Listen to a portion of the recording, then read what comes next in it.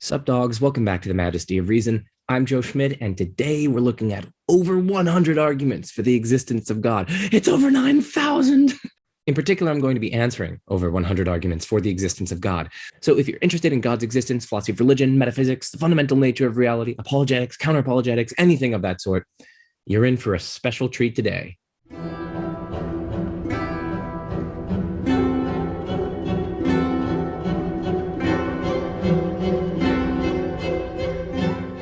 So let's get some important notes down before we start the video. So the first note is about the title. So no, I'm not answering the arguments. I'm discussing them, I'm reflecting on them, and I'm probing them. I'm making this video to serve you guys, to give you guys tools to think critically about arguments in philosophy of religion. Then why, you might ask, did I title the video as I did? Well, because it catches attention much better than a title such as, "Oh, an extended philosophical investigation and critical examination into 100 plus arguments for the existence of God."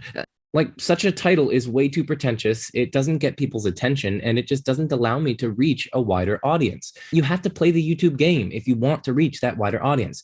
And I, of course, want to serve as many people as possible with my content. That's why I titled the video as I did. And of course, the very fact that I want to serve as many people as possible with my content gives you guys all the more reason to share my video with all your friends on social media. So if you've got friends who think that certain arguments for God's existence succeed, definitely share this video with them. Second note, so note that I've taken bullet pointed notes for each argument that we're going through, and they're meant for me to verbally elaborate upon. I haven't made some super elaborate or pre-planned script, and I've done very little additional research for any of these arguments. My notes, even though they're bullet pointed and they're meant for me to expand upon in the video, are extremely juicy, okay? So patrons have full access to the notes. It's actually 51 pages, about 18,000 words of philosophical juiciness. So definitely check out Patreon. Link is in the description below if you want to have access to those notes. Any patron level will be able to get access to those notes, as well as boatloads of other goodies for my channel. Some very special goodies, including access to unpublished research that I'm doing. So yeah. A third note that I've examined many of these arguments already in depth on my channel. So you can see, for instance, my channel playlists. I highly recommend you guys check those out. Fourth note, I may skip some arguments here and there, especially near the end, but I promise it will be rare, and I will explain why and when I am skipping. The fifth note, criticisms of mine. As a fifth note, the criticisms that I'm going to be making of lots of these arguments are not intended to be exhaustive. Firstly, of the literature's criticisms that have been raised towards these arguments from various other philosophers, but also not exhaustive even of my own criticisms, okay? They're also not meant to be representative of either of those either. I'm not giving a fully representative survey of the various criticisms one can offer towards them. And nor am I claiming that the criticisms that I'm going to be leveling in this video are knocked down, right? These are just reflections that I hope will serve you guys, that'll allow you guys to think critically and probe these arguments with the lights of reason and experience.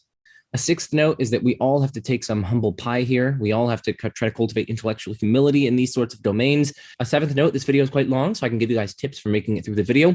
Firstly, you can break the video up, watch it over a span of a few days, for instance.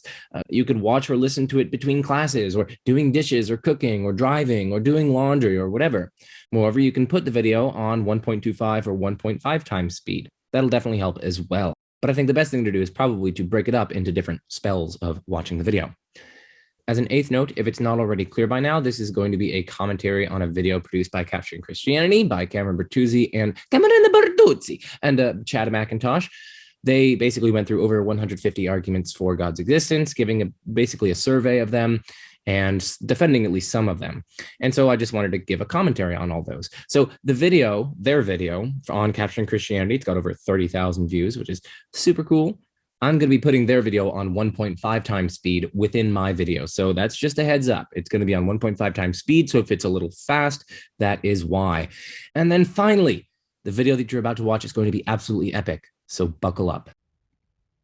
Hello, welcome to Capturing Christianity. I've got Dr. Chad McIntosh with me today, where we're giving you 100 plus, actually it's about 150. No, I think it is exactly 150 arguments for God's existence. We have been working, and by we I mean you, Dr. McIntosh, you've been working on compiling this list of arguments for a long time. We've been working on the stream for what it feels like months at this point, and we were just talking about the fact that we could have even, been preparing for another month. Like there's so much to do and so much out there and so much to cover. Yeah. If you're just starting this video and you're kind of like, okay, what's going to happen in this video?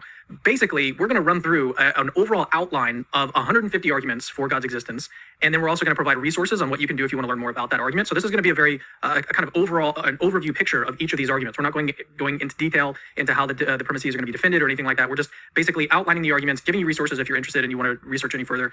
And that's basically the overview. So we're going to start with some comments. We've got 370 slides to get through. So there's a lot for us to get through. All right, well, Chad, tell me. And that is also true of my video. This is another reason why my video is going to be extremely long. But of course, it's going to be extremely juicy as well. All right, so I just skipped Chad's little personal anecdote, and now we are on to some of the preliminaries.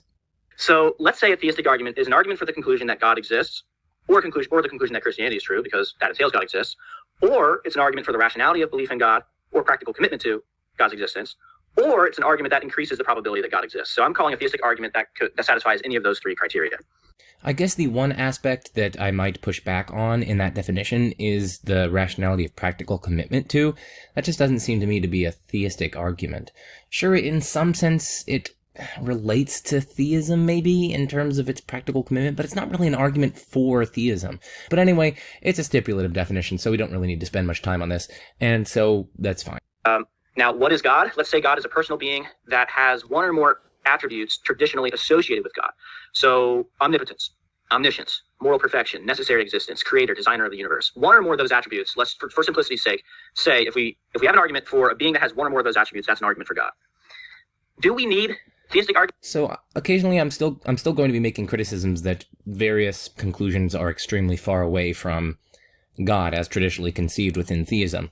So again, this is somewhat terminological, but it's also a substantive point to make when you're looking at a conclusion of an argument that it doesn't get you anywhere near a traditional conception of God, even if it gets you maybe, let's say, one attribute traditionally associated with God, like there is some uncaused thing, something along those lines. But again, like maybe that's one attribute traditionally associated with God, but it's nothing unique to God. There are boatloads of other worldviews that have something uncaused, for instance. So anyway, that's another thing that we need to keep in mind as we go through my criticisms. Arguments for God to be justified in believing God exists? No, I don't think so, but they're fun to think about, and they can increase one's justification for believing in God. So in my research, the literature on arguments for God's existence is so vast that you need to impose some sort of order on it. And the order that I like is... Look at Chad bringing order out of chaos.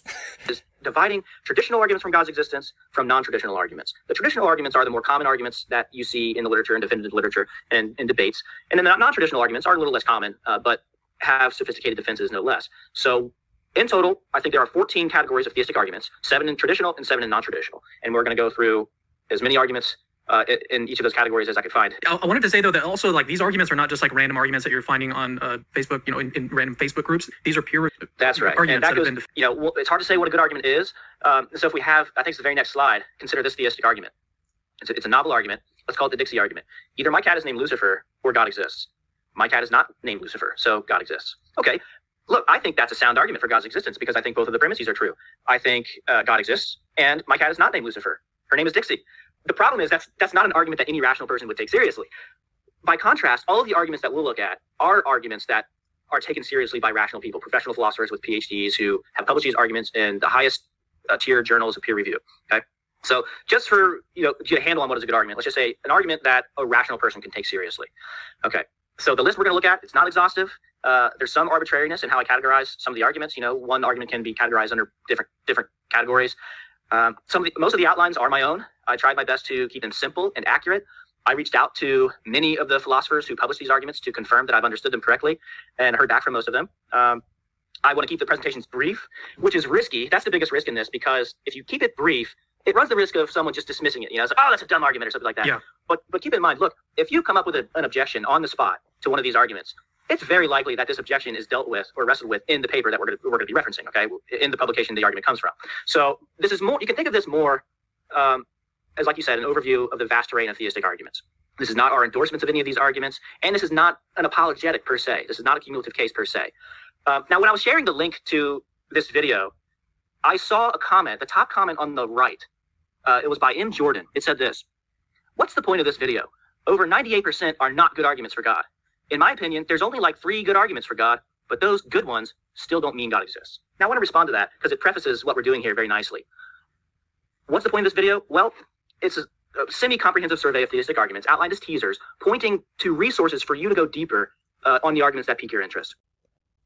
I also want to echo that in large part the purpose of my video here that you're listening to is to give a quasi-comprehensive list of responses that I myself find reasonably plausible to these sorts of arguments, so that it'll pique your interest, so that the criticisms will pique your interest, and will not only allow you to pursue the specific arguments in depth further, but also specific criticisms of the arguments further. And I'm going to be pointing to you guys to various resources along the way, both resources that I've created in terms of my playlists or my YouTube videos, but also resources in terms of other people's videos and professional scholarly books and articles and so on published in response to and in criticism of the arguments that we're going to be considering. Okay. That said, at the very end, I do want to play around with the numbers a bit, because a recent paper by Ted Poston called "The Argument from So Many Arguments" lays out, he gives a method for calculating the cumulative evidential force of many arguments put together. So what I want to do is give estimates on the force of these arguments at the end, where we can have bad arguments, which are just unsound, they have a false premise. We have weak arguments that are arguments that have premises that aren't obviously false, but don't obviously seem true either. Maybe they're just slightly more plausible than not.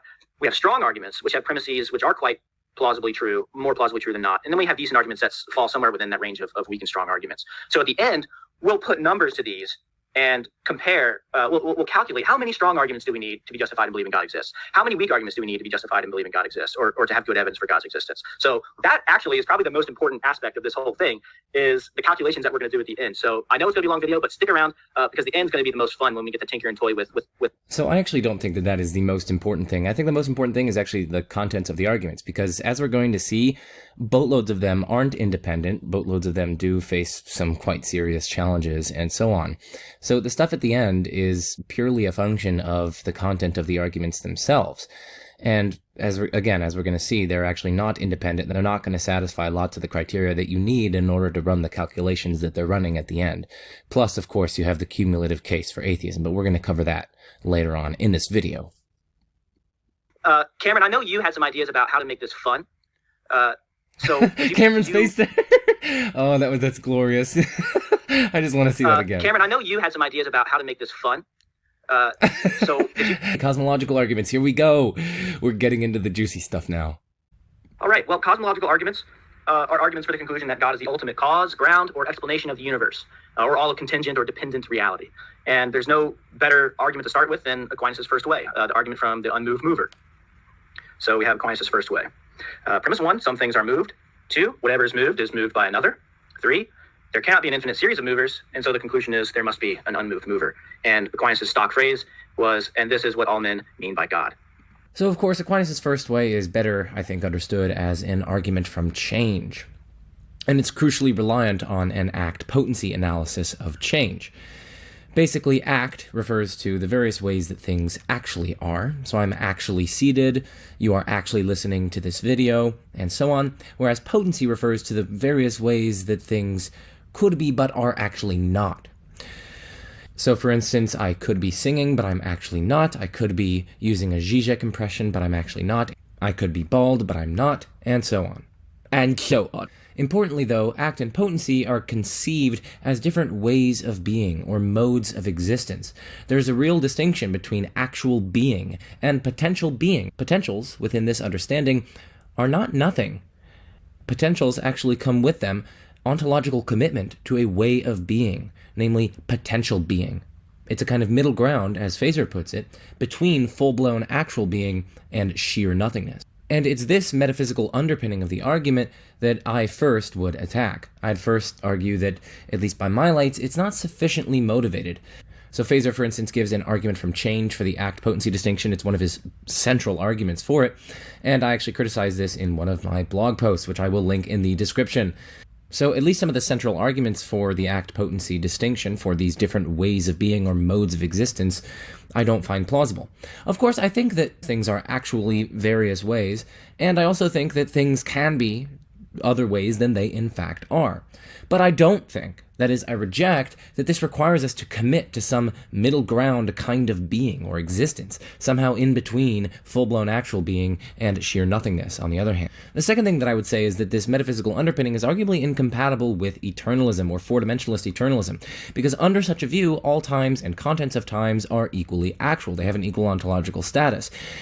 And moreover, there is change over time, even within an eternalist, four-dimensionalist type view. But, of course, if there's change over time, that is, the contents of space-time, in some sense, change, but everything, all the contents of space-time are equally actual, well, then change is not going to be the transition or reduction from potential being to actual being. Why does that matter? I mean, you could, of course, just reject four-dimensionalist eternalism. Well, it matters because this is an extremely contentious area within philosophy of physics, philosophy of science, and philosophy of time. And while philosophers are roughly evenly split between, let's say, the primary A-theorist view, which is presentism, and the primary B-theorist view, which is four-dimensionalist eternalism, while philosophers are somewhat roughly split between those, actually more philosophers adopt four-dimensionalist eternalism. So it's a formidable view, and so one is going to be saddled with a quite serious burden if one has a metaphysical view or analysis of change which requires denying it. You're going to have to get into stuff about general and special relativity, various arguments from truth makers, and various other things that philosophers have quite aptly defended in favor of eternalism. Third, the act-potency analysis of change requires pluralism about being, that there are multiple distinct ways of being, but I would reject pluralism, and I would argue that you should reject it as well. You can see, for instance, my video with Trenton Merricks. I will link that in the description as well. So that's the first thing that I would do. I'd reject the metaphysical underpinnings of the argument. The second thing that I would do is I'd say, well, this conclusion doesn't necessarily follow from the premises, at least if we say that the unmoved mover is unmoved in all respects whatsoever. While each chain of actualizations of potential might be finite, the terminus of a given chain might be unactualized in one respect, or in respect of a particular causal power, and yet actualized in various other respects, or moved in various other respects that aren't relevant to that particular causal power of the series. So, for instance, consider that we might have a pot of water, right? The water is heated by, let's say, the bowl, which is heated by the stove, which, let's suppose it's a fire stove, which is heated by the fire. Now, the relevant causal power of the series here is something like the power to heat. Now, all the secondary members in this series, all the non-first members, the non-primary members, have this power in a derivative way.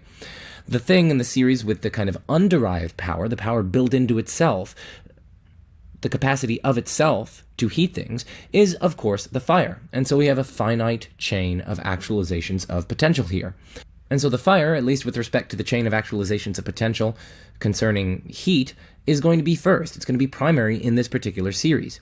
It has that causal power in a kind of built-in or underived way. Yet the fire is perfectly able to be actualized in various other respects, unrelated to its power to heat. For instance, you could carry the stove across the room, and it would still be able to be the unactualized actualizer in that particular chain of, let's say, heatings, but it would be actualized in various other respects. And so you're not going to be able to get to a thoroughly unactualized actualizer by means of this argument. We should also note here that the conclusion is extremely limited. First, it doesn't even entail that the unmoved mover or unactualized actualizer of a given per se chain of changes, it doesn't entail that it's unchangeable even in respect of the causal power of the series, let alone unchangeable in all respects whatsoever, and so purely actual. And it also doesn't even get you close to God. Naturalists can easily accept that there is some unmoved mover, let's say, or unactualized actualizer. There are boatloads of non-theist-friendly first uncaused causes, which we can even suppose is, let's say, necessarily existent, and it's first, and so not dependent on or actualized by another.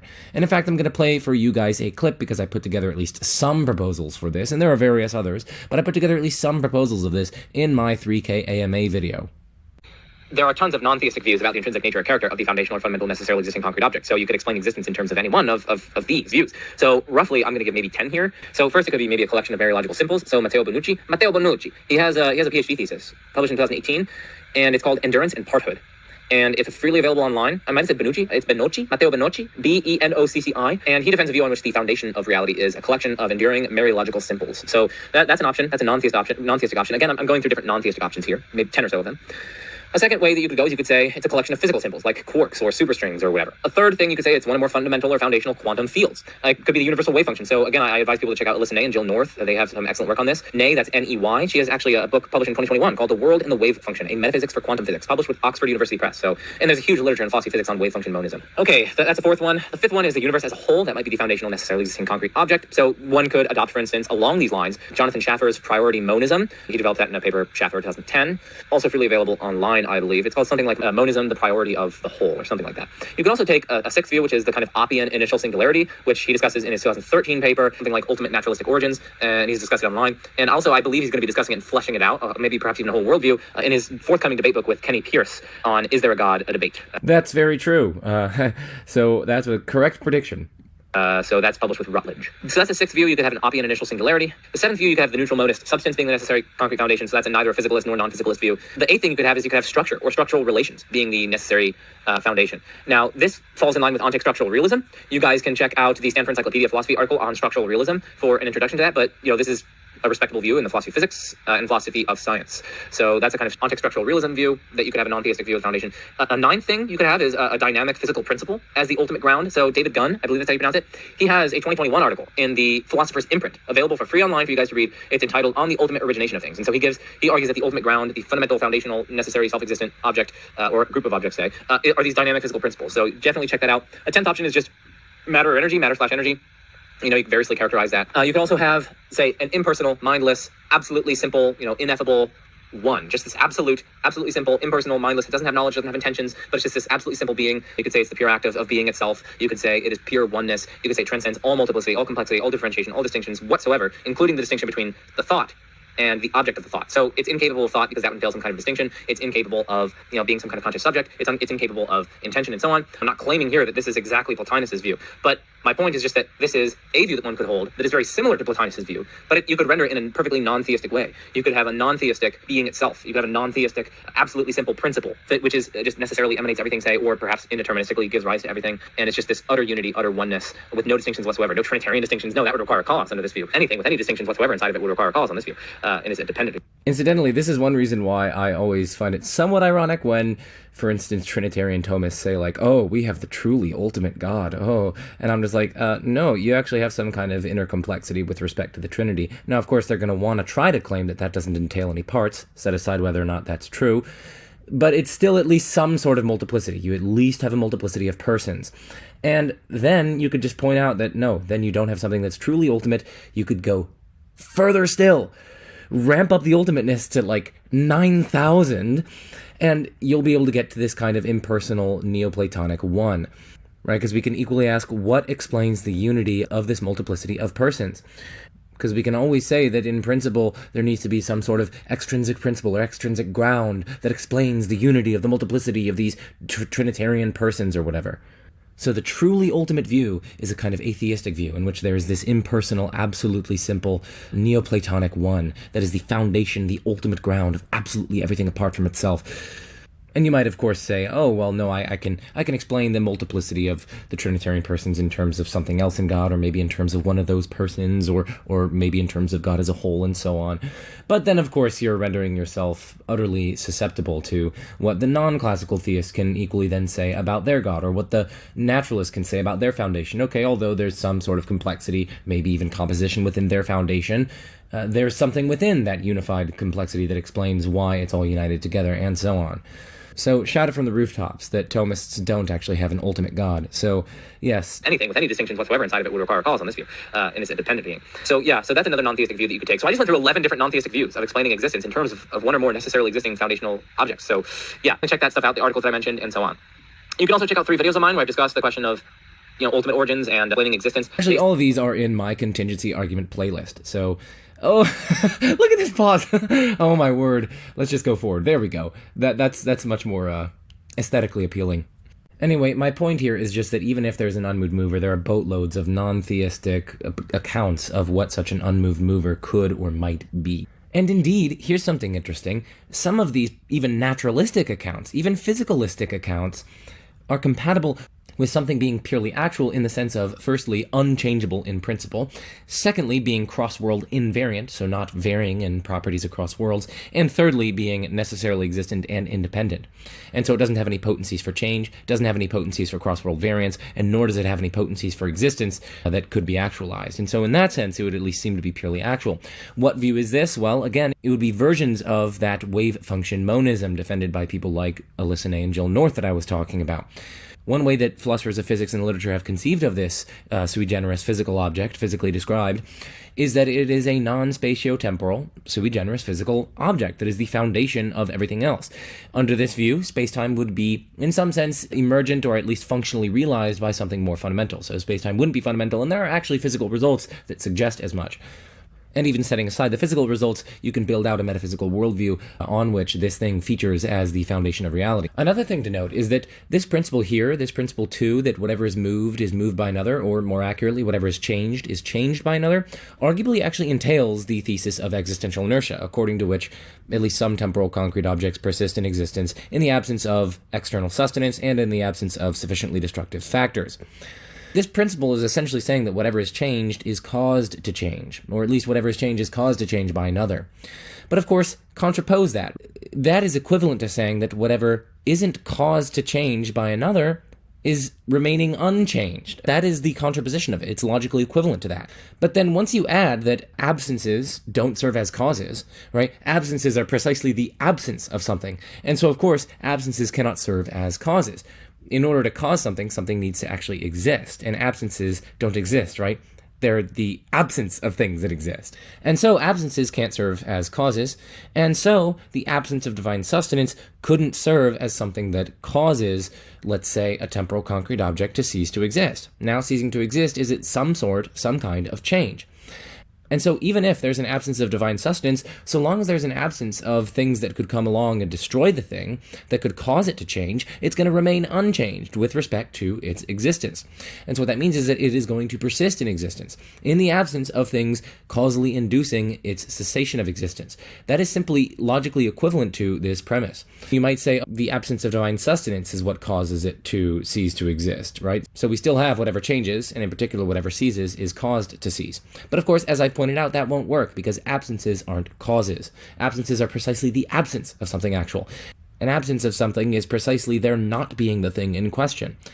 It's purely negative, and yet causes are something that produces an effect. It needs to be there in order to produce something. And if you deny that, if you say that causes don't need to exist, well, then you could actually just say, oh no, there's actually cause of movement. There is an unmoved mover. There's some sort of cause of motion in things, but it doesn't actually exist. Pick your poison.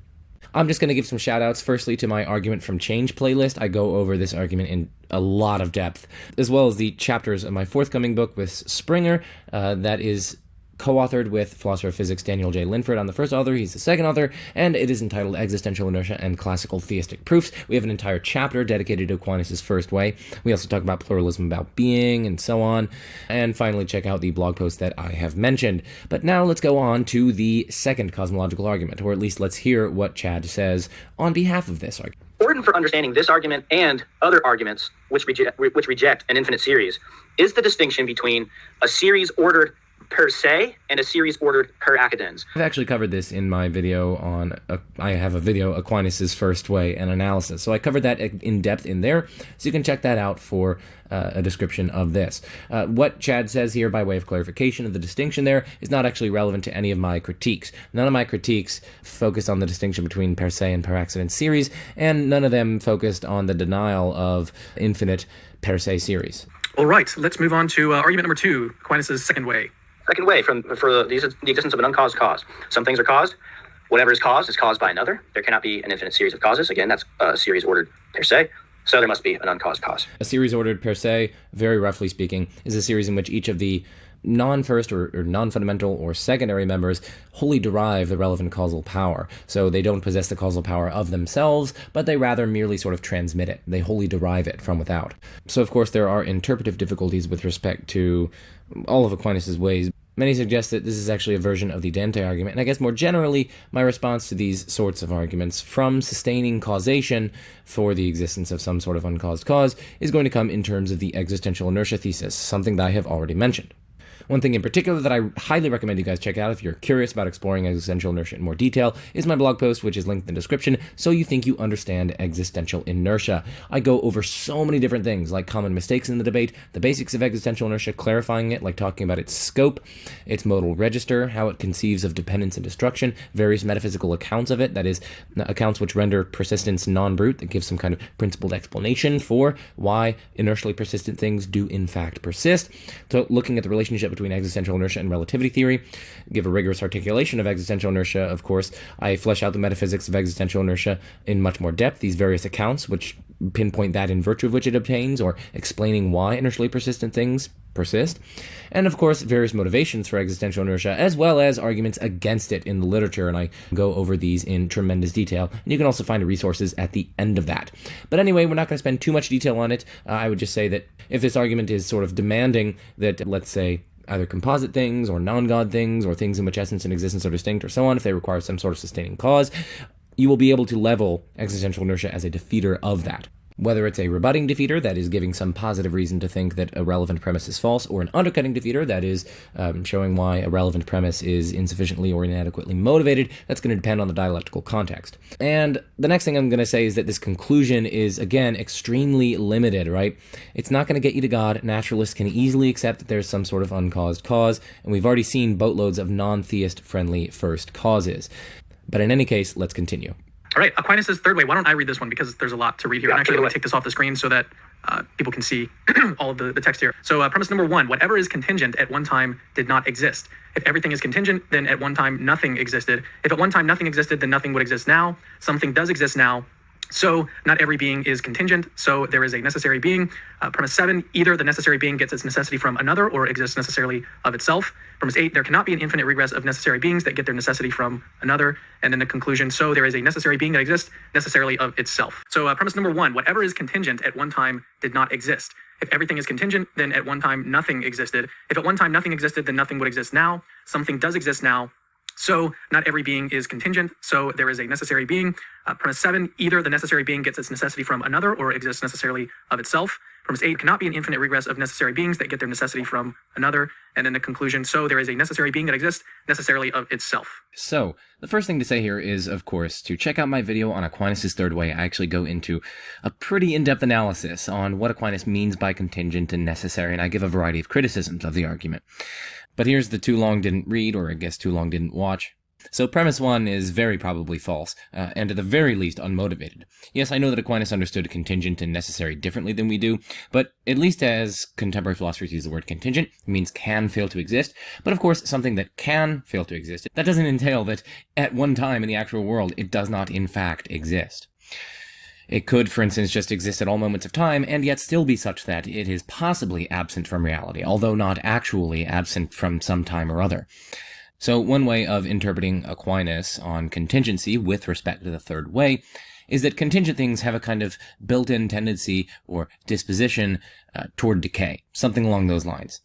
But even so, I still claim that premise 1, even under that understanding, is very probably false. Even if something has a disposition or a tendency toward decay, dispositions and tendencies require manifestation conditions to be met. Dispositions and tendencies are only manifested if their manifestation conditions are met. So, for instance, a match has a disposition or tendency to produce heat and flame rather than, say, cold and the smell of lilacs.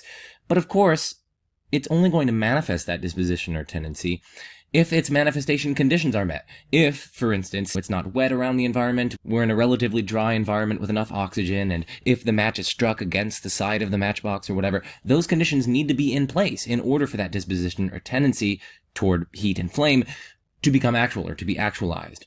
And merely from the fact that something has such a disposition or tendency toward, say, decay, it doesn't follow that at one time it will not or did not exist. Because again, it might not be the case that those conditions were met. Alright, so premise 1, again, is very probably false. Premise 2, I also think, is very probably false, and at the very least, again, unmotivated. Even if we grant that everything contingent at one time does not exist, it doesn't follow that there would be some one time, such that every contingent thing doesn't exist at that time. Imagine a following scenario. Let's just suppose that 14 billion years ago, the first contingent thing came into existence. Now suppose that that contingent thing lasted for 10 seconds. And then at the end of that 10 seconds, another contingent thing came into existence. And then after that, after 10 seconds had transpired, a still further contingent thing came into existence.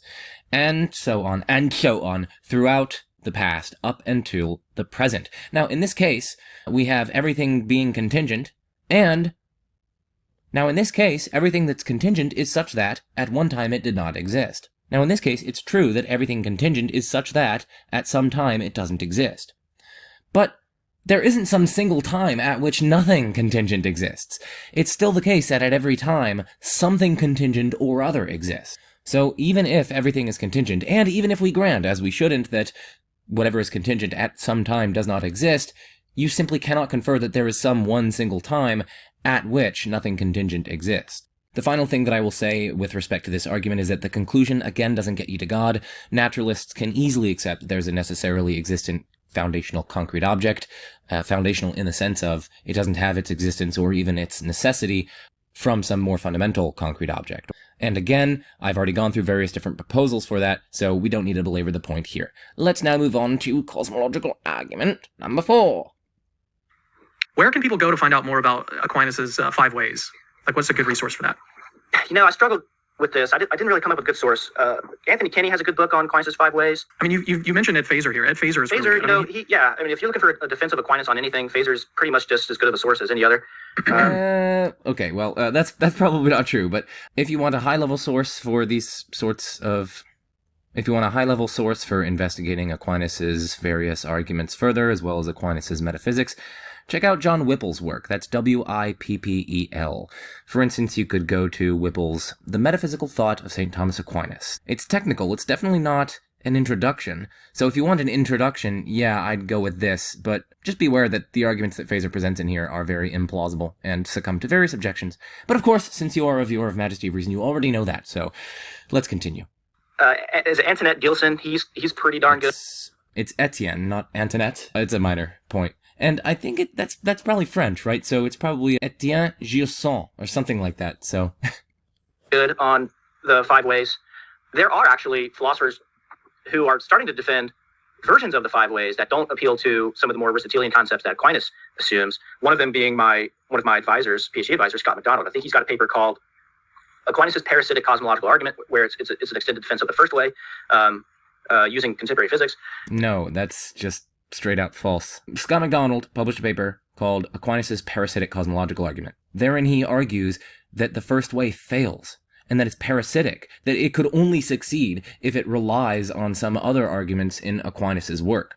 He argues that the first way fails. Firstly, he doesn't go into modern physics and how it relates to that, or he doesn't update the argument in terms of physics. So here is Aquinas' Parasitic Cosmological Argument. This is actually a very good article, and I interact and cite it heavily in my forthcoming manuscript, Existential Inertia and Classical Theistic Proofs. But basically, he's saying, there has been some neglect of Aquinas' ways in recent times. One reason is that people think that it has certain devastating criticisms, among which it crucially depends on a kind of Aristotelian physical theory or ancient cosmology. And what Scott McDonald points out is that those objections actually don't really work. You can free the argument from the trappings of ancient science and astrology. He defends it against the most common philosophical criticisms of it from, for instance, Anthony Kenny. But, of course, after defending the argument against some of those well-known criticisms that are misguided, he argues that it still fails. And in particular, it fails as an independent proof of God's existence, because it depends on other arguments in Aquinas' corpus. And he says commentators haven't adequately appreciated this, the parasitical nature of it. That's why it's called Aquinas' Parasitic Cosmological Argument. It fails on its own to show that God exists. That's what he's arguing. He doesn't update it in light of modern science. He points out that the argument really was never, in the first place, resting on, for instance, ancient science and cosmology, like Aristotelian physics. Let's move on to, argument number 4, Samuel Clarke. And I haven't heard of this one, so I'm really curious. I guess I'll let you read this one, and then Sure. I may ask a question or two about it. So an important distinction for this argument is the distinction between contingent things and dependent things.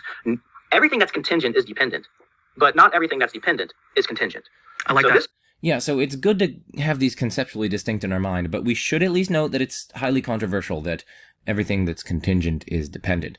I myself, at least, am tentatively inclined to be sympathetic to that, because I'm sympathetic to certain restricted versions of the principle sufficient reason. In general, I tend to think that contingent things depend on other things, but lots of philosophers aren't down with that. They aren't sympathetic to that, and they reject that every single contingent thing whatsoever is dependent on another, requires something else to explain why it exists. Something is contingent just in case it exists in some possible worlds, but not all possible worlds, so it exists in some, but it doesn't exist in others. By contrast, something is necessary just in case it exists in all possible worlds. That is, it cannot fail to exist, whereas a contingent thing can fail to exist.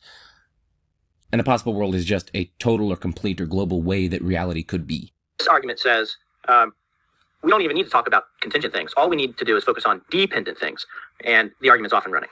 Like in everyday language, when someone hears the word contingent, they're probably thinking of it in the dependence way. That is a good point. So that is a very good point. It's unfortunate, right? Because philosophers use it in a different way, and that has caused so much confusion on the internet and everywhere, and it's very sad. And even sometimes philosophers get confused on this. So yeah, it's very unfortunate. So there are dependent beings.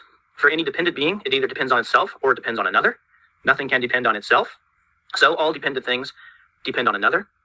A series of dependent beings which depend on another can't be infinite. If the series of beings which depend on another can't be infinite, then the series of beings which depend on another must ultimately depend on an independent being. So the series of beings which depend on another must ultimately depend on an independent being.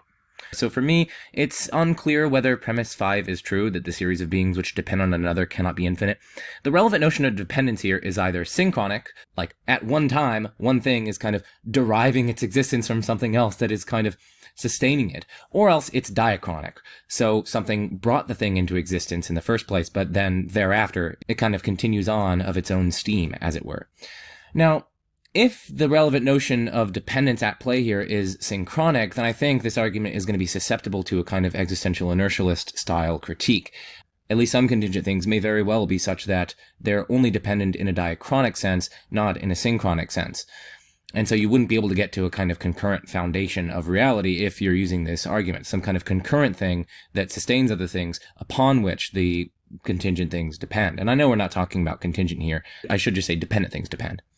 Now, by contrast, if we're talking about a diachronic chain, so maybe one thing was brought into existence 10 years ago, and that thing that brought it into existence, maybe that thing was brought in still further 10 years ago, maybe 20 years ago, and so on. But it's not clear, at least to me, why there couldn't be an infinite regress of that kind. After all, each member in the series isn't wholly deriving its existence or even its causal power from without. You might, of course, appeal to causal finitism or maybe certain Kalam-style arguments, but then you no longer have an independent argument here. This isn't an argument in its own right. It's going to be parasitic on the Kalam argument, which is another argument in the list. So this argument would then fail as an independent argument in its own right.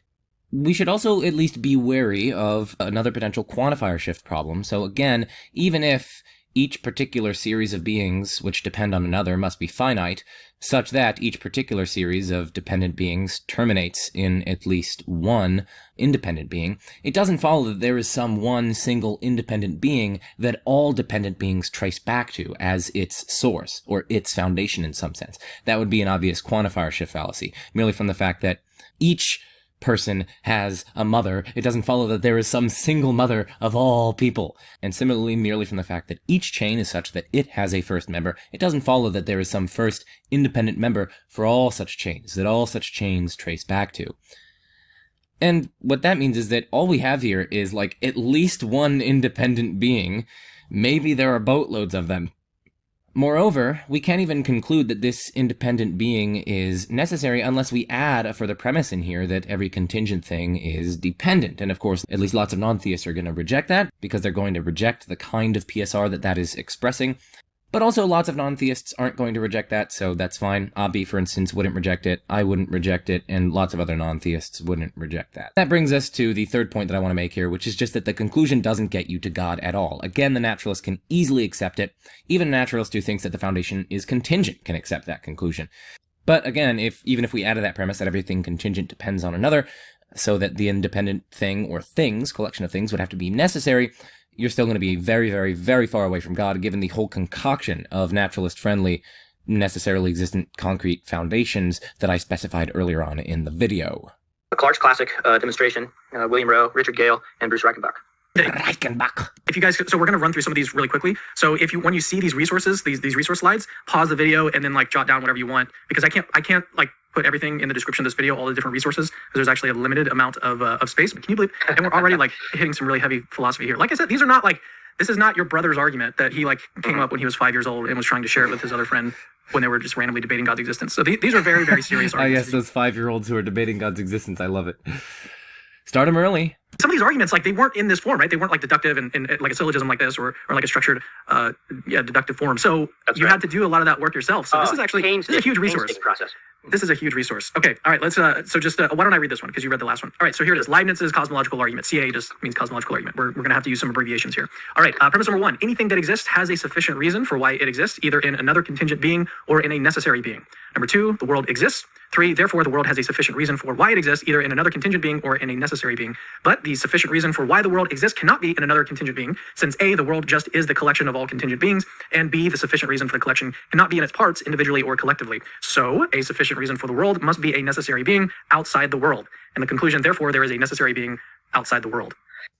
So, premise 1 is deeply, deeply questionable, and it might depend on how we cash out sufficient reason.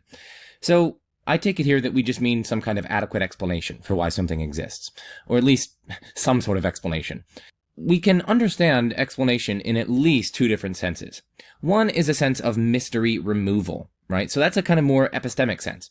In this sense, an explanation of some fact or object or phenomenon is something that removes mystery as to why that fact or phenomenon obtains or exists. So it kind of removes mystery, it removes puzzlement. So that's a kind of epistemic sense. It's kind of relative to what we find puzzling and what we find mysterious, and whether or not something can satisfactorily remove that or at least mitigate it. By contrast, and this is the kind of explanation that I'm more interested in, it's a more metaphysical notion of explanation. And that would be maybe some extramental or mind-independent feature of or fact about something being due to or coming from something else. It's a kind of relation of dependence in some form or another. So causation might be one such relation, but there are going to be other relations. You might have functional realization. So in some sense, the hardware as well as the various inputs and outputs and rules by which the hardware is working might functionally realize a certain program, and that might be an explanation as to why the program exists. So we have causation, we have functional realization, we have grounding style explanations, so perhaps the structure of various atoms and subatomic particles ground the structure of DNA and its various functions. So that would be a grounding style explanation, and so on. Again, this is not an exhaustive or comprehensive list of the various different explanatory relations that might structure reality, but my point is just that we need to be careful to distinguish an epistemic sense of explanation as mystery removal and a metaphysical sense of explanation as some kind of mind-independent dependence of one thing on another or another's. Another's? What the hell is even that? Okay. But anyway, back to what I was saying. So the reason why I think premise 1 is questionable is because I think even under both of those understandings or senses of explanation, I just tend to think that self-explanation is incoherent. Nothing can explain itself. I certainly think that this is pretty clear in the metaphysical sense. I mean, something would somehow have to depend on itself. It would have to be both prior to and posterior to itself, which seems absurd. It would either have to cause itself or ground itself or somehow functionally realize itself. But of course, then it would in some sense already have to be there. It would already have to exist in order to have that relevant explanatory power, in order to have that causal power or grounding power or whatever. And so it would be both prior to itself and posterior to itself, which, to my mind, just doesn't make any sense. And even in the epistemic sense, I mean, if I ask, why does something exist? And you respond, oh, because it exists. I'm just going to think, maybe you misunderstood my question, maybe you're confused, maybe you have a stroke, maybe you're a new atheist, which is kind of synonymous, I guess, with being confused. That was a joke. And note, I didn't say an atheist, I said a new atheist, okay? There's a distinction there. But again, you're not explaining anything if I ask, why is P true? Why? Why is that? And you just say, oh, because P is true. Like, I asked you why P is true. Give me some account. Give me some illumination. Explain to me why it's true. Don't just reiterate back to me because it's true. But yet, that's precisely what self-explanation is. You have P explaining P, or in the case of an object, you have X explaining X. To my mind, it doesn't even make sense in the case of the epistemic sense of explanation. And if that's the case, well, then it's false that anything that exists has a sufficient reason for why it exists, or every fact has a sufficient reason. Because if self-explanation doesn't make any sense, well then, for any given case of explanation, you're going to have one thing being explained by another, being explained by another, being explained by another, and so on ad infinitum. Now, the only way you can avoid that kind of ad infinitum extension of the explanatory links within this chain is if the chain kind of wraps back around on itself. But then, of course, you'd have a circular style explanation, which ultimately amounts to a kind of self-explanation, right? You've A explaining B, explaining C, eventually going around to explaining A. And in that case, A is part of the explanation of why it is the case that A. And we've already ruled out self-explanation as incoherent. And so you're going to get this huge infinite chain of explanatory links within a chain. Now, we can then just ask, why is there that chain? Of course, you can't appeal to anything within the chain because we're asking why there is that chain at all in the first place. You know, if I ask why are there, let's say, any trees at all in the first place, it's no use responding because there's a tree. You're appealing to something within the very thing I'm trying to ask, like why that's there at all. And so the whole infinitude of the chain would then be unexplained. And so it would be false that everything has a sufficient reason for why it exists. Now, of course, you might say, oh, well, that whole infinite chain is itself explained. But then, of course, you're positing another infinite chain, and then we can just focus on the whole shebang, right? But anyway, my point is just that I think we have to restrict the PSR in some manner or another. Maybe we're going to restrict it to contingent things. Maybe we're going to restrict it to whatever. But since premise 1 is not so restricted, it says anything that exists has a sufficient reason for why it exists, I think that I would probably reject premise 1. Premise 2, moreover, is highly questionable. What is the world? Now, down here we get a definition. It's the collection of all contingent beings. But then why would we say that the collection of contingent beings itself exists? Why should we ontologically commit to collections? Well, is there some collection of, like, let's say me, my laptop, you, the Eiffel Tower, Donald Trump's left ear, your left big toe, and my phone, as well as Hillary Clinton? Is there that collection? Okay, maybe there's the set, right? But we're not talking about sets here. We're not talking about abstract objects. So what is this collection? It's a very strange and spooky object indeed. So I'm actually quite skeptical that the world exists. Sure, maybe each of those individual contingent things exist, and indeed maybe there's the set containing them, but what is this collection of them? Why should I think that that exists? So anyway, premise 2 is also highly questionable. And it seems to lead to various implausibilities, as I've been pointing out. Hume, of course, would reject 4b as well. He'd say that, no, you can explain why there is that collection by citing just the parts of the collection. I myself, I don't know, I don't really find that all that plausible. I mean, for starters, you can focus on it like a cannonball, right? You can divvy up the times in such a way that you have a fully internal explanation linking each second to a preceding half second, to a preceding quarter of a second, to a preceding eighth of a second. So you can explain, in some sense, the trajectory of the cannonball just by focusing on, like, the snapshot moment right after it was shot, right? And each member of that series is going to be explained with reference to a preceding member. So the velocity and the position and the character of trajectory at any given point is going to be explained by reference to another point within that interval. But of course, even though each member is explained, you still haven't explained why there is that whole trajectory in the first place. And of course, there is an explanation of that, and you have to go outside of the particular series. You have to go to the cannon which actually fired it in the first place. Moreover, you can focus on explaining types of things, and Hume wouldn't be able to cite certain tokens of that type to explain why there are any tokens of that type in the first place. Again, because that would be a kind of circular explanation. Another thing that I would say is that the conclusion here doesn't get you to God, right? Naturalists can easily accept it. Outside of this world is misleading, right? In some sense, it suggests that it transcends the universe or something. Maybe it's spaceless and timeless, it's some sort of transcendent being. But no, remember, the world is just here defined as the collection of all contingent beings. So all you're saying, when you're saying that it's outside the world, is you're just saying that it's necessary. It's not among the collection of contingent things. This should really be crossed off, because it's suggesting something that might look suspiciously more like God than we're actually able to get out. Outside the world just is equivalent in this context to being a necessary being, so I think this should be crossed out.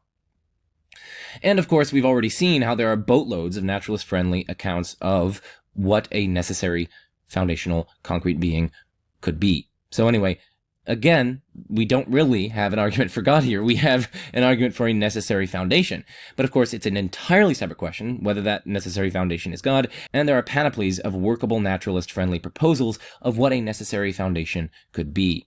So again, this argument is not a successful argument for God's existence. None of them thus far have been. It's going to be a recurring theme, by the way. 4. And this was David Hume's objection to the argument. He thought that this argument, premise 4 in particular, committed the fallacy of composition. If each part is contingent, why should we think that the whole is contingent? If each part of an engine weighs, a pound, that doesn't follow that the engine weighs a pound. The engine is going to be a lot heavier than just a pound. But now, compare a different example. if each part of the wall, each brick of the wall is red, it does follow that the wall is red. So the question is contingency like color, or is it more like weight? And, well, I think it's more like color, right? It's not like weight. A bunch of contingent things together don't add up their contingency to be like more contingency in the same way that something lightweight things don't add up their weight to be more heavy, right? You don't get something that's more contingent just by adding up contingent things. So another way of objecting would be, if each part has an explanation, why think the whole must have an explanation? And here are a few examples to think that if we've explained each part, that's not sufficient for explaining the whole. Richard Gale has this charming example. I'm modifying a little bit. Imagine what Chad is about to argue, and again, even if his argument succeeds, what he's arguing for is the conclusion that explaining all the parts of something is not by itself sufficient. That is, it doesn't guarantee an explanation for the whole. But notice that Hume can respond by saying, yeah, but sure, that might be true in some cases, right? Explaining all the parts doesn't thereby explain the whole. But maybe in some other cases, explaining all the parts does sufficiently explain the whole. Maybe if you are able to explain why each individual pebble is as it is on the sidewalk, you've thereby explained why all the pebbles are there together as they are on the sidewalk. So even if you can come up with some situations in which explaining the parts isn't sufficient for explaining the whole, it's an entirely separate question whether this extends to absolutely all cases of explaining the parts and that explanation transferring to an explanation of the whole. So that's something that Hume could push back here. So even if Chad is able to give certain examples that show that it's not by itself sufficient, that doesn't automatically generalize to absolutely every case of explaining parts and wholes. It could be the case that, in principle, sometimes when you explain the parts, you don't thereby explain the whole, but other times you do have an explanation for the whole when you simply explain the parts. And nothing in Chad's argument that he's about to give rules that out, which he would need to do if he wants to give a successful response to the criticism in question. Again, you can go back and forth on these sorts of things. I think probably the best move is just to focus on explaining why there are any tokens of a given type at all, ever. So you could focus on the type being a contingent concrete object. Why are there any tokens of that type at all, ever? And you're simply not going to be able to explain that in terms of some contingent concrete object, because that would be a patently circular explanation. We are asking why there is any such thing at all in the first place, so you can't appeal to that very thing. So that's probably the best move for the theist at this juncture, at least for the defender of Leibniz's cosmological argument. that there are 5 philosophers on that if we've explained each part, that's not sufficient for explaining the whole. Richard Gale has this charming example. I'm modifying a little bit. Imagine that there are 5 philosophers on a particular street corner in New York City, and we want to know why there are 5 philosophers on this particular street corner in New York City. Well, one of them is there because his grandma lives around the block and he's going to see her. One is there because he's on the way to see a play. One is there because he just wanted to get outside and get some fresh air. One is there, and so on. So they each have their own individual reason for being on that street corner. That by itself doesn't explain why there are 5 philosophers on this street corner. That seems to cry out for more explanation. And the explanation there would be, oh, there's a meeting of the American Philosophical Association happening in New York City on this weekend. You see how that works? So there's something a little bit deeper. Yeah, there's got to be some extra explanation for it. Yeah. Yeah. So Alexander Proust gives a different example. He asks us to imagine a cannonball at rest at noon. Yeah. So this is the example that I was giving earlier. So we can ask, why is a cannonball moving 1 minute past noon? Well, because it was moving a half a minute past noon. Again, even in that case, even in the example that I gave, and again, I'm sort of responding to the point that I made earlier, this is just one example of how, in some cases, you don't thereby explain the whole by simply explaining each of the parts. It doesn't show that this is true for absolutely every case. But if that's true, then why was it moving a half a minute past noon? Well, because it was moving a quarter minute past noon. Why was it moving a quarter minute past noon? Well, because it was moving an 8 minute past noon. So why is it moving at any time past noon is the question. So even if its movement at any one time is explained by a prior time, it doesn't explain why the cannonball is moving at all. We need to eventually recourse to the fact that it was fired. So those are 2 examples of how, even if we have an explanation of a part, that doesn't necessarily mean we have an explanation of the whole. So we have a Leibnizian cosmological argument that's defended by Stephen Davis and Bill Craig. Everything that exists has an explanation. The universe exists, so the universe has an explanation. If the universe has an explanation, it's God, so God exists. The key premise there is 4, which he points out is... Well, let's just pause it there. So firstly, given what I said earlier, I'm quite skeptical of self-explanation. And of course, if you're not able to have self-explanation, if you're not able to have these kinds of circular explanations where one entity somehow explains why it itself exists, or some proposition or fact explains why it itself obtains or is true, then that first premise is going to end up being false. So I'm going to say that premise is deeply contentious and arguably false, given the reasons that I gave earlier against circular explanation or against self-explanation. We should, of course, also note that lots of philosophers, including theists, are not going to accept the first premise, that everything that exists has an explanation. This is expressing a generalized PSR, which we should at least note is monumentally contentious within metaphysics and philosophy of religion. That said, I'm not going to challenge it here. Now, a technical nitpick is on premise 2. One might think that the universe as some sort of concrete object in itself doesn't exist. One might think that, yes, various spatiotemporal things exist, but is there some one thing which is like the sum of them all or the collection of them all that is somehow the universe? It's questionable. That doesn't really matter too much because you could probably just modify this in saying everything that exists, or at least every collection of things that exist, have an explanation. And then you could just say, well, the universe either exists or at the very least it's a collection of things that exist. So you could probably go that route, and that would be a way to salvage the argument and to dispense with ontological commitment to this entity called the universe. So we could set that criticism aside. And then premise 4, I think, is just, I'm trying to find nice things to say here, but I just find it utterly ludicrous, to be honest. It doesn't follow from the fact that the universe has an explanation that that explanation is God. That's just a blatant non sequitur, and I think the premise is just patently false. Again, I went through boatloads of explanations earlier that could explain why there is the collection of, let's say, the spatiotemporal things that there are. It could be in terms of any number of those naturalistic concrete foundations. Each of those provide an explanation for why the universe exists. Some of them adduce something within the universe being metaphysically necessary and explaining all the contingent things within the universe. Some of them say that the universe itself would be metaphysically necessary, rather than there being something within the universe, say a quantum field or a collection of fundamental particles being necessary. Still, other explanations cite something outside the universe, but which isn't at all God. It could be some kind of impersonal Neoplatonic one. It could be the non-spatiotemporal universal wave function that people like Alyssa Ney and Jill North and various other philosophers have explored within the context of philosophy of physics. It could be boatloads of things. It could just be some sort of timeless quantum state or some sort of quantum entity. It could be a whole concoction of things that have nothing to do with God. And so premise 4, I genuinely think it's ludicrous. The universe has an explanation. It's God, so God exists. The key premise there is 4, which he points out is logically equivalent to what the atheist has always maintained, which is that if God does not exist, the universe has no explanation. It's just proved. So what the atheist has always maintained. That is truly ludicrous.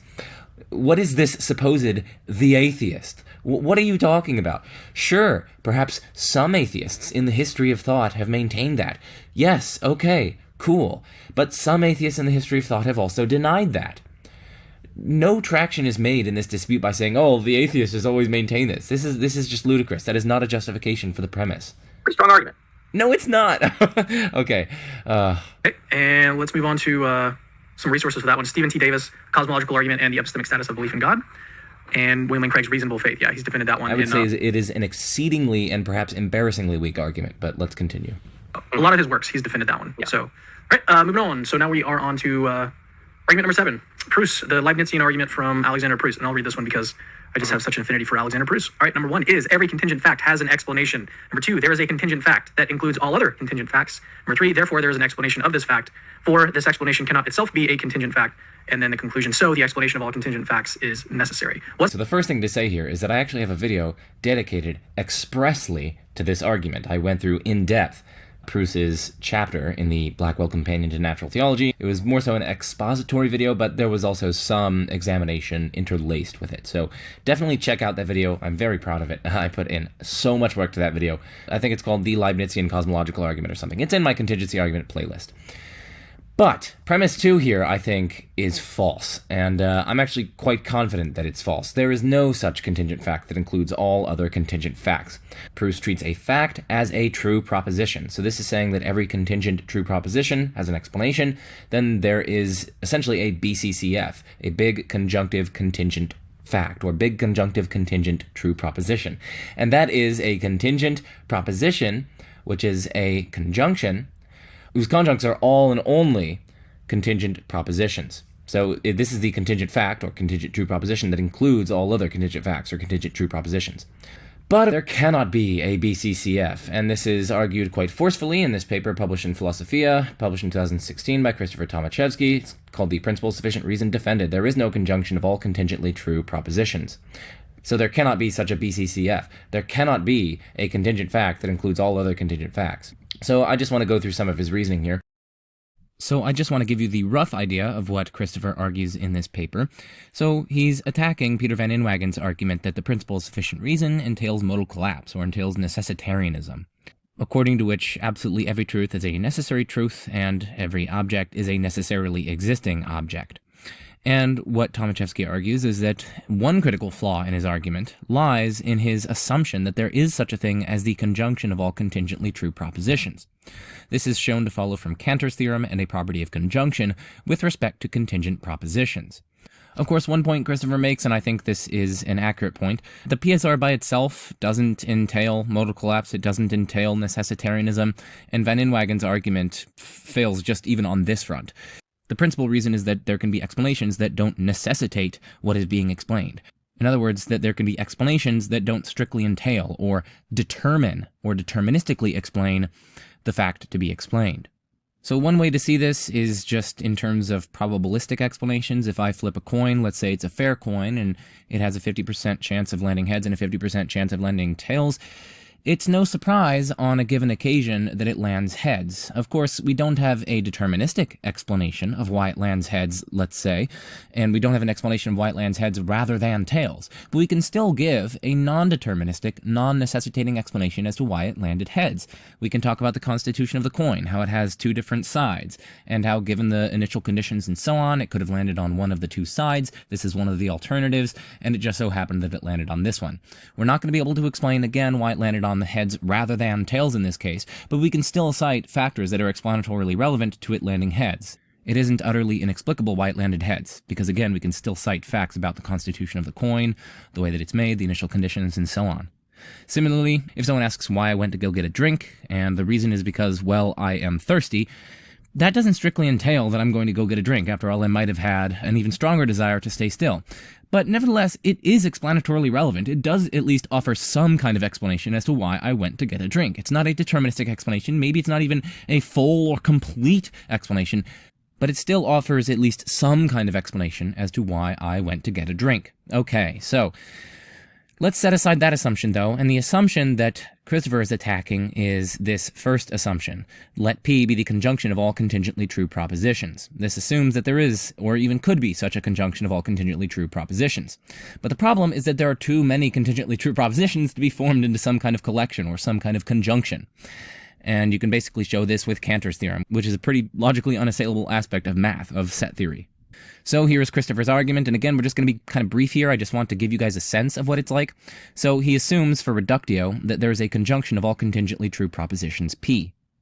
Here's the key premise. For each non-empty collection of propositions which are conjuncts of P, there is a unique contingently true proposition to which it corresponds. Then it follows from 1 that every such contingently true proposition is a conjunct of P. 4, from Cantor's theorem, you can actually conclude that there are strictly more non-empty collections of propositions which are conjuncts of P than there are propositions which are conjuncts of P. You can kind of see why this is an analog of Cantor's theorem with respect to sets. So Cantor's theorem with respect to sets says that if you have a given set S, the size or cardinality of the set of all the subsets of S is strictly greater than the size or cardinality of S itself. That is, there are more subsets of S than there are members of S. That's what Cantor's theorem says. And if you think about it a little bit, you'll see why this is pretty much a corollary of that.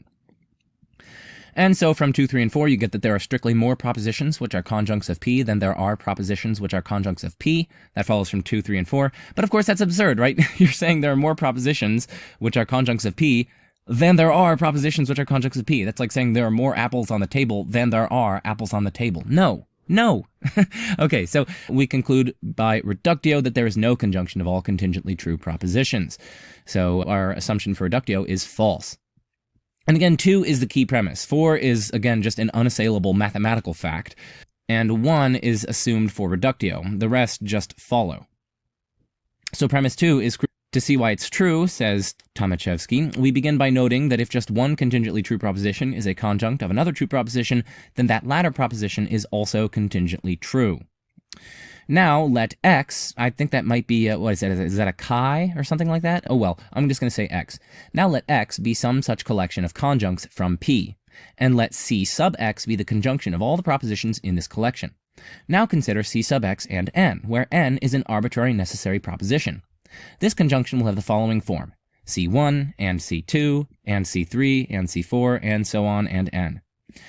In this conjunction, each C sub I is a proposition belonging to the collection in question, and n is any necessary proposition one might like, for example that 2 plus 2 equals 4, or the law of non-contradiction. Now we can see that C sub x and n is exactly the proposition which we have been seeking.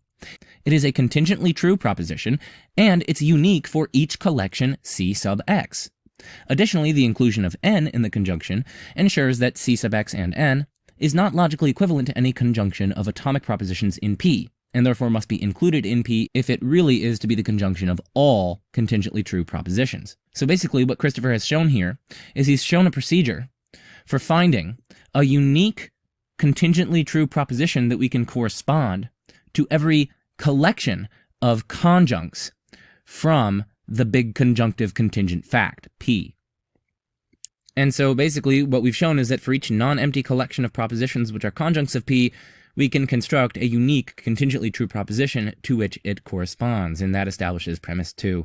Okay, anyway, check out this article if you are interested in it further. I know this is going to be the most complicated portion of this video, so sorry about that, but we're back. We are back to the normal stuff now. So anyway, my point here, no, premise 2 is false. There is no such contingent fact that includes all of the contingent facts. As Proust articulates it in his article, that this argument is based on, a contingent fact is just a contingently true proposition. And so this is committing to a BCCF, a big conjunction of contingently true propositions.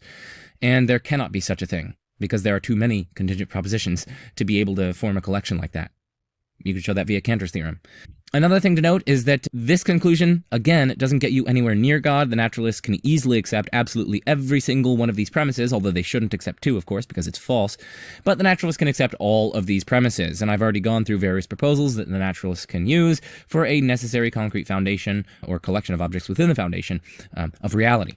And also, just for kicks and giggles, the PSR doesn't entail modal collapse, as we've seen. That's a typical objection to the PSR. Another typical objection to the PSR is that quantum mechanics falsifies it. No, in quantum mechanics we have indeterministic explanations of things. The various indeterministic phenomena that you see in quantum mechanics, like maybe a particle goes through the right slit as opposed to the left slit, and there's no explanation to why it goes in one rather than another, so there's no deterministic explanation of why it goes in one, there's no necessitating explanation of why it goes in one, but there's still clearly an explanation of why it goes in one. If there were no explanation at all, then you wouldn't be able to get this kind of consistently regular, uniform manifestation of different chances by which it goes through one or the other. You wouldn't be able to calculate certain precise probabilities that it'll go through one as opposed to the other. The very fact that there's regularity and that we can study these things scientifically shows that actually there's some kind of intelligible explanatory order here.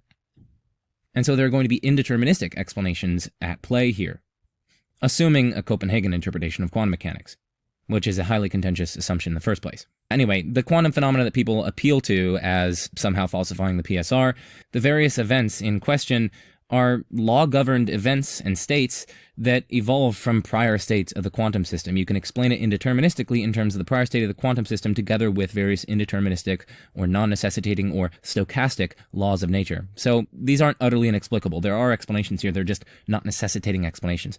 So no, the PSR doesn't entail modal collapse. No, quantum mechanics doesn't falsify the PSR.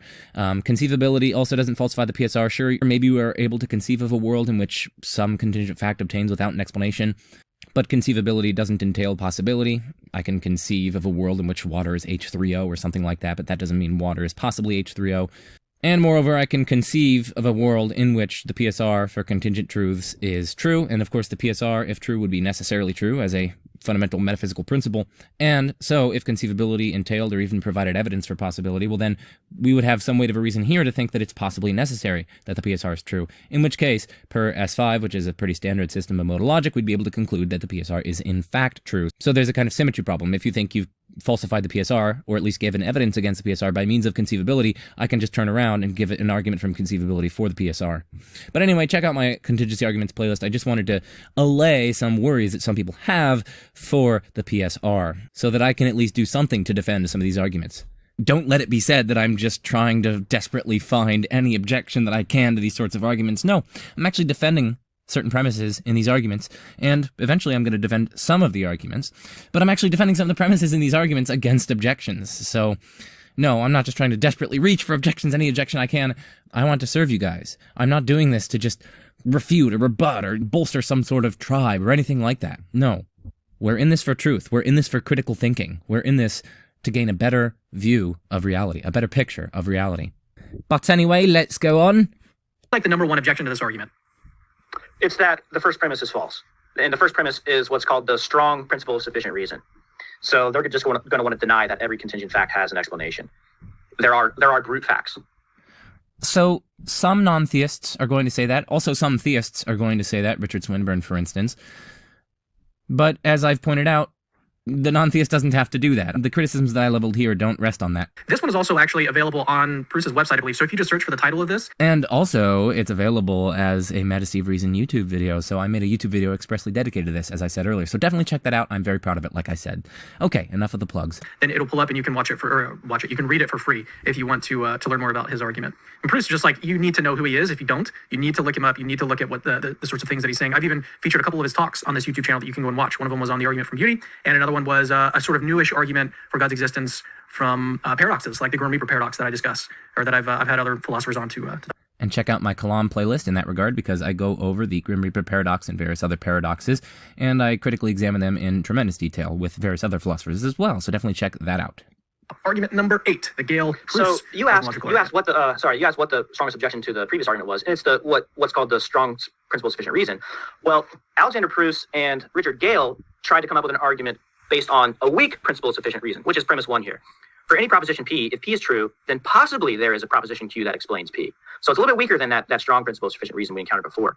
Premise 2, all okay, let's stop it there. No, it's not. So the first thing that needs to be said here is the premise 1 here is not weaker than the strong principle of sufficient reason.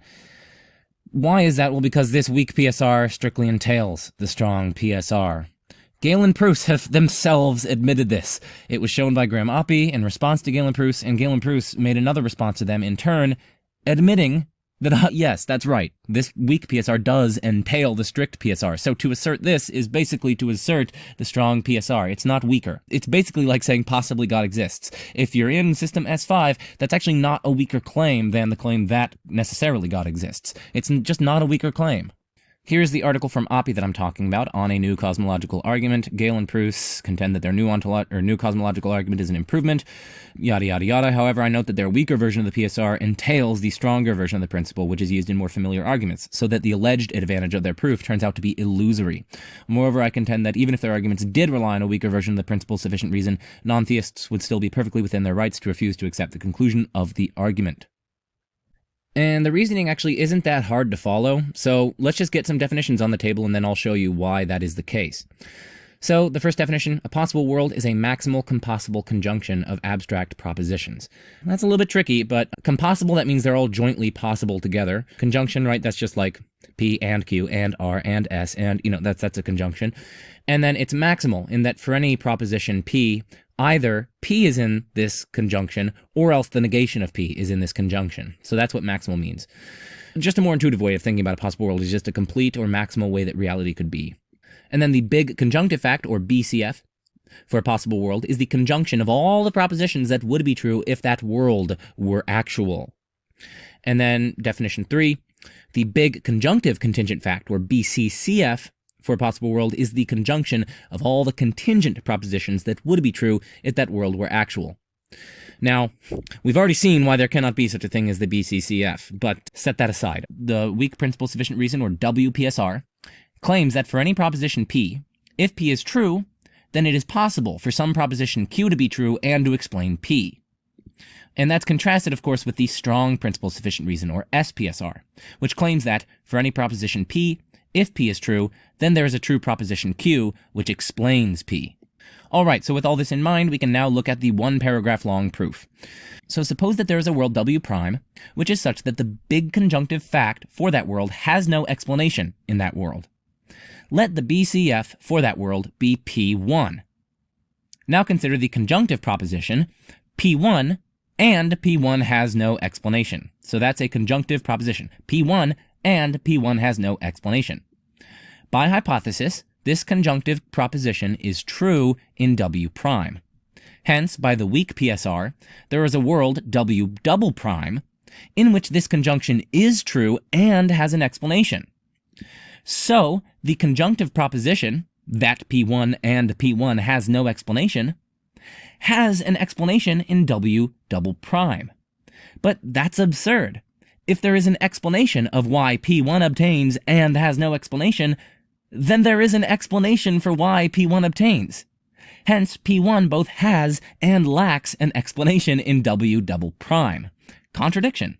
So there can be no world W prime, which is such that the BCF for W prime lacks an explanation in W prime.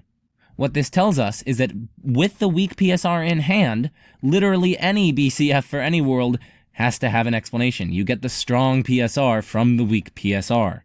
And then Richard Gale and Alexander Pruss published a response to Oppie and others who had criticized their argument.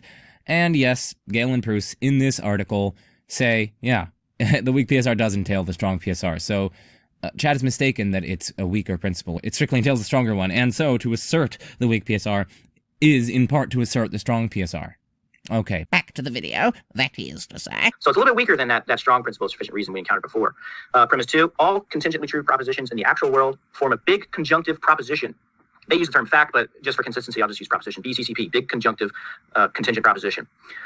Possibly, this is premise 3, possibly there's a proposition Q that explains BCCP. 4, Q explains BCCP only if Q involves a necessary being. And this is because if Q were wholly contingent, Q would be in BCCP. So Q can't be contingent, but necessary. Premise 5, there is a proposition Q that explains BCCP that involves a necessary being. And this follows from 3 and 4, and it's provable in S5, modal system S5, which we'll talk about a little bit later. The argument is this. Look, if possibly Q explains P and Q explains P only if Q is necessary, then possibly Q is necessary. In other words, if Q is possibly necessary. But if Q is possibly necessary, it follows in modal system S5 that it is necessary, so Q. Premise 6, Q explains BCCP only if Q reports a personal explanation. And the reason here is that there's a distinction between personal explanations and scientific explanations. Scientific explanations are explanations in terms of the laws of nature, law-like generalities. Personal explanations are explanations in terms of agents and their intentions. So if we ask a question, why is the water boiling? You could give a scientific explanation in terms of the mean kinetic energy, the water molecules, blah, blah, blah. Or you could give a personal explanation, which is that I wanted to make some tea. So we have this distinction between these two kinds of explanation. Well, they point out, Gale and Pruss point out that because scientific explanations are just generalizations over all of contingent reality, scientific explanations must also be contingent. So scientific explanations can't involve only contingent propositions, all of which are already included in BCCP. So no scientific explanation, no proposition reporting a scientific explanation can explain BCCP. So whatever proposition explains BCCP, and this is the conclusion, it must, well, it's premise 6, must report a personal explanation. And so the conclusion, there's a proposition Q that explains BCCP that involves a necessary being and reports a personal explanation. Okay, so there are lots and lots and lots and lots of problems with this. We already saw why 1 just strictly entails the strong PSR, so no one who doesn't antecedently accept the strong PSR would ever grant number 1 here. But, okay, set that aside. Premise 2 is false. Nope, they don't form a BCCP. You got Cantor's theorem, we already went through that, so premise 2 is false. Another point, premise 1 seems to commit to the existence of propositions, which, of course, pose some quite serious challenges for theism, and especially classical theism. In fact, I think they're flatly inconsistent with classical theism. If there are abstract propositions, well, some of them are going to be necessarily true, and hence necessarily existent. But then there are necessarily existent things that are numerically distinct from God. But of course, that's incompatible with traditional classical theism. To say that they're necessarily existent is to say that they cannot fail to exist, and moreover, they're distinct from God, and so there are things distinct from God that cannot fail to exist. But then it's false that God both creates everything distinct from him and is free to refrain from creating. And yet classical theism traditionally is strictly committed to, firstly, everything distinct from God being created by God, and secondly, God being able to refrain from creating. So this first premise is going to cause significant challenges for the classical theist especially, but also for traditional theists, as Felipe Leon and I point out in our video From Abstracta to Atheism. So that's yet another problem. Another thing that I want to say is that it's not immediately clear that 4 is true. Q explains BCCP only if Q involves a necessary being. To be sure, Q has to be some sort of necessary truth, right? It can't be within BCCP, because then it would be a contingent truth, and then in some sense it would be explaining itself. And so the thought goes, contingent truths can't explain themselves. I tend to think that nothing can explain itself, but set that aside. So Q just needs to be a necessary truth, but why does it need to involve or report or be about a necessary being? I mean, maybe there's some sort of necessary truth that explains why there is the big conjunctive contingent fact that there is, without that necessary truth involving or making reference to or being about a necessary being, which causally produces, let's say, the members of the BCCF.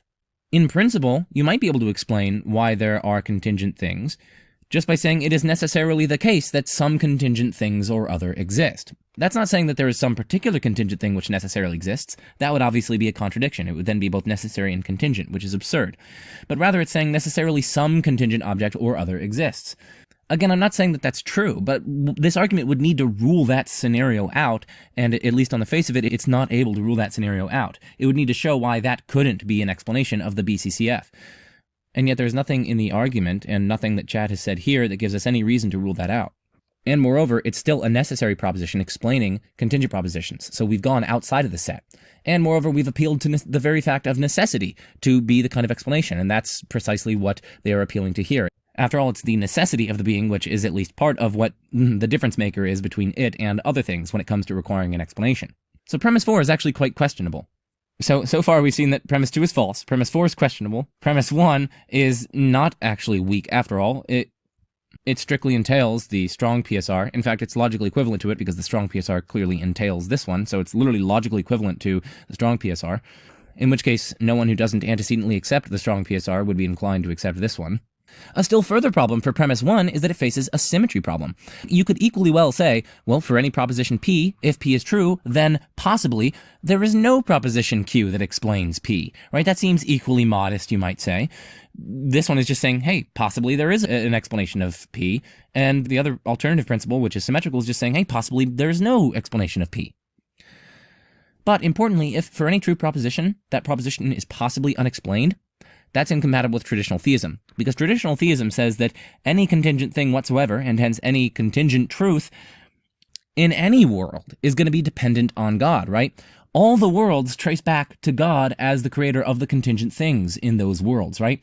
So you can't have some contingent thing or some contingent truth that's like free-floating from God, that is utterly independent of God. That cannot happen. That's not even a possibility under traditional theism. Under traditional theism, God is essentially ase, and essentially that upon which everything else depends if there are other things. And so if it's even possible that, let's say, there's a contingent thing that's not explained by God, or if it's at least even possible for there to be a contingent proposition which is not ultimately explained by reference to God, well then, traditional theism is false. And so we have a symmetrical principle with one that is actually incompatible with traditional theism. And given the symmetry between this first premise and that other one, there doesn't seem to be any reason for preferring one over the other. I mean, you might just say, oh, like, how are you going to support this? It's a possibility claim. So you're probably going to talk about, oh, conceivability, oh, imaginability, oh, I can't see any contradiction in it. You're going to say things like that. But again, I can say the exact same things about there being no explanation for P, right? Oh, I can conceive of it. Oh, I can imagine it. Oh, I don't see any contradiction. Like those sorts of things. You can equally say those. Admittedly, I do think that there is some sort of symmetry breaker between them in terms of they're not actually being equally supported by actual experience. So yes, in our experience, explicability and things being explained is the norm rather than the exception. And so perhaps that'll give us some inductive reason to prefer this first premise over the second one. But at least insofar as they are modal claims, I can't see any modal reason that favors one over the other. And if you're talking about being supported by actual experience, and it's actually quite difficult to go just from our actual experience to talking about what is going to be the case in various other possible worlds, possibly extremely remote possible worlds, and the explanatory relations obtaining therein. So that's a potentially serious problem for premise 1, this kind of symmetry problem. Also, premise 6 is false, or at least unmotivated. So let's actually look at the source material here, A New Cosmological Argument by Richard M. Gale and Alexander Pruss.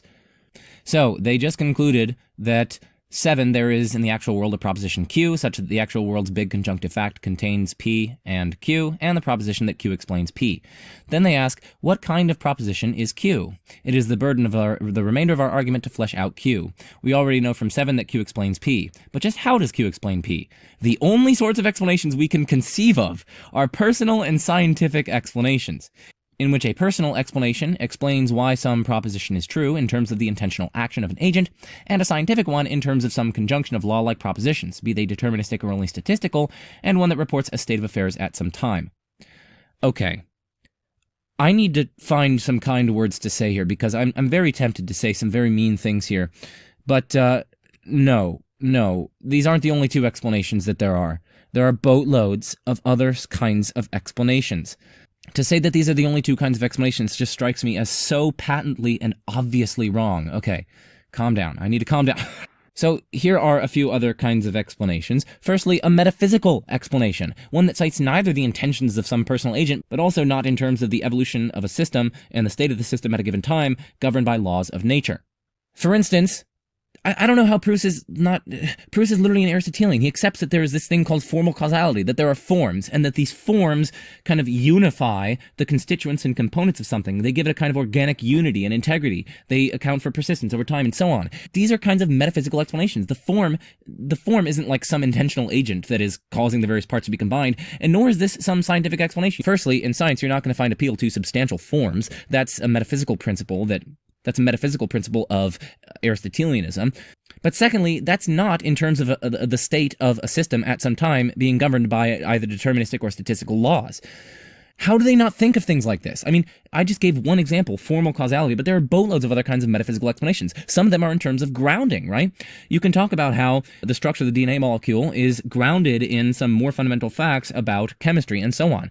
Again, this isn't a scientific explanation in their sense, because we're not talking about the state of a system at some time being governed over time by deterministic or statistical laws. No, we're talking about the relations between different levels of reality, more fundamental things somehow grounding or metaphysically explaining non-fundamental things. This is yet another kind of metaphysical explanation in terms of grounding. There are explanations in terms of functional realization. So some things, like computer programs, are functions that are realized by various pieces of hardware.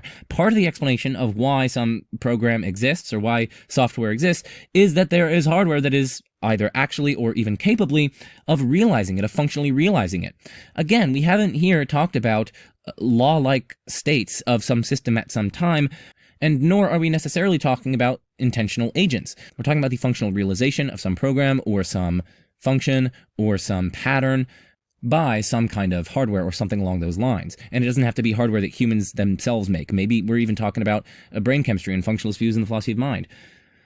Again, whether or not you even agree with those functionalist views in philosophy of mind, it's just false that there's no explanatory payoff there. They do have an explanation of why there are certain mental states in terms of functional realization by different brain states and so on.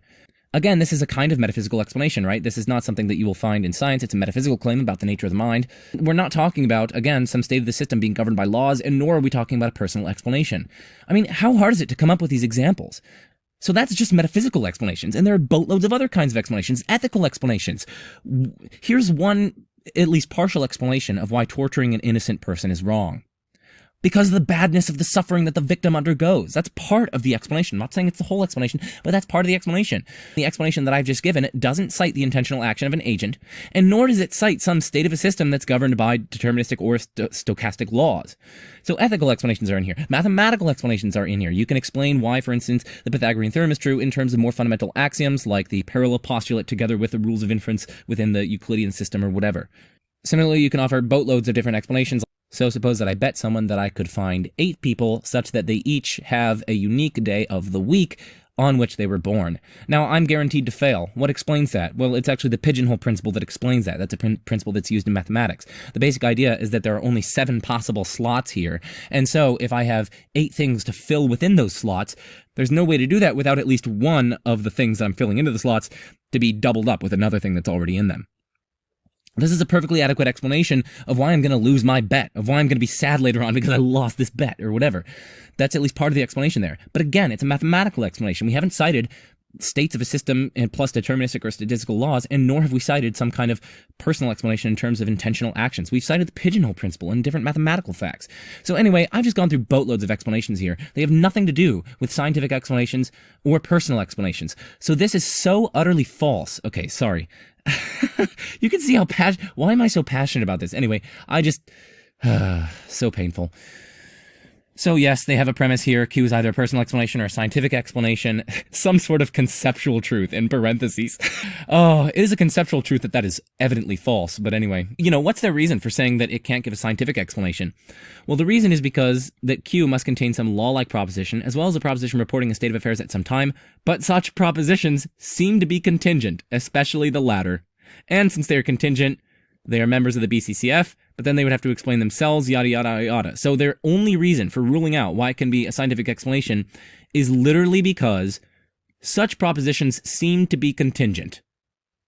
Nice. I'm convinced. Thank you. Thank you. You've convinced me. I'm now a Bible-thumping Christian Like, come on, man.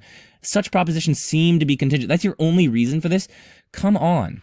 So anyway, I guess my point here is just that they have not at all ruled out. They haven't given us any reason whatsoever to think that there cannot be a scientific explanation which is non-contingent, that is, which is necessary. Perhaps some of the fundamental items investigated by science are themselves necessarily existent. In that case, you could, in principle, have a scientific explanation of a relevant fact, or perhaps even of the big conjunctive, or even the big conjunctive contingent fact, but yet that scientific explanation is not contingent. It would be in terms of something necessary. They have given us literally no reason to rule this out. And again, I've given various proposals for what a naturalist-friendly foundation might be, and some of those are going to be perfectly scientifically respectable ones. Of course, like the Neoplatonic one, that's not going to be a scientifically respectable one, in the sense that science, of course, doesn't cite that in its explanations. But the ones in terms of like an atemporal wave function monism, the ones in terms of foundational particles, or maybe matter energy, or certain fundamental physical principles, lots of those are going to be perfectly scientifically acceptable. So anyway, 6 is monstrously unjustified, monstrously so, and I would argue that it's very, very, very probably false, given the boatloads of other explanations that we've just gone through. Firstly, explanations that don't fall into that dichotomy of a personal or scientific explanation, and secondly, explanations that are perfectly naturalist-friendly, that don't cite a personal explanation, and yet that cite some sort of necessary foundation of reality. But anyway, my point is just that this conclusion here, this doesn't actually get you to theism. I mean, okay, fine, it gets you kind of close, but you still could have all sorts of personal, necessary, non-God foundations of reality. You could have a deistic view, you could have some kind of God that's morally indifferent, so maybe it's neither wholly good nor wholly bad, and maybe it doesn't even have any goodness or badness properties. You could follow what Draper calls an aesthetic deism hypothesis, so there's this foundational being which is godlike, but its preference structure doesn't really map on to goodness and badness, but instead maps on only to aesthetic values, so it just kind of wants to create a really cool story. It doesn't really care if it's good or bad in the moral sense thereof. But anyway, my point is just that there are lots of hypotheses that this conclusion is perfectly compatible with that are non-theistic. So my favorite, not my favorite, but a really cool thing about this argument, let me pull it back up here, is that Gale is an atheist. He's I don't know if he's agnostic technically, but he's definitely not a theist. He's a non-theist. Yet, I just want you to note that he's developed this argument for God's existence with Alexander Proust, and he's defended it in the literature and everything. Like that to me, it shows a big difference between what happens in the philosophy world, like the academic world, as opposed to what happens on YouTube and in debates on Facebook and on Twitter and stuff. It's like in the philosophy world and academic world, they're not afraid to steel man arguments, to attempt to better the other side's position. And so it's just, I don't know, I find that really, really interesting. That Gale, he's a non-theist himself, yet he's defended this argument and developed a dialectic that way. It's just So I also find that interesting. I mean, one thing that we should note is that the very fact that he's not a theist shows us that while he has been kind of steelmanning this argument, the very proponent of the argument doesn't really accept it, right? So that's something that's also important to note. I mean, that should give anyone pause who's trying to use this sort of argument as an argument for God's existence, or even something that lends credence to God's existence. I think Gale's work is very underappreciated. It's brilliant, and his writing is superb. I love Gale's writing. Moving on to cosmological argument, and this is argument number 9. So, two philosophers, Katz and Kramer, they think that you can run a cosmological argument without the principle of sufficient reason, based on this principle. And it's the principle of epistemic explanations, they call it. Okay, so kind of a mouthful there. And it's PPE. Given that 1, there's a possible explanation of the fact that F, and 2, any possible explanation of the fact that F entails P, it's reasonable to believe P. Here's an example. The match is on fire. Any possible explanation of that fact entails that there's oxygen in the atmosphere. So it's reasonable to believe that there's oxygen in the atmosphere. Okay? So we can run the argument. Just for the audience, note that giving an example that fits this schema is by no means an argument to think that the schema is true, nor is it a reason to think that it's true. Chad knows this, right? I'm not attributing this claim to Chad, but my point is just that we should be quite wary. Even if there's one example that fits the schema, doesn't mean that it's a good principle. And I guess my question is, why should we believe this principle? Of course, we can look at the sources, but again, I'm not doing much additional research in addition to what I've already done over the many years that I've been studying this sort of thing. I'm not particularly familiar with this argument in particular, so I'm not going to do the additional research that would be required for me to like go to the chapter or paper and like read what the PPE is and like read the various motivations. But I just will note that its general form, right? It's saying that if X is possible, right? If there's a possible explanation for the fact that if some X is possible, and X is obtaining entails Y's obtaining, right? So any possible explanation of the fact entails P. So we're saying if there's something that's possible, and that possible thing in any possible world in which that obtains, P obtains, well, then it's reasonable to actually believe that P is true. But I don't know, this structure is really weird. In general, it's not true that if X is possible, if one thing is possible, and that thing entails another thing, oftentimes it's not reasonable to believe that that other thing obtains, right? So think of this. If a unicorn is possible, and a unicorn's existence entails the existence of a single-horned horse that can fly, well, then it's reasonable to think that there are single-horned horses that can fly. Like, what? No. Just because X is possible, it might not be actual, right? And so, even if there's a possible explanation of the fact that P, and such an explanation would entail P, it's a further question as to whether or not it's reasonable to believe that P is in fact true. Right? I mean, sure, P is going to be true in any possible world in which there is an explanation of the fact that P, but we're still left completely in the dark, given PPE, as to whether or not there is actually such an explanation of the fact that F. And it's only if there is actually an explanation of the fact that F, I would say, that we are reasonable in concluding that P is in fact true. Otherwise, we face the problem that I was just mentioning, namely the problem with the unicorns. And again, the unicorns thing, I wasn't giving like some explanation of certain facts. I was just pointing out that the abstract structure that PPE takes has various counterexamples, and then I translated the counterexamples to the PPE as I was just explaining it, right? So even if there's a possible explanation of the fact that F, we're left entirely in the dark as to whether or not there actually is an explanation of the fact that F. And so it could just be these other possible worlds in which there are explanations of F that P obtains, and yet we're still entirely in the dark as to whether or not P obtains in the actual world, because we're still entirely in the dark about whether or not there's an explanation of F in the actual world. I guess my question is, why should we believe PPE? Okay, but let's hear them flesh it out. With PPE. 1. The proposition that there's a unique necessary being who brought about the existence of everything other than itself by willing that the other being should exist would, if true, explain why there are contingent beings. There is a possible explanation of the fact that there are contingent beings. And so 1 and 2, premise 3 here, there is no proposition consistent with the claim that there are only contingent beings, which, if true, would explain why there are contingent beings. But 1 and 2 together satisfy PPE. That's the principle. Given that 1, there is a possible explanation of the fact that there are contingent beings, and 2, any possible explanation of the fact that there are contingent beings entails P, there is a necessary being, it's reasonable to believe that P, there is a necessary being. So 1 and 2 together, it just satisfies the main principle here. And we had premise 3 and then premise 4, any possible explanation of the fact that there are contingent beings entails that there is a necessary being. And so the conclusion, it's reasonable to believe that there is a necessary being. So the same symmetry problem that we saw with the previous argument is going to be afflicting premise 2, right? We could equally well say, well, there's possibly no explanation of the fact that there are contingent beings. That's a symmetrical premise. And yet that would deliver the falsity of traditional theism, as I explained earlier. And so we would need some sort of symmetry breaker favoring this second premise over the premise that I was just giving. Also, premise 3 is arguably false. I mean, here's one such proposition, right, which is consistent with the claim that there are only contingent beings, and which, if true, would explain why there are contingent beings. Right, here is one such proposition. Necessarily, there are some contingent things or other. Right, that's compatible with there only being contingent things, right? Every world could be populated by contingent things. It would just be different contingent things in different worlds. And yet, if true, it would seem to at least provide some sort of explanation as to why there are contingent beings, right? After all, it is necessarily the case. There had to be some contingent beings or other. That's why there are contingent beings, because there had to be some contingent beings or other. Think of it this way. The contrary is literally impossible under this particular proposed explanation. So the contrary, it just couldn't have been the case that there weren't any contingent beings. Why are there no water molecules that are H3O? Well, why? Well, because that couldn't have been the case. And so similarly, water is H2O because that simply must be the case. It's part of the very nature of water to be that way. And so similarly, we could say it's necessarily the case that there are some contingent things or other. It's part of the nature of modal space, say, to be occupied by some contingent things or other. And supposing the contrary would simply be impossible. And so we seem to have a false premise here in number 3.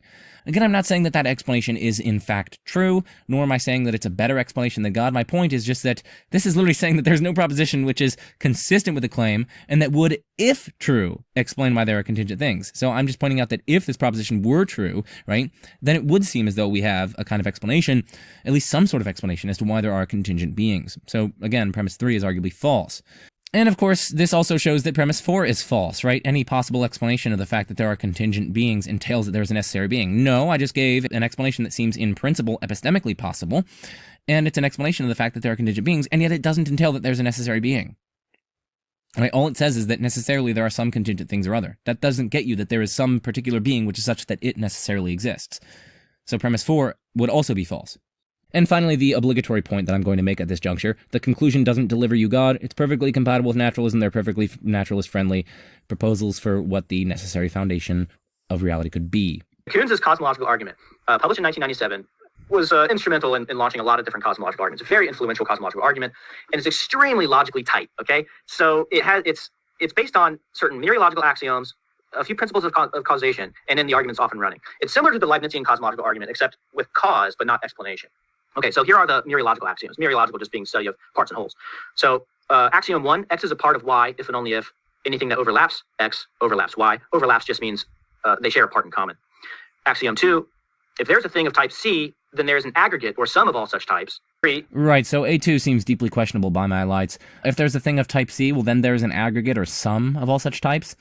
If you put this into the formal apparatus, you're going to be existentially quantifying over aggregates or sums of types. This is ontologically committing to there being aggregates of things or sums of things, but why should I accept that? Maybe I only think that there are the things themselves. There aren't these, like, aggregates or sums of things. Otherwise, I'd have to ontologically commit to there being some thing which is my left ear, your right ear, Donald Trump's left pinky toe, the Eiffel Tower, the state of New York, and Jupiter.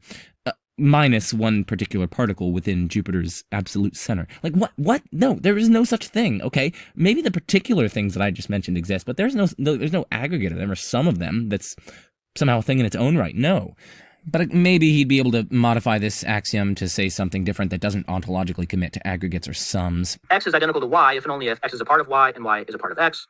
4, if a whole exists, so do all of its parts. And 5, if all parts of a whole exist, so does the whole. Now, these axioms of mereology are not very controversial, so he's just kind of... This premise is extremely controversial given the debate about the metaphysics of composite objects and whether or not mereological nihilism is true versus mereological universalism versus restrictivism and other sorts of views. So A2 is deeply controversial. Now, as for A5, it's at least prima facie questionable. I mean, you might have all the parts of a watch in existence without having that watch in existence. Okay, I guess you could avoid this by saying something like the spatial arrangement of those physical parts is itself one of the parts of the watch. Now, that seems kind of odd, right? I mean, when I'm listing off the parts of the watch, if you list me all the parts and you leave out the spatial arrangement, am I going to say, oh, you missed a part? The spatial arrangement of, like, no, that seems a little weird. And it also seems kind of ad hoc, but I guess it's a potential move. But if you're not able to say that, well, then we seem to have a counterexample to A5 on our hands. Taking them for granted. Now, here's a definition. But again, I could be missing something, right? We have to have the requisite epistemic humility when we are evaluating these sorts of arguments, especially when we haven't done extreme amounts of research into each and every single one of them. A wholly contingent thing is something that has no necessary parts. It's entirely contingent, nothing necessary about it. Okay, 3 principles of causation. Next slide. First, only actual existent things can be causes or effects. Seems pretty reasonable. Second, a cause and its effect must be distinct. The cause can't overlap its effect. And then third, every wholly contingent thing has a cause. So with respect to this third one, it's at least questionable prima facie, right? Many non-theists wouldn't grant this. Now, I myself have some sympathies to principles like the PSR as restricted to contingent things. So I do think I would be willing to grant that every wholly contingent thing has an explanation, though I'm not convinced that the explanation needs to be a cause. As I've already said, there are lots of non-causal explanations. It could be in terms of grounding or functional realization or logical and structural constraints or mathematical explanation or metaphysical explanation, moral explanation, and so on. My point is just that arguably there are lots of non-causal explanations. And so while I might grant that every wholly contingent thing has an explanation, it's at least not immediately clear to me that every wholly contingent thing has to have a cause as an explanation. It could have lots of these other sorts of explanations. Maybe it's grounded, but not caused. Maybe it's functionally realized by something more fundamental, but not caused. And so on. And so on. Now, the argument runs as follows. Next slide.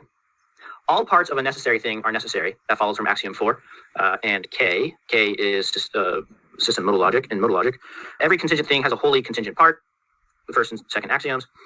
Definition, let C be the aggregate of all wholly contingent reality. 3, if there are any contingent things, C is wholly contingent thing. That follows from A1, A3, the definition, and lemma 1.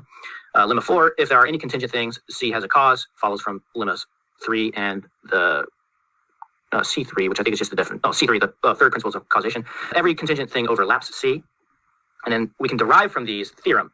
If there are any contingent things, then the cosmos, the sum of all wholly contingent things, has a cause. That is a necessary thing. Now, okay, so notice that this argument is wholly reliant on all of the axioms and the causal principles that we just looked at, right? And I've already offered some reasons, at least, for being quite hesitant about a number of them, for thinking that a number of them are questionable. In particular, in this context, why should we ontologically commit to there being this thing, which is the aggregate of all wholly contingent things? I mean, for starters, that itself is a contingent thing. So it would seem as though this aggregate would itself have to be one of the things within the aggregate. So you have this sort of like self-recursive kind of thing, which is like included in itself, and it's also included in itself again, and so on. Like, anyway, it's quite odd. You get into certain puzzles about that. And also, I mean, you're ontologically committing to an aggregate of like potentially infinitely many things, at least quadrillions upon quadrillions of things. And I say, why should we ontologically commit to such an aggregate? That seems quite metaphysically profligate, if you ask me. I'm inclined to more ontologically austere views of what there is. One thing that I do want to note is that I guess it's perfectly fine for him to use it this way, but it's slightly misleading to use the term cosmos here to talk about the sum of all wholly contingent things. Because when you think like, oh, the cosmos has to have a cause, you start thinking of something like transcending the cosmos. So, oh, it'd have to be like spaceless and timeless and no, but the cosmos is just the sum of all wholly contingent things. It's an entirely open question as to whether or not the universe, or what we normally think of as the cosmos, includes some foundational layer which is necessarily existent. Under this technical definition here, right, this foundation of the universe, which is itself in the universe, wouldn't actually count as part of the cosmos. We just have to note that it's slightly misleading to use the term cosmos here. It might just be better to call it like the contingent sum or something like that, or the big conjunctive contingent sum or whatever.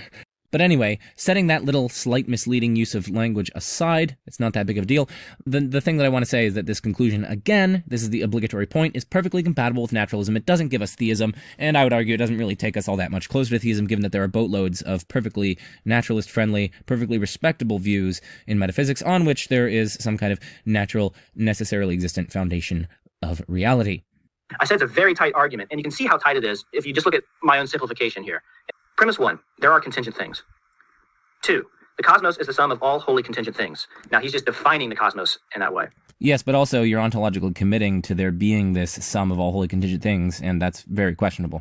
3, the sum of all wholly contingent things. Now, of course, there's a way to reword the argument, modify the argument, so that you don't ontologically commit to it. You can just do this thing, what's this fancy thing called plural quantification. You can just quantify over a plurality of things, which you're just literally quantifying over the things, kind of considered together, but you're not ontologically committing to some thing which is their sum or their aggregate. So that's one way you could go here. But then at least note that we're not talking about this argument anymore. We've changed the argument. So, of course, if you want to defend the argument by denying the argument, that's fine.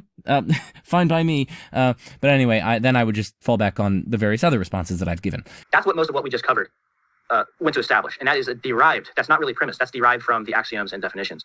4, so the cosmos is a wholly contingent thing. 5, each wholly contingent thing has a cause. That's the key premise of the argument. And then 6, so the cosmos has a cause that is not a contingent thing. It's namely a necessary thing. And I've already kind of given the responses here. What's cool about this argument is if you accept the axioms and you accept those three principles of causation, it all follows. The conclusion follows. Okay, thank you for telling me that it's valid. Okay, yes, if you accept all the premises, the conclusion follows. Only premise in this argument, other than the fact that there are contingent things, which isn't, I mean, that's a pretty safe assumption. The only premise of this argument is 5. Right, no, but some of the axioms, right? An axiom is just a postulate, right? You're not defending it, it's just an assumption. So there's also a sense in which that's a premise. So if you deny one of the axioms, that's basically also there being another premise, there being another commitment here by which your argument is susceptible to attack. And I've already attacked some of the axioms, for instance. I've attacked the one which ontologically commits to there being aggregates or sums. So this is slightly misleading what Chad is saying here. But yes, I've also given some reasons to at least be suspicious of this, because we could still say that every wholly contingent thing has an explanation, but why does that explanation have to be a causal explanation? There's a big question mark there. Each wholly contingent thing has a cause. And he defends 5 by saying that he just appeals to empirical science. He says every success of common sense in sciences is by reconstructing causal antecedents of things that we observe in nature. See, but that's not necessarily true. Lots of our explanatory practices, as I've shown, we don't cite causal explanations. We also cite non-causal explanations, including in science, right? Arguably, scientists, when they're looking at certain structural explanations at a given snapshot of time of less fundamental things being explained by more fundamental things, for example, certain chemical facts being explained in terms of more fundamental physical facts, those are explanations in terms of grounding, right? That's not even a causal explanation. So everything that we see that's contingent is a cause. So that's really the main premise there. And this is a good example of... And of course, as I've said, there could still be a cause, even within the universe, as we normally use the word, like maybe the collection of physical things, or maybe the collection of spatiotemporal things. There could still, that's perfectly compatible with there being something within the universe which is necessarily existent, and being the cause of quote-unquote the cosmos, which just is the sum of all wholly contingent things. Again, it's a slightly misleading use of the term, but it's fine because it's stipulative, and as long as we're very clear, that's fine. But I've noticed a lot of unclarity, not in Coons, not in Chad, but online, right? On the internets. All right, here we go. Here is argument number 11. Should I read this one? Yeah, go ahead. So this one is from Proust and Rasmussen's book. I think this is their book Necessary Existence. Is that right? That's right. Yeah. Sorry, I'm still catching my breath. I shouldn't be this out of shape. All right, premise 1. For any particular contingent concrete, something that possibly causes things, there is an explanation of the fact that those things exist. Number 2, considering all the contingent concrete things that exist, if there's an explanation of the fact that those things exist, then there is a necessary concrete thing. And then conclusion just follows. So there is a necessary concrete thing. Yeah, so this is a very crisp argument. It doesn't require you to ontologically commit to like sums or aggregates and other sorts of things. There's a lot to be said on behalf of this. Lots of non-theists will challenge premise 1. I've already said, however, that I'm quite sympathetic to it, so we can set that aside. Premise 2, you might question. I've already gone through in one of the earlier discussions of the arguments. If you remember, I talked about how, in principle, there might be a way to explain why there are contingent things in terms of a necessary proposition, where that necessary proposition doesn't involve or make any reference to something that's a necessary concrete thing. You could say, for instance, that it's necessarily the case that there are some contingent things or other. Arguably, that's going to be an explanation of the fact that those contingent things exist, and yet there would be, under this scenario, no necessary concrete thing, or at least it's consistent with there being no necessary concrete thing. And so premise 2 here is potentially questionable. And then the third thing that I want to say is that this conclusion doesn't deliver God, of course, right? It's perfectly compatible with naturalism, as we've seen. There are lots of naturalist-friendly views of the foundation. I dare you to take a shot every time I say that. So this is Immanuel Ruten's atomistic cosmological argument. Premise 1, there are objects. Never heard of him or this argument, so I'm really excited. He comes up again later, so we'll encounter him again. 2, every composite object is ultimately composed of simple objects. 3, every object is caused or is the cause of other objects, another object. The sum of all caused simple objects is an object. The cause of an object is disjoint, which means they don't share a part in common with that object. Every caused composite object contains a caused proper part. That's a key premise. 7, there is... All right, so I have some sympathies with premise 2 here, but I'm at least not entirely convinced yet. I need to be able to rule out infinitely descending chains of composition. That's one thing to say. Now, again, I find it more plausible that chains of composition must be well-founded, that you can have an infinitely descended chain of composition, so I tend to find that more plausible, but I still am not sufficiently confident to, accept the premise yet. I would need to be given some strong reason to think that infinitely descending chains of composition are impossible. Premise 3 here seems false, right? I mean, consider abstract objects. Those don't seem to be caused, and they are also not the causes of other things, right? Abstract objects are non-causal. They don't stand in causal relations. But of course, there's an easy fix here, right? You could just restrict quantification to concrete objects. So that's not really a problem. It's just a problem with the presentation. Premise 4, though, is, I guess, highly doubtful. It seems to rest, again, on something like mereological universalism, which is deeply implausible, at least by my lights. Why would the sum of all caused simple objects have to itself be an object? There's this monolithic object out there, which is like this super disjointed object, which is like the aggregate or sum of all caused simple objects. No, that seems really implausible, for the same reasons that I've been going over earlier. It's also not clear that 5 is true here, that the cause of an object is disjoint with that object. I guess it depends on what disjoint precisely means. If it means wholly non-overlapping, that is, sharing absolutely no parts in common, well then it's not at all clear that the premise is true. One thing could cause another thing to come to be by taking one of the first thing's parts and making it be such that that thing is also a part of the second thing that it brought into existence. So maybe I can get a piece of string and tie it to some of my hair, and I make some sort of bow tie.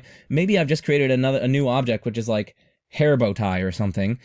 So I was the cause of that, but part of me is my hair, right?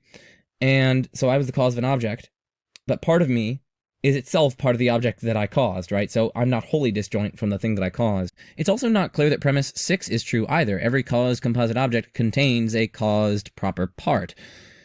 I mean, why couldn't there be, say, 10 uncaused simple objects, such as superstrings or quarks or whatever, where one of them causes all the others to take on a specific arrangement or configuration, thereby causally bringing about the existence of a new object with that specific arrangement, despite the fact that the object has no caused proper parts.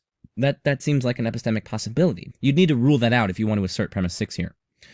And then, of course, premise 7 doesn't deliver God. It's perfectly compatible with naturalism. There are lots of naturalist-friendly, etc. So, take another shot. You can find his dissertation online by searching the title of his dissertation is the resource. So concerned cause. Yes, the fated Kalam Cosmological Argument. One thing to check out here is my Kalam playlist, as well as my ongoing series with rationality rules. Another thing to check out is this Philosophical Disquisitions blog. It's by a philosopher. He has amazing posts on philosophy of religion, and in particular, he has this series index. He's done tons of series on the philosophical apologetics of William Lane Craig, especially with respect to the Kalam Cosmological Argument. And he goes through professionally published articles and basically gives a kind of layman's summary of them in some sense. I mean, it's still somewhat technical, but it's much less technical than the articles themselves. So, for instance, he looks at an article by Wes Morriston. He develops the article a little bit further. He gives his own thoughts. He summarizes the article. It's amazing. He talks about Wes Morrison's papers in response to it. He's looked at Justin Schieber's objection to the Kalam. He's looked at Landon Hedrick's criticisms of Hilbert's Hotel. He's done two posts on that. He's done Craig and the Argument from Successive Addition, a part on that. He's done Stephen Puryear and on Finitism, the Beginning of the Universe, and so on. So, and of course he goes through a bunch of different other things like the Moral Argument, etc. And again, he's going through professionally published articles that are critically appraising the arguments from William Lane Craig and others. I highly, highly recommend checking out this post in particular, but also, of course, the sub-posts that are being linked here. But back to the Kalam. So I actually find premise 1 plausible. Importantly, though, I think the arguments in favor of it actually aren't super strong or super compelling. I would want to probably say whatever begins to exist has an explanation, maybe not necessarily a cause. There might be able to be something that has a front edge in terms of its temporal boundary, but perhaps it's still explained by some ontologically prior thing, but that doesn't cause it, but still explains it. So maybe it grounds it or it functionally realizes it or something. But anyway, setting aside that, I still find the principle reasonably plausible. And like I said, the arguments in favor of it actually don't strike me as super strong or compelling. The main reason why I at least somewhat lean towards thinking it's true is that it just strikes me as really plausible. It is just generally confirmed in our experience. And so both of those seem to give me some defeasible reason to accept the principle. And I haven't yet come across a sufficiently weighty defeater for these sorts of defeasible justifications. But I will note, though, that there are lots of theism-unfriendly principles that also strike me as true, and that are also equally confirmed by experience and so on. So that's a problem if someone wants to use the Kalam to support theism. But anyway, I go through that in my series with Stephen, so definitely check that out. And in fact, using one of those principles that not only strikes me as intuitively plausible, that it's also constantly confirmed in our everyday experience, we could mount a parody cosmological argument against traditional theism. So premise 1, every material object that begins to exist is made from some ontologically or temporally prior things or stuff. Premise 2, the universe is a material object that began to exist. That's identical to the Kalam's second premise. So the universe is made from some ontologically or temporally prior things or stuff. But if that's true, traditional theism is false, right? Because then God isn't creating the universe ex nihilo. It's coming from some pre-existent things or stuff, and that pre might be temporally prior, but could also be ontologically prior. It doesn't necessarily have to be a temporally prior things or stuff. So, if that's true, of course, traditional theism is false, right? Because you don't have creation ex nihilo then. So, it follows from that traditional theism is false. That first premise seems equally confirmed by the exact same reasons that favor this one, that whatever begins to exist has a cause. It's intuitive, it's supported by our inductive experience, it's constantly confirmed in our experience, it's proved fruitful in science, and it even undergirds lots of conservation principles and so on. It nicely gives us an explanation of why the conservation principles are true, and so on down the list of the reasons for thinking that the first premise here is true. There doesn't seem to be a symmetry breaker between this first premise and the premise that I just gave that could differentially support one or the other. And in which case, if you're going to accept this first premise, it seems as though you have to accept the first premise that I just gave, and with it, deny traditional theism, because after all, all the other stuff is basically either had in common with the Kalam, or else it's just itself a definitional commitment of traditional theism to creation ex nihilo. So that's something that's very interesting, and I find, reasonably plausible as a kind of parody argument. Now, what about premise 2? Well, I think the scientific case for it is really underwhelming, to be honest. You can see the video in my Kalam playlist where It's on the channel Digital Gnosis. It's with philosopher of physics Daniel J. Linford and also Phil Helper, or maybe it's Helper. He's the person behind the Skydive Phil documentary that I did a video on. It's like a 3-hour-long video. It's a response to Trent Horn. But anyway, they go through the scientific case and show why no, the scientific evidence doesn't, after all, support that the universe itself began to exist. At best, all that we know is that our local spatiotemporal manifold began to expand a finite time ago. It's a further question as to whether or not it began to exist, and it's also a further question as to whether or not there are other spatiotemporal manifolds that precede our local spatiotemporal manifold. And I mean, just to caution people who try to use the scientific evidence here, as Graham Oppy points out in a chapter published in 2020 in the book Contemporary Debates in Philosophy of Religion, he points out that, quote, there is currently no widespread consensus among expert cosmologists about whether we live in something like a standard Big Bang universe, or whether our universe is part of an infinite ensemble of universes in a background de Sitter space in which there is an infinite causal regress, end quote. So again, there's just no widespread consensus among expert cosmologists about the scientific case concerning premise 2. Another thing to note here is that even if you could establish that the scientific evidence shows or gives us good reason to think that the past is finite, it would only be able to show that, firstly, for physical time, right? But, I mean, Craig himself thinks that there's metaphysical time. He thinks that God could, for instance, count up 1, 2, 3, and then create the universe, and then, create along with it physical time. But there would still be metaphysical time preceding that. So even if you could show that physical time began to exist, it's a further question as to whether or not there's a metaphysical time that's, in some sense, preceding physical time, and that's infinitely long, right? So you're still not really going to be able to show that temporal things, at least, the collection of temporal things, began to exist, even if you could show that this local spatiotemporal manifold began to exist. But anyway, even ignoring that, right, past finitude still isn't sufficient for beginning to exist. The universe could exist in a non-metric or amorphous or undifferentiated time prior to the beginning of metric time, or some physical object could, or the physical object could be timeless sans metric time, that is timeless without metric time, and then temporal since. So that's a kind of naturalized Craigian view. Or you could simply have a timeless phase or portion of some physical object and a temporal phase or portion of that phase or portion of that physical object. So again, these are all ways that the universe could be past finite and yet not begin to exist, because either it has some portion or phase of its life that's timeless, and so the universe as such, as an object, didn't come into being at the first moment. And again, maybe the universe is timeless sans metric time and temporal since, or maybe the universe exists in a kind of metrically amorphous or non-metric or undifferentiated time prior to the beginning of metric time. So that's a kind of Swinburne, Paget, Mullins type view, naturalized, of course. My point is just that there are boatloads of proposals here where you could have a universe having a finite past, and yet the universe doesn't begin to exist. After all, Craig thinks that God has a finite past. God came into time at the first moment of time, but yet God didn't begin to exist for Craig, because then God would have to have a cause. So the way that Craig avoids this, does this is, he has a very technical sense of beginning to exist. And it doesn't include things that were timeless sans the beginning of time and temporal since. It also doesn't, or at least shouldn't, include things that existed in a kind of amorphous or undifferentiated time or non-metric time prior to the beginning of metric time, and so on. So anyway, the scientific case is extremely underwhelming. The philosophical case is also underwhelming. The successive addition argument, I did a video on that with Wes Morriston. Of course, starting with a finite collection, you can't, of course, successively add to that collection finitely many elements to get an infinite collection, but that's, of course, not what's happening in the case of an infinite past, right? You always have an infinite collection, and you're just adding one member to it. And that, of course, is always going to be resulting in an infinite set, because you started with an infinite set. And so, again, the fact that you can't start with a finite set and then successively add to get to an infinite set, that tells us nothing about the infinite past. You might say, oh, well, you can't count to infinity, so how could you count down from infinity? But, of course, there's a relevant difference there. The reason you can't count to infinity, or at least one reason why you can't count to infinity, is that the natural numbers that you're counting don't come to an end, right? There's no immediate predecessor to this number Aleph Null. I mean, Aleph Null in some sense stands outside of the series. So the numbers that you're counting are endless. And so, of course, you can't get to the end of an endless series. That's the reason why you can't count to infinity. But, of course, that reason is not present in the case of a beginningless past, right? Because there is an end to the beginningless past, namely now.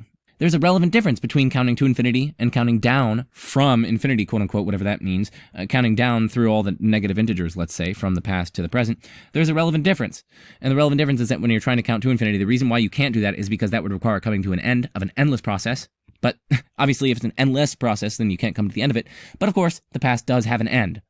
So you remove that barrier to being able to complete that. Well, you might try to say, oh, but it doesn't have a beginning.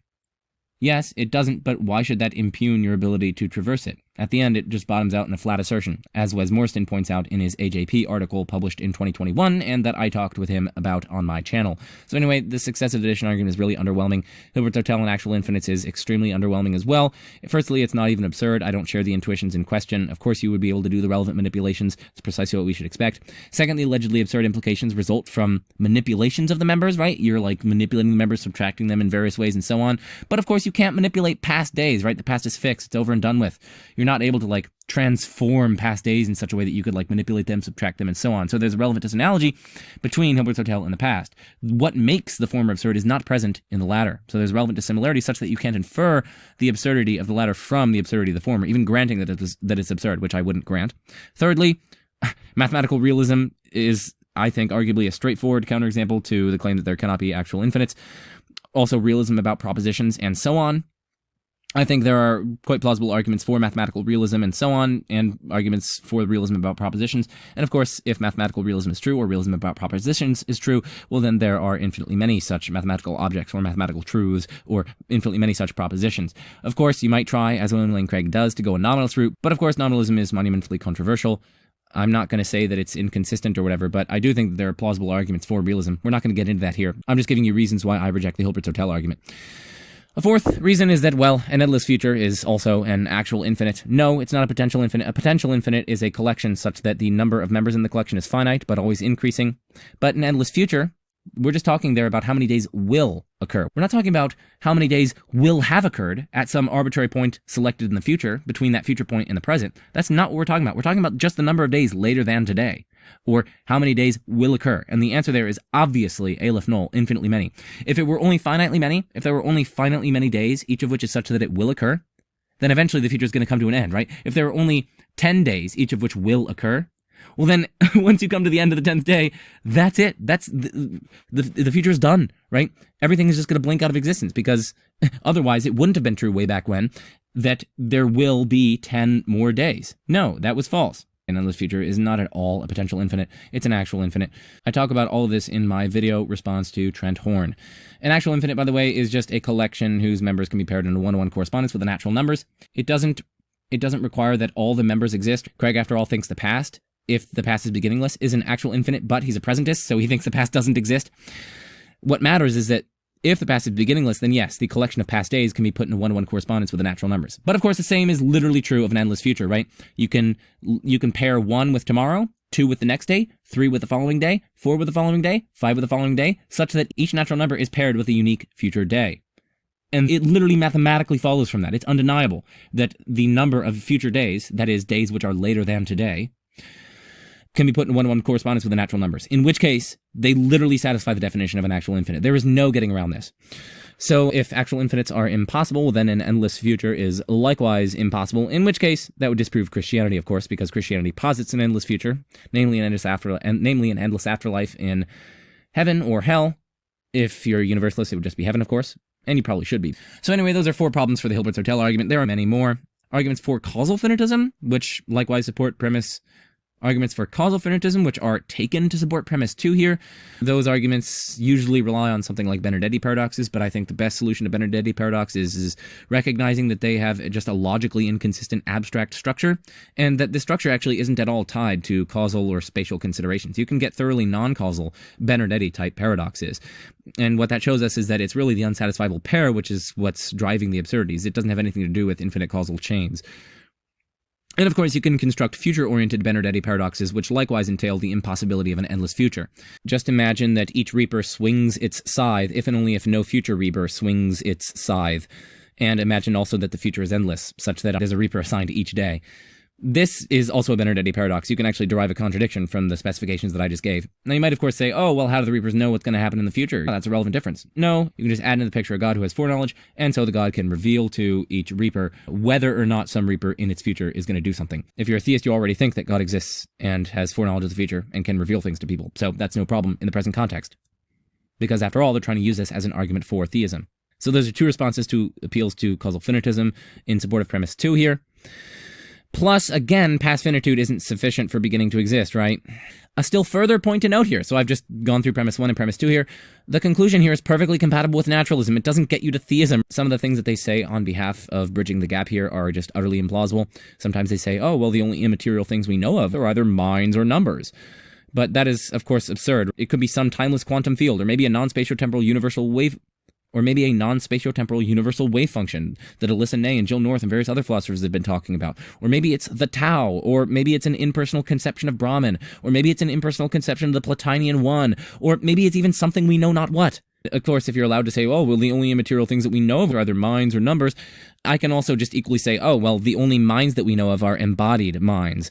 And yet, given what defenders of the Kalam want to say, the cause of the universe cannot itself be embodied, and hence what I can conclude there is that it therefore couldn't be a mind. What's sauce for the goose is sauce for the gander. If you're just going to say, oh, well, the only two things that we know of are either this or this, and given the nature of the case, it couldn't be one of them, so it has to be the other, well, I can also say the only minds that we know of are embodied. And yet, given the nature of the case at hand, the cause we are supposing couldn't be embodied, and hence it can't be a mind. It's the same sort of reasoning. Now you might say, oh no, there's also a disembodied mind, namely God, but that's, of course, the very question at issue. That would be a question-begging response. Another thing to note here is that we can't even establish that the cause of the universe in the sense of our local spatiotemporal manifold is immaterial. It could very well be something that's material, but that exists in a kind of non-metric or metrically amorphous or undifferentiated time, a la Swinburne, Paget, Mullins, and so on. Or it could be timeless sans the beginning of metric time and temporal sense. Or, of course, it could be just a timeless material thing. I'm using material as synonymous with physical there. They also say things like, oh, well, the only way to get a temporal effect from a timeless cause is free will. I say, no, you only need indeterministic causation so that the cause isn't sufficient for the effect. And of course, impersonal indeterministic causation is perfectly kosher. We have perfectly kosher models of this from quantum mechanics. And moreover, there's nothing conceptually incoherent about it. So no, the timeless cause doesn't need free will. They also try to say, oh, well, it's enormously powerful. It, cause the universe to begin to exist. No, it doesn't need to be enormously powerful. The only power it needs to have is to be able to initiate the first chain, and then reality gets going on its own from there. So no, it doesn't need to be enormously powerful. Literally, the only thing it needs to be able to do to cause the beginning of metric time in particular is just to cause the first change. That's literally all it needs to do. Maybe literally there's just some indeterministic fluctuation within a field or something like that, and then boom, that starts the beginning of time. That doesn't require it to be enormously powerful. It literally needs only one power, and it can be a perfectly benign and just really just utter lame power, like being able to indeterministically cause some like fluctuation or whatever. So I could go on and on and on about the Kalam, but I'm not going to, because I want to keep this video at least under 10 hours. That's the goal, but maybe I won't be able to meet it. We'll see. At this rate, I don't think I will, but we'll see. Anyway, that's just a basic rundown of the Kalam. There's so much more to say. And if you want to see what I have to say, check out my Kalam playlist. Something has a cause. 2, there are no causal loops. Nothing causes itself.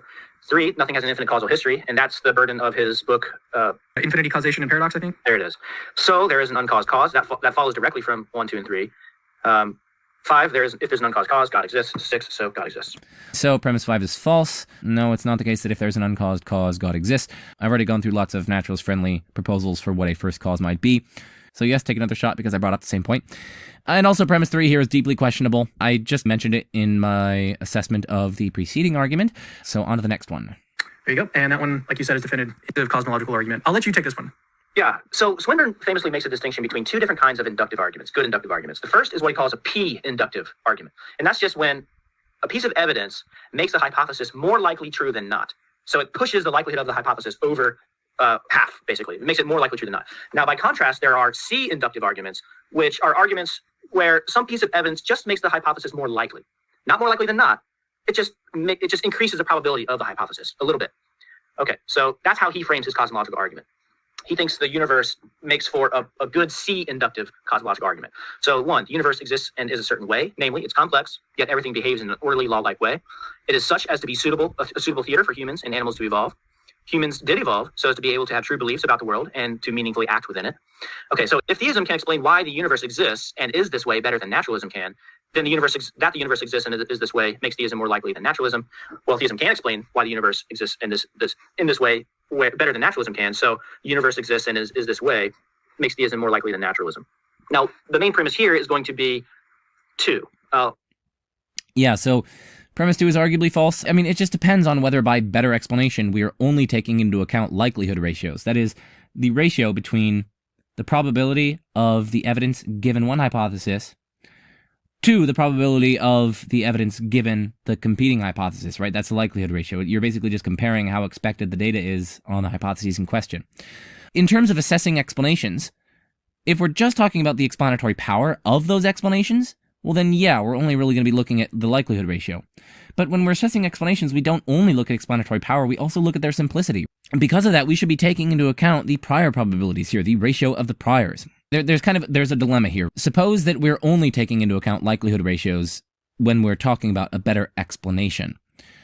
Okay, well then we might be able to grant premise 2, but then 3 here is going to be just clearly false, because we can only conclude that theism is more probable than naturalism as such if the likelihood ratio multiplied by the ratio of the priors is greater in favor of theism. So even if the likelihood ratio with respect to the data in question favors theism, it could still be that theism is less probable than naturalism so long as the ratio of the priors favors naturalism to a sufficiently counteracting degree. And I think it arguably does, given Draperian reasoning. You can see, for instance, his Stanford Encyclopedia of Philosophy article entitled Atheism and Agnosticism. It's a wonderful article, so definitely check that out. So that's the first one of the dilemma, if we are only baking into what we mean by a better explanation that it only takes into account the likelihood ratios. In that case, premise 3 is false. But if that's not what we're only taking into account, the likelihood ratios, we are also taking into account the priors, and then premise 2 is deeply questionable, right? We're going to need to also take into account the prior probability of theism and compare it with naturalism. What's more, we also need a ceteris paribus clause for premise 2. That is a clause to the effect of, other things being equal, that the universe exists and is the way it is makes theism more likely than naturalism. Why is that? Well, because even if the relevant data here favors theism over naturalism, lots of other data arguably favor naturalism over theism. So if you want to conclude that theism is more likely than naturalism, you have to take into account our total evidence. And at least one point to make at this juncture is that premise 3 here is at least contestable. We can still ask, why would God do all this? Why would he make a complex universe that behaves in an orderly, law-like way? Why would he make specifically humans and animals? Why would he make us evolve in this particular way and to meaningfully act within the world in the particular ways that we do, right? What is it about God that leads us to expect that God would do these sorts of things, right? Why would he create a universe like ours? And so on. You need to be able to give some reason for thinking that this is expected, or at least not as surprising as it is on naturalism. Now, of course, Swinburne tries to do that, but I'm just pointing out, giving you guys tools for thinking critically about this sort of thing.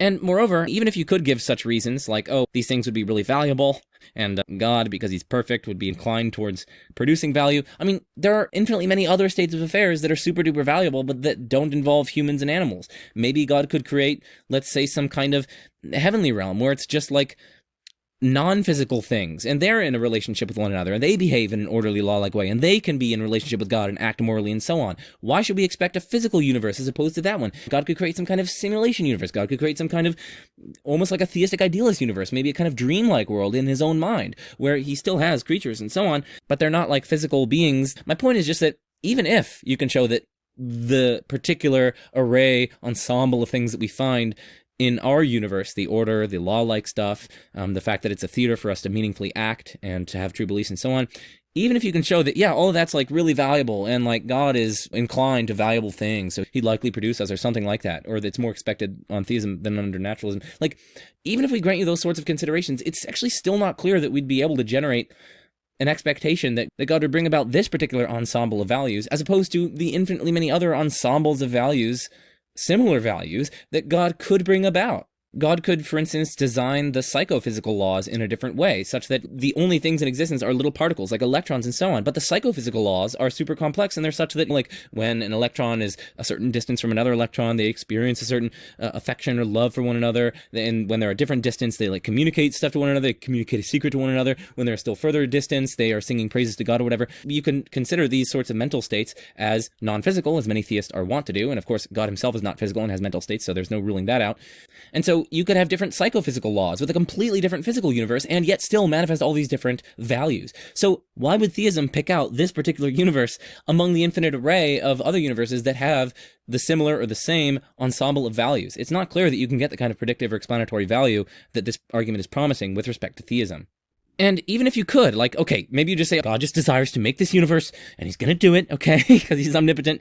But then you're securing a high likelihood only at the cost of making your theory have a super low prior. And of course, the naturalist could posit just some, like, disposition on its foundation toward the kind of universe that we in fact see on the part of the naturalistic fundamental reality, right? In that case, they could also get a high likelihood, but they have a correspondingly low prior probability because they're almost building the data in to their priors. Furthermore, lots of theists are going to want to take a kind of skeptical theism in response to the problem of evil. And in fact, it's really difficult to avoid skeptical theism in light of the sheer utter horrors that we find in reality. But once you have skeptical theism on board, arguably it's going to be really difficult to generate expectations about the kind of universe that we would expect God to make. After all, God is this infinite intellect, right? He's aware of boatloads of reasons of which we are unaware. And the reasons that we are aware of aren't even representative of the total range of reasons that there are for God to act and for God to create the kind of world that he does. And in that case, it's hard to see how we could be justified in generating predictions, precise expectations about what God would do. Again, because God's ways are mysterious. His ways are not our ways. The range of reasons of which we are aware that God might act upon are not representative of the range of reasons that God does act upon. So even if you'd be able to block certain arguments from evil by means of this kind of skeptical theist response, and arguably skeptical theism is going to have to be taken in response to at least some of these sorts of horrors, because all the other theodicies look just utterly implausible in light of it. That's going to hurt you. That's going to turn around and hurt you when it comes to these sorts of Bayesian arguments in connection to these Swinburne-style arguments and other sorts of arguments. And this will be a criticism that reverberates later on when we're talking about design and other sorts of things. So at least keep that in mind, even though I might not explicitly draw it out in certain later arguments. But it's always something to keep in mind. Anyway, the final thing I want to say here is that I'm still somewhat inclined to think that, I guess in general, intelligibility and large-scale structure, order, harmony, and beauty provide some evidence for theism over naturalism. I do have reservations about what I said in light of stuff about skeptical theism and why would we expect God to bring about this particular ensemble of values, given that there are arguably infinitely many other ways to bring about the same or at least similar kinds of values that don't at all resemble the kind of universe that we live in. But anyway, I guess there's something still pulling me here about there's still some evidential force with respect to intelligibility and large-scale structure and order and harmony in favor of theism. So I guess that's a positive thing I could say on behalf of the argument after giving that array of critical appraisals. Why think naturalism can't explain why the universe exists and is this way better than theism? Well, again, he draws on this distinction between personal explanations and scientific explanations. Naturalism only has scientific explanations available to it. It doesn't have personal. That's... No. Firstly, this distinction, no. Just no. There are boatloads of other kinds of explanations. But yeah, naturalists can cite boatloads of metaphysical explanations of various large-scale features of the universe. For instance, they might explain laws of nature in terms of causal powers of things, and causal powers in terms of the natures of those things. This stuff is perfectly kosher by various naturalists' lights. Of course, lots of naturalists aren't going to accept that, but other naturalists can accept that, and there are various other explanatory means. You don't just have to give a kind of, this scientific explanation, citing the state of a system, plus laws governing its operation or evolution over time, and so on. Like, no, there are boatloads of other kinds of explanations available. And, of course, like, you can say, theism has a person, and so, God can bring this about. He can intend it or something like that. But of course, you still have all the same problems that I was just pinpointing about actually generating the expectation that God would intentionally bring these various facts about. The only thing that could explain the universe at the cosmological level is a personal explanation. So that's why theism is more probable. The universe makes theism more probable than naturalism. That's just false. There are boatloads of other kinds of explanations. So, Okay, let's move on. Modal cosmological argument. That should be fun. Go ahead. Whatever cannot possibly exist from something else possibly exists from itself. It's possible that a first causal potency exists. Now, by first causal potency, he means a first cause, but not necessarily one that exercises its causal power. Okay, the first causal potency cannot possibly exist from something else. So it's possible that a first causal potency exists from itself. What is non-existent cannot bring anything into existence, even if, per impossible, what is non-existent could bring something else into existence, could bring itself into existence. It would not be altogether uncausable. So it's not possible for something to exist from itself, which does not actually exist from itself. So a first causal potency does exist from itself. All right. Premise one, as stated here, is just false. Here's a counterexample. A square circle, so something that is both a square and a circle, at one and the same time and in the same respect or whatever, so it's both a square and a circle, it has 4 sides and it also has 0 sides. A square circle cannot possibly exist from something else. And yet it is false that a square circle possibly exists from itself. So we have the antecedent satisfied here, but the consequent is not satisfied. A square circle cannot possibly exist from something else. The reason being that it cannot possibly exist, and so a fortiori it cannot possibly exist from something else. And yet, obviously, it's false that it possibly exists from itself, because it's impossible. It doesn't possibly exist at all, let alone possibly exist from itself. So that's a straightforward counterexample, and the same, of course, is true of other metaphysical impossibilities, right? Other metaphysical impossibilities are going to be a counterexample to premise 1. And, of course, no one who doesn't already accept theism would grant that God is a metaphysical possibility, given the standard system of modal logic, S5. So anyway, that's premise 1. What about premise 2? I'd say it needs motivation. Why accept that that's possible? You might appeal to conceivability, you might try to appeal to these other sorts of things, but those things don't entail metaphysical possibility, and it's at least questionable whether they provide evidence for it. And moreover, you're going to be facing a symmetry problem. You could equally well say that it's possible that a first causal potency doesn't exist. And of course, that's going to be incompatible with traditional theism. So then we'd need some symmetry breaker that breaks the epistemic parity, with a T, parity, or symmetry between the different possibility premises here with respect to number 2, premise 2. Premise 3 is also contestable, right? Why can't something be first in this world, but non-first in another world? Now, perhaps you might appeal here to an Aristotelian causal powers view of modality. That could possibly help, but we don't need to get into that further. And of course, the final thing that I want to note here is that the conclusion is perfectly compatible with naturalism. So yes, take another shot, because there are perfectly respectable, naturalist-friendly accounts of a first causal potency that is fundamental, that doesn't exist from something else. Of modal cosmological argument. I feel like I should let you read this one again. You're just covering so much ground that I'm not familiar with. It is impossible that anything prevent the existence of God. That just is conceptually true about God. Yeah. For every individual X, if it is a fact. All right, so premise 1. We can ask, what does prevent mean here? I mean, sure, there isn't some, ghostly or spooky causal force that, restrains God, preventing him from bathing in the realm of being, and instead tethering him to the realm of non-being. In other words, there's nothing that's, exerting some sort of causal influence so as to prevent God from existing, or, causally preempting his existence. But so what, right? Things can be impossible despite there being nothing that's exerting some causally preventative force, right? Water cannot be H3O, but it's not as though there are water fairies that exert some causal influence to prevent water from ever being H3O. So anyway, it sort of depends upon what we mean by prevent here. If we mean something, again, that exerts some sort of causal influence to preempt or prevent something from existing, then that's going to make no headway whatsoever in establishing the possibility of the thing in question, because there are lots of impossibilities that don't have some sort of causal force preventing them. By contrast, if we mean something broader, as I think is actually indicated by premise 2 here, just in terms of something that explains why God doesn't exist, well, then there are boatloads of explanations that you can offer for why God doesn't exist, or the naturalist can offer, that the atheist can offer. Here's one. God is impossible. The naturalist already thinks, we learned this from the modal ontological argument debate, the naturalist already thinks that God is impossible. It is not possible that God exists. It is necessarily false. That is a perfectly kosher explanation of why God doesn't exist. That's all you need to cite as to why, for instance, there are no square circles. Such things would be contradictory, and moreover, contradictory things cannot exist. So, square circles cannot exist, and that's what explains why they don't exist. You might say its contradictoriness explains why it doesn't exist, but by itself, that's not going to get you to it. You have to add the further principle that contradictory things cannot exist. It's only by adding that further claim that you're able to derive that the square circle cannot exist. So again, ultimately, you're appealing to the impossibility of something to explain why it doesn't in fact obtain. And so premise 1 here would then be false. It's perfectly possible that something prevent the existence of God, in the sense of it's perfectly possible for there to be an explanation for the non-existence of God, at least by the atheist's lights. And of course, you can't non-question beggingly assume that the atheist is wrong here in an argument for God's existence. So again, no headway is made in this argument in establishing or justifying or giving any reason whatsoever for why God exists. But anyway, let's continue because I have more things to say. Fact that X exists or a fact that X does not exist, it is possible that there is an explanation for the fact that X exists, that must be typo, and the fact that X does not exist. That's a version of the PSR. So suppose for reductio that God does not exist. 4, it is possible that there's an explanation for the fact that God does not exist. 5, it is not possible that there's an explanation for the fact that God does not exist. 6, it is and is not possible that there's an explanation for the fact that God does not exist, which is a contradiction. So we reject the premise that we assumed, which is 3, God does not exist, and so it's false that God does not exist. Yeah, so premise 2 here is deeply questionable.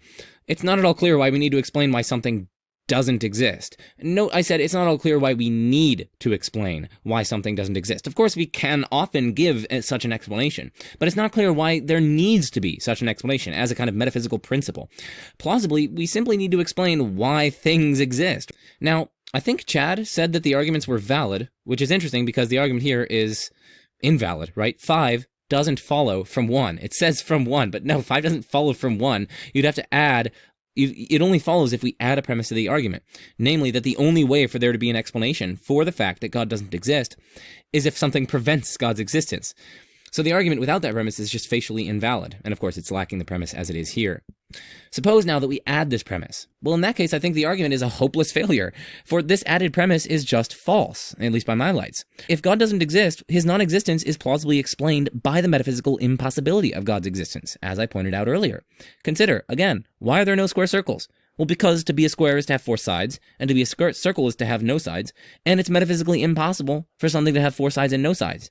Done. We've explained why there are no square circles. There's no need for some existing thing that somehow prevents square circles from existing. That one is super confusing to me. I'd have to think about that a lot. Well, this one, James Ross, right? That's the guy. Argument number 18, Christopher Weaver's modal cosmological argument. Let's skip this argument because it's virtually identical to Rasmussen. Yeah, I mean, I just want to say number 2 has the problem, like, why should we ontologically commit to there being sums? Indeed, why should we ontologically commit to there being facts? But there's also, again, there's another symmetry problem for premise 1 here. We could equally say there's possibly no cause, right? You could say if there's a sum of purely contingent facts, it possibly has a cause. You could equally well say, oh, well, it possibly doesn't have a cause. And that, of course, would be incompatible with traditional theism, as I've explained earlier. Premise 2 is deeply implausible, as we've seen. Why does there have to be, why does there have to be this thing that is the sum of purely contingent facts? That just seems implausible. And, of course, the conclusion here is perfectly compatible with naturalism, because there are perfectly respectable, naturalist-friendly proposals of the foundational, necessarily existent layer of reality. Take another shot. It is possible that there's a purely contingent totality event that has a cause. It is impossible. Well, first of all, events are things that contain only contingent things, according to them. So I think one is true. Well, they give 3 reasons. It follows from a general principle of causality. There's nothing about a totality of purely contingent events that's different from other purely contingent events. It's inductively safe. It's conceivable. Whatever's conceivable is possible. So they give some arguments for 1. Okay, premise 2. It is impossible that a cause of a purely contingent totality event is purely contingent. 3, if 1 and 2, then it's possible that there is a cause that isn't purely contingent. 4, if 3, then there is a necessary thing that can be a cause. And so 5, there is a necessary thing that can be a cause.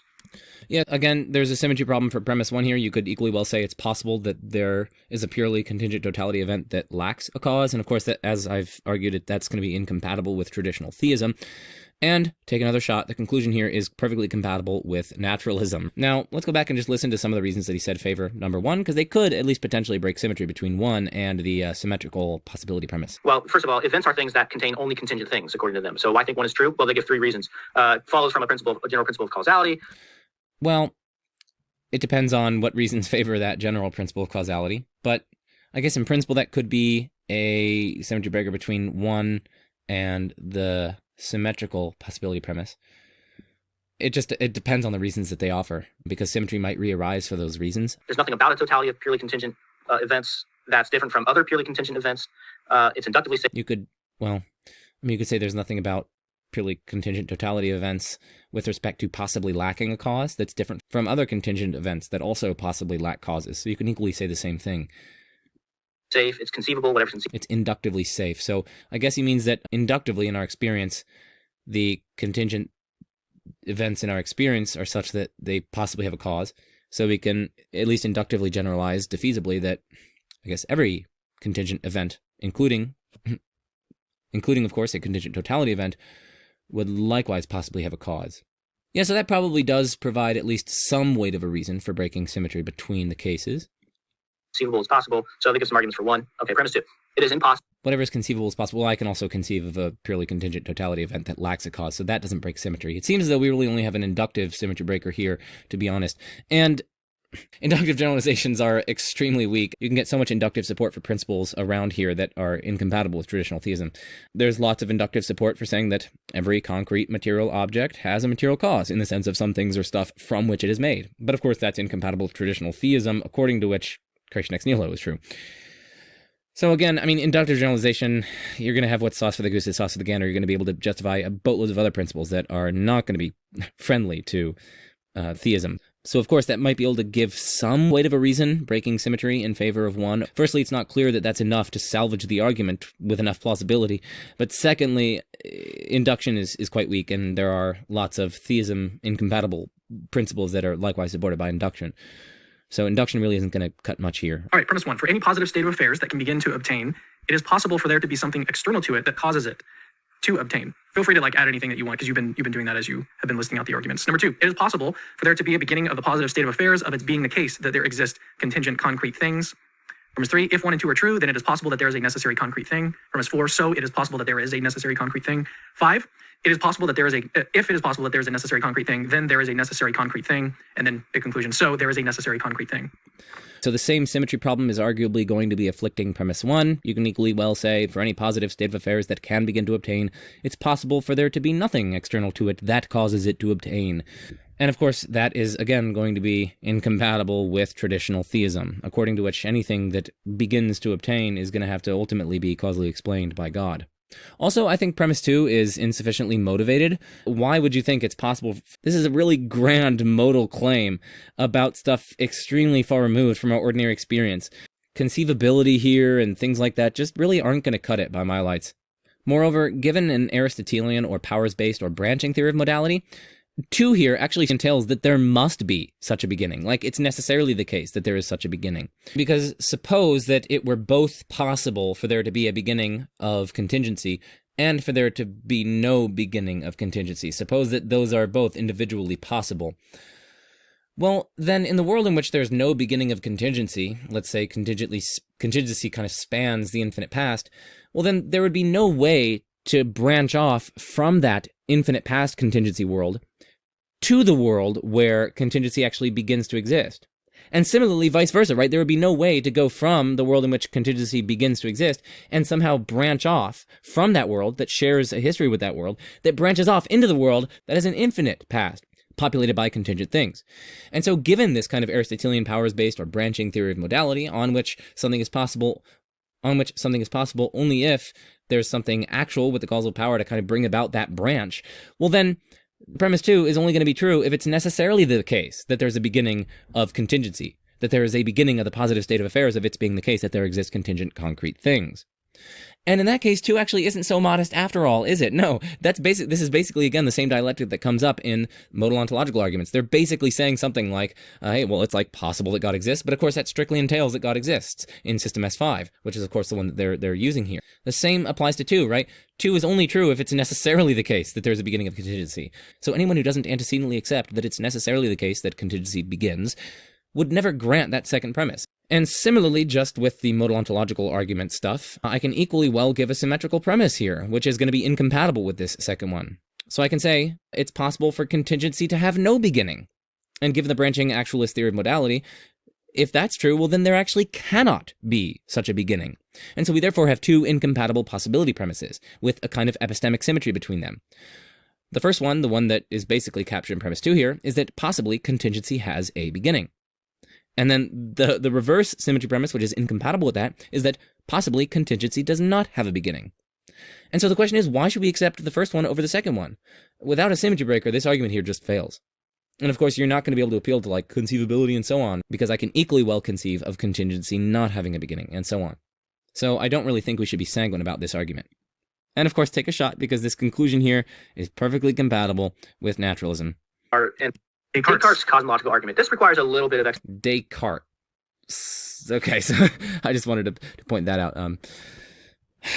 This is one of the most painful arguments of the bunch. Well, actually, it's not.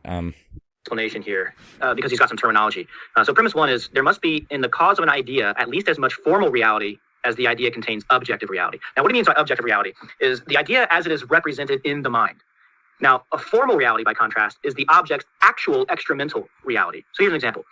An idea, according to Descartes, is like a painting. The objective reality is the painting itself, whereas the formal reality is what the painting is of in the world, like the landscape, the actual landscape. So the formal reality of the painting is more real than the objective reality of the painting. And the objective reality... Okay.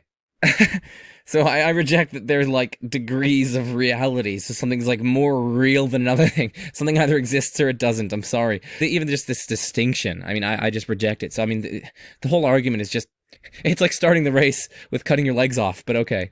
Reality can never be as great or as perfect as the thing itself. Okay, so 2, I have the idea of God. 3, my idea of God is the effect of some cause. 4, the idea of God has infinite objective reality. So the idea of God has a cause. with infinite formal reality, no finite substance, such as myself, can be the cause of my idea of God. Only an infinite substance can be the cause of my idea of God, so God exists. Yeah, so premise one seems to me just entirely unmotivated. Firstly, why must there be in the cause of an idea at least as much formal reality as the idea contains objective reality? The atheist could equally well say, no, this premise is false, precisely because, firstly, we have the idea of God.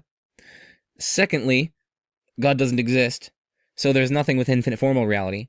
And yet, our idea of God is an idea of an infinite being, so it contains infinite objective reality, or whatever. So the atheist could just say, no, I mean, this argument itself inspires a counterexample to its first premise. But anyway, premise one, I just reject the metaphysics underlying this argument. And secondly, premise one, I just don't see any reason to believe it. Firstly, it seems unmotivated, and also it seems just extremely implausible.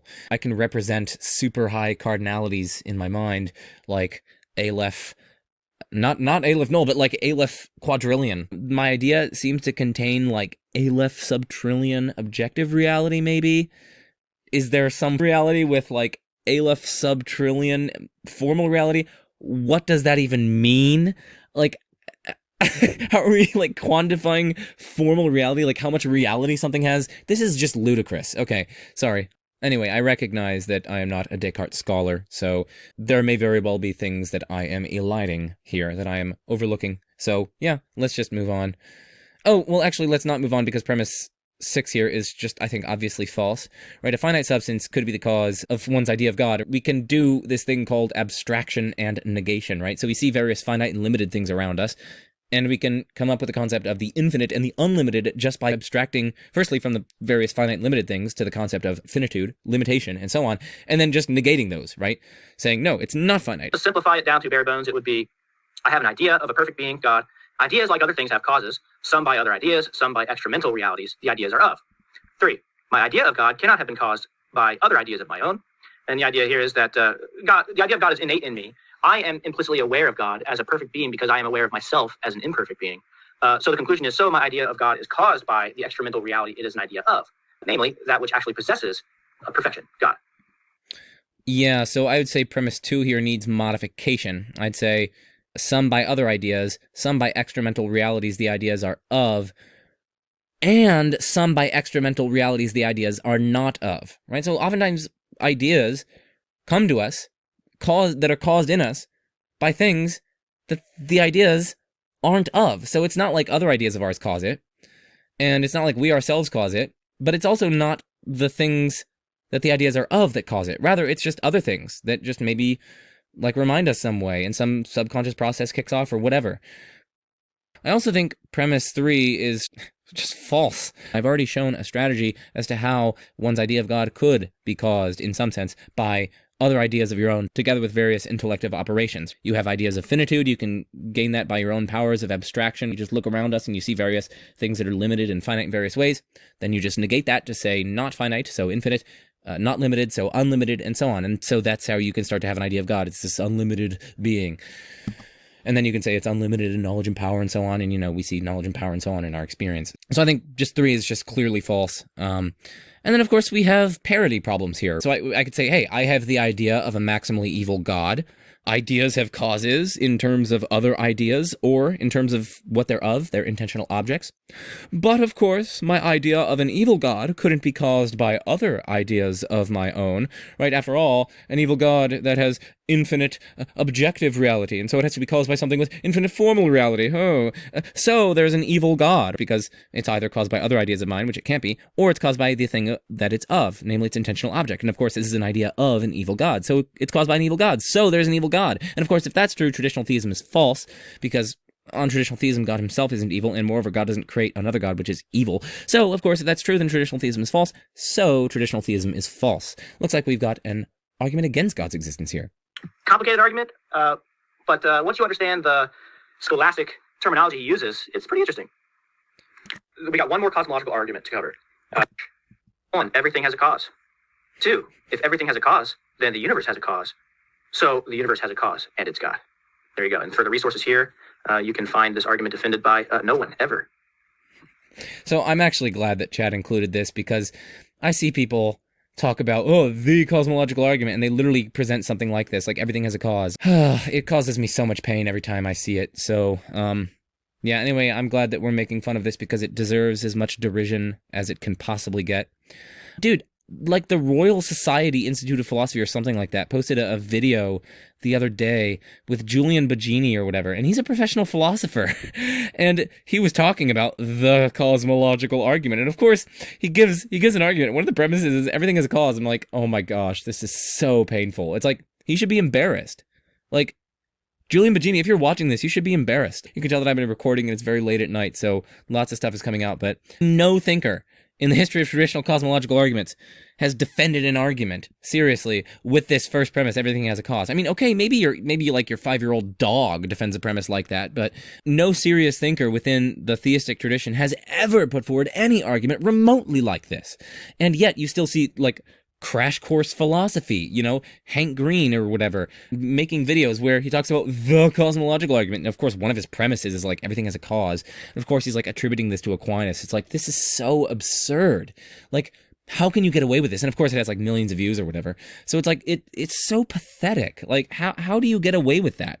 Anyway, sorry, off my high horse. We're actually done with the cosmological arguments. We're on argument number 21, and this one is from Anselm. Before getting into the various ontological arguments, I do want to say firstly to check out my Ontological Arguments playlist. Therein, I go through the modal ontological argument, I explain it in tremendous detail, I look at symmetry breakers, I look at the possibility premise, I look at Anselm's ontological argument, I look at Gödel's ontological argument, I look at Descartes' ontological argument, and so on. So definitely check out my Ontological Arguments playlist. And in fact, rather than go through the sort of more faithful to the text version of Anselm's argument, this is the classic ontological argument from Anselm in Proslogion 2. Let's just skip that one and go to the sort of... So, I'm not going to skip it. I think premise 1 is false because God doesn't exist in my understanding. No, the idea of God exists in my understanding. So that's one problem.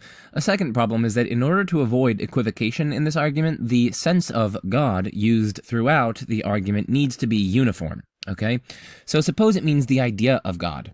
Well, then the conclusion, of course, doesn't entail that God exists. It only means that the idea of God exists in reality. But now suppose that it means like God himself, that is, the being God. God himself, that omnipotent, omniscient, morally perfect creator of the universe, whatever. In that case, however, premise 1 is quite overtly question-begging. It is equivalent to saying that there exists an X such that X is God and X is in the understanding and X is not in reality. But of course, to say this is to simply say, in part, that God exists. You're saying there exists an X such that X is God. And so premise 1 assumes the very thing in need of demonstration. Now, of course, this is not actually fully faithful to Anselm's text. In order to get 8 validly following, you have to say God does, in fact, exist in the understanding. And then you go on to say, okay, suppose he only exists in the understanding, but not in reality. And then you go on to conclude by reductio that no, it's actually false that God exists only in the understanding, but not in reality. And since he does, in fact, exist in the understanding, he must also thereby exist in reality. So you need an additional premise here to the effect that God does, in fact, exist in the understanding. So that's really the additional premise that I was targeting when I said, firstly, that that's false, because God doesn't exist in my understanding. The idea of God exists in my understanding, so it has a false premise. But even setting that aside, we have to talk about equivocation. And in the argument, we either mean the idea of God or God himself. If we mean the idea of God, well then, that has to be consistent throughout, and in which case the conclusion doesn't actually get us God's existence. It gets us that the idea of God exists in reality.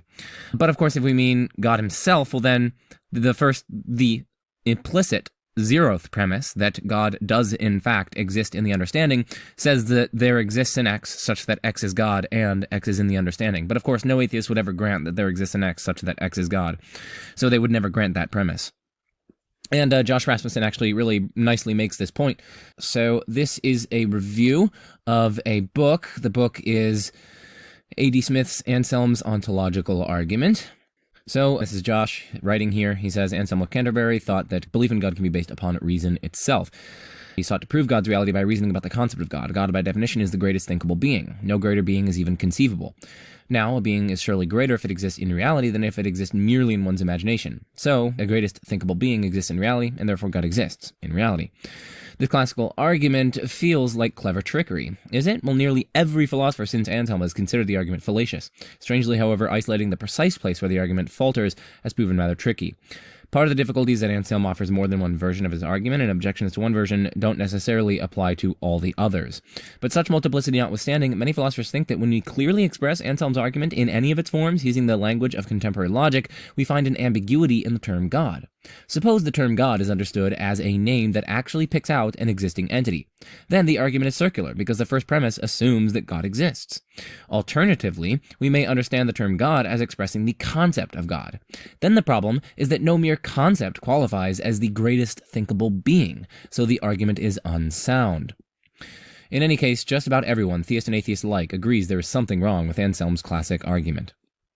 So anyway, that's a simple dilemma that kind of afflicts Anselm's ontological argument, this point about equivocation. We might try to avoid that by saying that we're just using one sense of God, but that we're talking about different ways or modes of being in which one single entity can exist, right? It can exist in a conceptual way, or it can exist in a real way. So it's one and the same entity, and it simply enjoys different modes or ways of being. Now, firstly, this is facially implausible. That just seems deeply implausible, at least by my lights. And it's actually borderline unintelligible, this talk about modes and ways of being. But secondly, it assumes ontological pluralism, and yet we should reject ontological pluralism. Ontological pluralism is the thesis that there's more than one way of being or mode of existence. There are different kinds of existence. Some things really exist, but other things don't really exist, but only conceptually exist. I don't know, it's really hard to make sense of, and it's really implausible, and I had Trent Merrick's on my channel again to talk about why we should reject that view. And thirdly, as a third response to this, I'm going to say, if it's one and the same being in each case, well then God himself, albeit God himself existing in a conceptual mode of being, depends upon my mind. But then a mode of being of God is dependent, right? And yet God is identical to whatever God has, per divine simplicity. And Anselm, of course, accepted divine simplicity. And so God is identical to any mode of being that he has. And so God is identical to this conceptual mode of being, assuming again that the argument is talking about one and the same being just existing in different ways, which it has to if it's to avoid equivocation. But in that case, God is dependent, because that conceptual mode of being depends on my mind, and moreover, God is identical to this conceptual mode of being because he's identical to everything that he has. But of course, that's incompatible with traditional theism. God is not a dependent being. And moreover, God would then be something intrinsic to but distinct from me, and so God would be a part of me, and yet that's incompatible with classical theism. God isn't a part of anything in creation. Lots of apophaticists might even reject this number 3. They might say, no, God is so transcendent that we can't even conceive of him. So that's another mode of criticism. Here's a still further mode of criticism. Premise 2 here is false. Existence in reality is greater than existence in the understanding alone. I think that is straightforwardly false. And let's look at Alexander Proust, explain why. So Alexander Proust, he says, it makes no sense to talk of the greatness of a non-existent being except hypothetically, as the greatness it would have if it existed. When we compare the greatness of things, we compare what the things would be like if they existed. Thus, when we say that Thor is greater than Hermes, we mean something like this. If Thor existed, he would be greater than Hermes would be if Hermes existed. And to exist is to exist in reality. But now take the crucial claim in Anselm's argument that it is greater for X. But now take the crucial claim in Anselm's argument that it is greater for X to exist in mind and in reality. But now take the crucial claim in Anselm's argument that it is greater for X to exist in mind and in reality than just in mind. This claim is simply false when we understand it in the hypothetical way. For we need to compare the greatness of the X that exists in mind and reality to the greatness that the X that exists only in mind would have if it existed in reality. But that's the same greatness. So Anselm's original ontological argument has just a clearly false premise 2, at least by my lights. Moreover, a still further criticism of Anselm's ontological argument derives from the distinction between encoded and attributed properties. And to bring out this point, we are going to listen to what I say in my 3K AMA. So this isn't actually my 3K AMA, it's a clip from my 3K AMA, but it's actually my video for ontological arguments in 12 minutes. I've put it on 1.5 times speed, and this is the criticism from the distinction between encoded and attributed properties. A third problem that I would say is one that Oppie's written on. He makes a distinction between encoded and attributed properties. He talks about this in his Stanford Encyclopedia of Philosophy article on ontological arguments. So Oppie writes, following Anselm, we might say that since you understand the expression smallest really existent Martian, there is in your understanding at least one smallest really existent Martian. However, in saying this, it must be understood that we are not actually predicating properties of anything. We aren't supposing that there is something which possesses the properties of being a Martian really existing and being no larger than any other Martian. In other words, we must be able to have a concept of or entertain the idea of a smallest really existing Martian without believing that there really are any smallest Martians. Indeed, more strongly, we must be able to entertain the concept of a smallest really existent Martian and to recognize that the property of really existing is part of this concept, while nonetheless maintaining that there are no smallest existent Martians.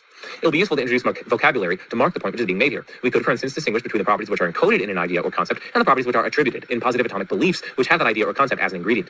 The idea, really existent Santa Claus, encodes the property of real existence, but it is perfectly possible to entertain this idea without attributing real existence to Santa Claus, that is, without believing that Santa Claus really exists. We can then apply this distinction to Anselm's argument. On the one hand, the idea, being than which no greater can be conceived, encodes the property of real existence. This is what the reductio argument from Anselm establishes, if it establishes anything at all.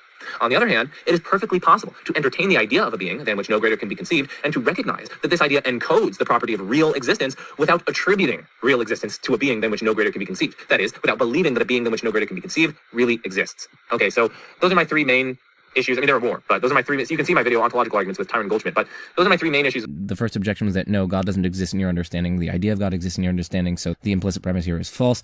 Another objection was that in order to avoid equivocation, you have to precisify what you are meaning by God, and you either mean the idea of God or God himself. In the first case, the conclusion doesn't get you God's existence, but in the second case, the argument is blatantly question-begging. So that's the second response. The third response is that it seems to rely on ontological pluralism, but we should reject ontological pluralism.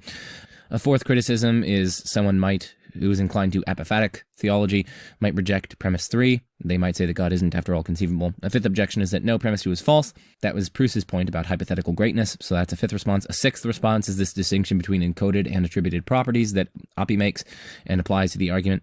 And now here's a seventh response. Everyone pronounces it differently, but what, Guanalo or Gonalo? Guanalo's greatest conceivable island parody. Now, I actually used to think that this argument failed, but one of Graham Oppie's recent publications, published in 2017, actually seems to have convinced me that no, it doesn't actually fail. So suppose that the greatest conceivable island, which of course the fool who denies such a thing, denies the reality of such a thing, understands, of course, and of course whatever is understood exists in the understanding, so the greatest conceivable island exists in the understanding. Now suppose that the greatest conceivable island exists in the understanding but not in reality. Well, existence in reality is greater than existence in the understanding alone. And, moreover, having all the properties of this greatest conceivable island plus existence in reality can be conceived, right? I can certainly conceive of this island existing. So, a being having all of this island's properties plus existence in reality is greater than this greatest conceivable island. Because, again, we're assuming that the greatest conceivable island only exists in the understanding. And yet we can conceive of one that exists in the understanding and in reality. And yet that would be better. So an island greater than the greatest conceivable island can be conceived. But that, of course, is absurd. Then you'd be conceiving of something greater than literally the greatest conceivable island. That's just incoherent. And so it's false that the greatest conceivable island exists only in the understanding, but not also in reality. And since it does exist in the understanding, it must also thereby exist in reality.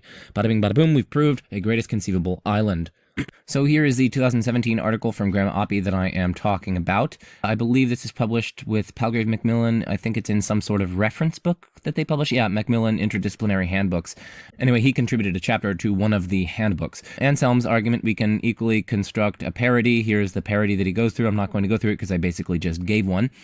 Now, Graham Oppie then points out how, it just seems obvious that there's a kind of epistemic parity with a T between them. There's a kind of symmetry between them. Now, Oppie also addresses the reason that I was hesitant to think that Gonalo's greatest conceivable island objection succeeds. So it's sometimes said that Gonalo's objection fails because there is, and can be, no such thing as an island than which no greater island can be conceived. For example, Plantinga says, the idea of an island than which it is not possible that there be a greater is like the idea of a natural number than which it is not possible that there be a greater, or the idea of a line than which none more crooked is possible. There neither is nor could be a greatest possible number. Indeed, there isn't a greatest actual number. And the same goes for islands. No matter how great an island is, no matter how many Nubian maidens and dancing girls adorn it, there could always be greater, one with twice as many, for example. The qualities that make for greatness in islands, number of palm trees, amount and quality of coconuts, for example, have no intrinsic maximum. That is, there is no degree of productivity or number of palm trees or of dancing girls such that it is impossible that an island display more of that quality. So the idea of a greatest possible island is an inconsistent or incoherent idea. It's not possible that there is such a being. It's this response that the great-making properties of an island don't have any intrinsic maxima. But there are a number of problems with this. Here are 6 replies. So first, surely, at least for Christians, they want to say that God's being Trinitarian is one of God's great-making features. What, you think that that makes God worse or doesn't even at all contribute to his value? No, that's one of the central aspects of Christianity. But then, the number of divine persons in which God exists likewise admits of no intrinsic maximum. Plantinga's response here would equally apply to the greatest conceivable being, at least with respect to Christianity, because this great-making feature of God, namely the number of divine persons, that's a quantitative feature. It's the number of divine persons. And so just like the amount of coconuts, or the number of coconuts, as he should have said, it's not an amount. An amount is a mass noun rather than a count noun. He should have said the number of coconuts. I myself make that mistake quite often. But anyway, set that aside. The number of coconuts, that's a quantitative attribute. It doesn't have any intrinsic maximum. You could always, in principle, have one more coconut, let's say. You could just add 1 to the number of coconuts. Maybe it's 100,000. You could have 100,001. But of course, the exact same is true of the number of divine persons. That's a quantitative attribute. God exists in exactly 3 persons, not 4, not 5, not 6, not 7. And so the number doesn't admit of any intrinsic maximum. Similar things can be said about the strengths of God's reasons and desires. So God desires some things more than he desires others. For instance, he desires that at least some people be saved more than that he desires that no people be saved. He desires to bring about great goods more than he desires not to bring about great goods, and so on. If you deny this, if you say that all of God's desires are like literally infinitely intense, then you completely gut theism of its explanatory power. Then you're not going to be able to generate any predictions whatsoever, because literally anything that God could potentially desire, he desires to an unlimited degree. And so we are left completely in the dark as to what he would in fact do, because his preference structure wouldn't then generate any predictions about which among the infinitely many things that he could desire, like the infinitely many goods that could possibly obtain. We have no guidance here whatsoever. Moreover, a perfectly rational being would have a preference or desire structure which tracks objective values and the relative weights of them. So some worlds are going to be objectively more valuable than others. So some possible worlds are such that they have lots of people living very happy and flourishing lives, whereas some other worlds are going to have only a couple people living very, very mild lives. The former world is much more valuable than the latter world. And so a perfectly moral and perfectly rational being should have a preference structure or desire structure which is such that the perfect being desires the world that's better than the other world. It desires it more than the other one. It would be absurd to say that God desires these two equally. That would just be absurd. And so, God's desires and the very strengths of reasons for which he acts, those also, in some sense, emit of degrees. And these are, moreover, great-making features of God. It is a great-making feature of God that he has a perfectly rational, perfectly good preference structure that accurately maps and tracks the objective values of things and how they compare with one another. And so the exact same thing that Plantinga is pointing out here with respect to islands is also true of God. Various great-making features of God are also such that they are degreed or quantitative, and they don't admit of an intrinsic maximum. God doesn't hit that intrinsic maximum because sometimes, to be perfectly rational, you have to desire some things more than others, or the degree to which you have reason to do one thing is stronger than the degree to which you have reason to do another thing. So that's the first response. It's just that the exact same point that Plantinga is making with respect to islands also applies to at least the Christian God, and I've argued the theistic God more generally with respect to strengths of reasons and desires. Second, Plantinga here is seeming to suggest that the coherence of an idea requires the possibility of its referent, right? He's saying, no, there neither is nor could be a greatest possible number. And he's trying to conclude from this that, no, the idea is either inconsistent or incoherent or whatever. But if a condition on being a coherent idea is the possibility of its referent, or if the coherence of an idea requires the possibility of its referent, then the coherence of the idea of the greatest conceivable being similarly requires the possibility of a greatest conceivable being. But we already know by the modal ontological argument that the possibility of a greatest conceivable being implies its actuality. And so Anselm's argument, per Plantinga's reply here, would require the coherence of the idea of the greatest conceivable being, which in turn would require the possibility of such a being, which in turn, given the standard system of modal logic S5, would require its actuality. But of course, in that case, affirming the coherence of the idea is simply to beg the very question at issue. It is to simply assume the existence of the greatest conceivable being in an argument attempting to demonstrate that very thing. A third response is another reason for thinking that it's unclear how God's various great-making attributes could hit intrinsic maxima. So, for instance, the intrinsic maximum of justice and mercy, it's difficult to see how God could hit their intrinsic maxima. You would think that a maximally just judge would not be lenient in any sense. It would divvy up punishments and rewards to people exactly in proportion to their merit or what they deserve. But of course, that's precisely what mercy doesn't do. Mercy gives, in some sense, less punishment than deserved, or perhaps more reward than deserved. So, a maximally merciful judge, it would seem, would not be a maximally just judge. And so it doesn't seem to be the case that God could hit the intrinsic maxima of justice and mercy. There would seem to have to be some kind of trade-off between the two. At the very least, this is a potentially problematic aspect of Plantinga's response on behalf of Anselm's argument in response to the Guanalo parody. Anyway, that's the third point. The fourth point in response to Plantinga is that it's unclear whether admitting of higher quantities or degrees of great-making features would automatically make the island better. Perhaps there's an ideal, unique concoction of quantities and degrees of great-making features. Maybe there is actually a precise number of coconuts and a precise size of the island and so on, which is the ideal, unique concoction of quantities and degrees which render it the best possible, indeed the best conceivable island. Nothing Plantinga says rules this out, and yet he would need to rule it out in order for his defense of the argument to succeed. Fifth, we can just modify the island example in the following way. Instead of focusing on the greatest conceivable island, we can focus on the island that is the greatest conceivable simply with respect to its existential status, that is, the way in which it exists and whether it exists. This completely avoids the intrinsic maximum point, because we're not talking about the greatest conceivable island as such, we're talking about that island which is simply the greatest conceivable with respect to its existential status. And you're going to be able to conclude that the island in question exists, but you're also going to be able to prove the existence of basically anything. You can talk about that unicorn, which is the greatest conceivable simply with respect to its existential status. And so if the unicorn, which is the greatest conceivable with respect to its existential status, didn't exist, well then we could conceive of one that is better with respect to its existential status, which is absurd. This is the greatest conceivable unicorn with respect to its existential status. And so we can prove the existence of basically anything, so it seems.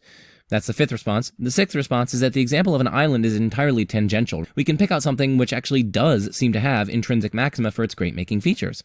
So consider a solo omniscient being. A solo omniscient being is a necessary being who, by nature, has exactly one ability: to know the truth values of propositions. Given this, the idea of the greatest conceivable solo omniscient being is perfectly coherent. Unlike an island, which has various great-making capacities that admit of higher quantities and degrees, a solo omniscient being has only one great-making capacity, and that capacity has an intrinsic maximum, namely omniscience, that is, knowing the truth value of every proposition. And we can then run the argument with a solo omniscient being. We can run a parity argument with a solo omniscient being. It exists in the understanding, because you understand it, and whatever is understood exists in the understanding. And moreover, it would be a better solo omniscient being if it existed in reality than if it just existed in the mind. And so if it didn't also exist in reality, we could conceive of a greater solo omniscient being than the greatest conceivable solo omniscient being, which, of course, is absurd, and hence such a thing actually exists in reality. But that, of course, that's an absurd parody, just like the greatest conceivable island parody. For starters, it implies that God isn't the only necessary omniscient being, which is incompatible with traditional theism, and moreover, we can also now prove infinitely many such beings. We can just consider a solo omniscient -1 being, which is a being just like a solo omniscient being, that is simply by nature unable to know one specific truth. This being, too, has great-making features not admitting of an intrinsic maximum. It's impossible for such a being to know that specific truth that it doesn't have, and so it's no mark against its greatness as a solo omniscient -1 being that it doesn't know it. So again, we still have absurd parodies in the neighborhood, even if we grant Plantinga's point about, okay, fine, maybe islands have great-making features which admit of greater quantity or greater degree, and that this somehow debars there from being a coherent idea of the greatest conceivable island. Even if we granted in that, which I've argued that we shouldn't, we can still run parody arguments that generate absurdities. So here's what Oppie says in response to Plantinga. Note, however, that it is supposed to be uncontroversial that the words "that than which no greater can be conceived" are understood. If we are going to enter into controversial philosophical arguments about whether words are, in some technical sense, coherent, for example, whether they refer to something that could possibly exist, then it is controversial whether the words "that than which no greater can be conceived" are understood. There are plenty of controversial philosophical arguments for the conclusion that the words "that than which no greater can be conceived" are incoherent in relevant technical senses. It is, for example, highly controversial whether the words "that than which no greater can be conceived" refer to something that could possibly exist. And I add here that no atheist would ever grant that it's even possible, given what we know from the modal ontological argument debate. It's also worth noting that it is controversial whether considerations about an intrinsic maximum suggest that there is a more serious worry about the coherence of the words "that island than which no greater can be conceived" than there is about the coherence of the words "that being than which no greater can be conceived. On the one hand, greatness for islands involves trading off a whole lot of considerations, including size, ecodiversity, population, and so forth. An island than which no greater can be conceived will not be too large, nor too crowded with palm trees, nor too crowded with people. That there is no intrinsic maximum to size, or number of palm trees, or population provides no reason to suppose that we cannot coherently speculate about islands than which no greater islands can be conceived.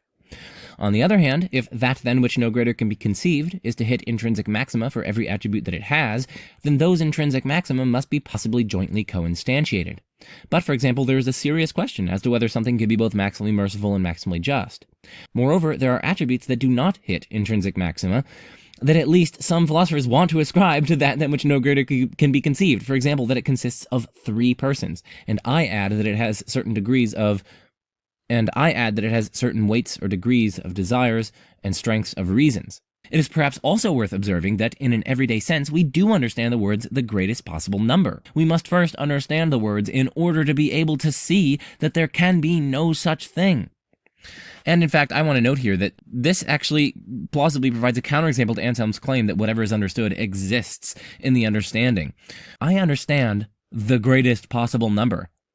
Does it follow that there actually exists a greatest possible number in my understanding? Okay, if it does, what number is it? Tell me. Anselm's argument fails quite drastically, and so in addition to the plethora of objections that I've already leveled to Anselm's argument, I think I leveled 6 or 7. I don't think the response from there being no intrinsic maxima from planning it, I don't think that succeeds.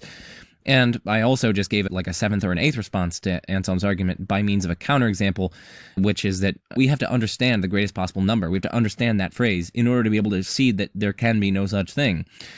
But, of course, given Anselm's argument, whatever is understood exists in the understanding, so it would follow that there literally exists the greatest possible number in my understanding. And that just seems absurd. No, there's no such number in my understanding.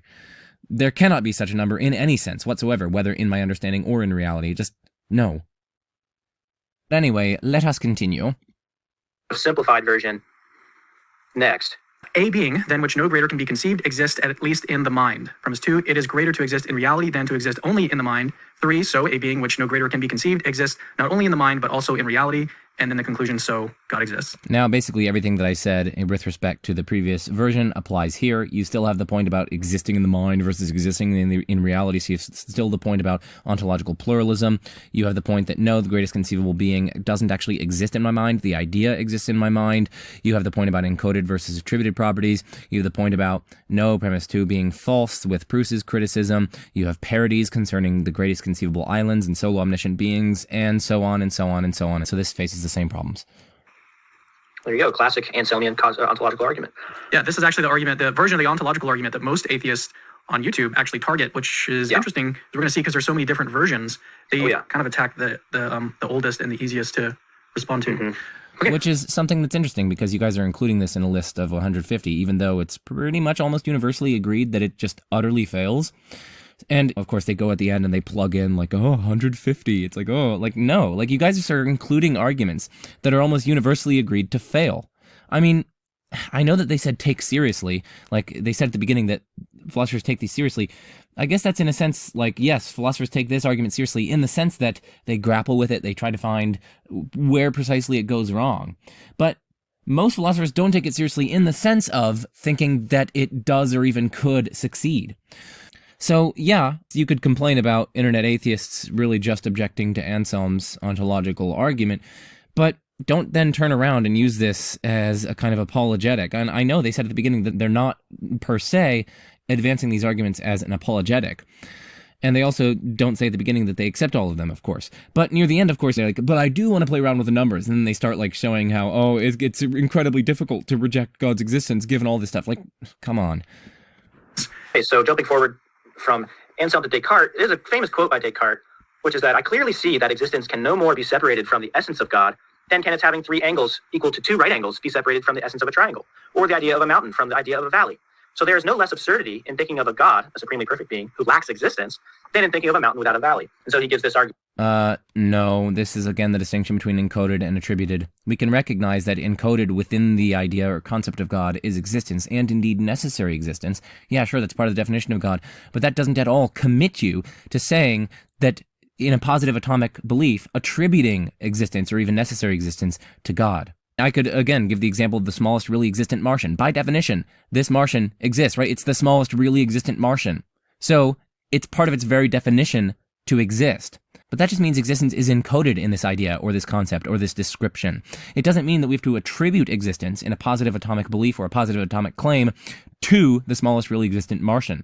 And of course, there are no Martians, so there is no smallest really existent Martian, despite the fact that I can clearly see that existence can no more be separated from the essence of what it is to be a smallest really existent Martian.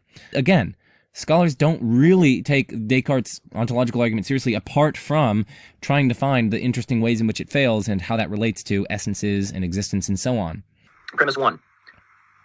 If I cannot conceive of X without Y, then Y belongs to the nature of X. 2. I cannot conceive of a supremely perfect being without existence. So, existence belongs to the nature of a supremely perfect being. 4. If existence belongs to the nature of a supremely perfect being, then a supremely perfect being exists. 5. A supremely perfect being exists. So, premise 4 is false. Here's one way to see it. If I cannot conceive of X without Y, then Y belongs to the nature of X. I cannot conceive of a smallest really existent Martian without existence. If you're conceiving of a smallest really existent Martian, then if you haven't conceived of it as existing, then you failed to conceive of it, because I specified in that idea that it's a smallest really existent Martian. Therefore, existence belongs to the nature of a smallest really existent Martian. What it is to be a smallest really existent Martian is to really exist. That's part of its definition. It's part of its content as an idea or a concept or definition.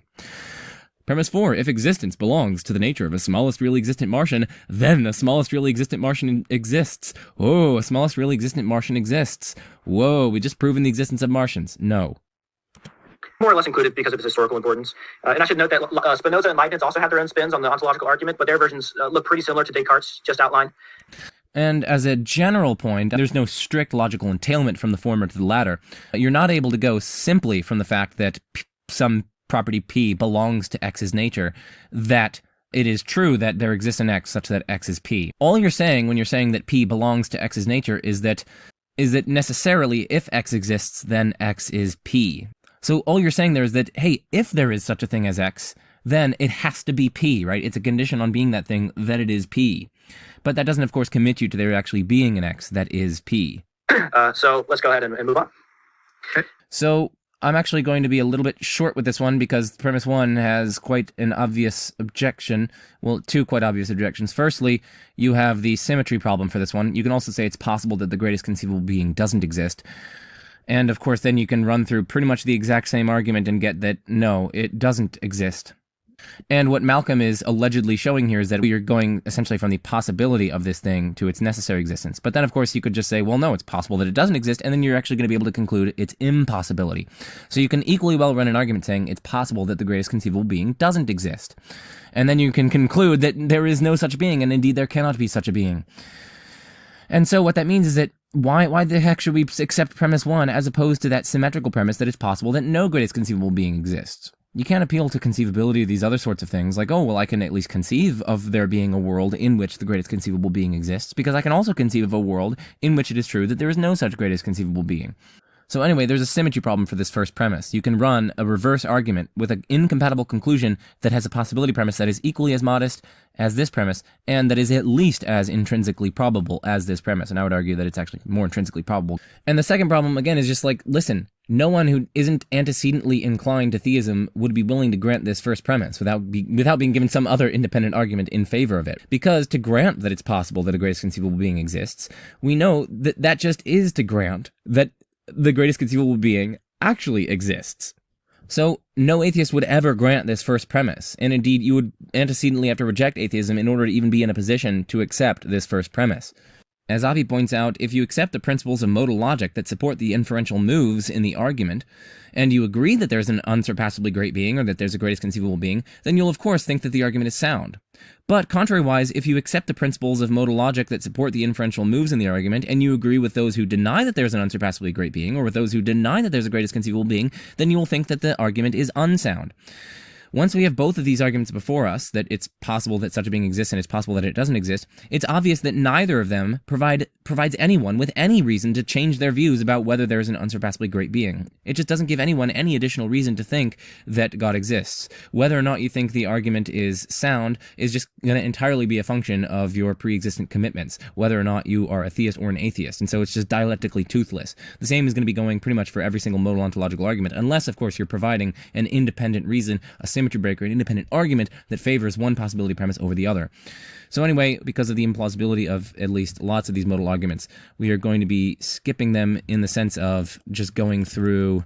Yeah, here, let's look at this one, because this one is actually interesting. So anyway, here is Anselm's, or at least a construction of Anselm's Proslogion 3 argument. I know some people say Proslogion. Formulation, where Plantinga and others sort of distilled Anselm's other argument down into this. Either God's existence is logically impossible, or it is logically necessary. If God's existence is logically impossible, the concept of God is contradictory. The concept of God is not contradictory, so God's existence is logically necessary. Yeah, so I think premise 1 is false by my lights. Logical impossibility is a matter of a sentence either being of the form P and not P, or else logically entailing by dint of its formal structure a sentence of the form P and not P. Given this, I simply reject that either God's existence logically entails a statement of the form P and not P, or God's non-existence logically entails a statement of the form P and not P. So I don't think either of those is strictly logically inconsistent. I think this is a question of metaphysical possibility and metaphysical necessity, not logical impossibility and logical necessity. Logical impossibility and logical necessity are matters of the form of sentences, whether or not they are either of the form P and not P, or else entail, by dint of their logical structure, by dint of their abstract form, some statement of the form P and not P. But I think God's existence is a metaphysical matter. It's a question that isn't going to be settled by purely logical grounds. You're going to have to go to different metaphysical principles and so on, and you're going to have to ask, is God's existence metaphysically possible? And I think, yes, God's existence is either metaphysically impossible or metaphysically necessary. That is, either God exists in all possible worlds or he exists in none, and where a possible world is just a total or complete way that reality could be. But I reject premise 1, and I think it's really implausible that a strict logical contradiction is going to be entailed either from God's existence or God's non-existence, provided that you can give a consistent specification of what you mean by God. Premise 3 here is actually somewhat difficult to justify, so it really does depend on your concept of God, but we should at least be wary that it is somewhat difficult to justify, since there's always the looming epistemic possibility that there's a contradiction that you simply haven't yet discovered. We have to keep in mind the distinction between not seeing a contradiction within a concept, or being able to tease out a contradiction from a concept, and actually positively seeing that there is no contradiction. That's a crucial distinction. There's a distinction between not seeing a contradiction, or not being aware of some contradiction, and actually seeing that there is no contradiction, and being aware of the fact that there is no contradiction. And it's difficult to disentangle those. So even if you don't see a contradiction in a concept, it doesn't follow that it doesn't actually have a contradiction. It doesn't even follow that you see that there is no such contradiction. And of course, I think that this argument is susceptible of parody. We could just talk about atheism. No, I'm not even talking about naturalism, or not even materialism. We could be thinking of some sort of mystical, non-theistic Neoplatonism. But my point is just that let's just talk about atheism, just the strict denial that there is such a thing as a God. Let's say an omnipotent, omniscient, morally perfect creator of the universe or whatever. So I can then say atheism is either logically necessary or logically impossible. But atheism is logically impossible only if it entails a contradiction. But atheism doesn't entail a contradiction, so we can conclude that atheism is logically necessary. And you see here, this ontological argument is starting to push into more contemporary terrain, which we'll get into. Formulation of Anselm's other argument. And it's... All right, so look at premise 7 here. This is why I'm going to skip this one. It says it's not the case that necessarily a perfect being does not exist. This is literally saying it's possible that a perfect being exists. And of course, I've already went through why this is just the dreaded possibility premise. This is going to face a symmetry problem, and moreover, no non-theist would ever grant this without being given some further independent reason. Madels, look, it's possible that a perfect being exists. Okay, it's possible that a perfect being doesn't exist. So this suffers from the same problem. So let's continue. Anselm's other argument. Where he discovers a third argument in Anselm. And it goes like this. This is the next slide here. If anything that cannot be conceived to be caused can be conceived to exist, it actually exists. God can be conceived to exist, but cannot be conceived to be caused. Therefore, God actually exists. So the person who wrote the book may have anticipated what I'm about to say, but at least prima facie, I reject premise 1. Consider the following. This is a concept that I'm going to give you. An uncaused unicorn, okay? That's the concept. It's a unicorn that is essentially uncaused. Now, I can't conceive this thing to be caused, because then it would be a caused, uncaused unicorn. That just, no, that doesn't make any sense. So I can't conceive this thing to be caused. I don't know what it would be for an uncaused unicorn to be caused. That's contradictory. So I can't conceive of an uncaused unicorn to be caused, and yet I can conceive of an uncaused unicorn to exist. It's not that difficult. I can conceive of unicorns to exist, and I can conceive of there being absolutely nothing within a given reality that could cause it to exist. So I can conceive of an uncaused unicorn. Does it follow that an uncaused unicorn actually exists? No, it doesn't. Alright, so I reject premise 1, at least prima facie. Also, it's not 100% clear to me that I cannot conceive God to have a cause. Again, it might depend on your conception of God, but hey, if God is Trinitarian, well then, it seems as though I can conceive of a Unitarian being or something like the Neoplatonic one that causally sustains the three divine persons together into a unified single Godhead. I don't know. There doesn't seem to be anything incoherent about that. Now, of course, you might, pack into your definition of God. Okay, God is uncaused. Okay, fine. That would be a way to get around it. But then, of course, I'd probably fall back on my point about, I could still just equally bake into a definition of a unicorn that it's an uncaused unicorn, and then we have a counterexample to premise 1. Also, arguably, this seems to prove too much. It would seem to be able to deliver us polytheism, for instance. So I could run the argument with the theistic Hindu God, with the Unitarian Christian God, with the Muslim God, with the Trinitarian God, with a Binitarian God, with a Tetratarian God, with non-classical theistic God, with the classical theistic God, and so on. Because all these things are different descriptions of God, they will be ase, they can't be conceived to be caused, they're perfect beings aren't causally dependent on another, so I can't conceive them to be caused, and yet I can conceive all these things to exist. It's not as though, like, Hinduism is inconceivable, or Unitarian Christian theism is inconceivable, or Islam, the truth of Islam is inconceivable, or the truth of Judaism is inconceivable, or a Binitarian God is inconceivable. No, not at all. So I can conceive these things to exist, and moreover, they cannot be conceived to be caused. Does it follow that the Hindu God exists, that the Unitarian Christian God exists, that the Muslim God exists, that the Trinitarian God exists, that the Binitarian God exists, and all this infinities of gods, the non-classical theistic God, the classical theistic? No, that doesn't at all follow.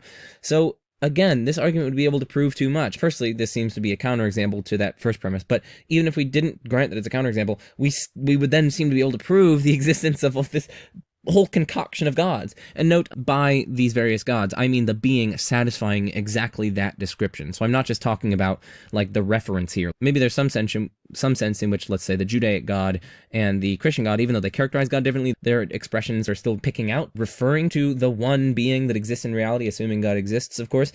But that's not what I'm talking about when I say the Islamic God, the Judaic God, the Trinitarian God, the theistic Hindu God. I'm actually talking about a being satisfying exactly that description. And moreover, I can conceive of a being satisfying exactly that description. I cannot conceive each such being to be caused, and I can conceive them to exist. And so it would follow that each such being satisfying exactly those descriptions actually exists.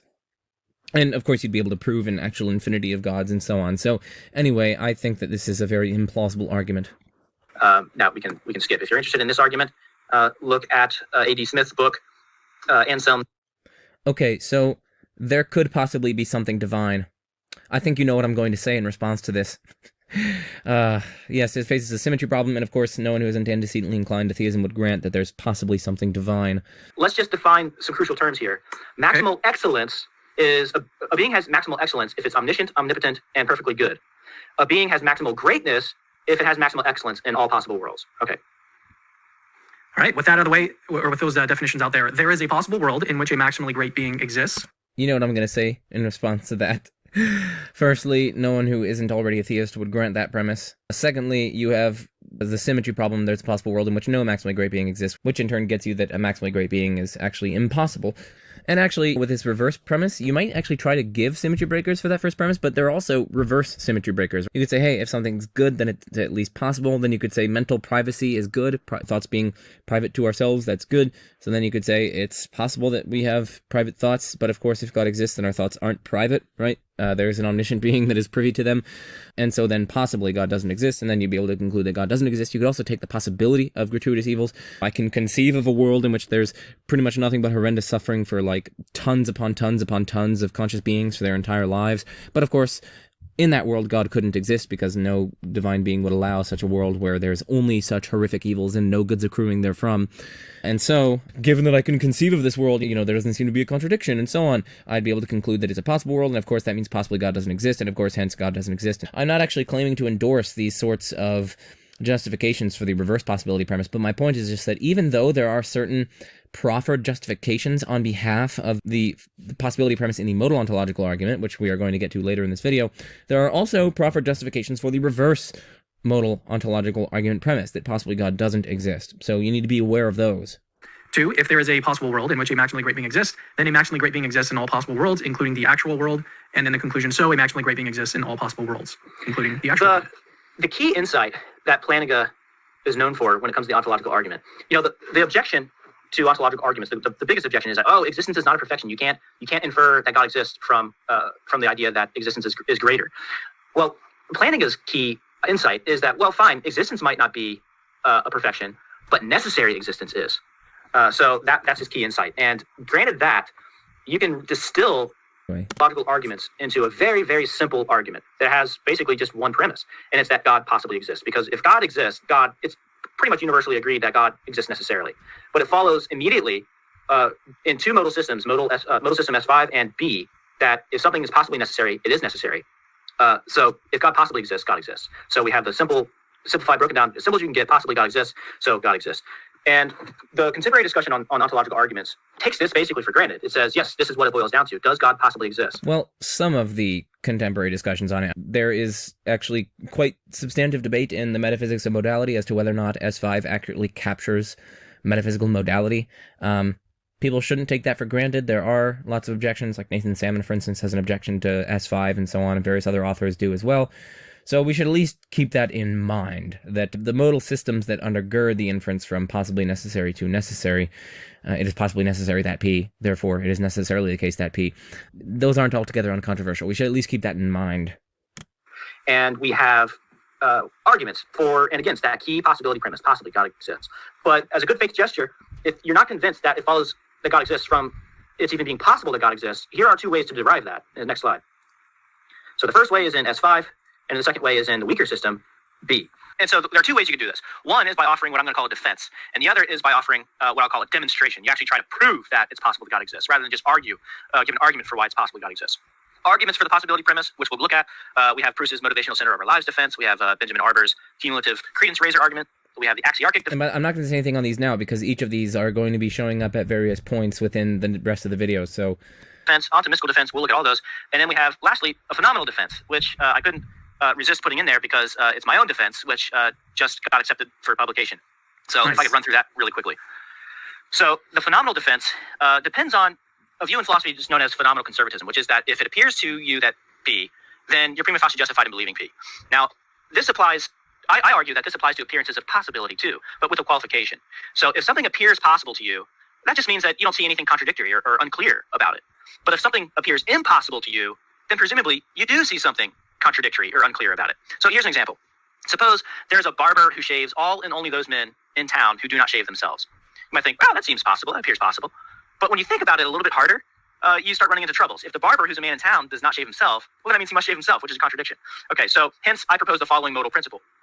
I am prima facie justified at face value, in believing P is possible based on its appearing possible to me, if and only if it's reasonable to believe that if P were impossible, it would probably appear impossible upon further reflection, just like in the barber example. So I apply this to the ontological argument and say, look, it appears possible that God exists. It's reasonable for me to believe that if it were impossible that God exists, it would probably appear to me that it's impossible that God exists upon further reflection, but it doesn't. When I further reflect on God's existence, nothing seems impossible or unclear about that, contradictory about that, so I'm justified in believing God possibly exists. So there is a lot to say here. This is, again, in one of Chad's papers, and I actually looked at the paper a long while back, so I forget the specific details and the objections that he considers. So I'm just going to be giving my thoughts here, and I don't claim that Chad is unaware of these sorts of responses or whatever, but these are my comments from my current epistemic vantage point. So first, premise one is at least potentially quite problematic. I mean, for starters, do we really have seemings or appearances of these grand metaphysical claims extremely remote from our ordinary experience that are like highly ramified and highly theory-laden? It's not clear that we do. When I pick out like certain particular claims, hey, torture is bad or something like that, well, yeah, that appears to me to be true, and indeed, arguably that appears to me to be necessarily true. But if you're getting into like really highfalutin, highly theoretical claims like torture is necessarily bad in virtue of this particular consequentialistic moral theory developed by this one particular person in this paper or whatever, I start to think, no, I don't really have a seeming or an appearance of that. I mean, yes, I have a seeming or appearance of the necessary badness of torture or something like that. But when you start to get really highly ramified or highly theory-laden, these like super specific theory-laden descriptions of the phenomenon in question, ones that are very remote from ordinary experience and so on, it's really hard for me to see how we actually have positive appearings and seemings with respect to the truth of such highly ramified theory-laden claims. How would you distinguish having this, let's say, appearance or this seeming from simply not having the appearance of God's impossibility? There's a distinction between it appearing to be the case that God possibly exists versus simply not having the appearance of God's impossibility. For me, phenomenologically speaking, I don't know how to differentiate those. Let's talk about a concrete example. Before we discovered that water is H2O, and someone was considering the claim that water is H3O, they might have said, oh yeah, it appears to me that water is possibly H3O.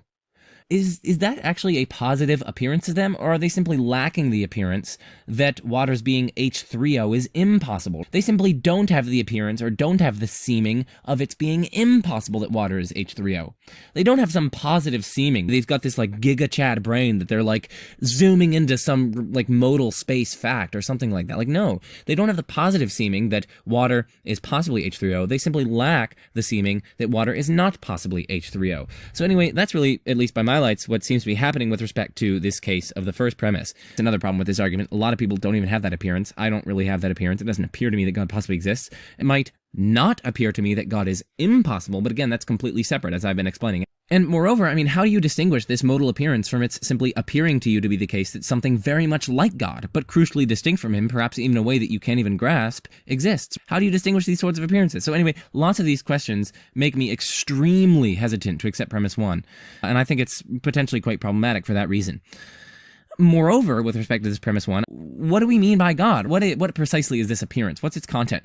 If you're saying by God here, we mean an omnipotent, omniscient, morally perfect, necessary thing, which you would need to say because this is in the context of the modal ontological argument, so you need to have the possibly necessary. Does it really appear to you that it's possibly the case that such an omnipotent, omniscient, morally perfect, necessarily existent thing exists? I mean, it starts to become super unclear whether this thing is possible once you flesh out its various attributes. Once you say, like, okay, by God, I mean something that's omnipotent, omniscient, morally perfect, and so on. And of course, then you're asking, hold on a second, what's omnipotence? And then, of course, you get into the weeds of trying to analyze omnipotence, like, oh, he can do anything. Well, can he make a square circle? Okay, no, he can do anything metaphysically possible. Well, it's metaphysically possible to sin. Okay, he can do anything metaphysically possible consistent with his nature. But then consider McEar, which has only one causal power, like scratching its ear. That thing can do anything metaphysically possible consistent with its nature, but yet it's not omnipotent. So like, you start to get into all these different weeds. Once you start fleshing out what we mean by God, it becomes extremely unclear whether such a thing is possible. Like, I just start to throw up my hands and say, listen, absent further considerations, I have no clue whether such a thing is metaphysically possible, and the appearance of its possibility or its impossibility or whatever, those go away with like further specifications of what exactly we're talking about. So anyway, I think premise one is potentially very problematic. And by my lights, premise two is actually also questionable and indeed implausible by my lights. We're in the context of highfalutin, highly theoretic claims, highly theoretic matters extremely far removed from ordinary experience in a domain that intersects basically every single area of human inquiry. God's existence, that touches, as this video points out through all of its arguments, it touches epistemology, metaphysics, ethics, logic, sociology, linguistics, anthropology, economics even. Like, it touches all these different domains. So it's firstly a highly theoretic matter. Secondly, it intersects basically every single area of human inquiry. And so why then should we think that impossible things in this domain, in the domain of philosophy of religion, and in particular God's existence, why should we think that they would probably appear impossible to us on reflection? Think about how many impossible things are such that it is extremely difficult to discover their impossibility. And even when we do discover their impossibility, it still doesn't really seem or appear to us as a kind of phenomenological appearing. They don't appear or seem to us as impossible apart from going through those kind of long, complicated derivations. So for instance, in one of my classes, we did certain proofs of the soundness and completeness of first-order propositional logic. Now, it's necessarily the case that first-order propositional logic is sound and complete, so it's impossible for it not to be sound and complete. But I don't have any appearings on that whatsoever, and the only reason why I accept it is because of these like super complicated derivations in arguments that we had to go through. So this is a case where the domain is highly theoretic and abstract. Now, in such contexts, it doesn't seem to be the case that, let's say, the unsoundness and incompleteness would even appear to me as impossible if they were impossible, which they in fact are, of course. But why think that the case of God would be any different to this case? Both are highly theoretic domains, highly abstract domains. They intersect with lots of really complicated areas of human inquiry and so on. Why then should we think that if God's existence were impossible, it would probably appear to you that it's impossible upon further reflection? Think also about the falsity of Gödel's incompleteness theorems, or the truth or falsity of Goldbach's conjecture, or, again, Russelian set paradoxes. Like Frege and Cantor and Peano and so on, they didn't see the contradiction in the relevant systems, even when they reflected on the relevant systems and so on. Think about whether P equals NP in the context of mathematics and so on. Like, there are so many different cases where things that are impossible wouldn't appear to us to be impossible upon reflection, despite the fact that they are impossible. It seems as though God would be more like these cases than others, given the highly abstract nature of this, given how it intersects with so many different domains of human inquiry, and so on. I mean, the most brilliant minds on Earth haven't figured out the impossibility of boatloads of things like this, even on extremely protracted and intense reflection. And so what I say is, why think God is any different? If anything, it seems that God would be even more difficult to be discovered as impossible, even if he were impossible, given, again, that it intersects so many different domains of inquiry and is intertwined with the entirety of one's worldview. I've given some reasons for being really hesitant about premise 1. I've given reasons to think that premise 2 is implausible. And also, we can think of a kind of symmetry argument here. I could equally well run the following argument. Hey, it appears to me that God possibly doesn't exist. It's reasonable for me to believe that if it's impossible that God doesn't exist, it would probably appear to me that it's impossible that God doesn't exist upon reflection. So, I'm prima facie justified in believing that God possibly doesn't exist. And of course, that supports the reverse modal ontological argument.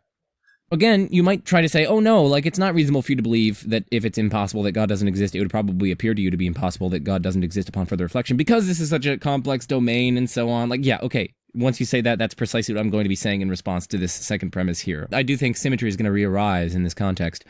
That's the first point with respect to symmetry. But secondly, we don't even have to focus on God's possibly not existing. It appears to me that gratuitous evils are possible. Or I could say that it appears to me that it's possible for there to be a world in which there are boatloads of conscious beings that just suffer horrendously, and there are no goods accruing therefrom, from their extreme suffering. Given Chad's definition that he said earlier, where it's like appearing to you that it's possible, he said something like, oh, it doesn't seem to be contradictory, it doesn't seem to be impossible. It doesn't seem to be the case that this sort of suffering-filled world is impossible.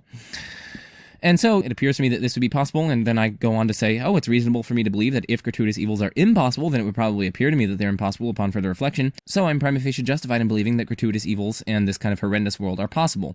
And yet, in such a world, God doesn't exist, because no perfectly loving God would allow such a world where there are horrendous evils that don't have any goods accruing therefrom. And so I'm prima facie justified in believing God possibly doesn't exist, which of course supports the reverse modal ontological argument. And the final point, let's say we even granted this third thing. You are prima facie justified in believing God possibly exists. Well, firstly, that's completely conditional on you having this seeming or appearing in the first premise. Lots of people don't seem to have it. And secondly, it's only a prima facie justification, so this is just lending some sort of super defeasible support to it. It could easily be overturned by boatloads of considerations. All you would need is some sufficiently weighty consideration against God's existence, perhaps even a prima facie consideration, which serves as a defeater for this prima facie justification. But anyway, I'm just talking about my vantage point on the epistemic landscape so that I can hopefully serve you and help you guys think critically about these sorts of questions. So, let us continue. That's that's super interesting. That's my own defense, yeah. Premise. And we have Gödel. Quicker. Yeah, so now let's move on to demonstrations of the possibility premise. Demonstrations? No. You just have various axioms that no atheist would ever grant. But okay, let's set that aside. Firstly, I'm a little bit sad, and, I can't really blame them, but I'm a little bit sad that the umlaut is not there, the Gödel. By the way, my mother's maiden name is like Gödel. It's spelled differently, but that spelling might have actually changed when a bunch of German immigrants came to the United States. Oftentimes, they change their names to make them kind of like Americanized. So, for instance, my mom's maiden name has the OE, which is the Americanized version of the O umlaut. So, who knows? Maybe I'm related to Gödel. No, I don't know. It's at least epistemically possible. It appears to me possible. Therefore, there's a possible... Oh, my goodness, never mind. So it depends on some definitions and some axioms, and he derives from the definitions and axioms 3 theorems, T1, T2, T3. And rather than go through all of those, let me just say that T1, T2, and T3 do follow from the definitions and axioms. No one disputes this. This has been demonstrated many times over, even by computers, okay? So T1, T2, T3 follow from the definitions and A1 through A5. The question is whether the axioms are true. And because the definitions are just like, you can just make any kind of definition that you want. Right. And so the drama really concerns the first 2 axioms. What is a positive property? That's the question. And is it a property that's better to have than not? Is it a property that doesn't detract from excellence, but its opposite does? So there's some debate here about that. Well, Alexander Proust, of course, he has a simplified version of... So I do want to comment on this specifically. So firstly, this A2 says that positive properties entail only positive properties. Now, again, as Chad said, there are lots of difficulties here with trying to pin down what exactly a positive property is. But it's something like a perfection, it's something like a great-making feature, a feature that makes its possessor greater. Maybe it necessarily makes its possessor greater than it otherwise would have been had it lacked the feature, or something like that. But there are potential counterexamples to this, that positive properties entail only positive properties. So, for example, consider various love-manifesting virtues. These seem to be positive, They seem to be great-making features, and yet lots of them actually entail boatloads of negative properties. Consider, for instance, courage. Courage is a virtue, but it strictly entails there being at least some sort of actual or purported threat to one. So one can in some sense be threatened in some way, and that is not a positive property, being susceptible to being threatened in some kind of way. But anyway, my point is just that there are at least some reasons for caution with respect to A2, that positive properties entail only positive properties. But really, I think that there are certain fundamental problems with Gödelian ontological arguments, and really, I think it's probably going to go down to A3, that the atheist is just going to reject it. Consider that the relevant notion of entailment here is that one property entails another property, just in case. Necessarily, if X has the first property, then X also has the second property.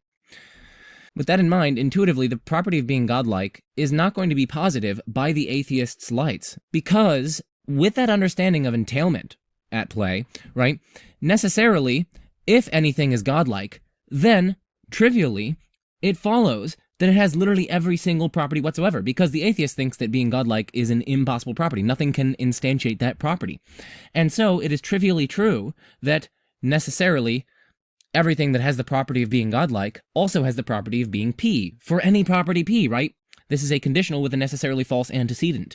And so what that means is that the conditional as a whole is necessarily true no matter what you plug in for the consequent property. And so what that means is that being godlike entails being super duper vicious and super duper horrendous, and also wanting to torture people as much as you can, wanting to maximize torture. It entails all of these sorts of things. And so in that case, no, that's not a positive property. And moreover, if we keep in mind A2, and if we accept, yeah, fine, it's a condition on positive properties that they entail only positive properties, well then of course no atheist is going to accept this. We already know, given modal ontological argument considerations, that the atheist doesn't grant that being godlike is possible. They actually think it's impossible.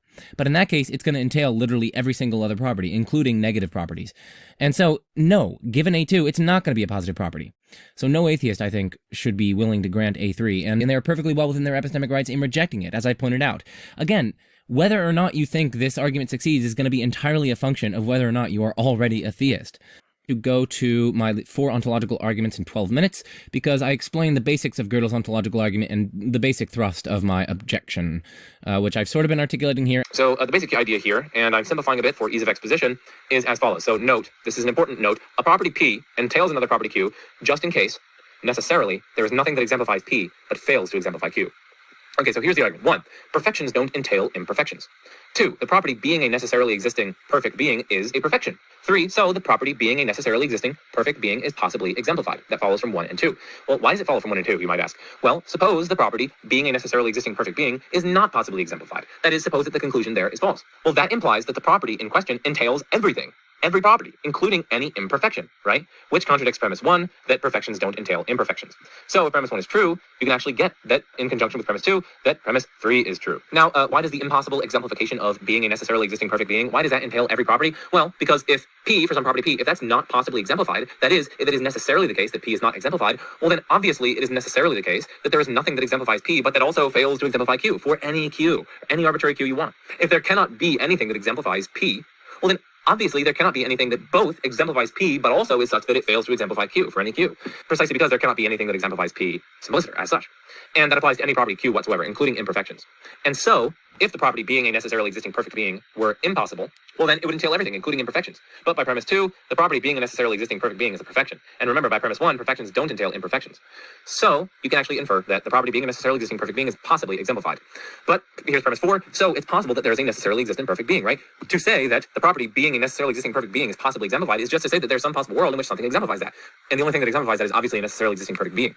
So, it's possible there's some possible world in which there's a necessarily existing perfect being, in which case it follows by S5 that there's a necessarily existing perfect being. I don't find this argument convincing.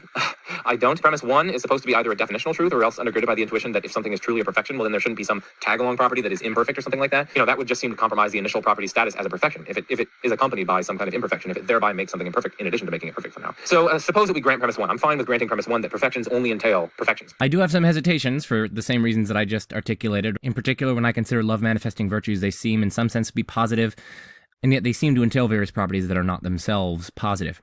Someone might try to say, okay, well, no, the property of being courageous is not itself positive.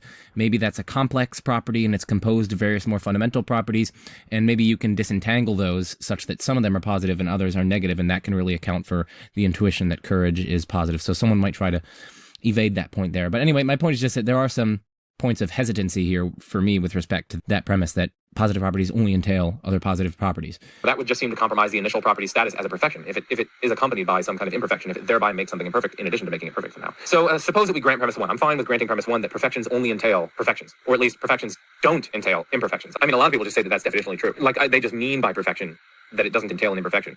So it's a condition on being a perfection, that it doesn't entail an imperfection.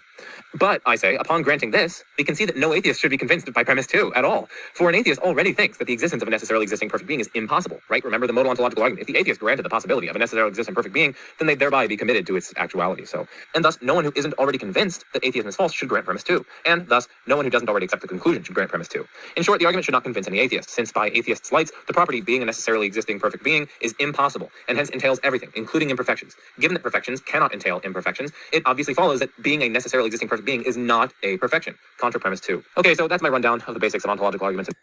So basically, you would already antecedently have to be a theist in order to be in a position to justifiably accept that the property of being godlike or the property of being a necessarily existent perfect being or whatever is positive. So for purposes of space and time, I'm actually not going to go through Graham Oppy's portion of his chapter here on the Gödelian ontological argument, although I highly recommend you guys check it out. It's not very long. It spans from, look, the bottom of page 58 through 59 through 60, and then the very, very top of page 61. So anyway, I recommend checking that out, and we can skip it because Oppy makes basically the exact same criticism that I just made in the video that I just played. It's basically the exact same criticism. Gödel's argument, which just depends on 3 axioms. If you want to move on to this next slide. So there you have some resources on Gödel's argument. So Proust's improvement just depends on those 3 axioms. We have the exact same worries afflicting A2 here. One might think that intuitively there are some positive properties that entail other properties that are not themselves positive. But in any case, the point for present purposes is that once you recognize this sort of entailment claim here, once we already grant this, then no one who doesn't already accept that something necessarily exists would ever grant that necessary existence is positive. Because if they don't accept that necessary existence is even possible, if they think that it's impossible, well then clearly necessary existence is going to entail literally every property, as we've seen. This is just the principle of explosion. And in that case, necessary existence wouldn't, and indeed couldn't be positive, because it would entail everything, and so it would entail properties that are not themselves positive. And so necessary existence wouldn't be positive. So what this means is that you're really only in a position to justifiably accept A3 if you already antecedently accept that something necessarily exists. These arguments do nothing to move the dialectic. They don't give people any reason to accept their conclusions. Whether or not you accept one of the axioms that goes into them is entirely a function of whether or not you antecedently accept their conclusions. So, which jointly entail the theorem, there is a necessarily existing being that essentially has P, which is all positive properties. So there you go. So Gödel's main insight is that, we can prove that God possibly exists by this idea that he has all positive perfections. Nadel follows suit with his own argument to the... Of course, you can prove anything as long as you have the desired axioms. And of course, as I've argued here, we've been given no reason to accept what has been proved precisely because whether or not one accepts one of the axioms is entirely a function of whether one is already antecedently committed to the very conclusion in question. And this is his celebrated modal perfection argument, which is in the Blackwell Companion. He has 2 definitions here. Property is a perfection only if it is necessarily better to have than not. Something has a property of being supreme if and only if it's impossible for something to be greater and impossible for there to be something else than which is not greater. Okay, so from these 2 definitions, he has this argument: a property is a perfection only if its negation is not. Perfections entail only perfections. The property of being supreme is a perfection. So it's possible that a supreme being exists, and he derives 4 in Gödelian fashion from 1 through 3. Yes, which is why this suffers the exact same problem that we've been facing. No one who doesn't already grant the existence of a supreme being would ever grant that a supreme being is a perfection, if we hold, of course, that it's a condition on being perfections, that they entail only perfections. Why is that? Well, because anyone who doesn't think that there is a supreme being, given modal ontological argument considerations, thinks that there cannot be such a thing. And if there cannot be such a thing, well then trivially, the property of being supreme entails absolutely everything, including imperfections, and so it wouldn't be a perfection per premise 2. So again, this does nothing to make any headway in the dispute between theists and atheists. And moreover, it gives agnostics absolutely no reason to accept the conclusion. 1 through 3 jointly entail 4. 5, if it is possible that a supreme being exists, a supreme being exists. 6, so a supreme being exists. What's noteworthy about Nadel's argument is that it doesn't depend on S5 or B, like the other arguments do. He instead appeals to what's called the Barkin formula in modal logic, which is that if possibly something has F, then there is something that is possibly F. See, that seems to me just absurd. So consider the property of essentially being a unicorn. I think it's somewhat plausible that unicorns are possible. They're metaphysically possible. Evolution presumably could have gone such a way that there are equine-like beings, so like horse-like beings, that have a single horn. Okay, that's all I'm going to define as a unicorn. So it's possible that there's something with the property of essentially being a unicorn. Does it follow that there actually is something which is such that that thing is possibly essentially a unicorn? No. No, it doesn't. Right, so I take it that firstly there are no things which are such that they are essentially unicorns, because there are no unicorns. Secondly, suppose that there is something that could possibly be essentially a unicorn. Well, then it's actually existent, but it's not a unicorn. But then it's not essentially a unicorn, right? And it couldn't essentially be a unicorn. Because to be essentially a unicorn is to be such that you cannot exist without being a unicorn. And so, given that nothing that actually exists is in fact a unicorn, it simply follows that nothing that exists could be essentially a unicorn. Because then it would accidentally be a non-unicorn, and hence its being a unicorn would likewise be accidental. It wouldn't even be essential to it. So that's a little bit of a complicated chain of reasoning, but if you think through it, you can see that this Barkin formula is just absurd.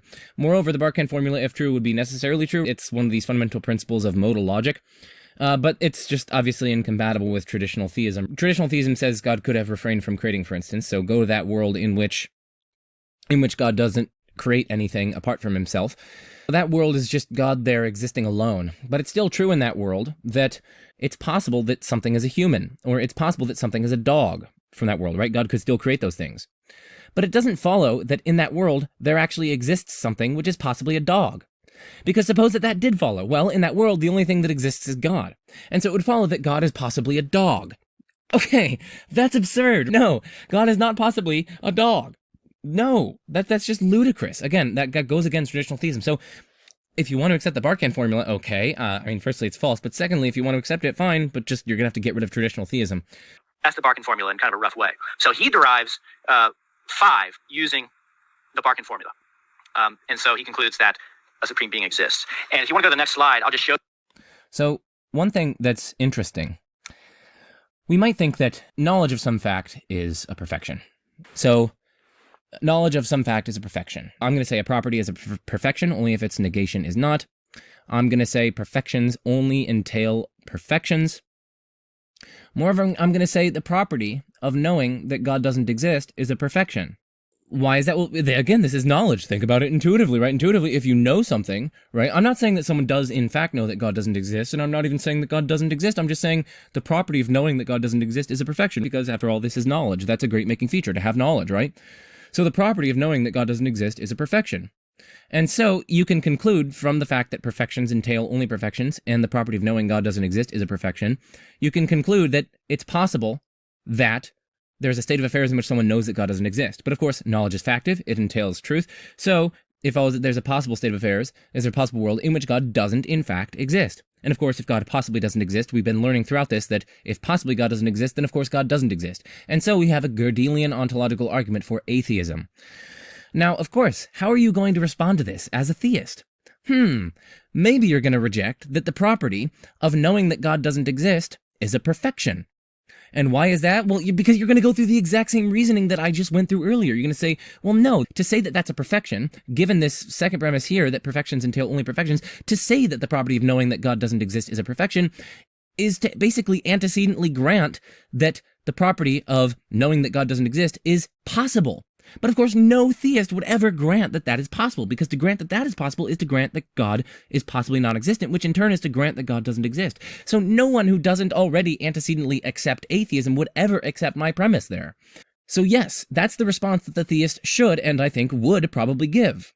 But then, of course, that's literally the exact same response that the atheist is giving here with respect to premise 3. That's the exact same response I've been developing here. You can see that I think that this argument is just so implausible. Gödelian ontological arguments more generally, they all seem to suffer from this fundamental problem. And we also have this parity argument, and the way that the theists try to get around that, it seems, the only plausible way for them to get around that is to say, no, that property is not a perfection, or at least we've been given no non-question begging reason to think that it's a perfection, precisely because to say that it is a perfection is to assume that it's possible. But of course, no theist would ever grant that property, that knowing that God doesn't exist, no theist would ever grant that that's even possible in the first place. But similarly, no atheist would ever grant that the property of being godlike, or the property of being a perfect being, or the property of being a supreme being, no atheist would ever grant that that's possible in the first place, and hence no atheist would ever grant that the property of being supreme is a perfection. It's the same response. Show you his derivation. That's how he does it. So premise 2 there is the Barkin formula. Bernstein's argument, which again is a demonstration of the possibility premise, or an attempted one, he defines a perfection as a property that in no way detracts from a being's greatness. But its complement does, its opposite does. So he has this argument. Suppose for reductio, it's impossible that something has all perfections. If it's impossible that something has all perfections, then there is a perfection that is sufficient for not having some other perfection, namely, the one with which it is inconsistent. If a property is sufficient for not having some perfection, then that property is sufficient for being imperfect. If a property is sufficient for being imperfect, then it is not a perfection. So there is some perfection that is sufficient for not having some perfection, follows from 1 and 2. So there is some perfection that is sufficient for being imperfect, 3 and 5. And then we have a contradiction here. There is some perfection that is not a perfection. And so that means our starting assumption must have been false. And so we can conclude, possibly, something has all perfections. Right, so this argument suffers from essentially the same problem that all the other ones do, because this is a still further version of the Gödelian type ontological arguments. So let's look at premise 4. We could just take this as conditional or definitional of what a perfection is. So if a property is sufficient for being imperfect, then it's not a perfection. This is equivalent to saying that if a property is a perfection, then it doesn't entail imperfections. But once again, now this is the exact same thing that we've been seeing. It's basically saying, well, perfections don't entail imperfections, or perfections don't entail being imperfect.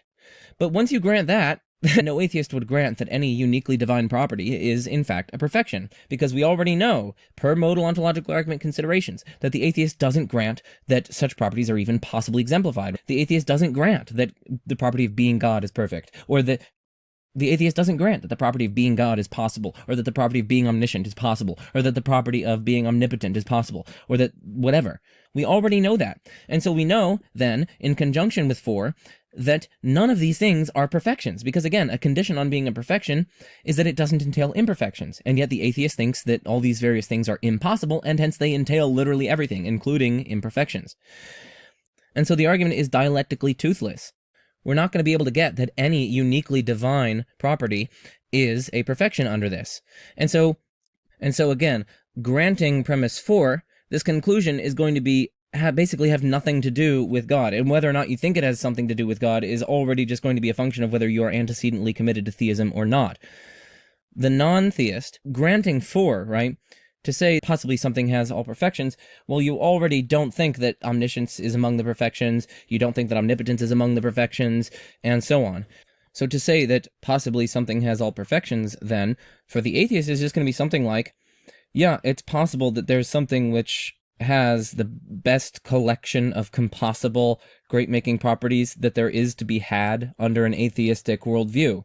And that's going to be nowhere near God. It's going to be, like, literally nothing close to God. And there's no guarantee that necessary existence is even going to be in there. Think of it this way. Given that atheists think that the property of being God, the property of being omniscient, and so on, given that they think that these things are impossible, they also think that they entail everything, including that they entail that their possessor is imperfect in various ways, and that it doesn't have all perfections. And so, this conclusion here, for the atheist, right, is going to be nowhere near God. Because the conclusion here, possibly something has all perfections, well, that clearly couldn't be God, because if it were God, again, by the atheist lights, whatever is God, that entails literally everything, because it's a necessarily uninstantiated property. And so it entails that the thing doesn't have all perfections. And so then this thing would have all perfections and not have all perfections, which is absurd. And so it can't be God, right? And so what this means is that whether or not you think that this conclusion gets you to God or anything near God is already going to be a function of your antecedent commitments to theism or atheism. These Gödelian-style arguments are basically working on a subtle trick. I'm not saying that it's an intentional manipulation or anything like that, or an intentional trick, but they are all just relying, again, on basically two claims. Firstly, this claim about property entailment, that a perfection does not entail imperfections, or a perfection only entails other perfections. And secondly, that something like the property of being God, or at least some property that is only unique, necessarily unique to God, is a perfection. Those two alone suffice to capture the basic thrust of pretty much all of these Gödelian ontological arguments.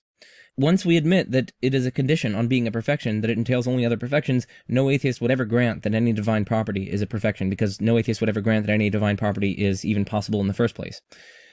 And it would be a condition, given one, it would be a condition on being a perfection that it is possible in the first place. All of this, in essence, still boils down to whether or not you think that God, or at least some uniquely divine property, is possible in the first place. And we've already seen that you're making no headway in the dispute by simply saying, oh, it is possible.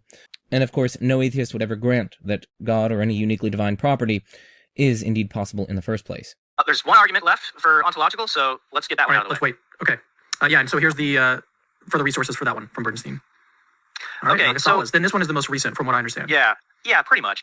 And Nagasawa's main insight is this. It's that we shouldn't start with separate ideas of what it means to be omniscient, what it means to be omnipotent, or morally perfect, and so on, and then add all those concepts together to get God. He says instead, we should just define God as the being that has the maximum consistent set of knowledge, power, goodness, and so on. So whatever being has that maximally consistent set, that is God. So he defines two properties: real maximal excellence, which is having a maximal consistent set of knowledge, power, and goodness, and real maximal greatness, which is real maximal excellence in every possible world. And he has this argument. It runs exactly like Plantinga's argument, except that we avoid the problem of whether or not the concept of God is logically consistent, because that's just built into the argument now. There's a possible world in which real maximal great being exists. That's just now. So no, this is something that's actually always quite triggered me about Nagasawa's argument. There are several problems with the argument itself, but firstly, Nagasawa defines this being as a being which has the maximal consistent collection of great-making features. But consistency isn't sufficient for possibility. It's logically consistent to say that water is H3O. There's nothing in the abstract logical form or structure of that sentence, which is either of the form P and not P, or entails a statement of the form P and not P. But it's a further question as to whether or not it's metaphysically possible. So it doesn't matter at all whether or not you're defining this being as having the maximal consistent set of great-making features. What matters is whether or not it has the maximal compossible collection of great-making features. So all you really need to do is modify wherever he just said consistent and insert compossible. But that's just one thing that has always extremely bothered me about this maximal God approach sort of thing. This premise here actually doesn't follow if you're defining a maximally great being as one with maximal consistent set, because the mere fact that its great-making features are all consistent doesn't entail that there is a possible world, a metaphysically possible world, in which such a being exists. That would only be true if you defined it as a maximal compossible collection. In any case, though, I still think this is quite implausible. The reason is because why should we think that this maximal compossible collection of properties is anything better than like a super virtuous embodied sentient organism or something like that? In fact, unless one antecedently assumes that naturalism is false, one can't rule that out.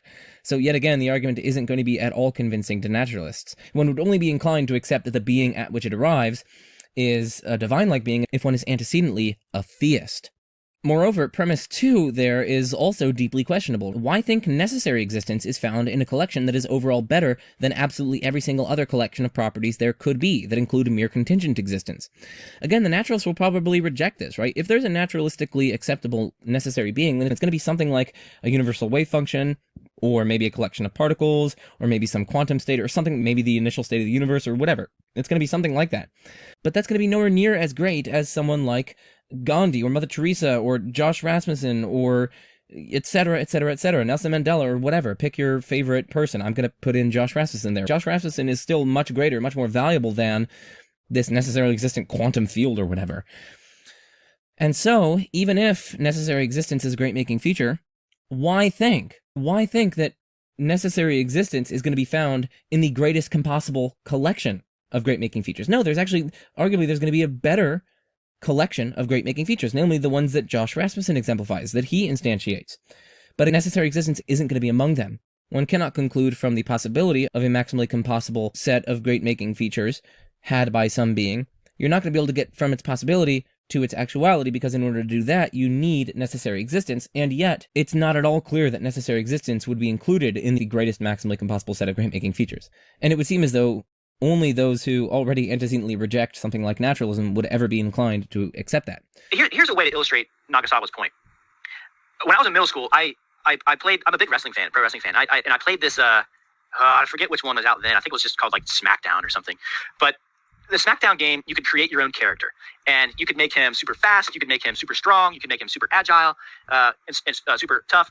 He couldn't really move around much, and he was just player mode. And then you would decrease strength in tandem with increasing agility, speed, and so forth until you reach some maximum of each of the individual characteristics for an ideal character. So that's basically what Nagasawa is doing here. He's saying, rather than maximize each individual attribute, let's just bring them all down to wherever they're at, wherever they need to be to all be sort of mutually consistent.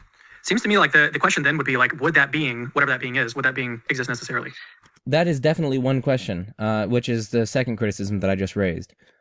Exist necessarily? Yeah, maybe my question would be, well, yeah, so Chad almost glossed over that, but that was a really good point from Cameron. Again, it's crucial that you have necessary existence within this collection, but the naturalist, again, is probably going to think that, no, the greatest possible collection of great-making features is not going to include necessary existence. It's going to be something like Josh Rasmussen or maybe some other sentient being which is like super-duper good, but not necessarily existent. What if the maximally consistent set of attributes is just really unimpressive? Yeah, this is also a good point, right? Why think it's anything like God rather than, I think he's going to point out like some like Zeus-like character or maybe even some like super virtuous embodied sentient organism, again, like Josh Rasmussen. What if it's just like what if it amounts to like no more than like a Zeus type being? Or what if it even, again, the naturalist thinks it's probably going to amount to nothing more than something like a really good embodied sentient organism or something like that. Would we consider that God at that point? And I asked Eugen about this, actually, in preparation, and he said, well, it's on the atheist, it's on the critic to show that the maximally consistent set of attributes would be a very unimpressive, non-godlike being. No, it's not. Nagasawa is the one here offering the positive argument for God's existence. The onus is on Nagasawa, who's offering the positive argument to give us some reason to think that this being would be godlike. After all, he's the one claiming to give an argument for God's existence. All I need to do is say, no, here are some other epistemic possibilities. Why think that you can rule those out? Give me some reason to rule those out. It'd be absurd for him to turn around and say, oh no, you need to give me some reason to rule those out. Like, what? No, you're the one offering a positive argument here. You're the one trying to justify God's existence. You're the one who needs to rule out these other possibilities, because if you don't, then your argument fails. Your argument fails as an argument for God's existence. It'd be equally compatible with there being these other just mundane great beings, like Josh Rasmussen or something. So anyway, no, this is a burden-shifting maneuver. It is an illicit burden-shifting maneuver. The onus is on Nagasawa to show that this thing would be like God. The onus is not on the detractor to show why it wouldn't be like God. Design arguments. Consider a banana. Okay, just kidding. We have Aquinas' fifth way. The first thing that I want to say here is to see my video Arguments for Classical Theism, Part 1 out of 2. I give an extended critical examination of boatloads of arguments for classical theism in that video, as well as Part 2 out of 2. Now, you might ask, well, what about that 3-part series on arguments against classical theism, some of which I'm defending, but others of which I am harshly criticizing? Well, that's a work in progress. I haven't forgotten about it. I just have to do a ton of research for the next ones, including reading all up on impassibility and so on. Just give me some time. Eventually, I'll get there.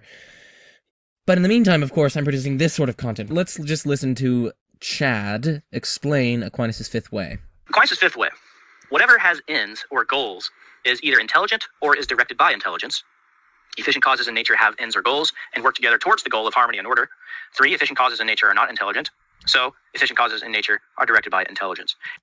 So I will say that premise 1, just by my light, seems implausible. Suppose we are realists about biological function. So various organs have real, objective, mind-independent functions. So, for instance, maybe it's the function of the heart to pump blood or something like that. Well, the first thing to say is that that's perfectly consistent with there being no intelligence behind it. Perhaps evolutionary history is principally determinative of function. Or perhaps we have a naturalistic neo-Aristotelian view, on which the ends or goals are dictated by or follow from the essence or nature of the thing in question, with no appeal to intelligence necessary. So anyway, premise 1 just seems false to me. You could easily have ends or goals in the sense of a kind of directedness toward a specific effect that isn't due to some kind of intelligence governing it. More generally, my main problem for the argument can be cast in terms of a dilemma. By ends or goals, we either mean a mere dispositional directedness toward something, or else a sense that, like, definitionally implies some kind of intention behind them. If it's the latter, then I think premise 2 here is clearly false. No, efficient causes in nature don't have those kinds of ends or goals, and no naturalist would ever grant that. But under the first sense, I think premise 1 is then false. The mere fact that something has a disposition towards something doesn't entail that, like, there's some sort of intelligence behind it. No, just given its nature, it's disposed toward this particular effect, right? Given the nature of salt. And I can give you a chemical explanation of this.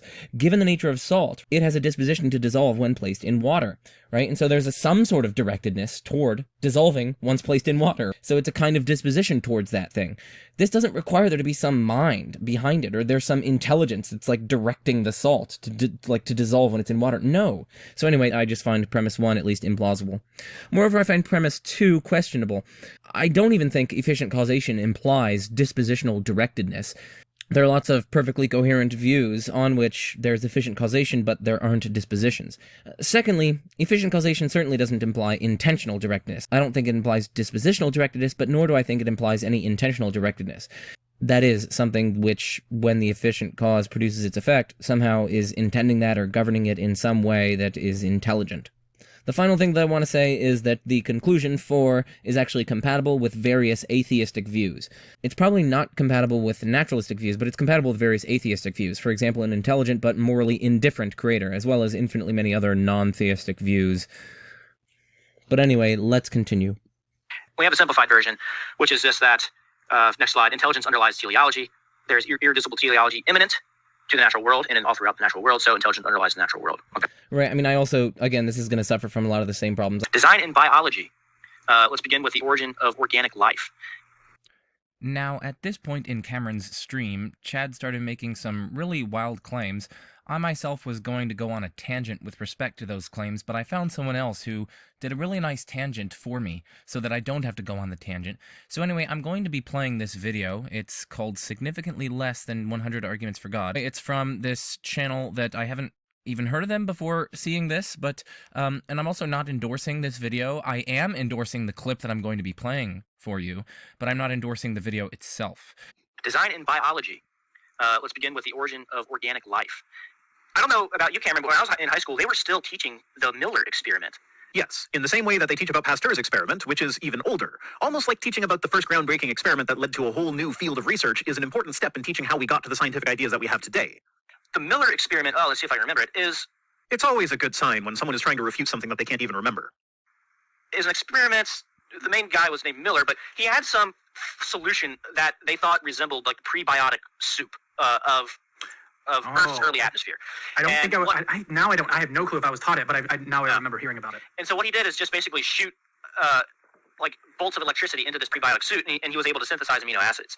And this was touted as being this groundbreaking experiment that is a clue to how life originated. They simulated what they thought was the early Earth environment and discovered that under plausible prebiotic conditions, amino acids can form. This wasn't just touted as being a groundbreaking experiment, it was a groundbreaking experiment. It was a completely successful experiment, and when the sealed vials were examined decades later with more sensitive equipment, the scientists were able to identify 14 amino acids compared to Miller's original 5. And on top of that, there was a sister experiment, run also by Miller around the same time, whose results were never published, but its vials were also sealed, and a modern examination yielded 22 amino acids from that one, many with attached hydroxyl groups, which would make them more susceptible to reacting and developing into an even larger diversity of molecules as time goes on. So, yes, they got the early Earth atmosphere wrong, but they demonstrated that amino acids can form naturally, and our more recent re-examination has demonstrated a certain amount of stability in the resulting acids. And since we have also found amino acids that have formed naturally in some pretty harsh conditions as well, like on meteorites, it is now well-established science that amino acids can form naturally. And this well-established science had its beginnings in the Miller-Urey experiment, which you seem to be implying is somehow irrelevant. Which has since just been completely abandoned. You know what? At the beginning of this stream, they were making a big deal about how they're using peer-reviewed publications as their sources for all of these arguments, and you can find more information in the literature. And Cameron was mentioning how they've been preparing for this presentation for months now. You'd think that in such a well-prepared presentation where they pride themselves on their use of peer-reviewed literature, they would have at least spent some of the time in scientific literature when it's relevant, as well as the philosophical literature, because the 5 seconds that it would have taken to Google Miller-Urey modern research would have taken you straight to a paper that was published in my favorite journal, PNAS, in 2017, which shows that a Miller-Urey style experiment can produce RNA nucleobases. In the future, please do some very basic research before speaking definitively about how useless one of the most groundbreaking experiments of the 20th century was. I'm pretty sure he's trying to set up a life can't come from non-life, therefore God style argument right now, but let's just think for a moment. Can we really trust someone's scientific opinion on whether or not simple life could develop from the chemistry of the early Earth when they aren't even passingly familiar with the history of origin of life research? Anyway, we have an argument in biology from organic life. Given what we know, complex organic life in the universe could not have originated naturalistically. If, given what we know, complex organic life could not have originated naturalistically, it's reasonable to believe that it originated supernaturalistically. So it's reasonable to believe that complex organic life originated supernaturalistically. So premise 1 here is ambiguous between two readings. First, it could be, we don't know how complex organic life could have originated naturalistically. That's one reading. The second reading is that we do know that complex organic life could not have originated naturalistically. Now, under that first understanding, premise 1 is true, but premise 2 is just obviously false. It doesn't follow from the fact that we don't currently know how complex organic life could have originated naturalistically. It doesn't follow from that it's reasonable to believe that it originates supernaturalistically. We also don't know currently what the precise naturalistic causes are of autism or dark matter and so on, but that clearly doesn't license us to conclude that it's reasonable to think that these things are somehow supernaturally brought about. No, that's just absurd. So under the first reading, premise 2 is obviously false. But under the second reading of premise 1, then premise 1 is obviously false. No, we don't know that complex organic life couldn't have originated naturalistically. If we do know that, publish your results. You would become famous in the scientific community. Publish your results in the journal Nature or something. Go, do it. Collect your Nobel Prize. So anyway, I think under either plausible interpretation of this first premise, this argument is just so utterly implausible. Now, I will say also that this all just somewhat makes God look incompetent. It's like God made a system with various purposes in mind, for example, to harbor intelligent life, and yet he did such a bad job that he had to supernaturalistically intervene to make sure that intelligent life can develop. Like, it's as if I wanted to make an ice skating arena. I built it, and I was like, well, crap, the water in this arena won't freeze, since I built the arena in such a way that the arena is 35 degrees rather than below 32 degrees. So I had to go out and like buy ice sheets to intervene and implant in the system. That just seems to show like a lack of foresight. I don't know, it seems to indicate at least an incompetent God. That isn't necessarily an argument, it's just something that's always struck me as odd about this sort of thing. It's like, seriously, God's designing this like wonderful universe and so on, but like he needs to supernaturalistically intervene to like zap life into it. Like, come on. But in any case, let's continue. And so we have some resources here. There's a classic book, Thaxton, Bradley, and Olson's The Mystery of Life's Origin, which is dated, and Meyer's signature in a cell, in some respects, is an attempt before there was life. There's divine intervention argument. Now for this, you need to sort of begin by imagining Earth before there was life. Now you can run the argument. So just imagine Earth, no life, and now let's think. Given that God intervenes to produce life on Earth, there's no chance at all that there will be no benefit, there'll be no life on Earth. The probability of the conjunct God intervenes to produce life on Earth and life does not occur is 0. Okay, that seems true. 2, if God does not intervene to produce life on Earth, the probability that life will occur here is very low. It is just as reasonable to bet that God will intervene to produce life on Earth as that he won't. The subjective probability here is around 50-50. Let's just take that for argument. Pretty conservative assumption there. That is so implausible. But it's a conservative estimate. The subjective probability. Maybe it's a conservative estimate for Chad's probability, but for anyone who isn't even a theist, and even those who are like, oh my gosh. Will be life on Earth. We know that because there is life on Earth, so it's very likely that God will intervene to produce life on Earth. It's a probability argument for God's producing life on Earth. Oh, this is painful. So this is a classic case of likelihood ratio rigging. So imagine that I argue as follows. Well, given that God intervenes to bring about Susan's winning the lottery, there is no chance at all that Susan fails to win the lottery. If God does not intervene to bring about Susan's winning the lottery, well then the probability that Susan wins the lottery is extremely low. Suppose she has like one ticket out of hundreds of billions of tickets in a fair lottery. And then I go on to say, oh, well, it's just as reasonable to bet that God intervenes to bring about Susan's winning the lottery as that he doesn't. But Susan does in fact win the lottery. We suppose that she's the winner. So it's very likely that God intervenes to bring about Susan's winning the lottery. No, this is just absurd. Yes, of course, we can rig a hypothesis so that the likelihood ratio significantly favors it.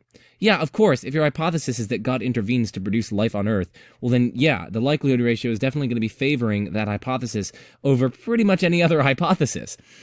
But this is only done at the cost of making the prior probability of your hypothesis ludicrously unlikely. This is assuming that God exists, God has a character which leads him to desire to intervene, desire to produce a universe, and indeed to produce a universe including Earth, and indeed not only including Earth, but producing life on Earth.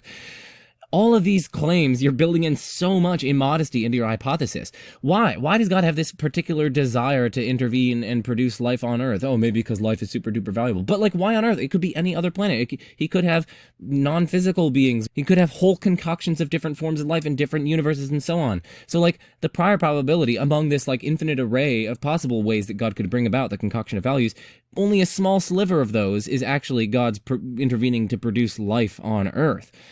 So even if it's super duper valuable and God's desires track value, why would you think that God intervening to produce life on Earth is any more probable than any of these other infinitely many other scenarios that God could produce that similarly involve either life of some kind, but a very different form of life on a very different forms of planets in a very different universe, or perhaps sentient life, which isn't even physical. Maybe it's in the mind of God, or maybe it's electrons in love with different psychophysical laws. There's a whole panoply of different ways that God could produce relevantly similar values. Again, I'm not saying these questions are unanswerable, obviously, but again, those answers are just building in more theses into your hypothesis. You're making it more and more complex, and you're driving its prior probability lower and lower and lower.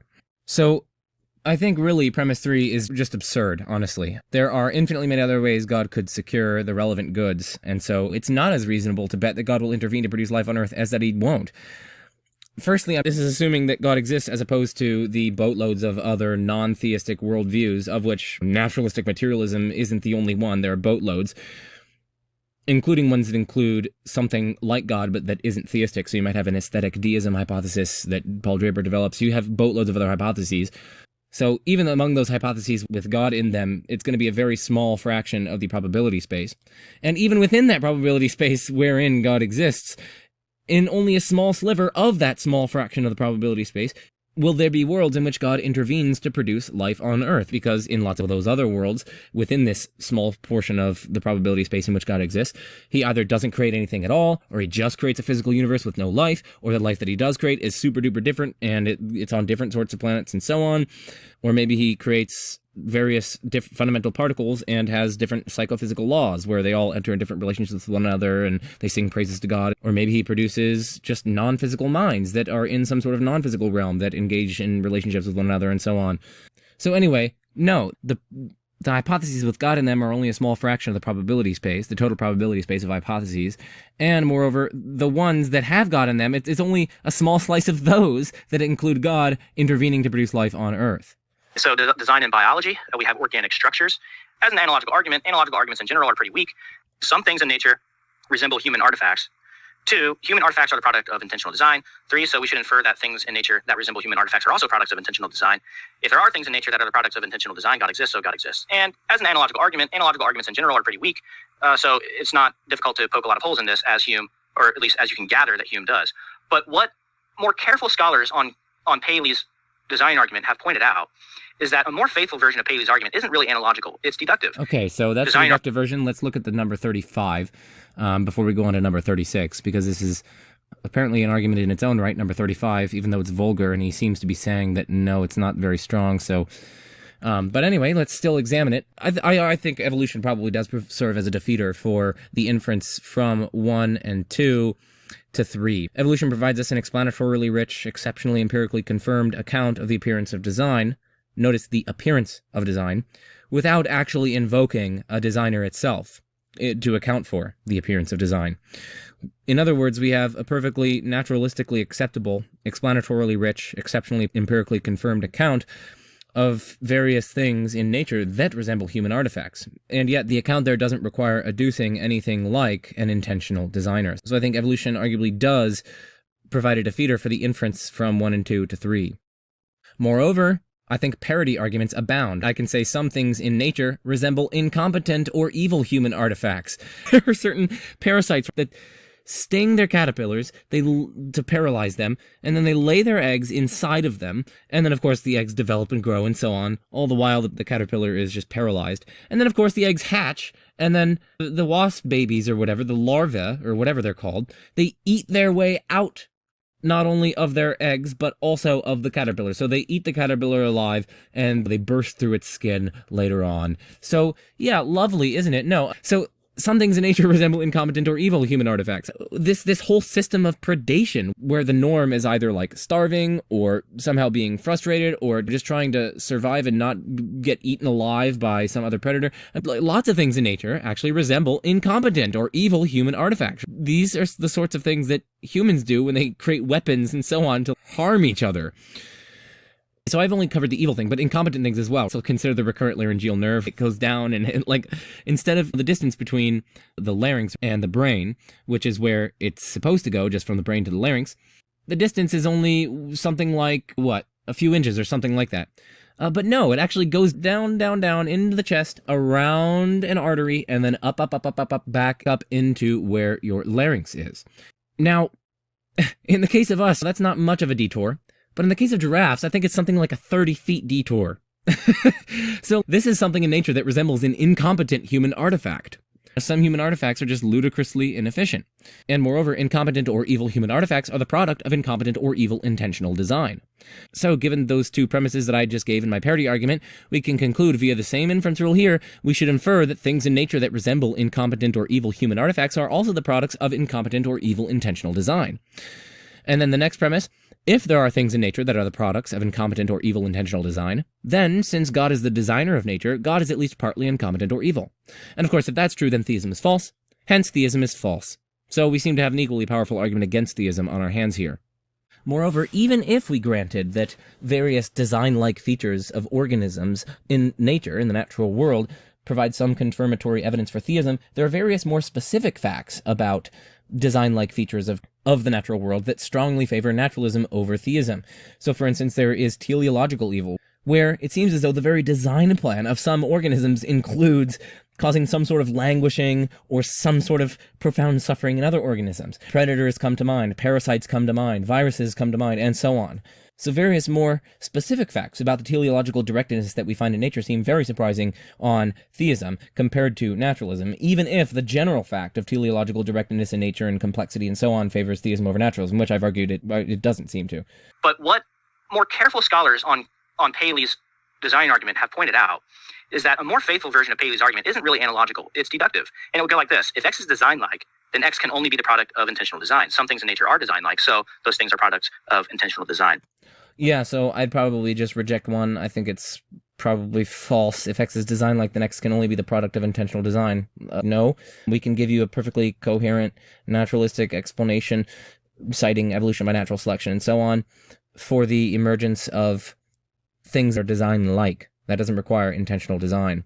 Moreover, consider snowflakes. They're design-like, but to say that they can only be the products of intentional design, like, no. Unless you think that God is, like, tinkering with the clouds and so on to make those. Of course, the very question at issue, though, is whether or not there is a designer, so... A contemporary version, a defense of Paley, would be Michael Behe-style arguments from irreducibly complex organisms. And such such arguments appealing to irreducible complexity and intelligent design have been subjected to immense critical scrutiny from evolutionary biologists and so on. And in fact, there was a court case on this, and they brought in professional biologists and so on, and the jury found that, no, actually, this is kind of pseudoscience. So I don't really take intelligent design all that seriously, but I tend to focus more on philosophy than this sort of thing. In general, and at least defeasibly, we should defer to relevant expert consensus when we ourselves are not among the experts. And in this case, the expert consensus really is against irreducible complexity and so on. That's a pretty significant weight of a reason to be very skeptical of those sorts of considerations. But anyway, let's listen to Proust's analogical argument. Proust's analogical design argument. Okay, so Proust has this argument. DNA is like an intentionally designed computer program. Intentionally designed computer programs have intelligent designers. So if DNA is like an intentionally designed computer program, it too probably has an intelligent designer. So DNA probably has an intelligent designer. And he's got a lot of interesting arguments in defense of this argument. And designer. I haven't looked at this source, and so I'm guessing that he addresses the objections that I'm going to be raising, but I will still raise them nonetheless because I'm just giving a commentary based on my epistemic vantage point. So I think premise 3 is arguably defeated by evolution. Evolution gives us a perfectly coherent naturalistic account and an explanatorily powerful naturalistic account, or at least it can be supplemented with a kind of naturalistic account wherein you don't adduce an intelligent designer behind the process, wherein you can get the appearance of things being designed, including the appearance of things being designed like a computer program. The very fact that this is an explanatorily powerful and naturalistic-friendly option on the table, by my lights gives us at least an undercutting defeater for premise 3. And of course, we have a parity argument similar to the one that I offered earlier. I could say DNA is like an evilly or incompetently intentionally designed computer program. Like birth defects, childhood cancer? Yeah, that is certainly like an incompetent or evilly intentionally designed computer program. Imagine a computer program which is such that when you run it on your computer, your child gets brain cancer. So DNA is like an incompetently or evilly intentionally designed computer program. And moreover, incompetently or evilly designed computer programs have incompetent or evil intelligent designers. And so, third premise, if DNA is like an incompetently or evilly intentionally designed computer program, then it too probably has an incompetent or evil intelligent designer. So we can conclude that DNA probably has an incompetent or evil intelligent designer. But if that's true, then theism is false, since according to theism, the designer of DNA is God, and God is not in any respect incompetent or evil. So it follows that theism is false. So yet again, we seem to have a parity argument, which is just as plausible as this one, if not more plausible, that delivers the falsity of theism. Design in biology, and here we have information. Information here just means specified complexity, a complex arrangement or a pattern that has function or that has meaning, okay? And the argument would go, information is inherent to the building blocks of life. So it's not like Proust said that there's something like information. No, this argument says, no, there is information inherent to the building blocks of life. Information is the product of intelligence. If information is inherent to the building blocks of life, then the building blocks of life themselves are the byproduct of intelligence. So the building blocks of life are the byproduct of intelligence. And it just depends upon what we mean by information. If we just mean, and I know he gave a number of different meanings for it. He put out there like specified complexity, he mentioned functions, and he also mentioned meaning. None of these are equivalent, they're not interchangeable. So how we assess this argument depends on what we mean by information. If we just mean features of something that certain functions take as input to produce output, then premise 1 is plausible. There is, in some sense, input to certain functions that, let's say, ribosomes perform, and they provide an output together with tRNA and other sorts of things that go into transcription and translation, particularly, as I was just talking about, translation. So premise 1 would then be plausible, but premise 3 is just false. For there to be ribosomes, and for ribosomes to perform this function, to take some input value, perform some operation, and then output something, that doesn't require there to be intelligence, not at all. At the very least, no atheist would ever grant that that requires intelligence. But, of course, if we mean something like meaningful or interpreted features of symbols, then yeah, premise 3 is probably true. Meaning and interpretation do seem to presuppose something like intelligence. But then premise 1 will be false, at least by the naturalist's lights. My point here is just that we don't have anything here that would or should convince someone who isn't already convinced of theism. So I don't think this argument gives anyone any reason to accept theism. Now, the next thing to note is, of course, evolution. I think we can explain why these various sorts of functions which take inputs, perform some operation on them, and give some output. I think you can have a perfectly coherent, naturalist-friendly, evolutionary explanation of the origin of these sorts of things. Now, of course, the first collection of RNA-like molecules or DNA-like molecules, of course, couldn't have been produced by natural selection, but then, of course, you're starting to get into the origin of life arguments, and we've already covered those. Now, for lots of these arguments, I'm being intentionally brief because I just don't really take the intelligent design stuff all that seriously. Like, God can create a universe in which all sorts of beautiful and complex structures organically and naturally emerge, but oh man, that bacteria flagellum, yeah, that requires God to step in and inject some of his divine juices. And so God's over here just like tinkering with bacterial flagella, but oh no, those starving children, no help for them. It's like, okay. And building blocks would be things like genes, expressions, proteins, DNA. So let's go to Tenet's argument from Cosmic Teleology. And F.R. Tenet, he was the Richard Swinburne of suitable for intelligent moral participates, almost all of Swinburne's arguments. So we have 1, the universe is conspicuously suitable for intelligent moral beings in many ways. And he has these 6 different ways. There's just one universe with necessary ingredients for life. Those ingredients have come together, at least in one place on Earth, to make an environment not just habitable, but conducive to flourishing. Some of those... Right, let's just pause there. 1A is questionable. Why I think there's only one universe? I mean, you could say it, but, publish your results, right? That revolutionized the scientific community. Yeah, so 1A is at least questionable. I don't think we have sufficient reason to accept it. With respect to 1B, yes, there's a sense in which the environment that we have, it's certainly hospitable and conducive to flourishing in some ways, but it's also extremely conducive, I would argue far more conducive, to languishing. Languishing predominates. 99% of all species have gone extinct, and even the species that are extant. The norm, when you look around, is nature red in tooth and claw, things ripping each other to shreds, things causing suffering to other things starving, limitations of resources, overproduction of offspring such that most offspring die young, and so on. So I think it'd be better to say that the environment is more conducive to the languishing of most organic lives and the flourishing of very, very few organic lives, the lucky few who get to live a long and at least relatively flourishing life. Those world's flourishing inhabitants find the world intelligible.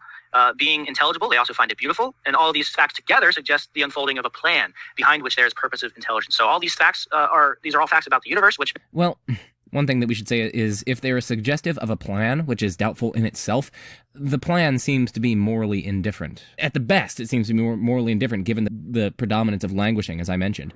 So, too, if the universe is conspicuously suitable for intelligent moral beings in many ways, then it should be regarded as a theater for the lives of intelligent moral agents designed by God. So, the universe should be regarded as a theater for the lives of intelligent moral agents designed by God. Yeah, so I guess my question here is, why should we accept 2? Of course, I know I can read Tenant, but my point for this video is that I really haven't been doing additional research for it, additional to what I've already done for the past years or whatever. I'm still going to say, why should we accept premise 2? We can only conclude to God as a designer on our total evidence, and it's not at all clear that our total evidence, in concert with the priors of theism and atheism, supports theism. And indeed, a lot of the features of the universe, of this purported moral theater that was designed for us, a lot of the features of this seem to count against a theistic origin. They seem to be conspicuously badly arranged. For starters, consider the fact that 99.999999999% of this theater is like a death trap. Of course, that doesn't disprove God's existence. Of course, it's not incompatible with God's existence. But of course, if, for instance, you had a father designing a house for the purpose of giving it to his son, but then when the son goes in, this house is like as big as these giant mansions and so on, but the son goes in and he can only stay on the first floor out of the 100 floors, and if he even goes to any other floor, he dies immediately. We would conclude that, that something went wrong with the dad or something. Either it's not a loving dad, or the dad is maybe pulling some prank or trick or something like that, because the vast majority of this theater that was supposed to be for the kid is devastatingly inhospitable. It's a death trap. Anywhere the kid goes, except for this really small portion of it, would suffocate the kid, let's say. Just as such a mansion is not what we would expect from a perfectly good and effective father with respect to designing a mansion for the son, it seems that this is not at all what we would expect from a perfectly good and perfectly efficient God if he's designing a theater for the lives of intelligent moral agents. So there are various features of the universe not mentioned here that seem to count against a theistic origin. You can pick out certain evidential chips and say, oh, well, those might favor theism over naturalism, but of course, you have to look at your total evidence. In any case, here's how I think this argument could be improved. You could just say that theism better predicts a universe conspicuously suitable for intelligent moral beings compared to naturalism, such that the data in question evidentially confirms theism over naturalism. And that isn't implausible. I guess a remaining worry is why think theism predicts this, or at least predicts it better than naturalism. As I pointed out elsewhere in this video, it seems God could secure the relevant goods in infinitely many other ways. And the other remarkable thing about this argument is he was ahead of his time in that it presupposes compatibility with evolution. Almost no one prior to Tenant was making design arguments that presuppose compatibility with evolution. Fine-tuning arguments. So we have fundamental constants and laws of the universe. Yeah, now these design... So we have examples of the fundamental constants and laws of the universe: fine structure constant, electromagnetic interaction, alpha, gravitation, the weak nuclear force, proton-electron mass ratio, density and speed of the expansion of the universe. And we have examples of fine-tuning, which I'm sure most of your viewers will be very familiar with. So maybe it'd be better, rather than to go through these examples, they can just pause it later and look at them. And we have several different ways we could run a fine-tuning argument based on this data. One would be by eliminating... And, okay, note that these are all just various different versions of essentially the same argument, basically. So they're not going to be independent of one another, and so they're not going to satisfy what you would need to satisfy in order to run the stuff that they run at the end. The fine-tuning of the universe is either due to chance, physical necessity, or design. It's not due to either chance or necessity, so it's due to design. And that, of course, is Craig's favored way of formulating the argument, which he got from... Okay, so firstly, I'm going to say premise 1 is a false trichotomy. Perhaps it's due to some disposition on the part of a fundamental naturalistic reality. This is neither chance, nor physical necessity, nor design. Or perhaps it's due to metaphysical necessity. That's neither chance, nor physical necessity, nor design. And so on. So I think premise 1 is just false. But anyway, set that aside. I would argue that premise 2 is undermotivated. Of course, the reason why he rules out chance is because he, as in Craig, the reason why he rules out chance is because that would be enormously improbable, so he argues. But one thing to say here is it? I'm going to point out later some of Aaron Lucas's work in particular his paper Naturals and Fine-Tuning in Flies, the various probability calculations within the fine-tuning data, it seems, are based on keeping the law structures constant and just simply varying the constants. That's what is the epistemically illuminated region. And yes, arguably, in the epistemically illuminated region, only a very small proportion of the universes within that epistemically illuminated region can support life. But it's a far too hasty generalization to go from that to saying that all universes whatsoever, even when you vary the structure of those laws, would likewise have a very small proportion of life-permitting universes to life-forbidding universes. That's just a far too hasty generalization. And yet that's the fraction that you would need to calculate, it seems, in order to run the improbability-style argument here. Moreover, when you're rejecting this chance hypothesis because it's enormously probable, that's only a reason for rejecting chance in favor of design if it's also not enormously improbable on the design hypothesis, and if the prior probability of the design hypothesis isn't far lower than that of the chance hypothesis. And it's not at all clear whether these conditions are met. With respect to that first condition, and as I've emphasized throughout this, there seem to be infinitely many ways that God could secure the relevant goods of our created order that don't involve fine-tuning a physical universe. Maybe God could have some sort of simulation. Maybe God could have some sort of dreams in his mind. Maybe God could just have particles that are like millions of light years away, but yet the psychophysical laws are different, so that when they're in a certain distance from each other, they have a certain relationship, and when they are other distance away from each other, they sing praises to God. When they emit certain waves, or when they change spin, maybe they grow in their relationship with God, or whatever. Insert any sort of sci-fi story you want. We could all be non-physical beings in some sort of non-physical realm, and so on. There are boatloads of ways to secure the relevant goods, and it's not at all clear why God would choose to secure these goods or these values in a way that involves fine-tuning the universe as opposed to doing all these other sorts of things, many of which aren't even possible under naturalism. As for ruling out physical necessity, well, the main reason that Craig gives for ruling this out is, oh, well, it's not physical necessity because, well, there's no reason to think so. But of course, that's burden shifting. The onus of justification is on him to rule that out, to give us some reason to think it's false. You can't just say, oh, well, there's no reason to think it's true. Landing it from William Dembski's book, The Design Inference. I was just going to say that this version actually has some benefits that not many people know about. And so there's one in particular I'm thinking about right now, which is in the other versions, like you see from Robin Collins and even I think Luke Barnes might be susceptible to this, is that there's this question in the problem of evil literature about skeptical theism. So skeptical theism is this idea that we can't really be confident about what God would do in this world in terms of like what he would allow, what kind of horrendous evils he would allow and whatnot. So there's this question of like, how much do we really know about what God would intend or would do? And so this actually, if we think about that response to the problem of evil in terms of a response to these kind of design arguments, which seem to look at what God is intending to do with nature, then it would seem to actually cut both ways. So it would make us skeptical about these arguments from evil, but then it would also seem to make us skeptical about these arguments from design because we're not really sure what God's intentions are. But I wanted to, the reason why I'm even bringing this out and talking about this is because this version, I studied this a couple years back, and I discovered that this version by Craig is kind of clever because it doesn't actually involve that at all. It just says fine-tuning the universe is either due to chance, physical necessity, or design. Fine-tuning is not due to either chance or physical necessity, so fine-tuning is due to design. So what's sort of interesting about this version of the fine-tuning argument is that it avoids all those types of concerns, which is interesting. It's also Craig is very careful when he formulates his arguments because this is completely compatible with his views on the problem of evil and what he thinks we can. So, no, that's mistaken. Let's suppose we have the following scenario. So I give the first premise. The ticket that won the lottery is either ticket number 1, or it's ticket number 2, or it's ticket number 3, or it's ticket number 4, or, and so on throughout 100 million, let's say. But, this is my second premise, the ticket that won the lottery isn't number 2, and it also isn't number 3.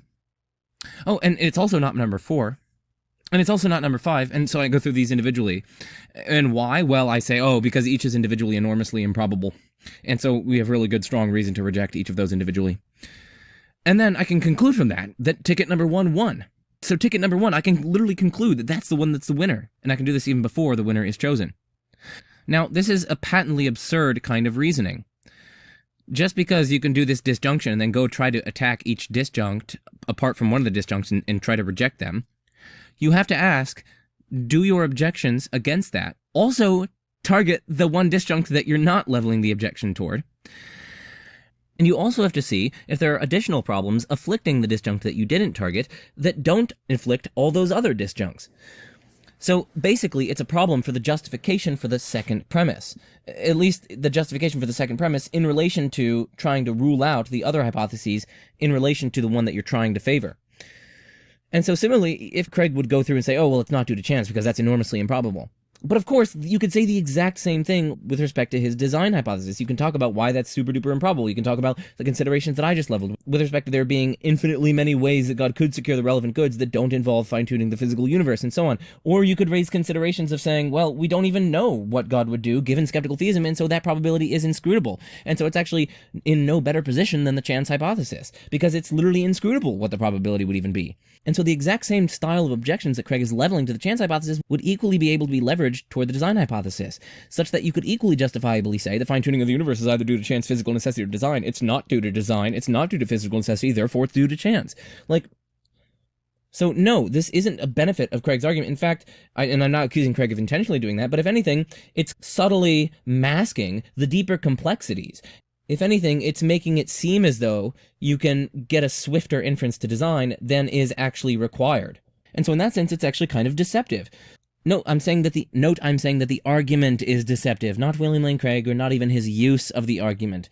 If this argument just popped into being uncaused, as Craig thinks is absurd, if this argument just popped into existence uncaused, it would still be a deceptive argument, just because it's deceptively simple. So I'm not attributing bad intentions to anyone. My point is just that this argument is deceptive in that it hides these considerations that I've been bringing to the fore here. And so I think Cameron is wrong. Skeptical theism does attack this, because it shows that the way that Craig goes to try to rule out these hypotheses here for his second premise would equally apply to his design thing, such that we could equally well say fine-tuning is not due to design or physical necessity or whatever, or it's not due to design or chance, therefore it's due to physical necessity or whatever. Again, it's similar to the ticket argument that I was just giving. The argument is kind of deceptive. I say, hey, it's either 1 or number 2 or number 3 or number 4 or whatever, throughout 100 million. But then I go through the various hypotheses and say, oh no, it's definitely not number 2. What? That's super duper improbable. That only has a 1 in 100 million chance. You're 99.99999 whatever, super duper confident that that isn't true. And so you're saying we could be really, really confident so we can rule that one out. And then you go through, you do the same thing with number 3, number 4, number 5, and then it follows logically and inescapably that ticket number 1 wins. No, that sort of reasoning is ludicrous. Why is that? Well, because the exact same justifications that you gave as to why you're ruling out number 2 and why you're ruling out number 3 and why you're ruling out number 4 would equally apply to your ticket number 1. And the same thing, as I've pointed out, goes for this justification that Craig offers on behalf of his second premise. There's no avoiding considerations of prior probability and considerations of the likelihood ratios. There's no avoiding the fact that skeptical theism might still bear on this sort of argument. If we compare that to the other formulations, which all have as a central point that given that the universe permits the existence of intelligent, conscious agents, despite how easily it might not have, that significantly raises the probability of theism being true. And so the first one is just a quick Bayes argument, the probability that we have the evidence of fine-tuning, given our background knowledge, K, and theism is false, is very low. The probability that we have this evidence, if theism is true, is very high. So that means that the probability that theism is true is much more likely than its probability that's not being true given the evidence. So the probability of theism being true given the evidence is high. One thing that I want to note is that it's not entirely clear that premise 1 is true, though it's at least somewhat plausible. Now, I want to give some reasons for thinking that this is not exactly clear. So the first one, and obviously we're not going to go through this whole video, in fact, I just want to make you guys aware of it. It is a discussion on real atheology between Aaron Lucas and the members of the Real Atheology team with respect to his paper on naturalism, fine-tuning, and flies. And he talks about the difficulties in establishing this first premise. You can also find his paper, Naturalism, Fine-Tuning, and Flies, by searching up that title. The next thing that I want to look at is, oh my goodness, this is so long ago. Wow, 2020. So on Crusade Against Ignorance, I did a video and I talked a little bit about the fine-tuning argument. I talk about this particular objection and I just basically articulate it for a popular audience. And again, this is going to be on 1.5 times speed. So the first objection is, why so restricted? Okay, so the justification for the probability of the evidence given naturalism as being low is restricted to the following ratio. So it's the possible life-permitting universes with our law structures divided by the total possible universes with our law structures. And the reason this is true is because what we do is when we do this fine-tuning evidence is we keep the law structures constant. Like, for instance, we keep the gravitational equation is something like the gravitational force equals big G times mass 1 times mass 2 divided by like the inverse square of distance or whatever, something like that. And so what we do is we keep the form or the structure of that equation the same, and we just alter different constants or values. We alter that G, for instance, the gravitational constant or various other things like the cosmological constant, but we keep the law structures the same. So what we're doing is we're looking at possible, well, at least epistemically possible. It's a further question as to whether it's metaphysically possible, but that's not relevant to a Bayesian argument because we're talking about our epistemic credence. So possible life-permitting universes with our law structures divided by total possible universes with our law structures, yeah, that's quite a small ratio. I'm not going to contest the physics. I'm not a physicist, cool. But the low value of this ratio neither means nor entails a low value for the following ratio. And a low value for the following ratio is what is required for the fine-tuning argument. And this ratio is possible life-permitting universes divided by total possible universes. Notice that we don't have the sort of with our law structures proviso. So if life-permitting universes took up a large portion of the space of total possible universes, then our universes supporting life wouldn't be all that surprising, right? Because then this would be a kind of a high, at least not a low, not an exceedingly low ratio. And that's regardless of the value of the first ratio. And so this in turn provides an undercutting defeater, since we have no reason to believe that the reference class of possible universes sharing our law structures is representative of the class of all possible universes, right? So if we wanted to infer from this ratio as being low to this ratio as being low, we would have to say that this reference class, the reference class with our laws, our law structures, the denominator here is representative of the class of total possible universes, this reference class. The denominators would have to be, one would have to be representative of the other, but we have no reason for thinking that's true. Now, flies, walls, and guns, oh my, this is where Leslie's fly analogy comes up. I'm borrowing ideas from Aaron Lucas that he developed in his paper Naturalism, Fine-Tuning, and Flies. So imagine that we're in a dark room and there's an illuminated portion on the wall, perhaps by a flashlight or something. And on the wall, there's a little fly. Okay, there's like one fly, and it takes up a small portion on this. Let's say it's meters or maybe 1 meter in radius, a circle on the wall that's illuminated. And you hear a gunshot, and you look at the wall, and the fly is dead. Like the bullet hit the fly. Okay, and so clearly we would think that there must have been intent behind that shot, right? There must have been design there. That's true regardless of whether or not this illuminated region, the amount or number of flies in this illuminated region compared to the area the flies take up within this illuminated region compared to the area of the illuminated region itself, even if we have no reason to think that that ratio of the areas is representative of the whole entire wall. Like even if the whole entire wall is covered in flies, we'd still infer design. And so even though we have no reason to think that the illuminated portion is representative of the wall, we still infer design. And so hence we can still infer design in the case of fine-tuning. But as philosopher Aaron Lucas points out, the inference to design or intention in the case of the fly analogy is underpinned by requisite background experience of flies and walls. For instance, we know that flies don't travel in packs like that. We generally know that flies on the wall, there aren't usually thousands upon thousands of them.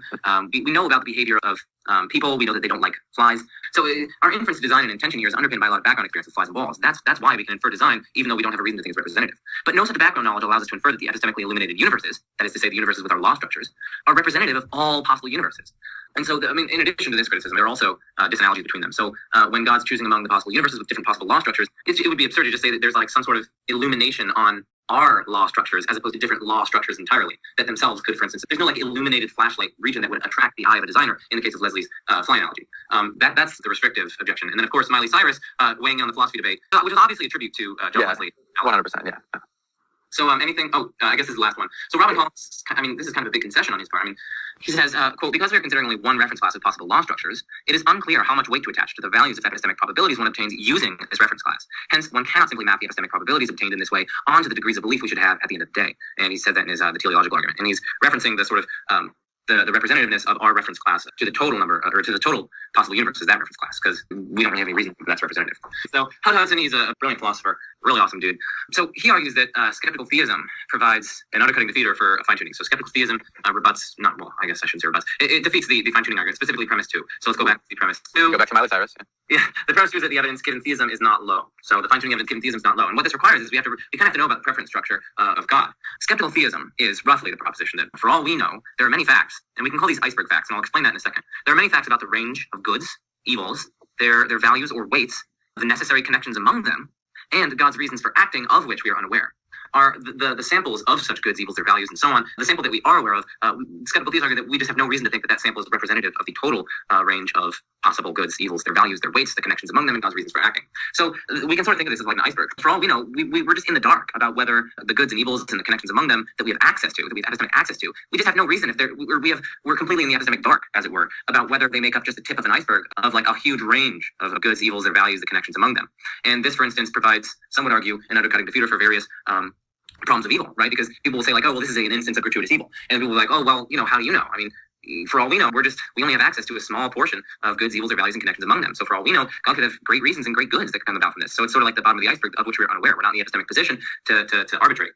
But if that's true, right, if skeptical theism, as I've outlined it, is true, well, then we're simply not in a position to know about the large-scale axiological structure of reality, and hence we are not in a position to know the probability that God would actualize a world with our law structures, right? If the axiological structure of our reality, like the distribution and profusion and intensity of goods and evils and their values, the connections among them, and so on and so forth, if that is very negative, right, if our world, the actual world, has an axiological structure overall that's quite negative, well, then actually God wouldn't actualize it. He'd actualize something else, or he'd refrain from doing it. But given skeptical theism, we're simply not in a position to know about the large-scale axiological structure of reality. For all we know, there are so many bad things, and of course good things as well, but so many bad things of which we're completely unaware that make it such that God would definitely not actualize a world with our law structures. And so it sort of provides an undercutting defeater for that premise about the probability of the evidence given theism. So skeptical theism provides us with a defeater, but also the existence of moral, conscious, rational creatures. For all we know, say the skeptical theist, for all we know, even though this is a great good, perhaps it's going to bring about a huge range and profusion of horrendous evils in the future. Perhaps there are necessary connections of which we are unaware that would, bring such evils about. And so even under the supposition that moral beings like us are incredibly valuable and that God would want to bring about and would have the desire and the power to bring it about, to bring creatures like us with our law structures about, for all we know, such law structures or the existence of creatures like us have necessary connections to profound evils of which we're unaware. And so skeptical theism is really going to undercut this probability judgment. We're not really in an epistemic position to make judgments about God's desires and his full range of reasons for evolution. So here's another objection to the fine-tuning argument. So the probability of L given PB seems quite low, especially in relation to the probability of L star given PB. So what do I mean by here? So PB is there exists a perfect being which creates the world. That's what PB means. L is basically the hypothesis that the actual world's class of laws, L, is such that, given L, a necessary condition for the development of embodied, conscious, rational moral agents like us is hundreds of millions of years of profound agony, predation, parasitism, disaster, extinction, languishing, carnivory, and suffering. L star, by contrast, is that the actual world's class of laws, L star, in contrast to class of laws L, is such that, given L star, moral agents can or will develop without the precondition of hundreds of millions of years of suffering. Intuitively, the probability of L given that the perfect being is that which designed the universe, that seems quite low. Seriously, I mean, if out of all the seemingly possible, especially epistemically possible, because that's the game that we're playing with the fine-tuning argument, given all the epistemically possible law structures, why on earth would a perfect being choose one that involves, in the very creative act, such horrendous suffering? If you read up, on a bunch of these fires in Australia, it's so sad. It's terrible. I get frustrated when I read it. Upwards, I kid you not, the amount of animals that are burned alive from that is The number of animals. The number. actually in the hundreds of millions, I believe. I saw an article that was shared, and it's like thousands of koalas. I think it's actually now in the tens of thousands of koalas that are burned alive. And this is just today. Think about the hundreds Millions of years, yeah. of years of things like this. And that's only in Australia. 5 mass biological extinction events throughout the course of evolutionary history. The 6 that we're actively causing, I don't know. It seems that the actual world's class of laws is one that we definitely would not expect a perfect being to create. And so the probability that even the law structures that we have is quite low on the supposition that the perfect being created it, as opposed to a different set of law structures that give rise to a much more benign, much more flourishing process of development, one not involving the languishing of non-moral sentient agents for hundreds of millions of years. Now, of course, again, this will take us into really difficult, muddy waters, I will say right now, because the proponent of the fine-tuning argument will probably say, okay, fine, even if it's like super duper low probability, right, that you would get L conditional on PB, it's even much, much, much lower on naturalism, L conditional on naturalism. So that's something that they'll probably say at this juncture. But now we're getting into really tricky value judgments. I don't know. It strikes me as extremely implausible that this would be the set of law structures that a perfect being would choose, given that it involves all this sort of stuff rife within the very creative process of this being, rife within its very bringing about of the goods that are purportedly its intention. And is that as low as the probability of L conditional on naturalism? Well, part of what makes that difficult is the distinction between the epistemically illuminated region and non-epistemically illuminated region ones. But also, I don't know, it's just not clear. And I guess in criticizing the fine-tuning argument, all I need to do is show that it's at least not clear which one is going to be lower. So that would be enough to provide an undercutting defeater for the fine-tuning argument. I just wanted to say that I do think that that's probably a response that proponents of the fine-tuning argument would make to what I said in the video at this particular juncture. And I think there's going to be reasonable disagreement on which of those probabilities is going to be lower. Anyway, I did mention skeptical theism there, so if you want to know the place where I'm getting that, the Hudson thing, definitely check out this particular video right here. That is to say... Why is it playing? No, stop playing. Stop! Okay, A Critical Evaluation of the Fine-Tuning Argument for the Existence of God by Hudson. It's very good. That is not Hudson. Thank you, Leanne, for the introduction. Here's a picture of Hudson, and it's a wonderful talk. He's such a great public speaker. Oh, my goodness. So, yeah, you won't regret listening to this. All right, but back to the argument. So I've been looking here at both premises 1 and 2, but let's look at 2 in a little bit more detail. So at least for starters, I think it's really implausible that the probability here is very high. To improve this argument, you should just change it to not very low, or you could say nowhere near as low as this very low value. That would be a way to improve this kind of argument. It's difficult to justify how it's super duper high without just building into your hypothesis that God desires to bring about, let's say, a fine-tuned universe. But then, of course, the prior probability of your hypothesis suffers. So even though you're increasing the likelihood ratio between your hypothesis and your rival hypothesis, you're only doing that by correspondingly lowering your prior. But even after we make that change to saying that this is not as exceedingly low as this, there are still various problems that I want to raise for this argument. So One of them comes from this paper. It's entitled Divine Fine-Tuning versus Electrons in Love by Neil Sinababu. I think that's how you pronounce it. In this article, he's offering a new objection to the fine-tuning argument for God's existence, which arises from the metaphysical possibility of alternative psychophysical laws that permit a wider range of physical entities to have minds. I would actually argue that all you need here is the epistemic possibility. So I would actually argue that you don't even need the stronger claim of metaphysical possibility. Section 1 presents the fine-tuning argument according to which divine creation best explains why the physical constants permit intelligent life. Section 2 presents the objection that under sufficiently mind-friendly psychophysical laws, any physical constants permit intelligent life. Section 3 explains that proponents of the argument can't deny the metaphysical possibility of such psychophysical laws because they must accept a non-physical God with a mind. And then Section 4 considers a version of the argument restricted to universes with actual psychophysical laws and responds that there's no reason God would favor such universes. So, of course, he begins by laying out the probabilistic version of the fine-tuning argument. It has two premises as he articulates it. First premise is fine-tuning. For intelligent life to exist, as is the case, the fundamental physical constants must have values within very narrow life-permitting ranges. Premise 2, divine probability raising.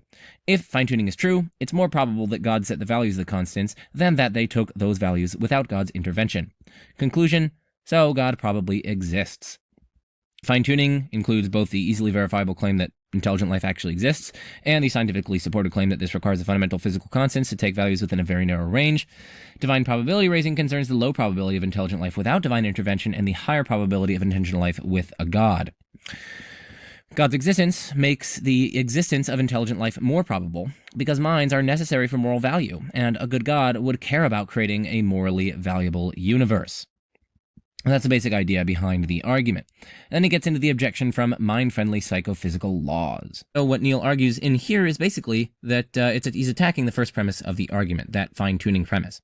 What he says is that intelligent life is possible under a wide range of physical constants, because it's metaphysically possible, and I would say, because we're concerned only with epistemic possibility, with these Bayesian arguments, you could actually say, because it's epistemically possible, that psychophysical laws could be much more mind-friendly than those that obtain in actuality. Even if the physical constants permitted no atoms other than hydrogen, the psychophysical laws could permit protons and electrons to instantiate morally valuable mental states, including those involved in feeling pleasure, having friends, and falling in love. We're not saying that these things actually do experience pleasure, having friends, and falling in love, and nor are we saying that in a universe like ours they do. We're saying if you altered the psychophysical laws, the laws that connect physical states to mental states, and if you add an omnipotent God into the picture, God would be able to create all sorts of different universes with all sorts of different psychophysical laws that radically diverge from the actual world's psychophysical laws and the kind of actual universe that we find ourselves in. As Neil points out, the plausibility of fine-tuning depends on the metaphysical impossibility of psychophysical laws much more friendly to minds than those of our world. Only on the assumption that psychophysical laws must have their actual values is it true that intelligent life couldn't exist in a universe where the strong nuclear force is at less than 25% of its actual value, and atoms more complex than hydrogen can't be formed. Actual psychophysical laws require complex biological structures, like brains, for mental states to be realized. Universes with no atoms larger than the one proton, one electron combination of hydrogen lack the raw material that these biological structures require. But under more mind-friendly psychophysical laws, protons and electrons themselves could have minds like ours. These laws could dictate that these particles have sensory experiences of all of the forces other particles exert on them, with the forces most strongly affecting them giving rise to the psychology of belief and then intentional action. Protons and electrons could yearn to be together, feeling delight at the presence of the other as their opposite charges draw them closer. When they formed a hydrogen atom, they could fall in love. Whenever two electrons were a prime number of centimeters apart, they could have the mental states involved in heartfelt communication about their histories, and so on and so on and so on, right? You can fill out whatever story you really want here. So consider Collins's argument, right? Collins characterizes the kind of intelligent beings whose existence divine fine-tuning is supposed to explain as finite, vulnerable, embodied moral agents, and as embodied conscious beings that can make morally significant choices. But such beings can easily be realized in universes with the strong nuclear force at less than 25% of its actual value, and mind-friendly psychophysical laws. Microphysical particles are spatially finite, and sufficiently mind-friendly psychophysical laws will give them whatever sort of finite minds one pleases. As for vulnerability, microphysical particles are physically vulnerable to destruction in nuclear reactions or in interactions with antimatter.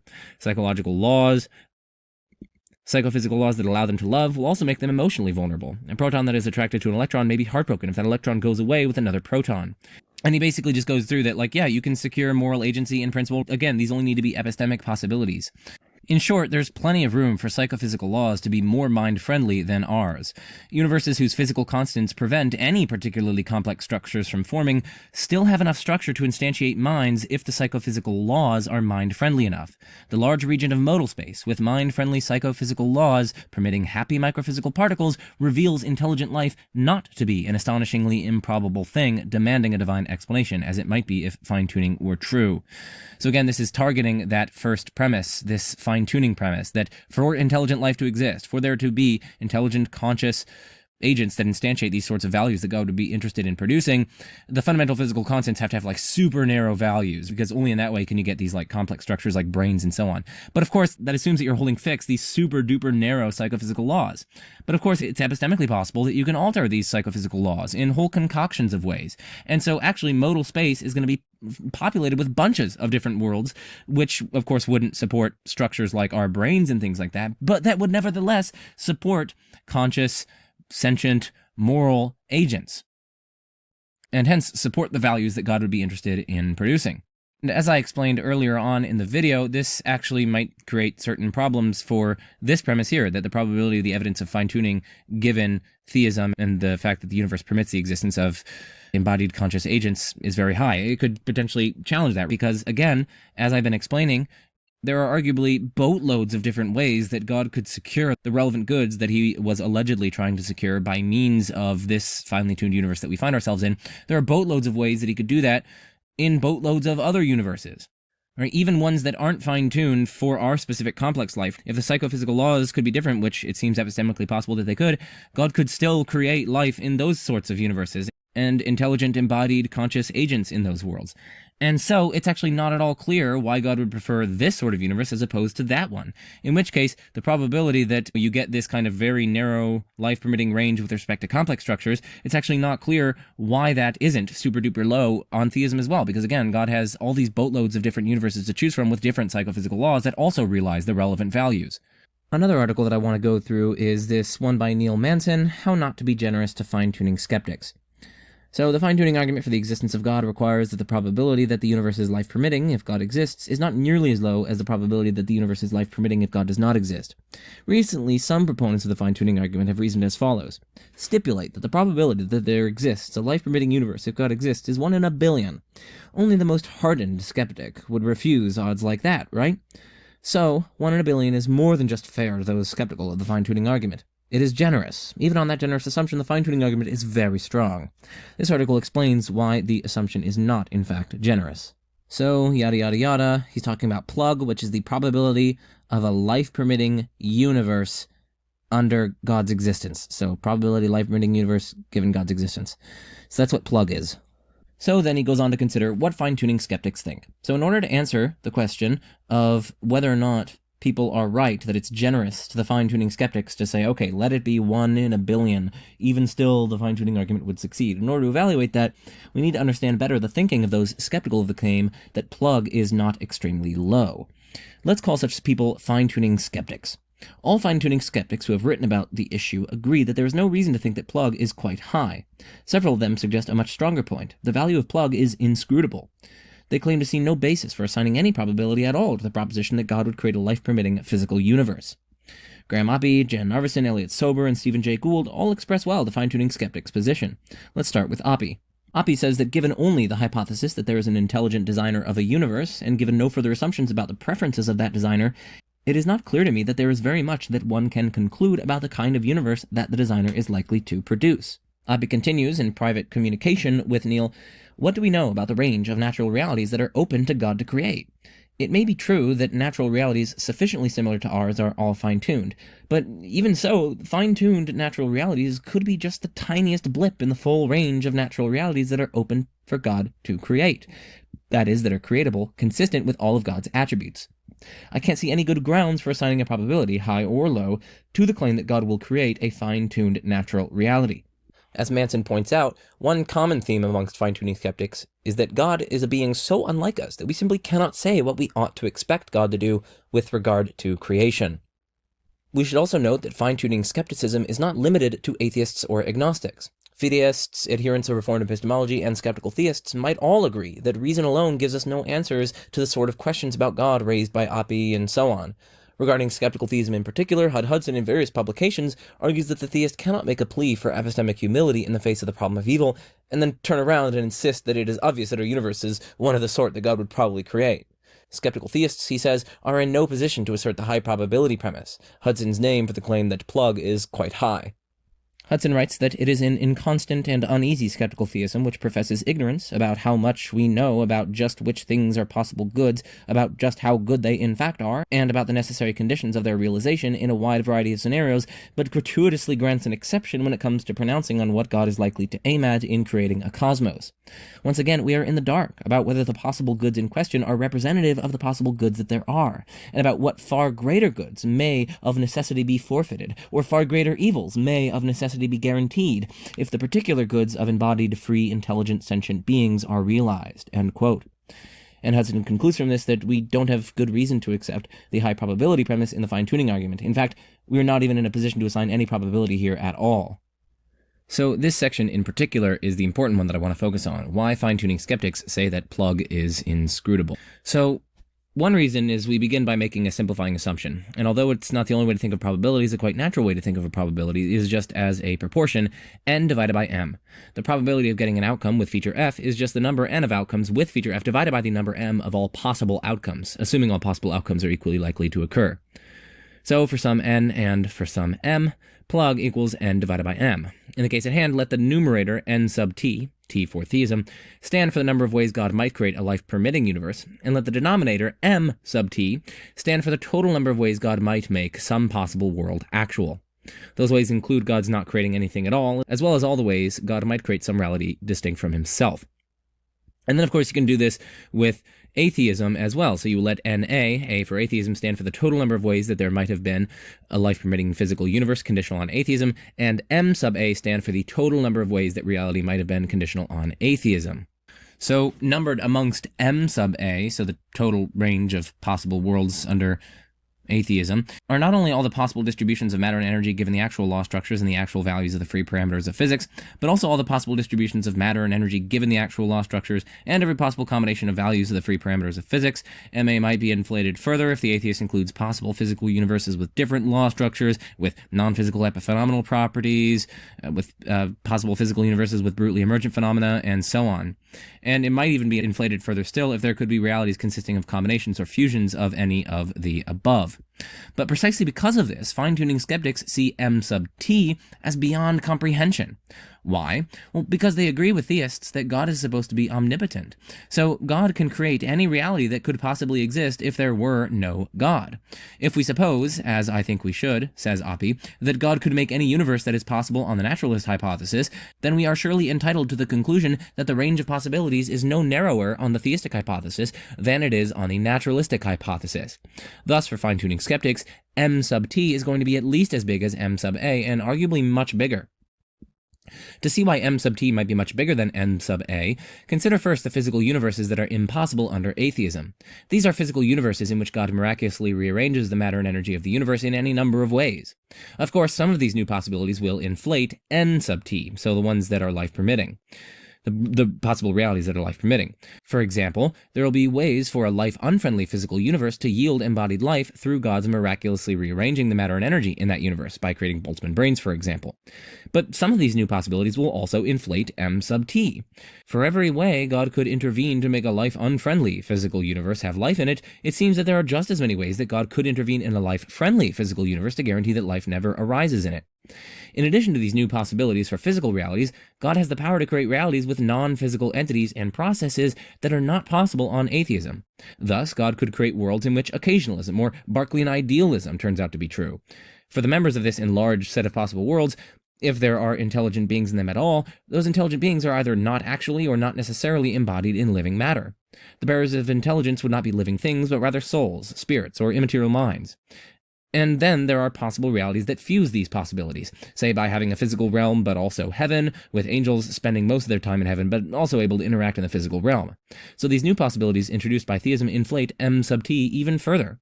Note that these are just the metaphysical possibilities we limited humans have imagined. Fine-tuning skeptics will think that theism generates other metaphysical possibilities of which no philosopher has yet dreamt. Proponents of the fine-tuning argument are surely chafing at this point. All of this is true if we assume that all of these possibilities are equally likely conditional on theism, they will say. But why should we do that? And if we should not, then simply coming up with a ratio n sub t divided by m sub t would not tell us the value of plug. It certainly is epistemically possible that not all of the metaphysical possibilities are regarded equally by God. There might be a preference function for God that assigns different probabilities to different possible worlds, or sets of worlds, depending on the overall features of those worlds. Given that God is supposed to be morally perfect, perhaps God would prefer worlds capable of producing intelligent life over worlds capable of producing only diprotons. That would be because, other things being equal, worlds containing intelligent life are better, that is richer or more valuable, than worlds containing only diprotons. But in response to this, even if fine-tuning skeptics are moral realists of some sort and so they agree that God has a preference structure that'll track these objective values, there are still serious questions about exactly what feature or features bear the weight of objective value in the fine-tuning argument. Is it materiality or physicality that makes some possible creations better than others?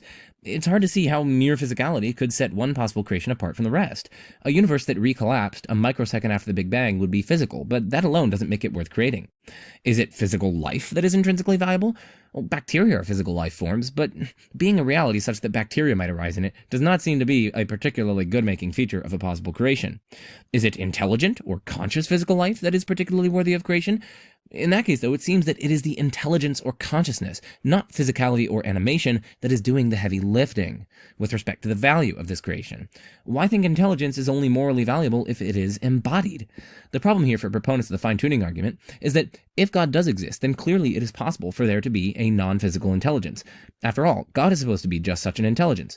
Why think God would prefer to create other intelligent conscious beings by creating a life-permitting physical universe? God had other, seemingly much more efficient and sensible options. For example, God could make Berkeley right. So even if they grant that God has a preference function over possible creations, fine-tuning skeptics are going to need to hear a lot more before they agree that the function favors the creation of a life-permitting physical universe, and favors it enough to make the fine-tuning argument persuasive. Given all this, it would seem to fine-tuning skeptics that, even conditionalizing on theism, the possible realities forbidding embodied life might very well vastly outnumber the possible realities permitting life.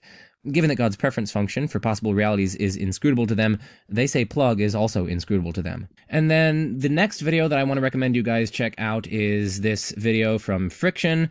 Does fine-tuning prove a designer? You can look that up, and I'm sure you'll be able to find it. I forgot to hit the like button. But yeah, definitely check this out. This is an excellent video, and it offers some criticisms of the fine-tuning argument based on some similar considerations that I have been leveling here. And then the final thing that I want to look at is from Felipe Leon. So Felipe Leon says that there are further independent reasons that might lead one to doubt that cosmic fine-tuning should be chalked up to one or more intelligent fine-tuners. Here I will mention one. Other features of the universe aren't what one would expect on the hypothesis.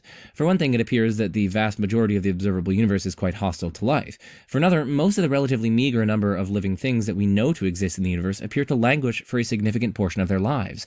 For yet another, the members of very many species are hostile to the existence of those of the others.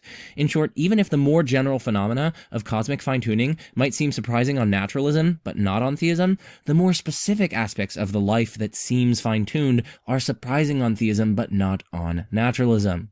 Accordingly, while the former sort of phenomena might raise the probability of an intelligent foundation, the latter sorts of phenomena appear to deflate it.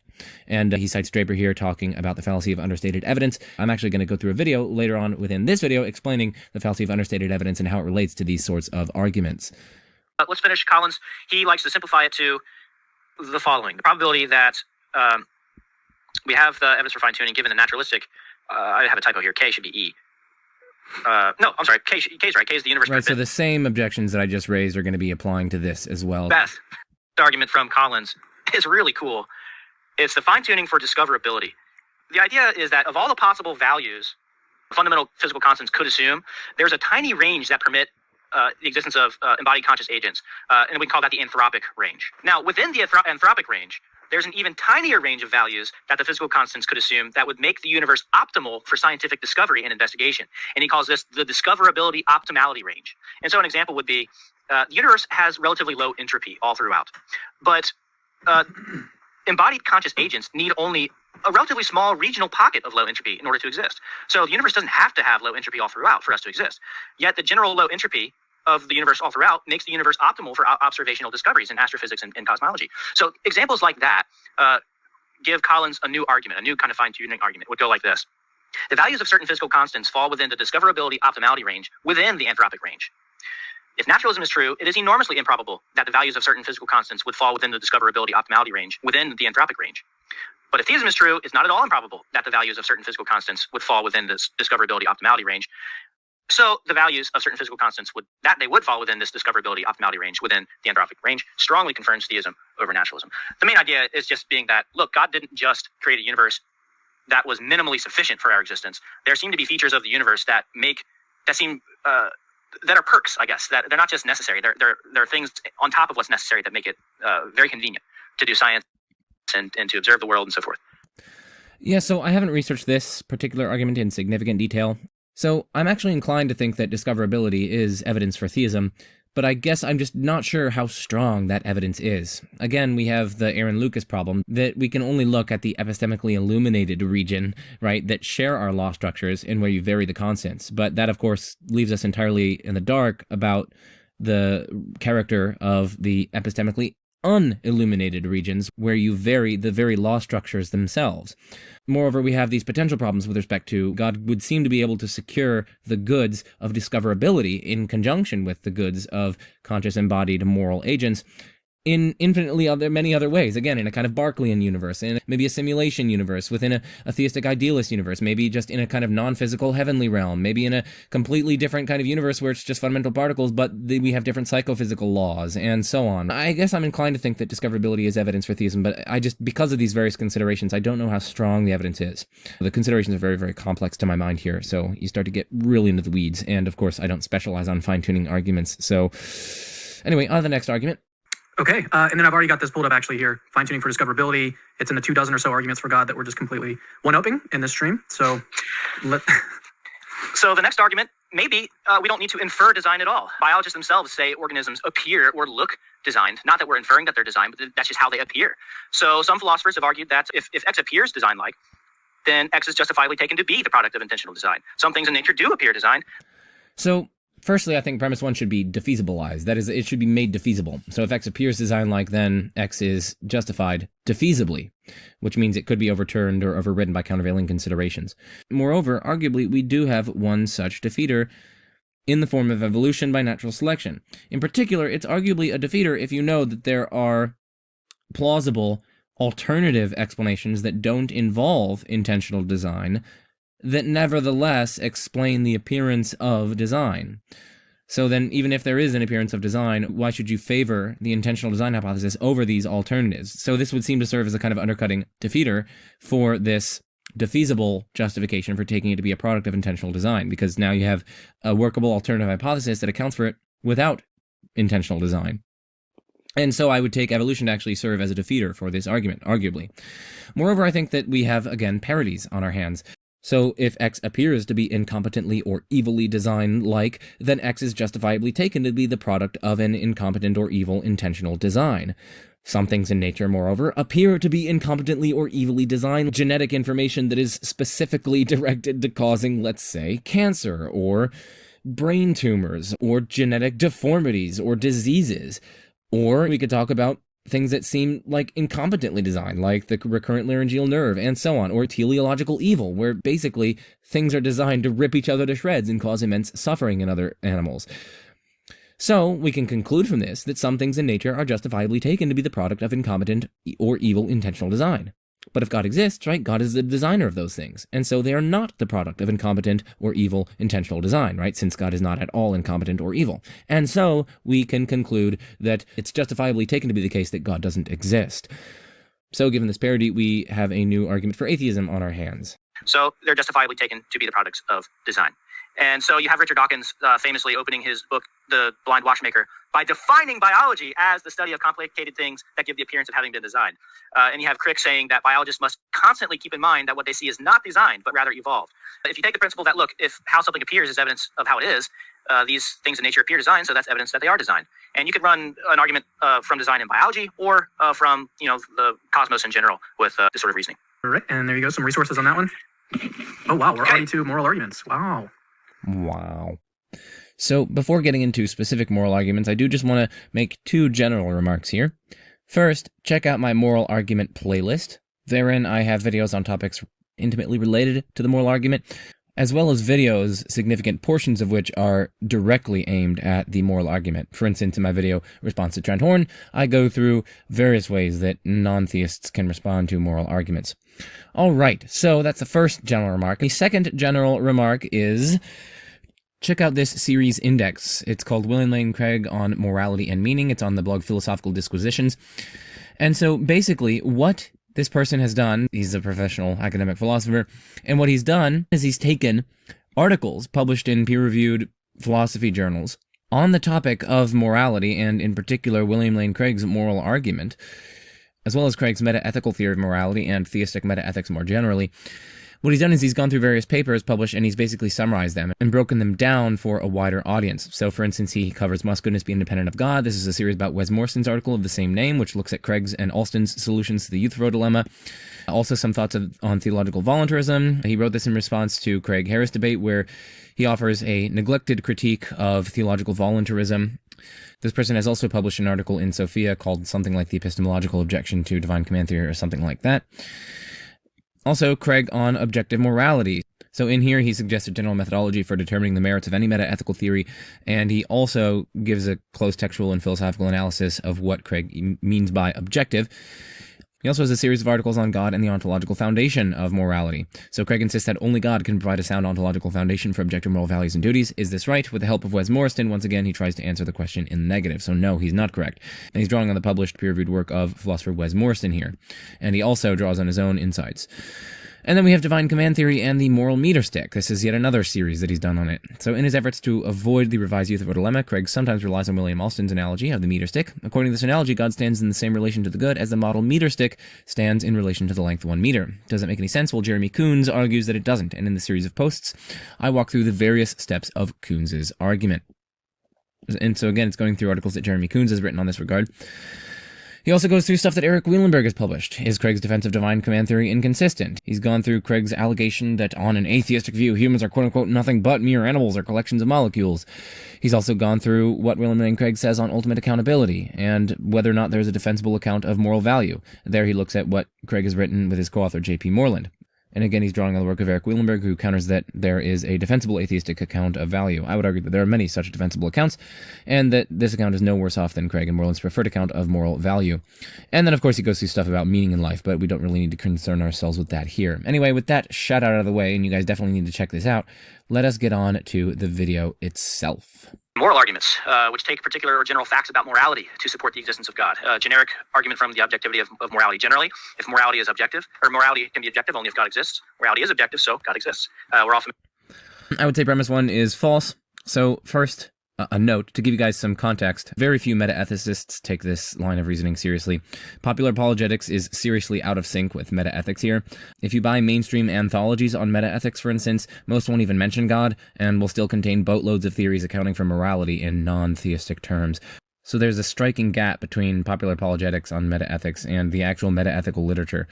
But that, again, that's just a note. So here, now we're getting into some of the criticisms that I raise. So first, I would raise an intrinsicality objection. I think it's obvious that some things are intrinsically right, or intrinsically wrong, or intrinsically good, or intrinsically bad. There's something in the very nature of suffering which makes it bad, or which accounts for or grounds its badness. It's facts about the action of torture, what it is to torture someone, and it's facts about the victim and the various experiences that they undergo when they are being tortured. It's those facts which account for the badness of torture.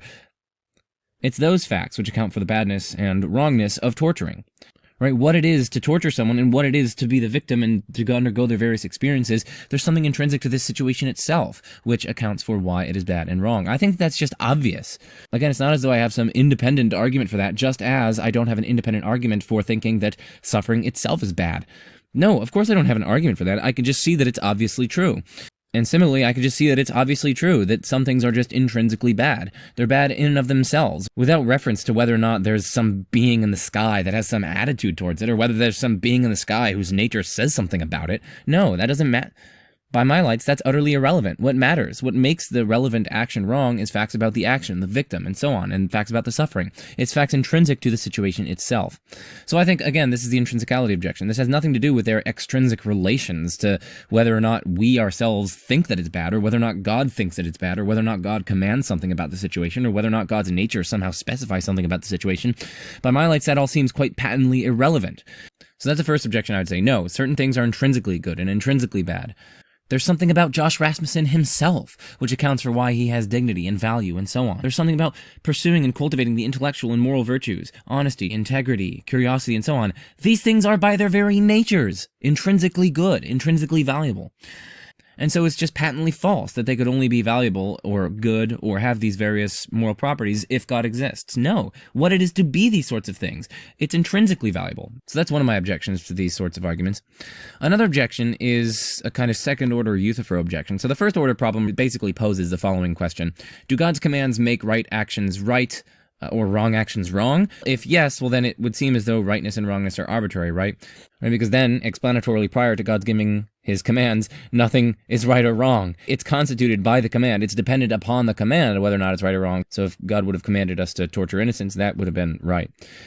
But if not, if God's commands don't make right actions right or wrong actions wrong, well then it would seem as though divine command theory is false, because then they're made right or wrong in virtue of other things. An alternative way to put this, which I think is more plausible, you could say God either has a reason for commanding what he does or he doesn't. If he does have a reason for commanding what he does, well then it's surely that reason which is doing the explanatory heavy lifting with respect to accounting for the rightness or wrongness or goodness or badness of the thing in question.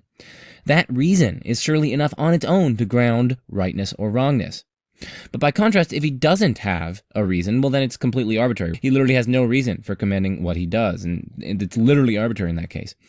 You might say, oh no, God is essentially good. It's part of God's nature to be perfectly good and so on. So he couldn't, of course, command those other things, and his commands flow from his nature. You could say those sorts of things.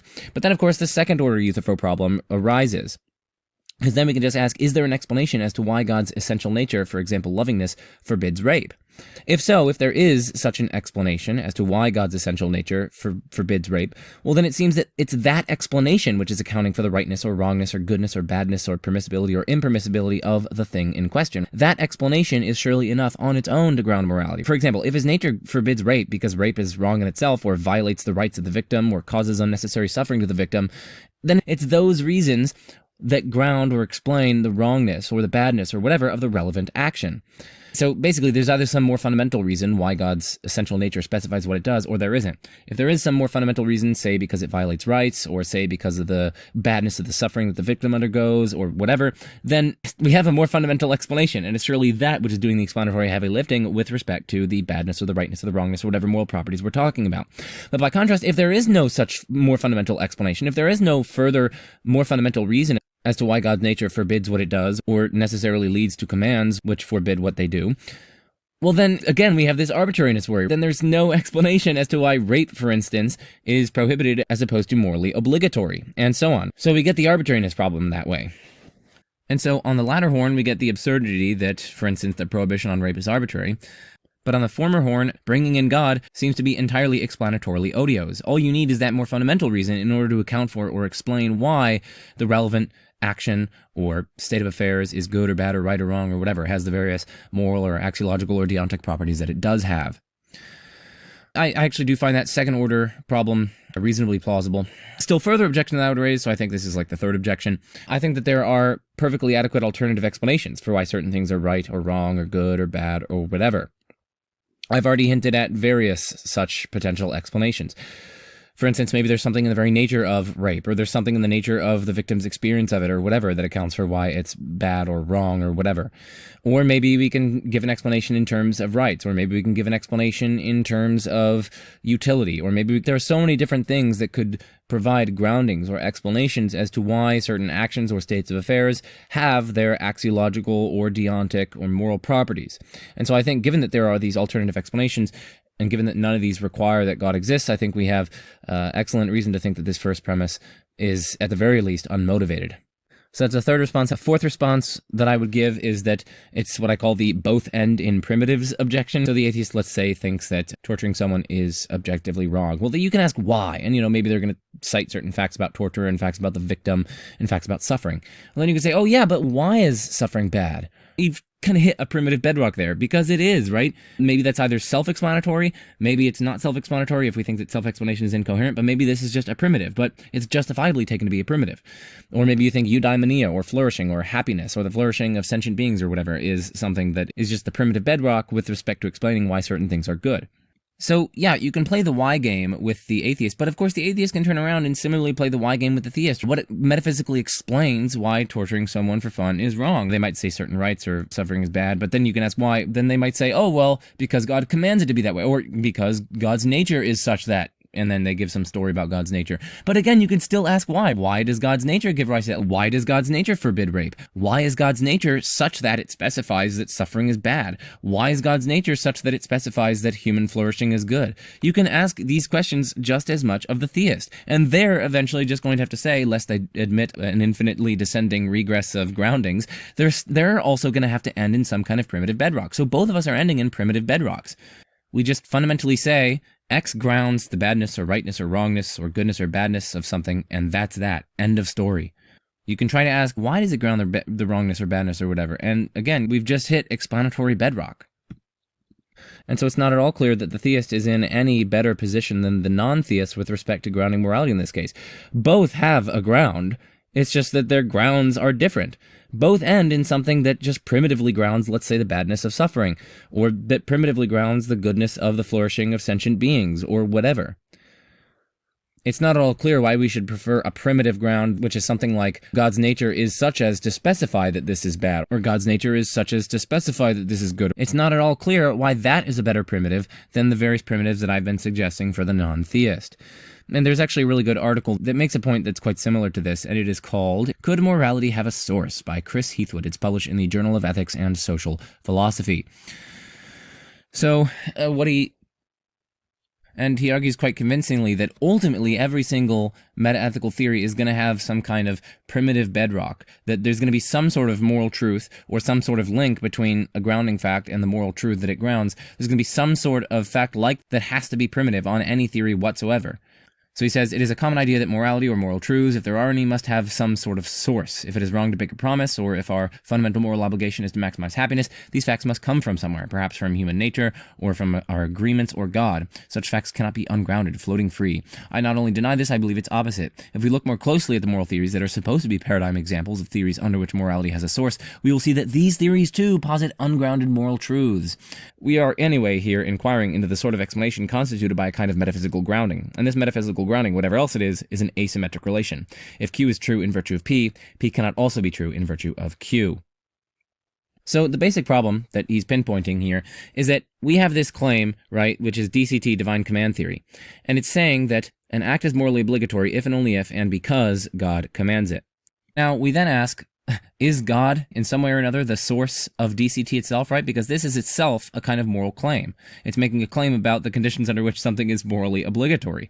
So this is itself a moral claim. And so then we can ask, well, in virtue of what is this moral claim true? Well, if it's true in virtue of something about God, well then, again, we have just created another moral claim, namely, the moral claim of DCT itself would then be true just in case and because of that more fundamental feature of God, which is explaining the moral truth of DCT. But again, that link between this more fundamental feature of God and DCT is itself a moral claim, right? Because DCT, as we've shown, is a moral claim, and so we are talking about the conditions under which a particular moral claim is true. In particular, we're asking what makes it true. That is itself a moral claim. And so then we can still further ask, what is the grounding of that moral claim? If you're going to posit a still more fundamental feature of God, well then you could see where we're going. We're off on a vicious infinite regress. So it seems as though we have to bottom out in some sort of primitive moral claim here. The only way to avoid a primitive moral truth, then, that is a moral truth that isn't itself grounded in something more fundamental, the only way to avoid that is then to adopt something like self-grounding, where one and the same thing grounds itself, but that is, of course, absurd. Grounding is a priority relation. One thing is due to or owed to another, and it obtains in virtue of that other, and it's well-nigh universally granted in philosophy that grounding relations are asymmetric. If one thing grounds another, then that further thing doesn't ground the first thing. So everyone, it seems, is going to have to admit groundless moral facts. That is, moral facts that don't themselves have any further explanation or ground. And so it's no mark against a non-theistic theory that, oh, well, it can't ground all of morality. No, because neither can a theistic theory. So anyway, before I level my final objection, just a summary. So the first objection that I raised was an intrinsicality objection. I think it's obvious that something's intrinsically have the moral properties and values and so on that they do, and that has nothing to do with their extrinsic relations to God or God's commands or God's nature or whatever. The second problem was the higher order or the second order Euthyphro objection. The third problem was the alternative explanation objection. So for various moral facts and moral truths, I think there are perfectly adequate alternative explanations for why those things are true. That is, why various actions are right or wrong or good or bad. And these alternative explanations don't adduce anything having to do with God. Now, of course, as I pointed out, these explanations are ultimately going to have to hit some explanatory bedrock, arguably. And the link between this bedrock, the fact that this bedrock grounds or explains certain moral truths, that fact is going to itself be some moral truth that doesn't have a further explanation. So I recognize that. But I pointed out firstly that there are going to be perfectly kosher, non-theistically acceptable principled stopping points, which are our primitive bedrocks. So either the fact that suffering is bad, or the fact that something about suffering grounds its badness. And in the case of goodness, maybe it's just the fact that the flourishing of sentient creatures is good, or something about the flourishing of sentient creatures is good. And then I pointed out that in both cases, in both the theistic and non-theistic cases, you're going to end in some kind of primitive like this. Some kind of primitive which is reporting the link between your explanatory bedrock and the various moral properties that it is alleged to be explaining. And so theism isn't uniquely positioned to offer a grounding for morality. Both theism and non-theistic views have to have primitive moral truths. At the very least, primitive truths that link certain groundings. And so that was my fourth response. There's no unique advantage accruing to theism because we're in the same boat, essentially. Both theistic and non-theistic metaethical views end in some kind of moral primitive. And then my fifth and final response to this specific line of reasoning is that this is, I think, going to be a specific problem for Christianity, because I would say that if you grant that morality is objective only if God exists, well, then that God is going to have to be a particular way. And I would argue that the particular way in which that God has to exist is definitely not the way that the Christian God is. And just to see that, you can look at the various Old Testament atrocities like commanding genocide, telling Abraham to kill his son, and of course, basically deceiving him in the process, leading Abraham to genuinely think that Abraham was going to kill his son, and so on. And of course, you have the various other sorts of atrocities like killing innocent children and so on. Drowning innocent children, mind you. But anyway, let's watch some of this, which is a violent God ? From the non-alchemist. Let's watch some of this to bring out this point further. The Bible is a violent book, but you already knew that. There's one story, however, that I don't think gets enough attention, and it's found in 2 Samuel chapter 21. The short version is that there's a famine in the land, and God tells David it's because Saul wronged the Gibeonites. To make things right, David has Saul's sons killed, and the famine stops. As everyone knows, killing people's kids to stop a famine makes total sense. Sarcasm aside, this really says what it appears to say. Even the conservative ESV Study Bible pushes back against the idea that these 7 were accomplices in Saul's acts. The text in no way suggests this. Furthermore, even Merib's oldest son could scarcely have been more than 10 when Saul died, because David must have been at least in his late teens when Merib married, and was no more than 30 when Saul died. It goes on to note that a more plausible suggestion is that God still exacted punishment from Saul's house for some of the evil that Saul had done. Yes, that's definitely the more plausible suggestion. And trying to wiggle out is pointless for 2 reasons. First, God accepted the totality of David's actions by relieving the famine, all without any kind of rebuke. And second, Yahweh killing the descendants of guilty parties is a well-established pattern in the biblical texts. Whether it's through massive flooding, destroying entire cities with fire, killing the Egyptian firstborn, punishing Korah's rebellion by swallowing up the household and goods of those involved, including their sons and little ones, into the earth, stoning and burning Achan and his sons, daughters, and livestock, since he took things for himself that were supposed to be destroyed, commanding the complete destruction of entire people groups, specifically to include the infants, or killing David's kid as a punishment for his own actions. Yahweh isn't afraid of indiscriminate killing, at least as he's depicted. And if you're a Christian watching this and want to defend Yahweh's honor, then by all means, give it your best shot in the comment section below. But I recommend that you just make peace with the fact that your God can get pretty bloodthirsty. So that gives you a glimpse into why I think that even if morality required, let's say, God's existence in some manner or another, arguably that wouldn't be the Christian God, and the Christian God is not a good candidate for that. Now, of course, you can say, yeah, well, God is the author of life. He could take away life if he wants. He can, kill innocent people if he wants. He can command the genocide of people if he wants. He can kill innocent children He can drown innocent babies and livestock if he wants. He's God. Now, yes, you could do that, but then don't expect me to take seriously your suggestion that this is the ultimate grounding of morality. This is the moral meter stick, because then morality is very, very, very, very different to how intuitively morality seems to be, in which case we actually start to have an undercutting defeater for our second premise here, because this second premise is resting on various obvious moral truths, like, let's say, it's never okay to drown an innocent child. So you could try to say, oh yes, God himself doesn't have any moral duties, so he's not violating anything. Oh, God is the author of life, so he can take life if he wants it, and so on. You can say that, but then, again, you're just losing the plausibility that God is the ultimate standard of goodness and badness. You're losing the plausibility behind the claim, if it had any plausibility in the first place, but you're losing the plausibility behind the claim that it's the very character of this being, it's the very nature of this being, which is the ultimate grounding of morality. No, not if the being acts in that sort of way. So we can go to an abductive version of this argument, which is just Which that more people should be aware of. Morality is objective. If morality is objective, then God's the best explanation for it being objective. So God's the best explanation for it being objective, so probably God exists. There are a number of things to say here. I think premise 2 is false for many of the reasons I just articulated. I think it's just not at all clear that God is the best explanation for its being objective. Again, whatever feature you're pinpointing about God that grounds the objective moral values and truths and so on, whether it be God's commands or maybe his character or something about his nature, we can still ask, does God have some reason for commanding as he does? Or is there some more fundamental reason which explains why God's essential nature is as to forbid rape, or is as to essentially lead to a command that forbids rape? If there is such a more fundamental reason, well then there's actually arguably a better explanation for morality's being objective, namely in terms of that more fundamental reason and cutting out the middleman ontological commitment to this radically different kind of thing, God. We have a simpler and it seems more explanatorily illuminating explanation there.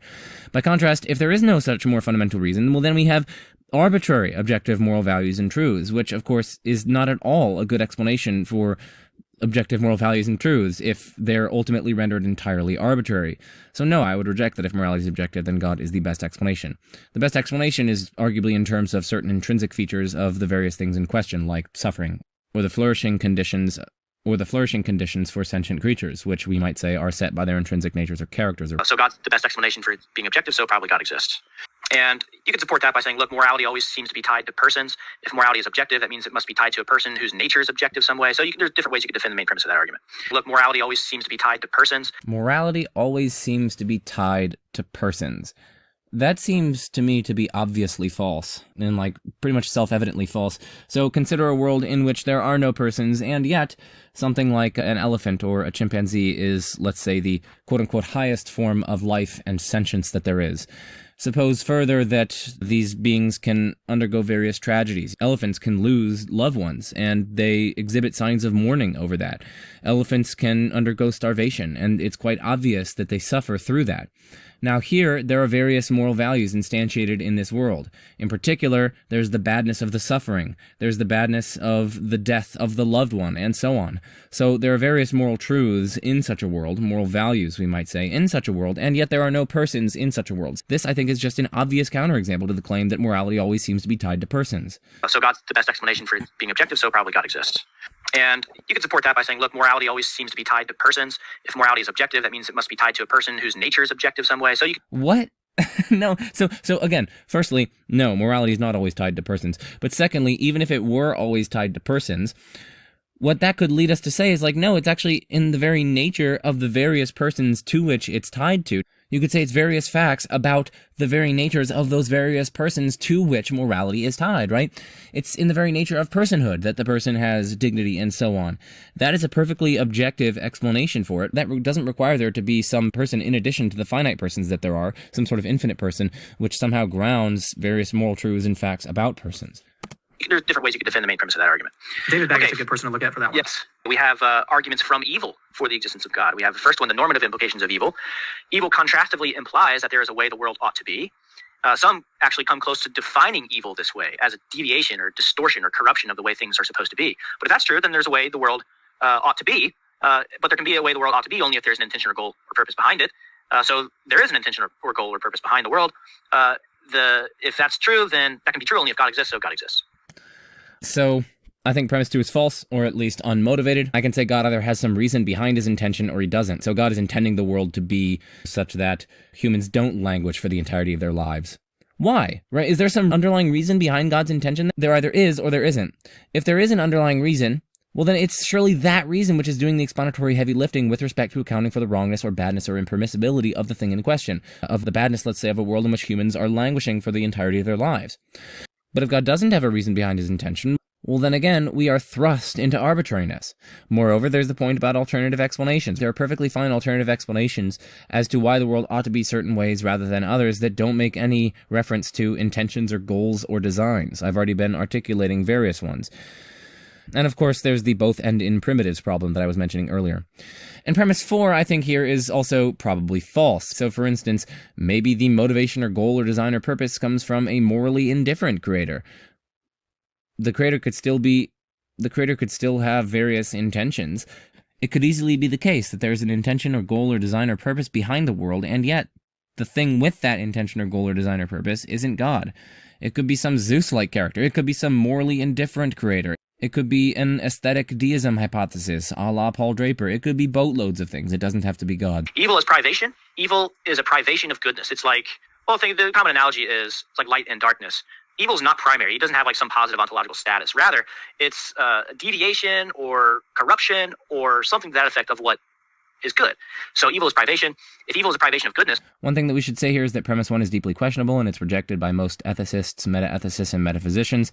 It has difficulties involving pain, false belief, and so on. So for instance, there seems to be a kind of positive phenomenological character associated with pain, and that itself seems to be bad. There doesn't seem to be like a privation of goodness there, like, oh, it's the absence of what, a pleasurable state of mind? No, it's not merely the absence of a pleasurable state of mind. It doesn't seem to be an absence of anything. There seems to be kind of positive, qualitative feel there. There are certain qualia associated with pain, and those themselves seem to be bad, and it seems to have a kind of positively bad character there.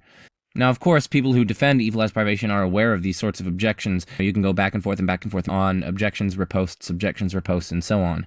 Now, I just want to make you guys aware of a very good lecture that Alexander Proust has made on the privation theory of evil. He gives various quite serious objections to it, and then he goes on to develop his own theory of evil as a misarrangement. But he does criticize this traditional privation theory of evil, and he goes through pain, false belief, sin, and various other problems that are quite serious problems for the theory. And this is by CLE for Science, 2021, New Perspectives in Phil of Religion, 13 July, number 2. So check that out if you are interested in looking at the privation theory of evil further. Goodness is ontologically inexplicable ontological status. Rather, it's a deviation or corruption or something to that effect of what is good. So evil is privation. If evil is a privation of goodness, goodness is ontologically and explanatorily prior to evil. If goodness is ontologically and explanatorily prior to evil, then there's more goodness in the world than evil. As being the main premise. If there's more goodness in the world than evil, probably God exists, so probably God exists. Now, the clever thing here is that 4 is just the converse of the problem of evil. The skeptics would argue that if there's more evil in the world than good, then probably God does not exist. Well, this just flips this around and says there's probably more goodness in the world than evil if evil is understood as privation. Let's look at premise 3, because that seems like a blatant non sequitur to me. If goodness is ontologically and explanatorily prior to evil, there is more goodness in the world than evil. What? From the fact that things of type 1 depend on things of type 2, such that type 2 is ontologically and explanatorily prior to type 1, it obviously doesn't follow that there are more things of type 2 than type 1. If the type God is explanatorily and ontologically prior to the type created things, then there are more gods than there are created things. No, that's just absurd. God is ontologically and explanatorily prior to created things. Does it follow that there are more gods, or that there's somehow more of God than there are created things? No, there are boatloads of created things, and there's only one God. Fundamentality does not imply a greater prevalence of the fundamental thing. If anything, when you get more and more fundamental, you get more and more unified, you get more and more sparse. You get fewer and fewer things. We could actually say if goodness is ontologically and explanatorily prior to evil, then there's more evil in the world than good. Because, again, as you go through the more fundamental layers of reality, you tend to get fewer and fewer entities. You tend to get fewer and fewer kinds of entities. You tend to get more and more unified, and so on. You see that in science. The more fundamental you go, the more and more unified you get. You get this very simple and elegant standard model of particle physics, which explains the vast array and diversity of things. So as you go more fundamental, as you go to ontologically and explanatorily prior things, there are fewer of those. So if goodness is ontologically and explanatorily prior to evil, there is more evil in the world than there is good. And of course, Given what Chad had just said, if there's more evil than good, then probably God doesn't exist, so probably God doesn't exist. We seem to have an even more powerful argument from evil as the privation of the good against God's existence here. Horrendous evils. Some evils are so bad that they seem to have a non-naturalistic dimension to them. I mean, some evils are just so objectively appalling and horrendous that they seem to have cosmic or spiritual significance. They seem satanic almost, or to require hell. They provoke existential outrage, shaking one's fist at heaven, that sort of thing. Reading up on this particular argument, some of the examples of horrendous evils I encountered were just so, I won't be able to get them out of my mind for a long time. So if one, then we're justified in thinking that Maybe Chad has the seeming that somehow they require some sort of supernaturalistic dimension to them or something like that. I don't have that seeming at all. We know from psychology how horrendous humans can get on their own. We know that humans are susceptible to propaganda. We can dehumanize others. You can come to see other humans as literal vermin. And once you do that, you can kind of turn off your empathy for them in some sense, and you can do really atrocious things. And we know the various natural mechanisms by which this happens. That's what a lot of social psychology is literally dedicated to. So anyway, I don't find this first premise at all plausible. No, that's just people doing these sorts of things. People can be really, really, really depraved and bad. they do have a non-naturalistic dimension to them. The best explanation of their being evil so horrendous that they have a non-naturalistic dimension is that good and evil have a deep spiritual significance. So, two here, it's not clear that that is true. If, number one, then we are justified in thinking that they do have a non-naturalistic dimension to them. Firstly, we have to take into account that that's a very non-simple explanation. I mean, given the success of science in finding naturalistic explanations for the various actions that humans have done throughout the past, we should expect, arguably, that the very, very, very horrendous things that humans do that might seem to have a non-naturalistic dimension to them are likewise susceptible to naturalistic explanation. That's a kind of argument from the success of historical naturalistic social psychology. So that would seem to be a defeater for the inference from the seeming to the truth of the seeming. Moreover, there are alternative explanations that don't involve a non-naturalistic dimension to them, as I've just been specifying. So probably good and evil do have a deep spiritual significance. But if that's true, then something like theism is probably true. So something like theism is probably true.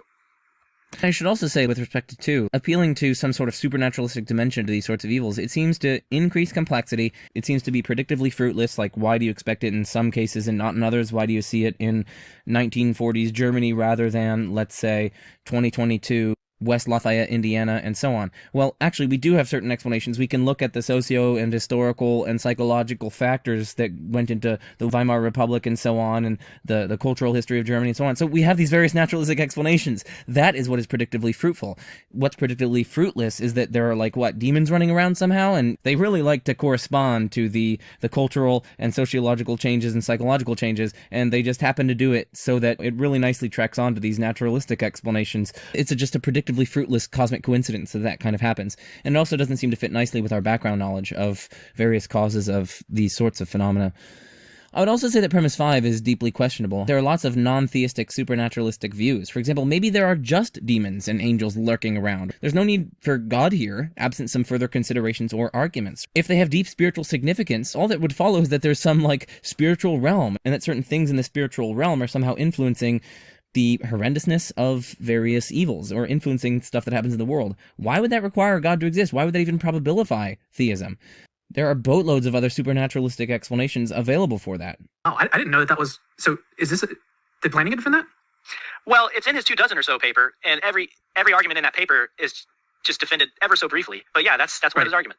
Interesting. All right, let's move on. So from universal beliefs, certain moral beliefs are shared by all of humanity. If that's true, then God's the best explanation for that. So God's the best explanation for there being moral beliefs shared by all of humanity, so probably God exists. So it's not entirely clear that premise 1 is true. I'd like to see the empirical research for it. That is an empirical claim. I know there has been some research done on certain values that you can find across humanity, but it's unclear how you demarcate values and beliefs and the interplay between them anyway, and they get manifested differently, of course, in different cultural contexts. I'm not saying that this premise is false, clearly, but I'd like to see the empirical research behind it. And there are also, moreover, with respect to premise 2, there seem to be simpler explanations in terms of, say, our having reliable moral beliefs tracking moral reality, or perhaps in terms of our evolutionary history. You might, of course, claim that God best explains these further facts, but then that would be a separate argument, and the onus is on you to prove that claim. And plus, I don't know, why would theism predict this data? Disagreement, we often hear from theists themselves, provides opportunity for growth and flourishing and intercommunity dialogue and intercultural dialogue and growing and learning and so on. So why wouldn't we actually expect God to actualize a world in which there is profound moral disagreement such that no moral beliefs are universally shared by all of humanity? That would facilitate various goods. We can dialogue with each other. We can try to convince one another of accepting certain moral beliefs that we think are true and are better than the moral beliefs that other people have. We can have dialogue across ideological barriers. Moreover, God could easily have some morally sufficient reason for allowing this kind of moral doxastic discord, skeptical theism and all. So I guess my point is just that why would theism lead us to expect that there are certain moral beliefs shared by all of humanity? Or at least why would it lead us to expect it more than a relevant naturalistic alternative hypothesis? Or at least even a relevant non-theistic alternative hypothesis? Again, you can say something like, oh, it's good that we all agree on certain moral beliefs and so on. But yeah, it's also good that we have disagreements. Again, as I've pointed out, disagreement provides opportunities for growth and flourishing and intercommunity, intercultural dialogue and dialogue across ideological barriers and coming to know certain truths and building relationships and bridges between different people groups with differing fundamental beliefs and so on. So again, where's the predictive payoff of theism here? The main move here is just that, look, there can be moral disagreements between cultures and so forth, but actually, these disagreements turn out to be fairly superficial. The classic example is love your neighbor as yourself seems to be a pretty universally agreed upon moral principle. It just turns out that one tribe in Africa that sees it okay to murder members of another tribe, they just don't see members of the other tribe as persons. So they agree with the underlying principle. There's just unclarity on how it applies. So there's your argument from universal moral beliefs. Okay, Sidgwick and Kant. Sidgwick, a moral philosopher in the early 20th century, he thought that the central problem of ethics was showing how one could be true. Acting morally is always rational, only if it's always ultimately what's best for me. And he said it must be rational for me to act morally. Otherwise, noble deeds like self-sacrifice and altruism might be irrational. But it seems true that that's never irrational to be altruistic. So, 2, acting morally is always ultimately what's best for me, only if God exists. 2 is equivalent to, if God does not exist, then acting morally is not always what's ultimately best for me. That seems true. I mean, morality and self-interest come apart if God does not exist. So 3, acting morally is always rational only if God exists. Acting morally is always rational so God exists. So I think there are several problems with this. So premise 1 seems false to me. Consider an analog. So again, premise 1 says acting morally is always rational only if it's always what's ultimately best for me. Consider being epistemically responsible is always rational only if it's always what's best for me. No! Sometimes we have to believe the truth, even if the truth bloody sucks for me. Similarly, it's not at all implausible to suppose that sometimes we have to behave in a certain way, even if behaving that way bloody sucks for me. Even if I have to make certain sacrifices, and I don't want to, it'll make me sad, and so on. Morality still has that demand of me. Similarly, rationality has certain demands of me. Even if I don't want to believe that I have some, let's say, interminable illness, and my life would be better if I didn't have that belief and I could just ignore it and I could live in a kind of delusion where I think everything is all fine and dandy. Still, it's epistemically responsible for me. It is rational for me.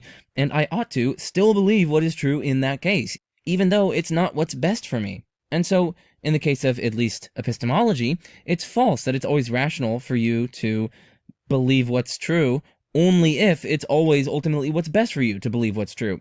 And similarly, I would say, acting morally can be rational even if it's not ultimately what's best for you. It also seems to me that premise 2 here is false. There could be lots of other ways that acting morally could always be what's ultimately best for me without God existing. For example, maybe there's some sort of karma kind of thing going on, or maybe there's some strange law of nature or whatever. Sure, those have a low prior probability, but so does a God who ensures that every morally action corresponds to what's ultimately best for me. That's also a pretty metaphysically profligate hypothesis.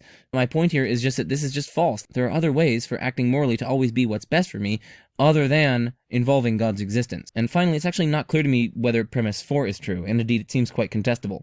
Consider 2 actions that I might perform. One of them is the moral action A, and then the other one is some other act A star, which is based on prudential or practical considerations, rather than specifically moral considerations.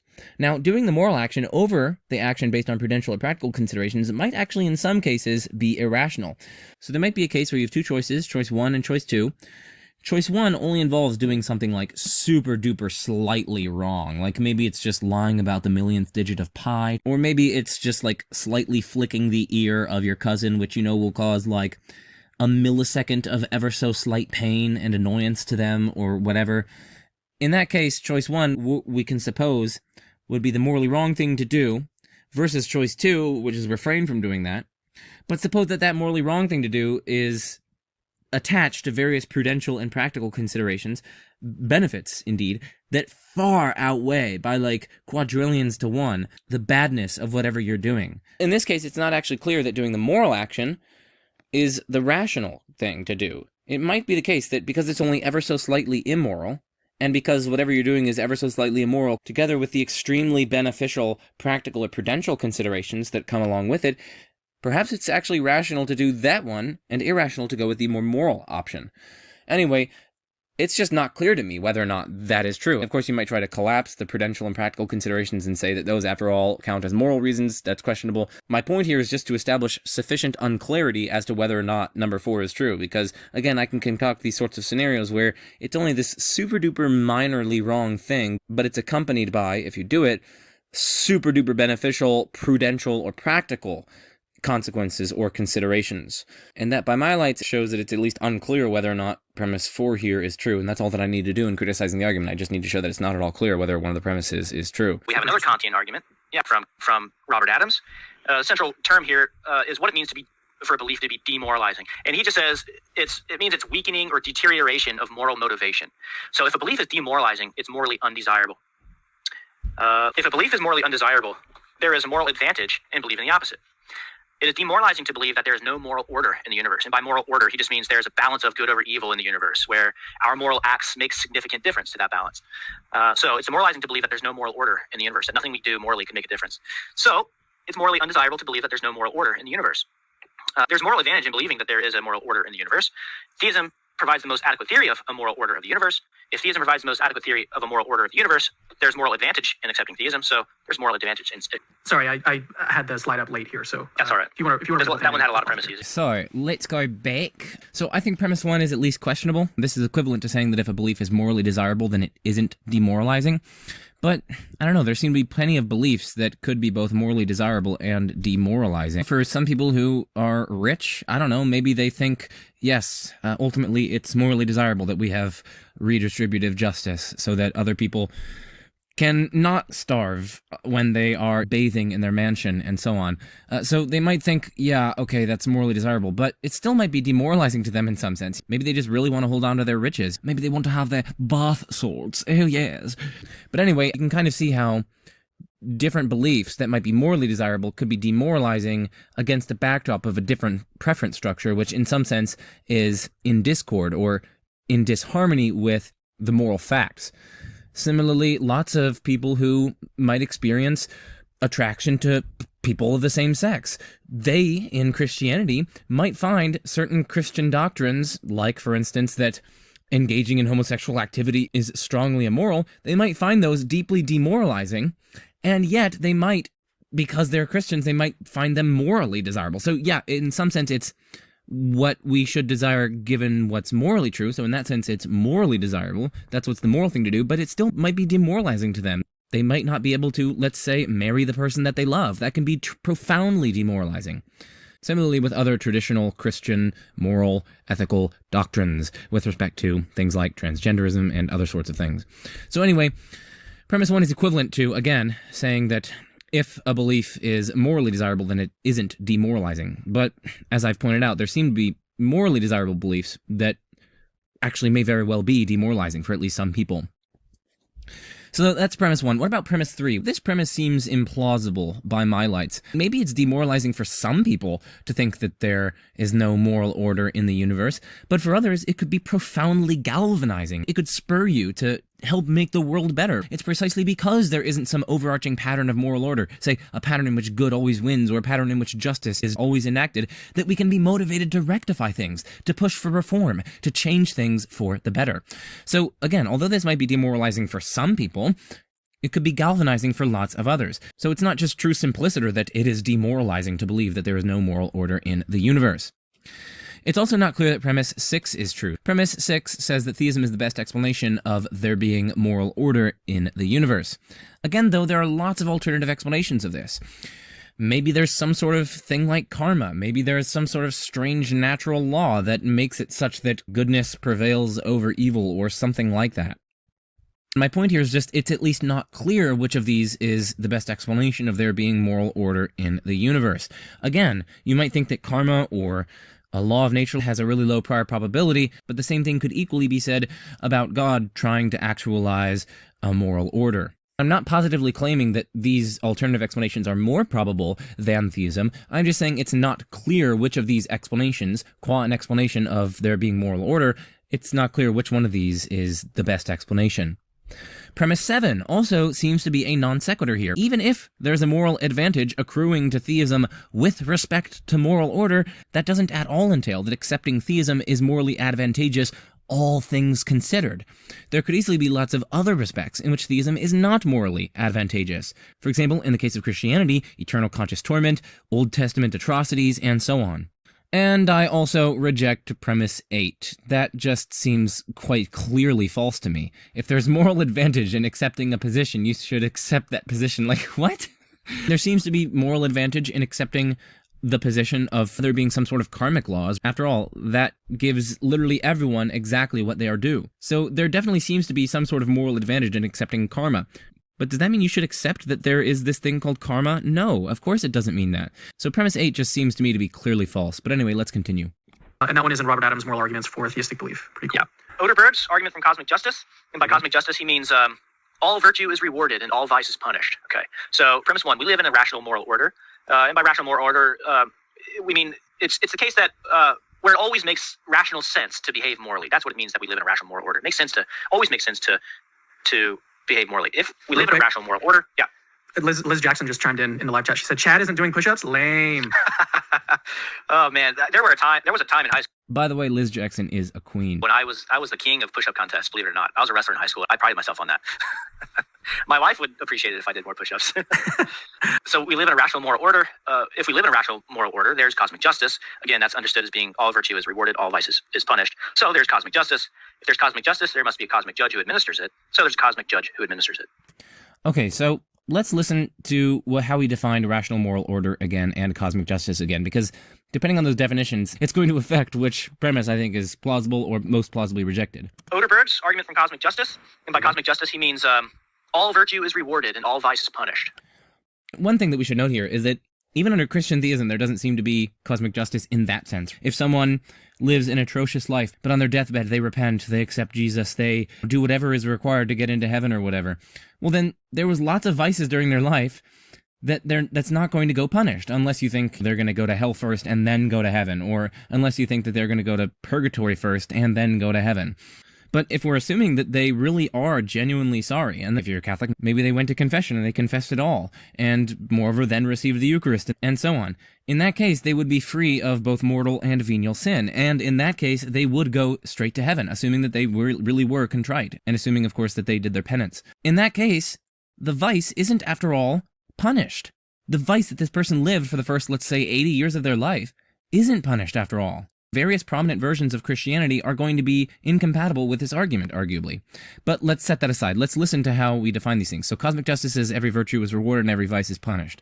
So premise 1, we live in a rational moral order. And by rational moral order, we mean it's the case that where it always makes rational sense to behave morally. That's what it means that we live. Okay, so if it always makes sense to behave rationally, then virtue is always rewarded and vice is always punished. To me, that just seems like a straightforward non sequitur. It could easily be the case that it makes sense to live morally, to do what you're obliged to do, given the demands of morality, to cultivate virtue and so on, even if you're not ultimately rewarded for your virtue or punished for your vice. Seriously, does it only make sense to live a moral life if there's a carrot and a stick? This way of thinking is just so deeply implausible. No, do good for goodness sake, because it's intrinsically valuable. And that makes perfect sense, even if absolutely every one of your virtuous deeds isn't ultimately rewarded, and even if some of others' vicious deeds aren't ultimately punished. So this just strikes me as deeply, deeply implausible. But even setting that aside, at premise 4, it's just not at all clear whether that's true. Again, there are alternative ways that you could have cosmic justice without there being a cosmic judge who administers it. Again, you could have something like karma, you could have some strange law of nature, or whatever. Premise 5, further still, is very far from theism. The cosmic judge could be something like a Zeus-like character, it could be an aesthetic deist hypothesis, it could be any among an infinite array of non-theistic but quasi-supernaturalistic cosmic judges. But again, to have a fully informed view on the matter, I'd have to read Oderberg's paper or book chapter, but I said that I was going to basically make this video without doing additional research in the sense of research beyond what I've already done throughout my years of studying philosophy of religion. So anyway, let's continue. Inspired a lot of similar arguments. One, in every actual case, one has most reason to do what is morally required. So one just says that there is overriding reason to perform one's moral duty. If there is no God and no afterlife. Well, I guess I do want to say on premise one, again, given what I said earlier, it's at least not 100% clear to me that premise one is true. It seems that I can at least conceive of a case where, again, you have two different choices. Under one of the choices, you're doing something that is ever so slightly morally bad, and so you ought not do it, in the moral sense of ought. And yet, there are tremendous practical and prudential benefits from doing it. And then on the other one, you don't secure those practical and prudential benefits, but you still avoid doing the ever so slightly immoral thing. And things get complicated here because someone might say that those practical and prudential considerations themselves might turn into moral reasons. And so actually, on the whole, it's false that you ought not do that first option. But then we get into the weeds about what's the nature of moral reasons, how do they relate to practical and prudential reasons, and so on. So that just further supports my claim that it's just not clear whether premise one is true, because you get into all these different weeds about these debates about the nature of reasons, about the nature of practical and prudential reasons, as well as how they relate to moral reasons, and so on. If there is no God and no afterlife, then there are cases where morality requires that one make great sacrifice for only modest benefits. And he gives the example of like a poor widow who has the opportunity to steal like $10 million, and she knows that she would never get caught and no one else would be harmed by this. This is $10 million that no one ever even realized existed, but she would be stealing it if she took it. So if there's no God and no afterlife, then there are cases where morality requires that one make a great sacrifice for only modest benefits. So if there's no God, there's no reason why she shouldn't take that $10 million. If in a given case morality requires that one make a great sacrifice for only modest benefits, then one does not have most reason to do what is morally required. I've already given some reasons for thinking that it's not clear whether premise one is true, but suppose that I granted premise one, then I think premise three is very probably false. Again, this almost sounds like carrot and stick reasoning. It doesn't matter whether morality is requiring you to make great personal sacrifice for only modest benefits, you're still always going to have most reason to do what is morally required. Again, if one always has most reason to do what's morally required, this seems to be something about the very nature of morality, or the very nature of moral obligation, that it's, by nature, it's overriding. And in that case, it doesn't matter if there are going to be great personal sacrifices for only modest benefits to you, because the very nature of morality is to be overriding, in which case this premise 3 is going to be false. No, it is false that if there are cases where morality requires one to make great personal sacrifice for only modest benefits, then you don't always have most reason to do what's morally required. No, regardless of whether or not there are cases of morality, you still have most reason to do what is morally required. Again, that's probably because there's something in the very nature of moral obligation which makes it overriding of every other consideration. Granting premise 1, I think premise 3 is extremely implausible. If there is no God or afterlife, then in some cases, one does not have the most reason to do what is morally required. But she does have reason to do what's morally required, namely not steal the $10 million. So it's false that there is no God or afterlife. There you go, layman's moral argument. Another thing I want to say here is that premise 2 strikes me as deeply implausible. This is equivalent to saying that if there are no cases where morality requires one to make great personal sacrifice for only modest benefits, then either God exists or an afterlife exists, or both.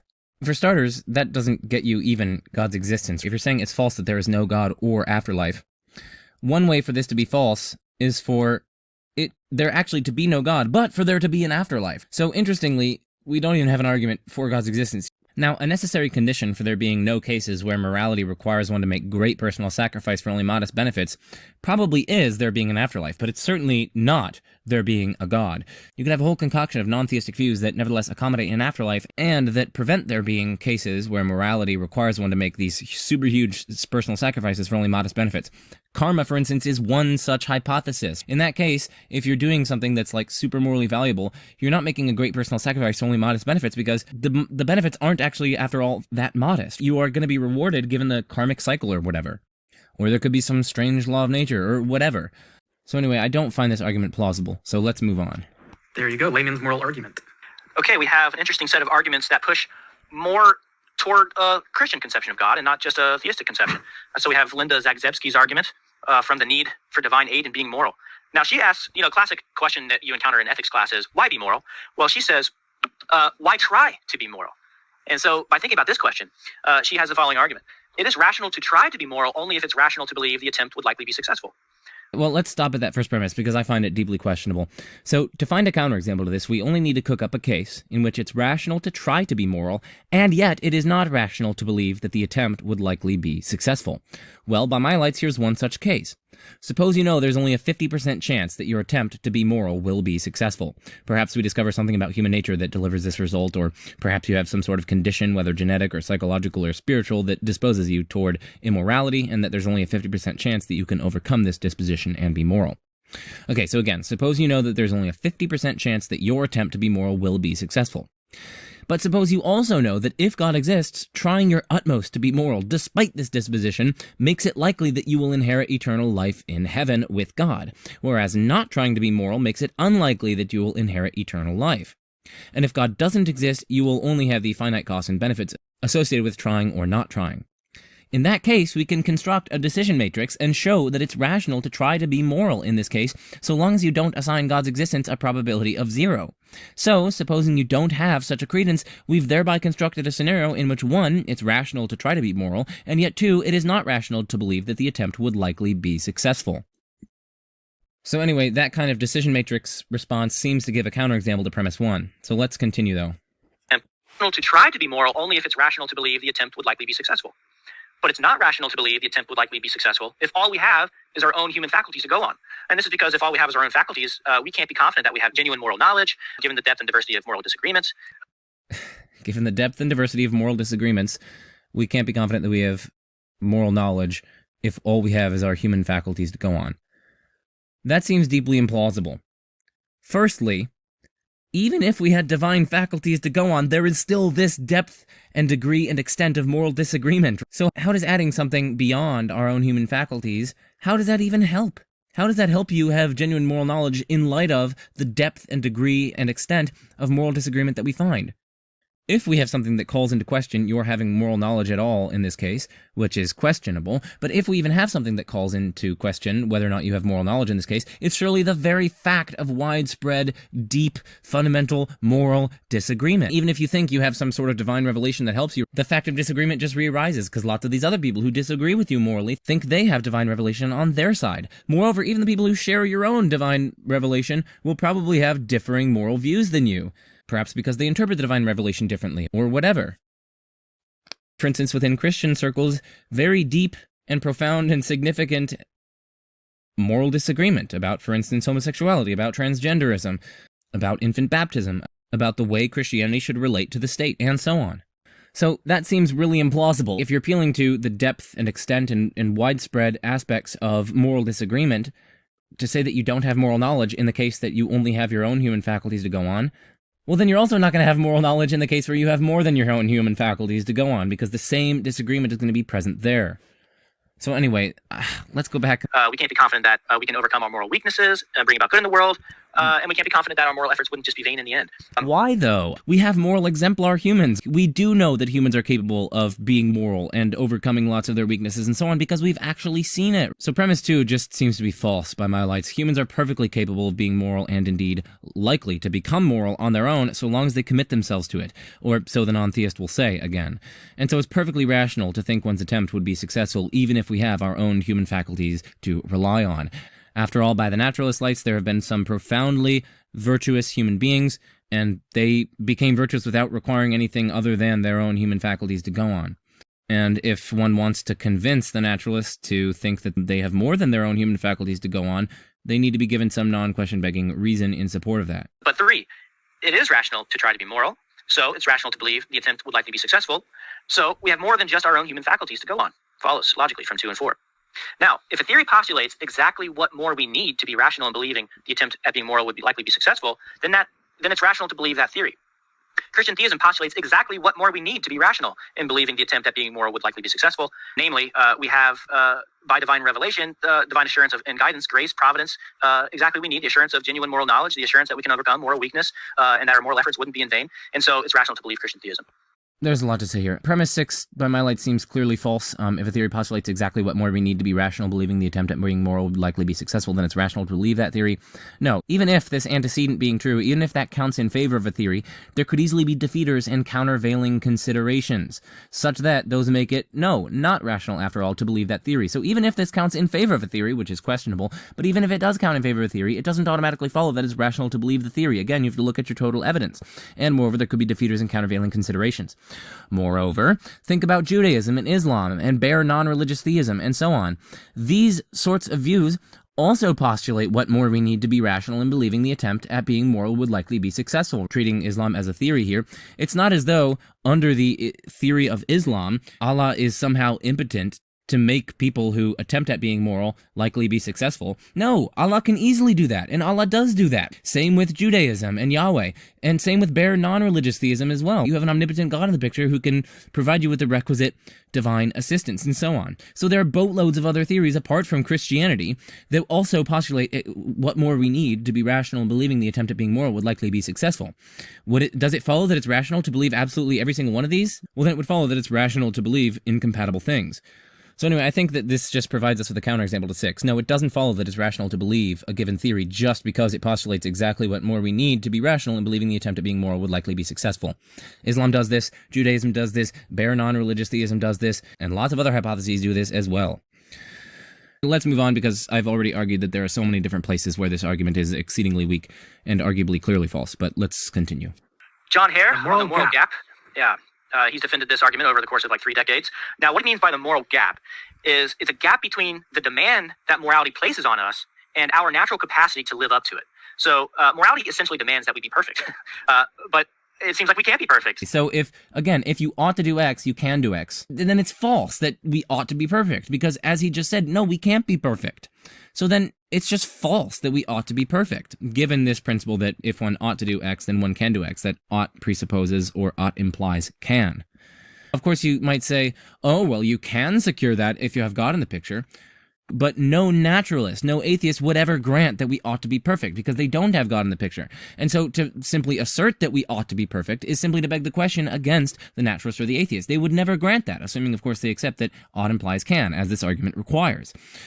So assuming that they grant that ought implies can, then no naturalist or atheist would ever grant. They would never grant that one ought to be perfect, because no, of course we can't be perfect. Only if you antecedently are justified in accepting theism would you be justified in accepting that we ought to be perfect. In which case the argument would be utterly dialectically toothless.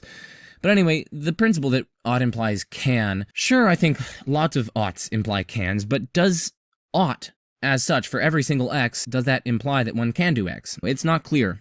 By my lights, compatibilism might be true. It's an epistemic possibility.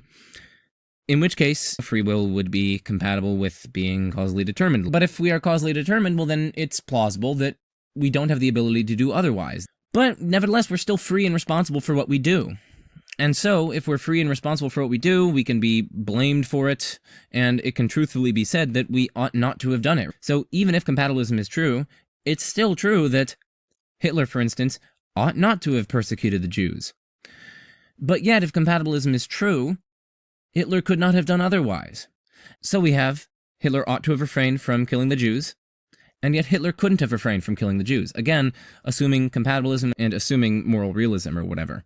So given that compatibilism, or for those privy to debates in philosophy of action, and more strictly speaking, semi-compatibilism, given that compatibilism might be true, and given that compatibilism would plausibly deliver us a counterexample to this first premise, well then, I think we should be very hesitant to accept this first premise, at least by my lights. Of course, you might think that compatibilism doesn't even have a chance of being true, but for me, I definitely think it has a chance of being true, and in that case, my credence in one is correspondingly lowered. That's the moral gap that John Hare talks about. And it gives him this following argument.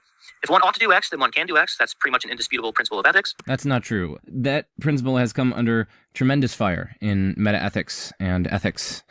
There are lots of papers published that challenge whether ought implies can. One ought to live up to the demands of morality. So it follows that one can live up to the demands of morality. But one can live up to the demands of morality only if one has the requisite extra-human assistance. So one does have. Yeah, so I think premise 4 is just implausible. The naturalist thinks, yeah, we should live up to the demands of morality, and so we can, but of course there is no extra human assistance, so the demands of morality only require us to do things that are possible for humans to do on their own. Whether or not someone accepts 4 seems to be a function entirely of one's prior commitments. No one who doesn't already accept something like theism, or at least no one who doesn't already reject atheism, would be in a position to accept 4, it seems. Of the extra human assistance. And similarly, we say that if a theory postulates exactly the extra human assistance needed to live up to the demands of morality, it's rational to accept that theory. Again, we saw earlier why that is very implausible. Indeed, it arguably seems clearly false. Even if satisfying this antecedent here counts in favor of a theory, again, which is questionable, there could be defeaters and countervailing considerations which renders it not rational to believe the relevant theory. I've already criticized 6 earlier, and I talked about, again, Judaism, Islam, bare non-religious theism, and so on. So anyway, let's just continue. Christian theism does postulate exactly the extra human assistance needed to live up to the demands of morality. And there he has in mind the Christian doctrines of atonement, justification, and sanctification. So it's rational to believe Christian theism. Kant, on the duty to promote the highest good. Kant factors in a lot of moral arguments. Now, by highest good, Kant means perfect proportionment of happiness to virtue. So you're happy in like the eudaimonistic sense, like flourishing, you flourish to the extent that you're virtuous. Okay, that's what he means by the highest good. So we ought morally to promote the realization of the highest good. What we ought to do must be possible for us to do. It's possible for us to promote the realization of the highest good only if there's a God who makes that possible for us. And so because only God could ensure the perfect proportionment of happiness to virtue. So God exists. Okay, so what's interesting, premise 4 is saying, if it's possible for us to promote the realization of the highest good, then there exists a God who makes the realization possible. But notice that there's a discrepancy here. We're talking about we ought to promote the realization of the highest good. It's not saying that we ought to realize the highest good. It's saying we ought to promote the realization of the highest good. And that only entails that we can, again, given ought implies can, which is contestable, but that only implies that we can promote the realization of the highest good. Then why would that require God who makes the realization possible, right? All we need to be possible here is the promotion of realizing the highest good. So even if God is required to make the realization of the highest good possible, it's not at all clear that God is required to make the promotion of the realization of the highest good possible. And indeed, it seems as though it could be possible to promote the realization of the highest good, even if the very realization of the highest good is not possible. You can still try to promote it. We could still, for instance, try to promote world peace, even if, maybe given the limitations of human nature, world peace ultimately cannot be realized. Still, we can promote it, and we ought to promote it, and so on. So, premise 4 here is implausible. It's not clear whether premise 1 is true either. It depends probably on what the highest good is. Suppose that the highest good is like so good that it's beyond our natural capacities even to promote. Well, then in that case, the naturalist who accepts that ought implies can would never grant that we ought to promote the highest good. And of course, in that case, the argument is utterly powerless to move naturalists. Only those antecedently accepting the supernatural would be convinced of the argument. By contrast, suppose the highest good is not beyond our natural capacities to promote. Well, then in that case, premise 4, once again, is false. So either way, the argument simply fails. Moreover, it's not clear whether premise 2 is true. There are several challenges to the principle that ought implies can, like the compatibilist challenge that I rendered earlier. And again, I've given a reason to be very skeptical of premise 4 here, but here's some others. We can ask, what is the highest good? Perhaps it's something like just a flourishing life, a life full of intellectual and moral virtue, a life in which the person knows important truths about reality, has a good character, acts morally, and all around achieves various excellences that humans can achieve. Well, that doesn't require God to facilitate its realization.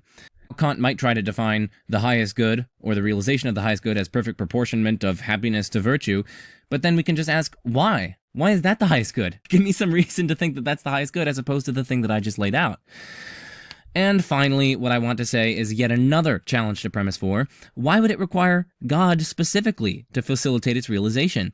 Why not just some sort of supernatural help, like maybe an angel would do? Maybe an angel is able to realize the proportionment of happiness and virtue, the correct, accurate proportionment of them. Or maybe it's just some superhuman power, something like Zeus, or something like a kind of karma, or something like a law of nature that ensures that. Again, these other sorts of hypotheses might be intrinsically improbable, but so is the hypothesis that there is a God who makes this realization possible. Obligations and duty. Yeah. This should be a familiar argument. We have objective moral applications. If we do, then they're best understood as divine commands. That was the subject of Robert Adams' unsurpassed book on theistic ethics, Finite and Infinite Goods. So objective moral obligations are best understood as divine commands. But if they are, then God exists, so God exists. Odd exists.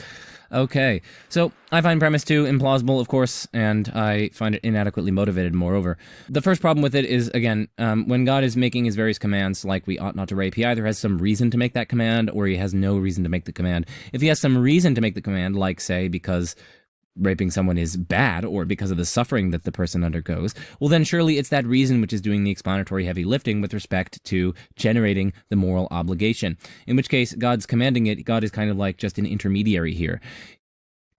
He's not doing any explanatory heavy lifting with respect to one's obligation not to do it. All you need to ground or explain the objective moral obligation not to rape would just be that further reason. Let's say facts about the victim and the suffering that the victim experiences, and facts about what it is to rape someone. But by contrast, on the other horn of the dilemma, suppose that God has no reason to forbid this or to command us not to do this. Well, then it's completely arbitrary, right? And of course, that's absurd. Plausibly, if obligations are just entirely arbitrary, then they don't have any normative authority over us. And moreover, it's just patently false in its own. It's just false to say that it's arbitrary that rape, for instance, is wrong. So that's the first problem. The second problem is that, again, there are alternative explanations that enjoy, it seems, greater parsimony and explanatory power. Again, to ground objective moral obligations and duties, you need only cite various facts intrinsic to the act or the situation or the victims of the act and so on. You can talk about the suffering of the victim. You can talk about the rights of the victim. Maybe you can talk about the utility involved. You can cite boatloads of facts intrinsic to the situation that stance independently ground its impermissibility. And you can also talk about the nature of the action itself, like the very nature of promise-making or the very nature of non-consensual sex and so on. So again, there are alternative explanations that don't involve divine commands that seem to be, firstly, importantly simpler, and at least by my lights, also seem to enjoy greater explanatory power. But all I want to point out here is that there are alternative explanations. The third problem is, of course, Eric Wielenberg's example of lifting a pinky finger. If you could lift a pinky finger to prevent a million holocausts, it seems as though that very fact makes it morally obligatory for you to lift your pinky finger or whatever. It doesn't matter if God commanded you or not. It seems as though the very facts of the situation, that you can, just by doing this thing at very little to no inconvenience to yourself, prevent millions of holocausts and that profound suffering and badness that would ensue therefrom. It seems as though that alone would be sufficient to generate a stance-independent moral obligation for you to lift your pinky finger. It doesn't matter whether or not God has commanded you. Since premise 2 would imply the opposite of that, it would imply that, nope, you literally are not morally obliged to lift your pinky finger unless God just so happens to have commanded you to do so. No, that just seems utterly implausible. And then the fourth problem, which I'm not going to develop in any detail here, but Wielenberg develops a kind of psychopath argument, which is kind of interesting. Basically, objective moral obligations and duties that are generated by commands only oblige the people to which the command is made if the command is made sufficiently known to them. If I just whisper under my breath to my child, let's say, you ought to clean your room or something like that, so that the child doesn't hear it, it would be absurd to then blame my child and say, oh no, you didn't live up to your obligation. Like, what? I didn't even properly communicate it to the child. But of course, psychopaths, given their constitution, it seems as though they're either not able to grasp or they're somehow out of touch with the moral obligations and duties. And so this divine command theory of moral obligations and duties would seem to entail that psychopaths don't, after all, have any moral obligations. Which seems absurd, right? Surely they are still morally obliged, let's say, not to dismember people and torture them. Now anyway, much more can be said both back and forth on these various arguments and so on, but I'm just giving you some of the reasons that I've found at least reasonably plausible that make me reject premise 2 here, and I guess the argumentative approach here more generally. You'll see in arguments from obligations and duty, they often talk about how objective obligations and duty, the reason for thinking that there are such is that, let me just give you a quick example. We just had a bunch of snow the past few weeks here in Ohio. So at one point it was up to 18 inches. And my wife has to get up very early for work to leave, sometimes at like 5:30 in the morning. And I could sleep in till the baby wakes up at like 9 o'clock. But she can't get out of the driveway if I don't get out and clear it. Sometimes there's maybe not, there could be just a little bit, just enough snow to where she could drive over. I could get away with like staying in bed. But there's just something pulling me. I really feel like a genuine, almost physical tension that pushes me out of bed to go shuffle that driveway. That's just the right thing to do. So moral obligations and duties often have this feeling of pushing and pulling people to behave in certain ways, which... Well, it's not clear that it's the moral obligation or duty which is like pulling you or pushing you in some manner. It seems to be your psychological dispositions and so on, and the character that you've built up over the years. That's not to say that there aren't objective moral obligations and so on. I actually think that there probably are. I'm just taking issue with the way that he's described the situation here. Yeah, the explanation, of course, is in terms of your character that you've built up over the years and your psychological dispositions and desires and so on. And, of course, potentially fear of the wife's retribution. Newman's argument from conscience. Guilt, shame, responsibility, and so on are only appropriately felt in relation to other moral agents. But sometimes we... So I think that premise is implausible. The very fact of transgressing a moral maxim legitimates or renders appropriate responsibility and guilt and shame and so on, it seems. It doesn't matter if there are other moral agents. It's the very fact that you've transgressed a moral maxim, or the very fact that you've done something you ought not to have done. That is what legitimates or renders appropriate responsibility and guilt and shame and so on. It doesn't matter if there are other moral agents around, so it seems. Indeed, we can even agree with the spirit behind one, but simply reject the quote-unquote other constraint. It's not the case that it's only appropriately felt in relation to other moral agents. Sure, it's appropriately felt only in relation to moral agents, but perhaps that moral agent is yourself. It seems as though you could easily, appropriately, and legitimately feel guilt and shame and responsibility, etc., in relation just to yourself. So again, those are the two reasons why we can reject premise one. Responsibility and so on are only appropriately felt in relation to other moral agents. But sometimes we appropriately feel guilt, shame, responsibility for deeds done in secret that harm. I see where your mind is going. Deeds done in secret. Mm-hmm. So guilt, shame, and responsibility for deeds done in secret are appropriately felt only if there's another moral agent that's privy to deeds done in secret. So there is a moral agent that's privy to deeds done in secret. The best explanation of that is if there's a godlike being, so there is a godlike being.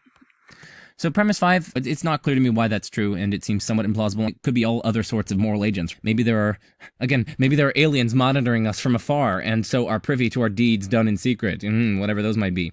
Maybe there are angels that are privy to our deeds done in secret. Maybe there's some Zeus-like supernatural character that's privy to our deeds done in secret, and so on down the line of, like, the infinitely many possible agents that it could be. Why think that God is more plausible than any of those? Of course you're going to say something like, well, aliens, that's really intrinsically improbable. But at least we know that there are physical beings in the universe that are intelligent and so on, and we know that the universe is sufficiently huge and so on. Like, we at least know those things. That's in our background knowledge. That might even be more intrinsically probable than theism. I'm not saying it is, but I'm just saying it's not clear that it isn't.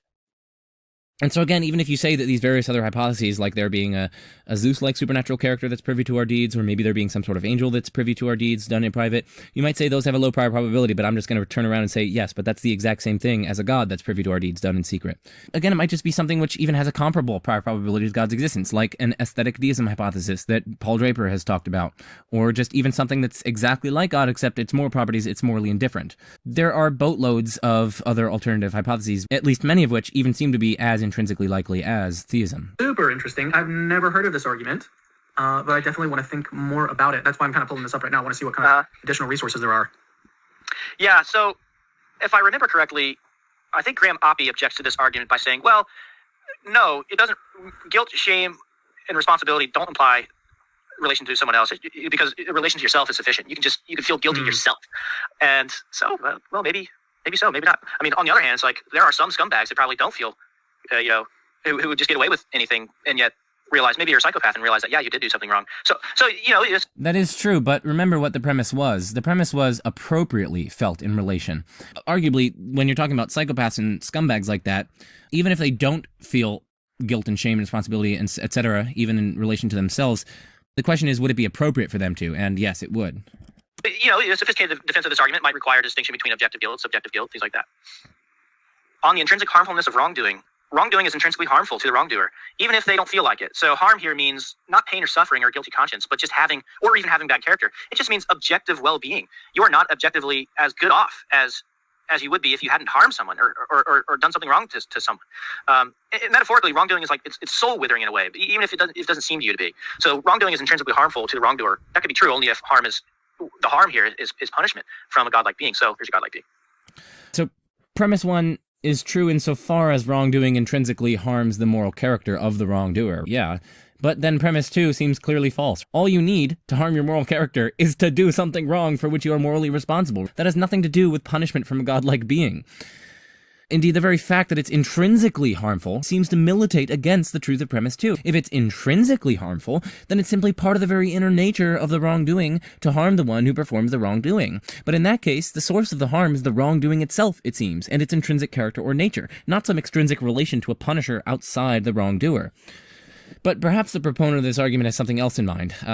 Maybe. But in any case, the notion of intrinsic harm is either going to be naturalistically acceptable or not. If it is, then the naturalist would never grant premise 2, and so the argument is dialectically toothless and so fails. And if it isn't naturalistically acceptable, well, then again, the naturalist would never grant premise 1, and so then the argument is dialectically toothless and so would fail. Either way, the argument fails. These are all really interesting arguments. So this is just really cool. This is really cool. All right, moving on. Moral knowledge. Moral knowledge. Now, this is an argument that this is one that I am very convinced of. This shows up in the Blackwell Companion. The author there, what's his name? Mark Linvell. We have moral knowledge. If naturalism is true, then we probably don't have moral knowledge. But if theism is true, we probably do.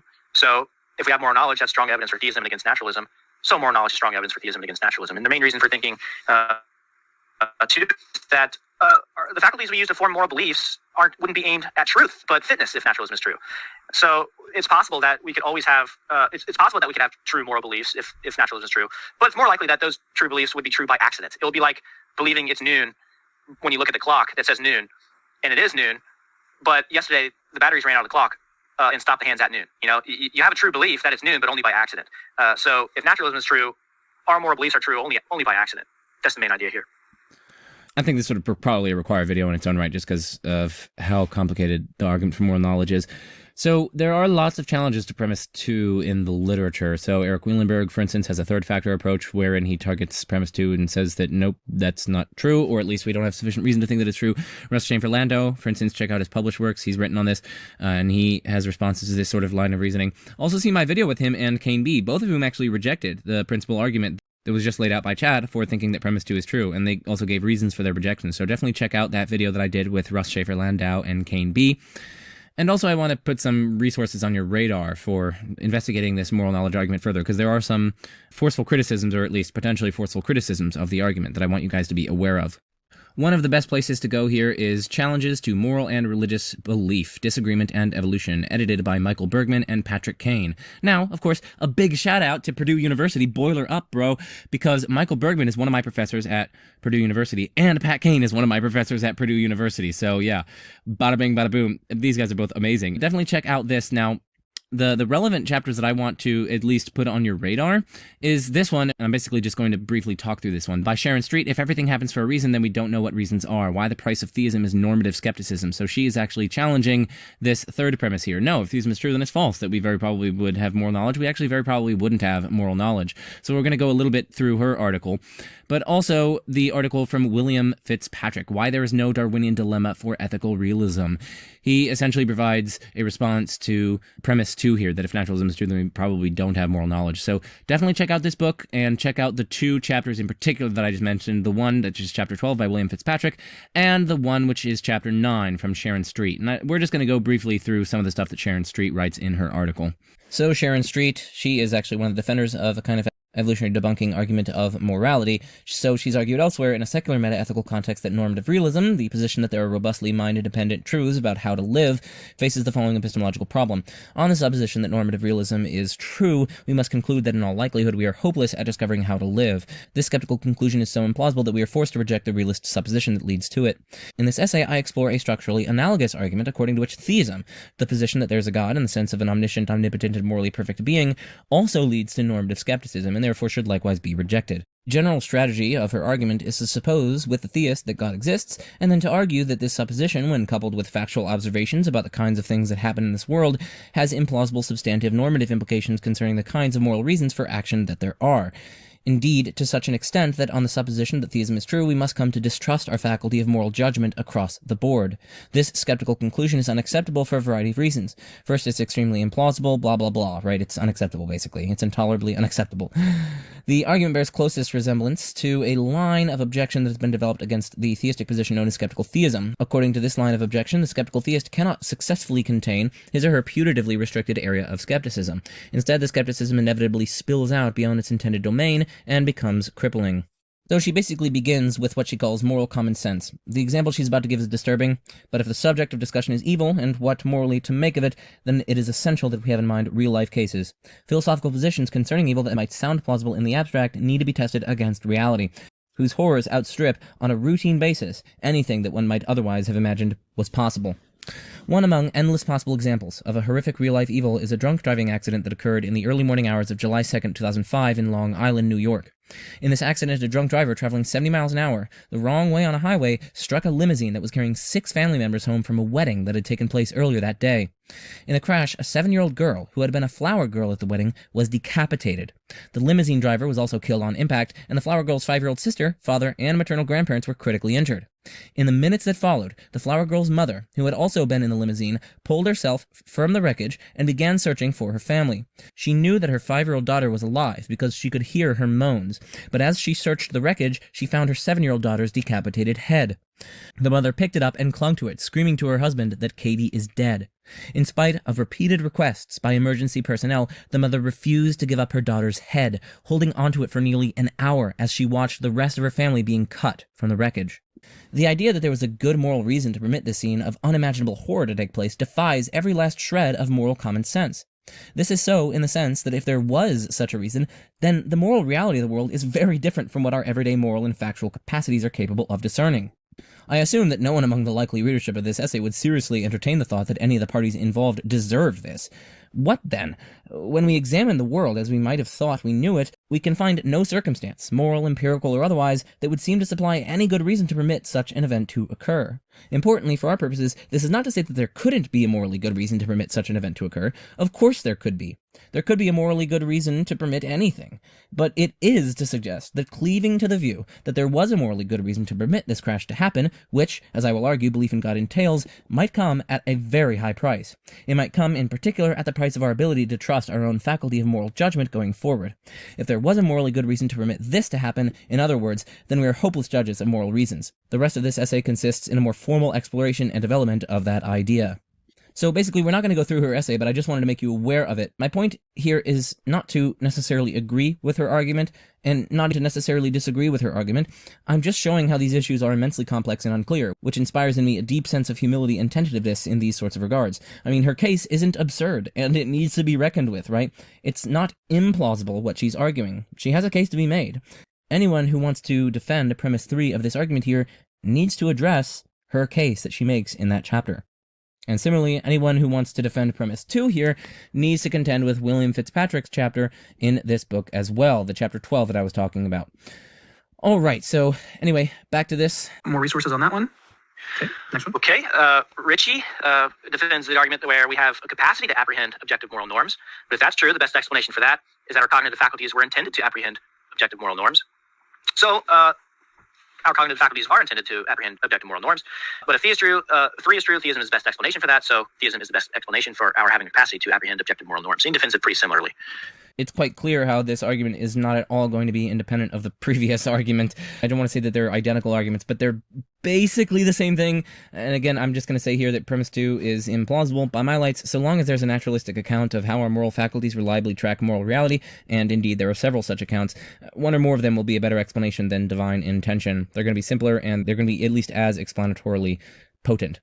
And, of course, accounts in terms of divine intention also face the problems that I previously mentioned. In particular, are going to face Sharon Street's argument that she developed in that chapter that we've been going through. So anyway, let's continue. So we have 2 arguments from altruism, where genuine altruism is sacrificial behavior for another. It incurs no benefit to yourself, your relations, or to your social group, okay? It's exclusively a sacrifice for someone else.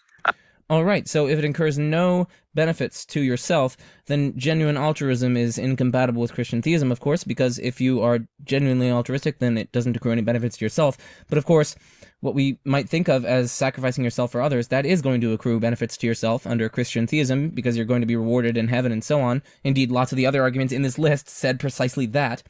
And so if genuine altruism exists and is rational according to this first premise, well then Christian theism is false, hence Christian theism is false. What's sauce for the goose is sauce for the gander. Okay. Or to your social group, okay? It's exclusively a sacrifice. Genuine altruism is sacrificial behavior for another. It incurs no benefit to yourself, your relations, or to your social group, okay? It's exclusively a sacrifice for someone else with no benefit. All right, if genuine altruism exists and is rational, that's a key premise. If naturalism is true, genuine altruism does not exist and is irrational.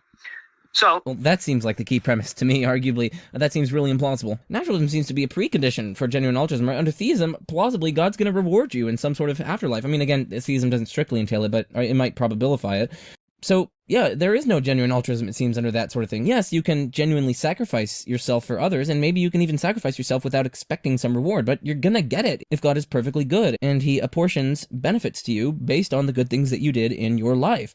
And so, given the definition of altruism that was given earlier, that can't exist under Christian theism, and it's very unlikely to exist under theism. It seems naturalism or something like it is actually a precondition for genuine altruism, because only then can you really truly sacrifice yourself without any benefits incurred from that. So anyway, this is just a very odd argument. Anyway, if we define altruism in the normal sense, where it's just like at least sacrificing something of your own for the sake of others, for helping others, that is perfectly compatible with naturalism. Altruism in that sense can perfectly well exist under naturalism, and it can be rational under naturalism. It can be still perfectly rational because it's intrinsically valuable, let's say.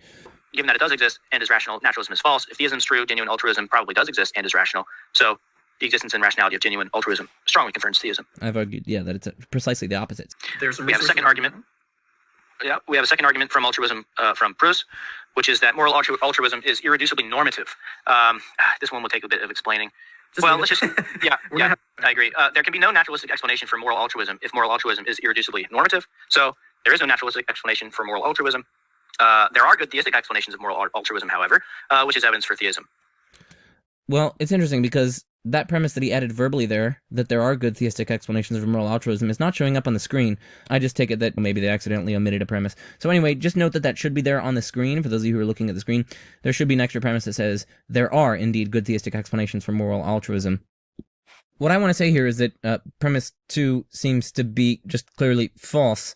I've been going through various ways that are non-theistic and perfectly compatible with naturalism that can explain or ground or account for objective normative truths, and assuming that those normative truths aren't reducible to non-normative truths and facts, well then we're going to be able to account for that as well in non-theistic terms. So anyway, I don't find 2 plausible at all. But also, for their implicit premise here that there are good theistic explanations for moral altruism, listen, whatever it is that the theist wants to point to about God to ground the normativity of altruism, they're going to face the same dilemma we've seen crop up time and again for moral arguments. Either there's some underlying reason why God's being that way delivers the normativity of altruism, or there isn't such an underlying reason. If there is, then the naturalist can simply cite that reason. It's that reason which is doing the explanatory heavy lifting, it seems. If there isn't, then altruism's normativity is just entirely arbitrary, which seems absurd. And moreover, here's a parody argument to this sort of argument. Premise 1, moral altruism is intrinsically normative. That seems plausible. There's something about sacrificing for others in and of itself which is good. That seems to be in and of itself deeply valuable, and it seems to be intrinsically normative as well. Second premise, if moral altruism is intrinsically normative, then something about the altruism itself accounts for its normativity, not some extrinsic relation to God or God's nature. So, conclusion, something about the altruism itself accounts for its normativity, not some extrinsic relation to God or God's nature. And in that case, God isn't needed as an explanation. The naturalist can simply appeal to the intrinsic nature or character of altruism itself to account for its normativity and indeed its irreducible normativity. Back into it. Let's get the arguments back on the screen here. So experiential arguments is the next section. We've got a quote from William James. I'll let you take it away. Yeah, so you can't really talk about arguments from religious experience without at least some examples. And here's one. This is from William James's book, The Varieties of Religious Experience. So I want to at least make some very general points about arguments from religious experience, and then I'll be able to refer back to these general points as I proceed through these specific arguments. So the first point that I want to make is that plausibly, the support that religious experience is going to provide certain religious claims is only going to be prima facie, or it's going to be defeasible, which is separate from ultima facie, like whether or not all things considered, you have reason to accept the religious tradition as such. So I do think that, yes, if you, let's say, have an experience as of God, then you're going to have some sort of defeasible justification for that, because at least I lean towards something like phenomenal conservatism. But that justification is highly defeasible. That is, in principle, it can be overturned or overridden by countervailing considerations or reasons. It can be undercut or rebut, as the case may be. And arguably, there actually are going to be defeaters for these seemings, for these experiences, in the context of religious experience. 3 considerations at this juncture come to mind in particular. So again, this is all still within my first general point, but these are 3 different considerations that might very well serve as defeaters for the relevant justifications that the experiences and the seemings provide. So first, we have, of course, the massive disagreement. Religious diversity seems to pose a defeater for the veridicality of religious experiences in the same way that wildly conflicting eyewitness reports undermine each other. Suppose that there was some sort of concert, and there was a stage in the middle and a bunch of people attended it. A bunch of people come up to you afterwards. One person says, oh, there was a donkey on the stage, and that's all that there was. And then the next one says, there was a band there, and it was like 10 guys, and they were all playing. And then another one says, no, there was just like one dude, and he was a mime, and he was doing a mime performance. Another person said they saw 4 elephants there, and they were pink, and they were dancing. And a still further person said, no, the stage was just blank. It was a terrible event because it was just blank. Now, what are you going to think happened? Well, it seems as though you should suspend judgment as to what happened, because of these various conflicting eyewitness reports. They seem to undermine each other, given the very fact of their radically divergent character. Similarly, if 2 eyewitness reports disagree on the most basic facts about what happened with respect to, let's say, a religious tradition, or with respect to cross-religious tradition comparisons, well, then it seems that neither gives you good grounds for any beliefs about what happened. And it certainly seems, again, that the contents of religious experience reports are radically divergent from one another. Some subjects of religious experience report experience of nothingness as the ultimate reality. Some a vast impersonal consciousness in which we all participate. Some an infinitely perfect personal creator. Some experience it as having a Trinitarian structure, others as having a Unitarian structure. Some experience a unity or identity or aspecthood with the ultimate, whereas others experience a kind of radical distinction and radical dependence upon it as something wholly other. These are substantive and core elements of many such religious experiences, and they seem to directly contradict one another. To maintain, then, that one's own religious experiences are veridical, one would have to either A, find some common core to all these experiences, such that in spite of substantive differences between them, they could reasonably be construed as experiences of the same reality, or B, insist that one's own experiences are veridical, and that therefore those of other traditions with divergent or incompatible experiences are not veridical. And yet neither of these moves seems particularly plausible. I mean, B especially involves an intolerable level of arbitrariness, it seems. And A really isn't much better, for in that case, God is literally intentionally and knowingly inducing experiences in people that further cement them in false religions. This is profoundly surprising, and indeed arguably morally objectionable, on especially exclusivist-style religious theism, on which explicit adherence to a particular religion is required to inherit eternal life and or avoid eternal conscious torment. And moreover, it even seems surprising on bare theism. Isn't God supposed to love truth? Like, why is he a sower of such fundamental doxastic discord? Now, you could, of course, blame something like demons for these other divergent religious experiences or whatever, but then that will, of course, cast doubt on the reliability and evidential efficacy of your own tradition's experiences. Maybe your own ones are caused by demons or whatever. And plus, you take a massive hit in prior probability. That is not a predictively fruitful hypothesis, and it goes against our background knowledge and various other things. Like, you're just taking a massive hit in prior probability. Finally, you could chalk these differences in religious experiences up to differences in interpretation. More specifically, the thought goes there's a difference between experiencing a thing and then your interpretation of that experience. Consider that mystics from different religions come to their experiences of the divine with different interpretive frameworks that they inherit from their differing religious traditions. The differences in their reports, you might say, are due to their having different interpretations of the same sort of experience. I think we can say the following in response to that. So, perhaps that is the case, but also, perhaps that isn't the case. Why think it is the case over it's not being the case? After all, the burden of justification here is on the proponent of the argument from religious experience. They need to positively show why religious experience strongly favors theism. It's not enough, then, merely to suggest that the differences are due wholly to interpretive differences. This needs to be justified, not merely suggested or adumbrated. And it's not clear how one would go about showing it. Furthermore, once we have such a vague or indeterminate experience that allows for such radically divergent and incompatible interpretations, in what sense can we confidently say it's really God that they're experiencing? The very fact that their experiences are so indeterminate and interpretable in substantively irreconcilable ways, it seems, should lead us to suspend judgment on what exactly they are experiencing.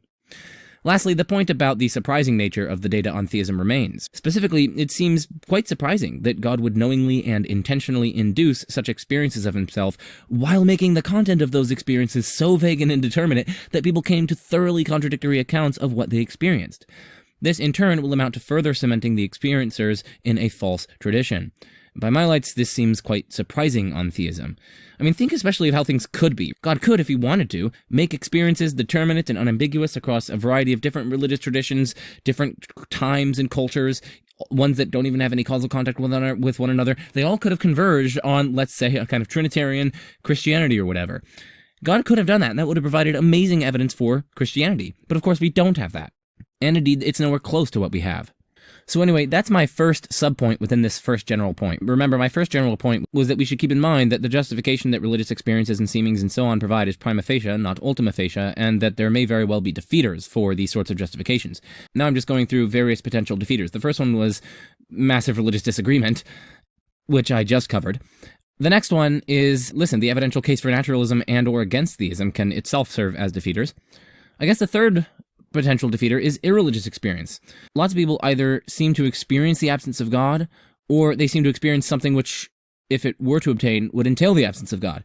So some people, for instance, seem to report that they have experiences of evils so poignant, so bad, so horrendous, so horrific, so soul-destroying, that it just seems to them, it appears to them, that the evils in question are just intrinsically impermissible. They're so bad that no one could be justified in just even allowing such evils to transpire or obtain.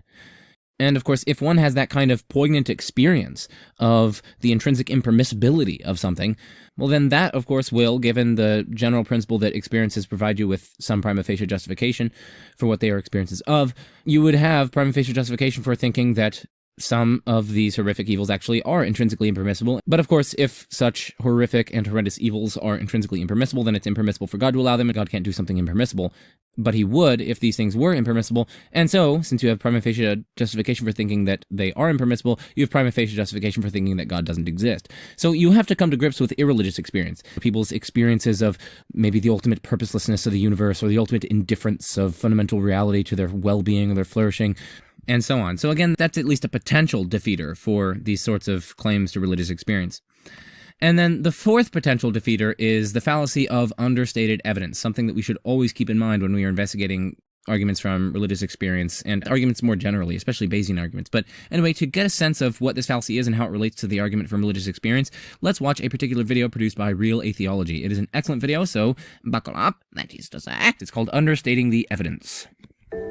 Let's say a couple with two small children moves in across the street from you. They also drive a brand new car.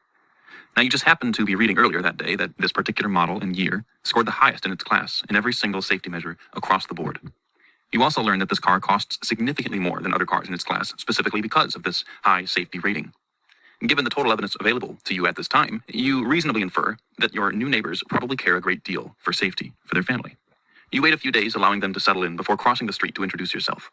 However, as you walk up their driveway, you notice that the airbags have been tampered with and disabled, and that the child safety seats are both attached improperly with duct tape. Naturally, you're a bit puzzled. Observing the general fact that your neighbors purchased a car specifically pricey for its safety features clearly seems to be more likely on the hypothesis that the family cares about safety than on the hypothesis that the family does not care about safety. And yet, given the general fact, the additional observations, the specific facts of the duct-taped child safety seats and disabled airbags are more likely on the hypothesis that the family doesn't care about safety than on the hypothesis that they do. Now, if, say, somebody was in a position to know all of these facts, the general and specific facts, but yet they presented an evidential argument for the hypothesis that the family cares a great deal for safety, but appealing only to the general fact about the car's high safety rating and related high cost, they would be guilty of understating the evidence. Philosopher Paul Draper argues that many evidential arguments for theism are similarly guilty of appearing convincing only because they understate the evidence, as they, quote, successfully identify some general fact about some topic that is more surprising on naturalism than on theism, but all too conveniently ignore more specific facts about the topic, facts that, given the general fact, are significantly more surprising on theism than on naturalism. There are many examples of arguments for theism which fit this pattern. One such argument sets its sights on religious experience. If we agree that the general fact of religious experience had apparently of God is more likely on theism than on naturalism, we can say it counts as some evidence for theism over naturalism.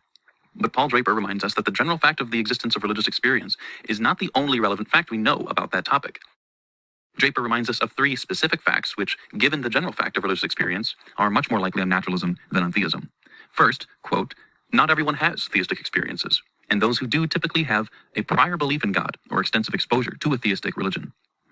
Secondly, the subjects of theistic experience pursue a variety of radically different religious paths, none of which bears abundantly more moral fruit than all the others. And third, victims of tragedy are rarely comforted by religious experience. Again, given the general fact of the existence of theistic religious experience, each one of these facts are more likely on naturalism than on theism. And so after considering all the relevant facts about religious experience, It's not at all obvious that relevant observations regarding the topic of religious experience actually favor theism over naturalism, just as when considering all the facts about your neighbor's car, it's far from obvious that they give a damn about their children. According to Draper, many evidential arguments for theism suffer similarly. If you liked this video, please subscribe to Real Atheology. All right. And so that's my first general point about defeaters, and then now on to my second general point. And of course, within my first point, there were 4 subpoints. The first one was about religious disagreement, and specifically religious disagreement in the context of religious experience. The second one was about how a defeater could simply come by way of the evidential case for naturalism and or against theism. The third one was irreligious experience, and then the fourth one was the fallacy of understating the evidence. So my second general point is just that I want to defend arguments from religious experience against 2 common objections that I don't think succeed. So the first objection is that, well, hey, there are naturalistic neurobiological explanations, and that these show that the relevant experiences aren't actually reliable after all. But of course, in response to this, every experience, whatever its source, is accompanied by a corresponding neurological state. To argue that the experience is illusory or unreliable because there's a corresponding brain state is, clearly fallacious. The same reasoning would lead us to conclude that sensory experiences are illusory or unreliable, since in each sensory experience, there's a corresponding neurological state that is just like the state that occurs in the corresponding hallucination. The proponent of the naturalistic explanation as a defeater owes us some reason to believe that his or her argument is not just another skeptical argument from the veil of perception. So anyway, that's one objection that I wanted to allay, or at least to respond to. But a second objection is that, well, hey, unlike sensory experience, religious experiences aren't intersubjectively verifiable, and this casts doubt on their reliability and or their evidential force. Now, there are lots of responses to make to this. One response is, listen, not just any dissimilarities will do to defeat the argument from religious experience. The dissimilarities need to be epistemologically relevant. It's not enough to show that religious experiences don't typically allow for independent public verification unless one wants to give up on other perfectly respectable practices that also lack that feature. For instance, memory, oftentimes, rational intuition, and so on. Oftentimes you intuit something even though there's no intersubjectively verifiable way to confirm the truth of what you're intuiting, like various mathematical and logical truths, and so on. Of course, other people might share your intuition, and you might be able to talk with one another about your intuition, but still, the intuition itself justifies you. The very fact that it seems quite obvious that it cannot be the case that both P and not P, that alone surely gives you reason to think that the law of non-contradiction is true. And yet, of course, that intellectual seeming of that's truth, that is not something that's like intersubjectively verifiable. And so we have here a source of justification that isn't intersubjective. Anyway, I just want to go through this. There's a principle called the privacy principle, which I will articulate in a second, but this is a paper that I wrote for one of my classes with Paul Draper. I want to go through the paper and basically respond to this objection from intersubjective verifiability, because I think it comes up a lot in internet discussions, and I think we should be wary about using it as an objection. I've already given some reasons that, like, intersubjective verifiability doesn't seem to be a relevant difference, a difference that casts doubt on the reliability of something's deliverances and or the evidential force of their deliverances. So I gave that response, but I'm going to give lots of other responses, or at least 2 other responses in this paper here. So some have viewed religious experiences as private in the sense that only one subject perceives their apparent object or objects, and not only that, but no one else would perceive the apparent object or objects were they in the same perceptual circumstances. And my aim in the paper right here is to assess whether the experiences that are private in that sense are or can be evidentially efficacious. And I argue in particular that the privacy principle, or PP, according to which private experiences are evidentially effete, that is, they don't have any evidential force whatsoever, succumbs to at least 2 serious problems. So I'll first characterize PP and the notion of privacy at play, then I'll articulate the first problem, which is a counterexample from counterfactual intervention, and then I'm going to articulate a second problem for PP, which is that it's either false or it fails to rule out, at least in principle, the evidential force of some religious experiences. So on to PP. So let's get clear on the notion of privacy at play. So perceptual experience E is private to subject S. What that means is that no one else apart from S would seem to perceive E's percept while in the same perceptual circumstances as S. Roughly, PP states that E's being private to S entails that E provides no evidence to S for claims about E's percept. That is the thing that E is of. Putting this rough approximation together with the above-mentioned definition, we get the privacy principle, or PP. If no one else apart from S would seem to perceive E's percept while in the same perceptual circumstances as S, then E provides no evidence or justification to S for claims about E's percept. Spelling out what precisely constitutes the same or relevantly similar perceptual circumstances is difficult. It'll at least involve S's immediate environment, like, for example, the lighting or the spatial arrangement of objects or the temporal ordering of events, or whether or not something is obstructing S's eyes or ears or whatever, and so on. But further explication, I note, will arise as we proceed through my arguments later. Now, 2 final notes about the PP. First, the goal of proponents of PP is to rule out the evidential force of private religious experiences while ruling in the evidential force of ordinary experiences, like you watching this video, or you remembering that you ate a bowl of cereal this morning. Second, because PP is a conditional or implication, all we need to do to show that it's false is to pinpoint a possible or actual situation in which the antecedent is satisfied while the consequent is not. Given these 2 notes, undermining PP could involve showing either 1, that PP fails to rule out the evidential force of some private religious experiences, 2, PP mistakenly rules some ordinary experiences to be evidentially effete or inefficacious, or 3, there is or could be a situation in which the antecedent, but not the consequent, is satisfied. So, my first problem for PP is zapping the PP. Nice. Okay. So, suppose there's some mad scientist with a zapper device. A zapper device is a machine that directly modifies the phenomenology of a subject's perceptual experience in any manner the scientist wishes. It could be a slight modification from the way things would have quote-unquote normally appeared, or a major modification or whatever. The modification is direct insofar as the zapper causes the desired effect, a modification in the subject's phenomenology, without any intermediary mechanism. So, for example, without an implant or even the stimulation of a portion of the brain that wouldn't otherwise be stimulated. Suppose that S is alone in a room, in normal lighting conditions, in which there is a cat named Professor on the table. So, as it turns out, Draper has a cat, and his cat is named Professor. So, anyway, because S's cognitive and perceptual apparatuses are not malfunctioning, S veridically perceives Professor on the table. Suppose further that the mad scientist, with zapper in hand, is monitoring this room and the subject or subjects therein very closely.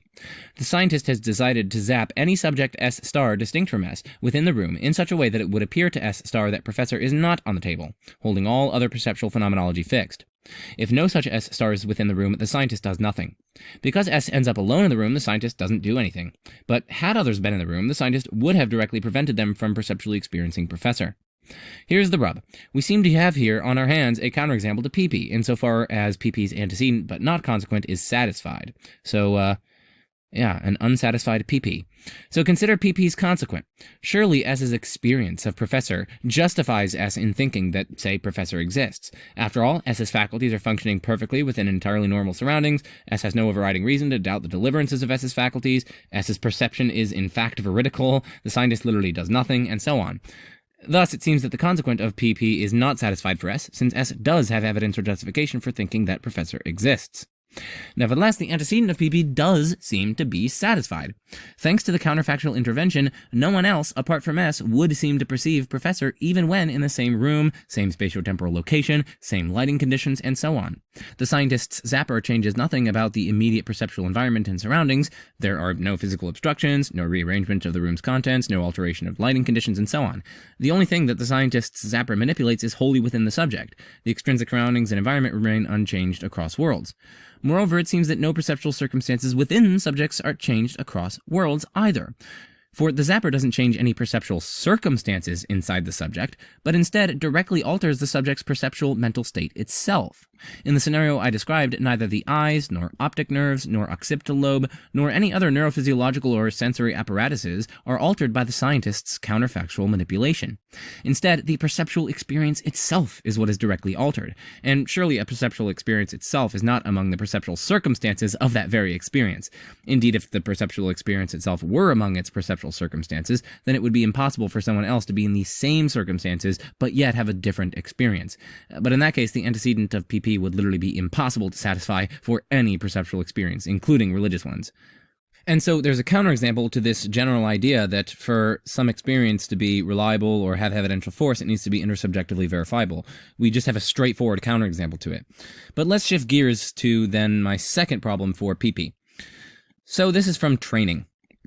So plausibly, the content of one's perceptual experiences can be dependent upon or conditioned by prior training and expertise. When a seasoned neurologist looks at an MRI scan of a brain, there's a real sense in which the neurologist sees something different than what non-neurologists see or would see. For instance, in a scanned brain image, the neurologist, as a result of decades of training and expertise, can see abnormalities, tissue damage, etc., to which non-neurologists are entirely oblivious. This observation poses a dilemma for the PP. Either training/expertise is part of the perceptual circumstances of E, or it is not. If it's not part of the perceptual circumstances of E, then PP seems obviously false. For if the neurologist's specialized training or expertise doesn't count as part of those circumstances, then the neurologist could presumably be in the same perceptual circumstances as others when seeing the MRI scan of a brain. But, and here's the rub, the neurologist would nevertheless see things, for example brain pathologies, that others would not. So the antecedent of PP would be satisfied, right? No one else, apart from this specialized, trained, expert neurologist or group of neurologists, would seem to perceive, say, the brain pathology in the MRI scan while in the same perceptual circumstances. But it would be absurd to suggest that the expert neurologist has no evidence or justification for claims about the brain pathology. So the consequent is not satisfied, or PP's consequent is not satisfied. Therefore, if training or expertise is not part of the perceptual circumstances of E, then PP is false. Now take the other horn of the dilemma, which is the horn on which training/experience is part of the perceptual circumstances of E. If training or expertise is part of the perceptual circumstances of E, well then it seems that PP fails to rule out, at least in principle, the evidential force of at least some religious experiences. Mystical experiences, for instance, are often considered to be the result of substantial training and expertise in various spiritual disciplines. The same holds for a host of other religious experiences. In speaking about the Christian contemplative tradition, for example, Bill Alston describes the experience of God as a, quote, discipline that involves opening oneself up to the presence and activity of God within, and letting God work within one as he will, end quote. Alston continues, writing that it also involves, quote, doing what one can to remove blocks and obstacles to the conscious realization of what God is doing and to the more intimate communion with God. It involves a practice that has developed over the centuries and has been continually tested and refined with the aim of attaining such communion and effecting appropriate transformations in the life of the individual, end quote. Thus, attaining at least some religious experiences may plausibly involve, at least in principle, a kind of training, or discipline, or expertise analogous to the neurologist case. But in that case, for all the PP shows, it could very well be the case that those who would attain such training or experiences in the spiritual discipline would have the relevant experience or experiences in question. And since the horn of the dilemma we're pursuing states that such training or expertise in the spiritual discipline is part of the perceptual circumstances of the experience, it very well could be the case that were others in the same perceptual circumstances, including the same level of training or expertise in the spiritual discipline, then they would, after all, seem to perceive the percept, namely God, of such experiences. If that's right, then at least some religious experiences in principle are not private in the manner required for PP. Hence, the antecedent is not satisfied, at least in principle, for at least some religious experiences, meaning that the inference, by means of the PP, to the evidential inefficacy of such experiences is blocked. PP therefore fails to rule out the evidential efficacy, at least in principle, of some religious experiences, assuming, of course, that training/expertise is among the perceptual circumstances, which is this horn of the dilemma. In summary, training or experience is either part of the perceptual circumstances of a given experience, or it's not. If it's not, well then PP is false, as I argued, but if it is, then, plausibly, PP actually fails to rule out the evidential force of some religious experiences. Either way, PP, or the use of PP, is in trouble. So anyway, here my two criticisms were basically, firstly, from counterfactual intervention, we have a straightforward counterexample to this kind of privacy principle, and second, we have a dilemma concerning whether or not training or expertise is part of the perceptual circumstances of a given experience. And those two responses are, of course, in addition to the first response that I gave, which is just that, listen, the differences need to be epistemologically relevant. Sure, there's a difference between perceptual experience and religious experience in that at least many religious experiences aren't intersubjectively verifiable, where at least many perceptual experiences are intersubjectively verifiable, but the question is whether or not this is epistemologically relevant, and indeed it doesn't seem epistemologically relevant given that memory is oftentimes, firstly, reliable, but not intersubjectively verifiable, and secondly, rational intuition is oftentimes reliable, at least in certain domains like mathematical and logical domains, and yet still not itself intersubjectively verifiable. So, I've made two general points before going on. The first general point was that arguments from religious experience are only going to be delivering arguably prima facie justification, not ultima facie justification, in which case they are susceptible of defeaters, and I listed at least 4 defeaters: a massive disagreement, the evidential case for naturalism and or against theism, irreligious experience, and finally, understating the evidence. And then my second general point was just defending arguments from religious experience against 2 common objections. The first common objection was that we have neurobiological explanations of religious experience, which in turn shows that those experiences aren't, after all, reliable, because we can explain them just in terms of neurological function. And then the second objection was that unlike sensory experience or unlike perceptual experience more generally, religious experiences aren't intersubjectively verifiable, and that this somehow casts doubt on their reliability and or evidential force. So anyway, those are the general points that I wanted to make with respect to religious experience, and I will refer back to these as we examine these specific arguments in this section of the video. If you want to read this William James quote, you can. It's just someone talking about one of their religious experiences. Won't read, but people like Saint Teresa and Brother Lawrence speak of being intensely aware of the continued presence of God, not in a dramatic way, but sort of in a continual way, such that the most remarkable and awful experience imaginable to them would be if God removed his presence. That's what they say. And hence you have some discussion of the dark night of the soul when saints feel like God has removed his presence from them. Okay, so we have some examples there to get a sense of what sort of experiences we're talking about. Okay, we have our first argument. Religious experience as analogous to aesthetic experience. Now for this, let's define an aesthete as... An aesthete? An aesthete? I like it. analogous to aesthetic experience. Now for this, let's define an aesthete as an aesthetic expert. So think of like a wine taster or a musician or a painter or a food critic. Okay, not movie critics, because all movie critics suck apparently. So just of the highbrow end. If the aesthetic experiences of aesthetes justifies their aesthetic beliefs... Aesthetes. Sorry, I love it. I can't get enough of it. The religious experiences of religious people justifies their religious beliefs. So the aesthetic experiences of aesthetes justifies their religious beliefs. Or the aesthetic experiences of aesthetes justifies their aesthetic beliefs. So the religious experiences of religious people justifies their religious beliefs. So religious experience of God justifies belief in God. So... again, I would point out that this is only a prima facie justification, not an ultima facie justification, and those four defeaters that I listed earlier, or at least four potential defeaters, are going to be present here. Namely, firstly, disagreement, secondly, the evidential case for naturalism or against theism, thirdly, irreligious experience, and fourthly, understating the evidence. Well, John Hick's work kind of launched discussion of the argument from religious experience for contemporary philosophy of religion. And the main idea is that, look, if widespread, consistent, and persistent religious experience of God is unreliable, then so is our sense experience generally, because we seem to experience God, or people claim to have religious experiences just as frequently as sense experience generally. So if one is not trustworthy, the other one is. See, that is surely false. Come on, dude. Like, all of us, basically, at all times, have sensory experience, except when we're, like, asleep. And even then, oftentimes, we do have sensory experience. But, like, no. It's not the case that all of us basically at all times similarly have religious experience. Maybe a very, very few people at all times somehow are, like these gigachads that are like constantly experiencing God just as much as we are constantly having our sensory experiences. But again, that's only going to be relatively few people, not absolutely everyone. And even for those relatively few, it's unclear whether or not they are constantly experiencing God. Maybe they're just in a constant state of euphoria or whatever. I just wanted to say that claim there was extremely implausible that he made. What about premise one? Premise one seems to me to be implausible. So look at this image. Many of you are quite familiar with this. A right here and B right here, believe it or not, are exactly the same shade of color. It's literally identical, A and B. You can show this if you erase all of this other stuff.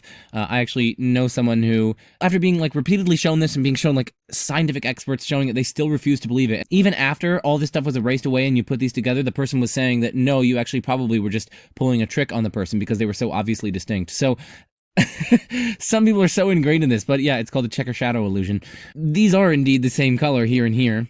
It's really hard to believe, but it's true. But now let's go back to the argument. If widespread, consistent, and persistent experience of a darker shade of gray is unreliable, so is our sense experience more generally.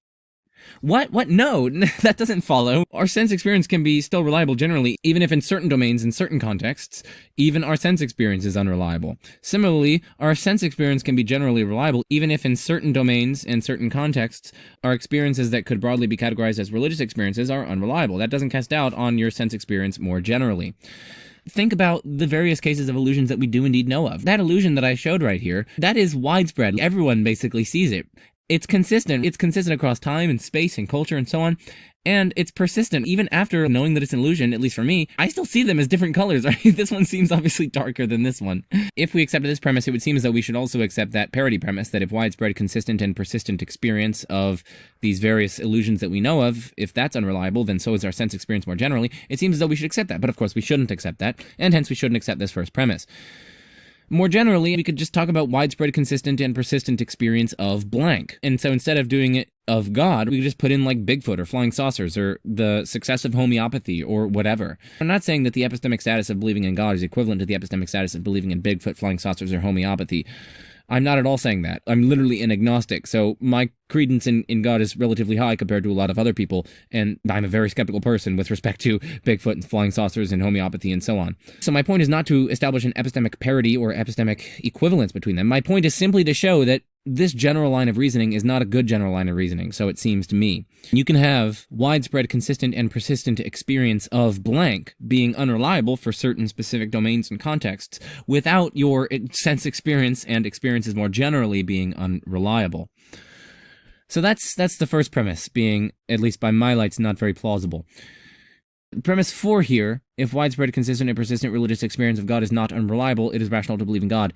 That seems to me to be false. Why? Well, because it could be that widespread, consistent, and persistent religious experience is a reliable method, firstly, and yet no one actually uses that method because there is no widespread, consistent, and persistent religious experience. And in that case, we cannot infer that it's rational to believe in God. No particular religious experience of some particular percept is widespread. Instead, they're highly culturally conditioned across the various continents and so on. Are they consistent? No, they're very inconsistent across these sorts of traditions and so on. Are they persistent? Well, there are different religious traditions over time with different experiences over time and so on, so it's not even clear that they're persistent. And then finally, there's that general point about the prima facie versus ultima facie justification. This argument, even if successful, is arguably only going to be giving you a prima facie justification for thinking that God exists, not an ultima facie justification. And so it's going to be susceptible of those 4 potential defeaters that I listed earlier. So anyway, let's continue. Trustworthy. So it's kind of a parity argument, and you'll see this come up again as we go through a few more. Swinburne's famous argument relies on the principle of credulity, which has already sort of showed up a few times. If it seems to you that P, then you're prima facie justified in believing P. It seems to me that God exists, so I'm justified in believing God exists. So I'm actually somewhat skeptical that one could have such a hyper-specific, highly theory-laden seeming. Imagine someone said, it seems to me that the general theory of relativity is true. It's like, what? How do you have that seeming? I mean, come on. Seemings are just not that fine-grained. They just don't go to that highly theory-laden level. Here are some seemings. It seems to me that there's a computer in front of me, or at least there's some sort of gray and black object in front of me. It seems to me that there are these hands attached to my arms. It seems to me that torture is bad. Okay, these things are fine, but like, are we going to say, well, it seems to me that rule utilitarianism is true? What? It's like, how do you have a seeming that is so fine-grained, so hyper-specific, so highly theory-laden? And similarly, that seems to be the case with God, because this is a highly theory-laden, hyper-specific concept. I'm also skeptical that we're able in this case to differentiate a genuine seeming of God, that is, a phenomenal state in which something strikes one as manifest. It's unclear to me how you're differentiating that from just simply like a report of your belief or belief-like state towards the proposition that God exists. Like, given all your other evidence and your background experience, you find it plausible that God exists, maybe partly because you grew up that way, or maybe partly because you already know of various arguments that you think are quite convincing. How do you distinguish an appearance of God's existence to you? How do you differentiate that from the experience of God's existence just being plausible to you in light of your various background and so on? So like, it's just a report of your like belief-like state toward the proposition. I don't know. It's unclear how you could differentiate those two. So anyway, I'm actually somewhat skeptical of this first premise. But even setting these worries aside, let me just grant that it seems to someone that God exists. To a lot of other people, firstly, it's going to seem to them that God doesn't exist, in which case they'd be prima facie justified in believing that God doesn't exist. So we're kind of at a stalemate here. But also, again, this is prima facie only, and there are going to be arguably defeaters for this prima facie justification. And so a number of those 4 potential defeaters are going to be applying here. I just don't think this argument is going to really do much in the dispute between atheists and theists. I mean, aren't theists going to be the only ones who are saying that it's seeming to them that God exists plausibly? Isn't that just a function of their background beliefs and so on? Presumably atheists will just say, no, it seems to me that God doesn't exist. And then theists will be the ones saying that it seems to me that God does exist. And moreover, I should say, again, it's unclear whether they're actually having seemings in these cases, as opposed to mistaking that with some report of their belief or belief-like states toward the relevant propositions in light of their background and the arguments that they're aware of and their just general epistemic structure. But anyway, let's move on. we have planning on a proper basicality of belief in God, which is probably familiar to a lot of your audience. If you want to, Yeah, so I'm going to skip this one just because I'm not really all that interested in proper basicality. And secondly, investigating Plantingian proper function and reformed epistemology would probably require a whole lecture of its own. I can at least direct you guys to Philippe Lyon's, well, firstly, just this blog post as such. So he's done lots of amazing blog posts over the years where he does a kind of systematic in-depth analysis of arguments for God's existence, and he's drawing on peer-reviewed published articles and so on, and he links you to those. So anyway, it's his index. It's assessing theism in general and Christianity in particular. He has different preliminaries about caring about and pursuing truth and faith and reason and theistic conception of God, and then he goes through different evaluations of arguments for theism. So he's got like the Leibnizian cosmological argument, the Kalam, Thomistic cosmological arguments, O'Connor. He's got design-style arguments, including Dembski and so on, but he's also got lots of stuff on Plantinga from like proper function, his reformed epistemology. Look at all these. Oh my goodness. And like a lot of these, again, are just links to certain papers or summaries of papers that people have published in peer-reviewed journals criticizing Plantinga's reformed epistemology. You got Plantinga's argument, evolutionary argument against naturalism, blah, blah, blah. You got all this sort of stuff. So anyway, for those of you who are interested, check out this and check out in particular the stuff that he's written here on Plantinga's stuff on proper function and reformed epistemology. But anyway, back to the video, and we're going to skip this one. Alston on perceiving God. Okay, so let's listen to this one. perceptual experience is reliable. Realistic experience has the same basic epistemic structure as perceptual experience. So the structure is that there's a perceiver, there's an object perceived, and the perceiver's phenomenal experience of the object or qualities of the object. So realistic experience seems to have the exact same perceptual structure. But if that's true, then we should think that it's just as reliable as perceptual experience. With respect to premise 2, it's going to depend on what we mean by basic epistemic structure.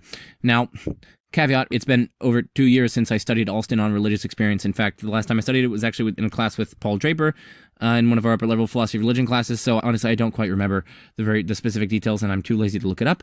In any case, if we take a basic epistemic structure to include, under normal conditions, appropriate causal contact with the apparent object, well, then no naturalist would ever grant that religious experience has the same basic epistemic structure as perceptual experience. And so no naturalist would then grant premise 2.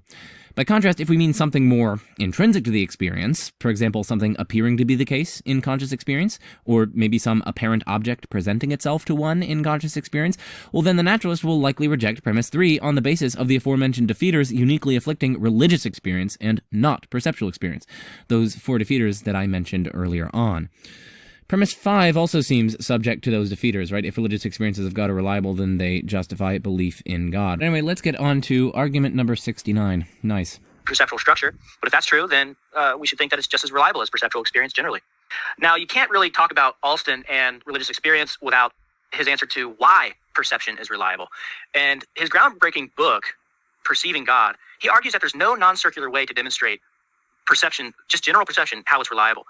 So he proposes the most practical way. The reason we do trust it is with this principle. If P is formed on the basis of a socially established doxastic practice, then P is justified. Well, I think there are alternative ways to undergird our sensory knowledge, and one of them is precisely lots of the principles that we've been looking at so far. Principles like phenomenal conservatism don't require talking about this stuff about socially established doxastic practices and so on. So it's not clear that you need this in order to be able to, let's say, justify perceptual experiences. So we do typically treat perception as justified. It's just a social practice that we have. But in the same way, it's a social practice that we have. We form religious beliefs based on socially established doxastic practice. So we shouldn't think that our religious beliefs are any less reliable than our perceptual beliefs. There are lots of socially established practices that seem to be not at all reliable or truth-tracking in any sense. We all engage in collective myth-making and these other sorts of things. There are lots of social practices where the things that drive those practices or the beliefs that are formed on the basis of those practices are not justified. But anyway, setting that aside, again, we just have to keep in mind that the conclusion here is prima facie justification, not ultima facie, and this argument too is going to be facing those 4 potential defeaters that I mentioned earlier. So I also just want to at least put on your guys' radar a particularly good article that criticizes this line of reasoning. It's by John Turry. It's published in the journal Faith and Philosophy.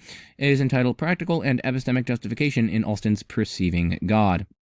And he argues that the main argument in Alston's book, Perceiving God, fails. I believe it's this particular argument that we are looking at here with Chad. Check out that article if you guys are interested. We're not going to go through it here because it's somewhat complicated. But anyway, let us move on to established doxastic practice. So we shouldn't think that our religious beliefs are any less reliable. No, this type of stuff, it's required reading, I think. Okay, so if religious experience can justify If I have a religious experience, if that can justify my belief in God, what evidential value does it have for someone else? Well, Yandel argues in the following way. If some people have experiences which seem to them to be, some people do have experiences which seem to them to be of God. Now, those experiences don't seem to be, at least some of them don't seem to be subject to defeaters, nothing that would undermine the reliability of those experiences. So the occurrences of those experiences is evidence that God exists. Just generally, and especially the evidential value of those experiences increases if they occur in various cultures and at various times to people of various backgrounds, socioeconomic status, and so forth. So because they do occur in such divergent ways and in such variety, the evidential force of those experiences is increased. So premise 3, that some of those people's experiences are not subject to defeaters, that's deeply questionable. I gave those 4 potential defeaters earlier, and I do think that the people's experiences here are indeed arguably subject to those. The massive amounts of divergence and disagreement and incompatibility among the various traditions and what they purport to be established by their experiences, and indeed the contents of their experiences themselves seem to be incompatible. The fallacy of understated evidence, etc., etc., etc. So anyway, I think that this third premise is going to be false. As for premise 6 here, I think this is questionable. Those experiences occur in various cultures and at various times to people of various backgrounds and socioeconomic statuses. The experiences are almost universally culturally conditioned and highly dependent on previous exposure to the relevant religious tradition. Again, what would be surprising is if completely different cultures from completely different time periods converged independently and despite no previous exposure to the relevant traditions, if they all converged on a single religious tradition. And yet that is, of course, decidedly not what we see. Instead, we see extreme divergence, extreme doxastic discord, lots of incompatibilities, and failure to converge on a single tradition. Especially failure to converge when there's no causal contact between the relevant traditions. Even though God could, of course, reveal to one or both of the groups which particular religious tradition is correct. Okay, we have Proust's Ontomystical Argument. So actually, before we listen to this, I want to put on your guys' radar that I had an extremely in-depth assessment, critical assessment of Proust's... Hey everyone, welcome back to the Magic. Quiet. I had an extremely in-depth critical assessment of Proust's ontomystical symmetry breaker here. This is the modal ontological argument, a user's guide. You can't fault me for liking my own video. What, am I going to click dislike? Come on, bro. Proust's ontomystical symmetry breaker. So I go into a lot of depth looking specifically at this argument, and I level a variety of criticisms of it. Let's listen to it, and then I'll offer just some very, very brief remarks. But again, I'm going to point you guys to that video that I made. If it seems to S that P, it's a little more modest than the principle of credulity, that we should presume that P is possible. Not that P is the case, but just that it's possible. Now, mystics have experiences which it seems to them that God exists. If so, then we should presume God possibly exists. If we should presume God possibly exists by S5, we should presume he does exist. Yeah, so one thing to note is that Samkara's principle, it's not at all clear that that's true. It seems kind of implausible, and it's subject to arguably lots of counterexamples. So consider dreams, right? In our dreams, we have broadly perceptual experiences. Not perceptual in the sense of, yes, causal contact with something in the external world, but perceptual in the sense of, phenomenologically, it seems as though we are experiencing something which is, in some sense, outside of us. So yeah, just think about how crazy absurd some dreams are. Like in some dreams you might time travel, in some dreams like time itself is like warped. You might just randomly find yourself at one moment in Walmart, but then at the next moment somehow you're on a plane or something like that.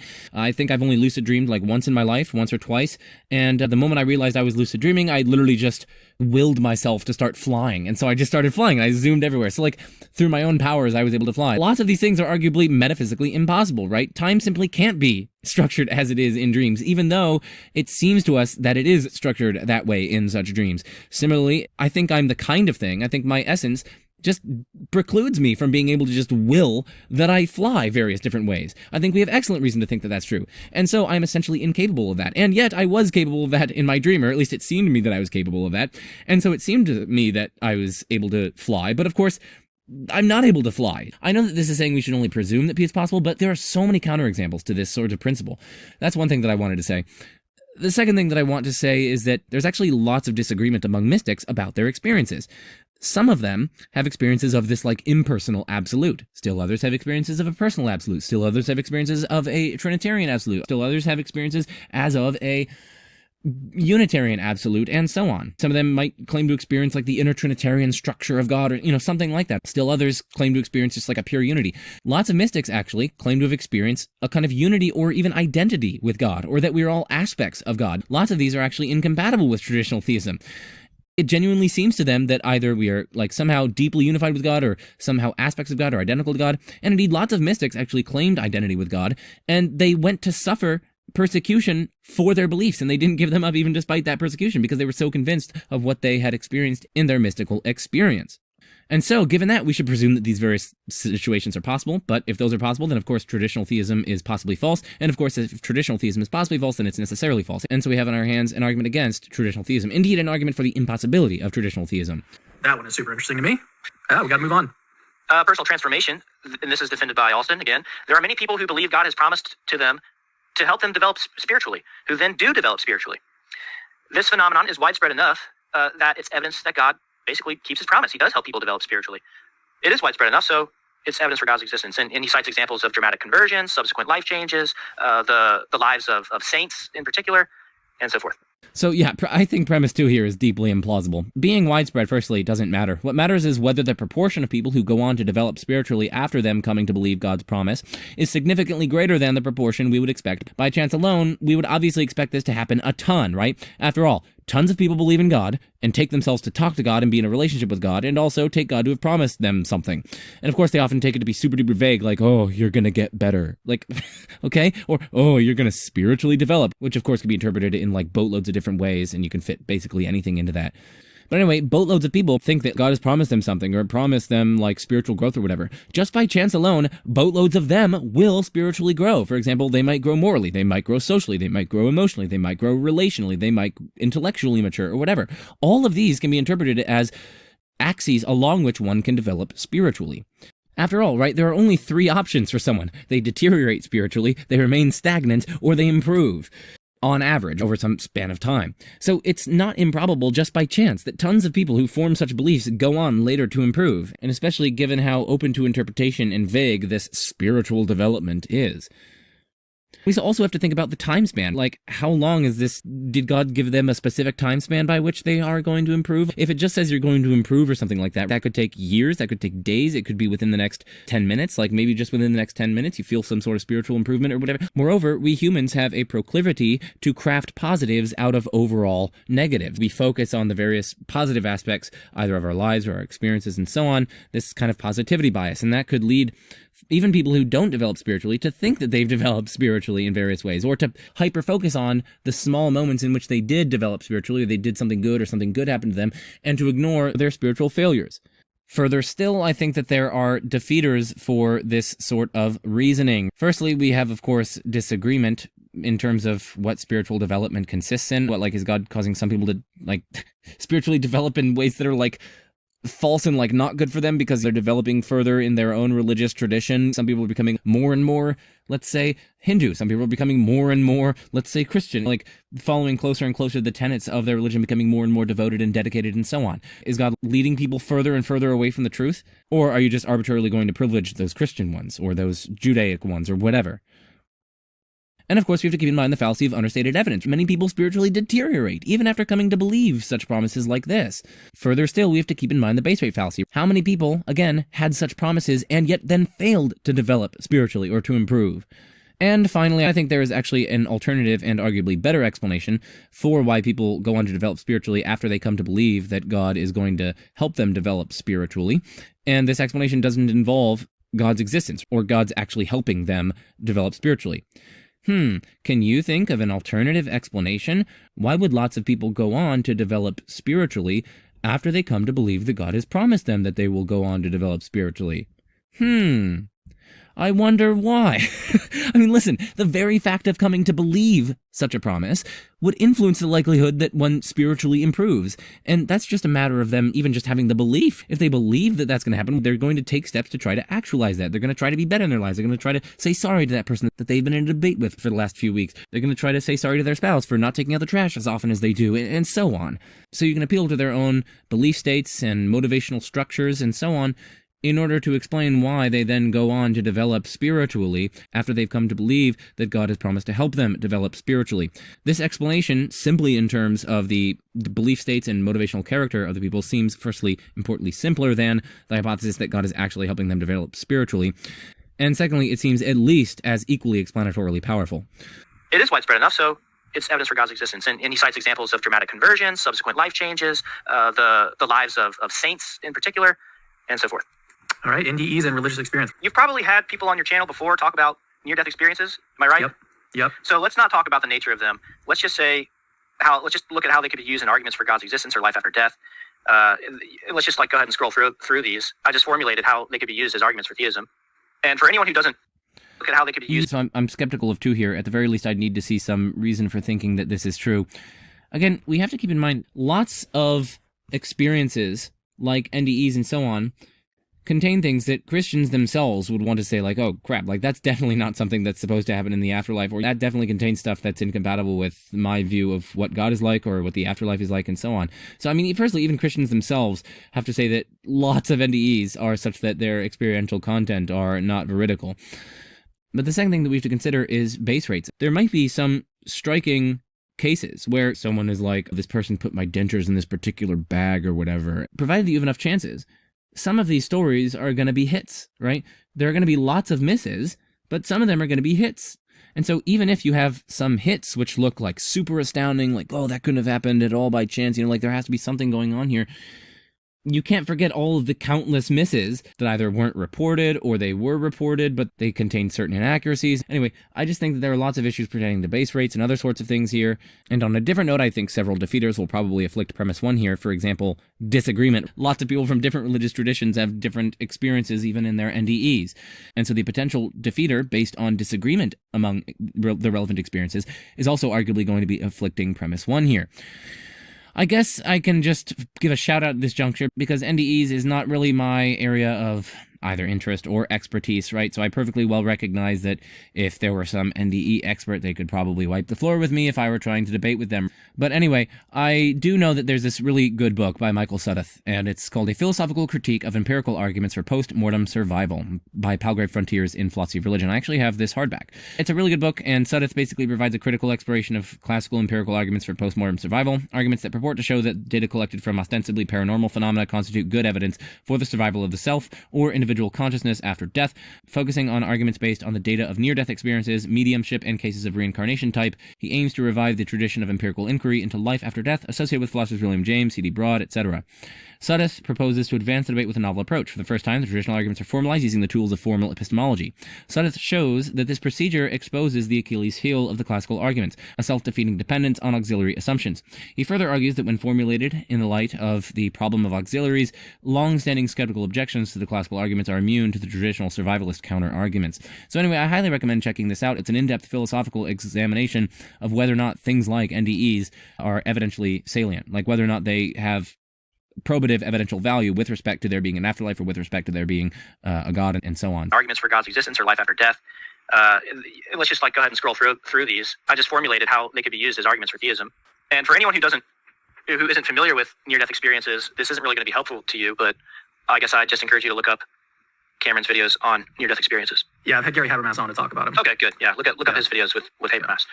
Okay, miracles. I also think that there are videos from people in the skeptical community who are quite critical of these sorts of appeals to near-death experiences, and they have also made in-depth videos and even brought on scholars and so on. So I'd recommend checking those out as well if you want to have a balanced assessment. Check out both sides. Again, I recommend checking out both sides. Don't just check out one side, either only the skeptical side or only the pro side. All right, so let's continue on with miracles. A few preliminary remarks about miracles. You can't talk about miracles without talking about Hume. So Hume has this principle. The probability that the testimony of a miraculous event is unreliable is vastly greater than the probability that the event itself was actually miraculous. So that's his main principle, which makes three mistakes. It assumes miracles are intrinsically improbable, but they're not if God exists.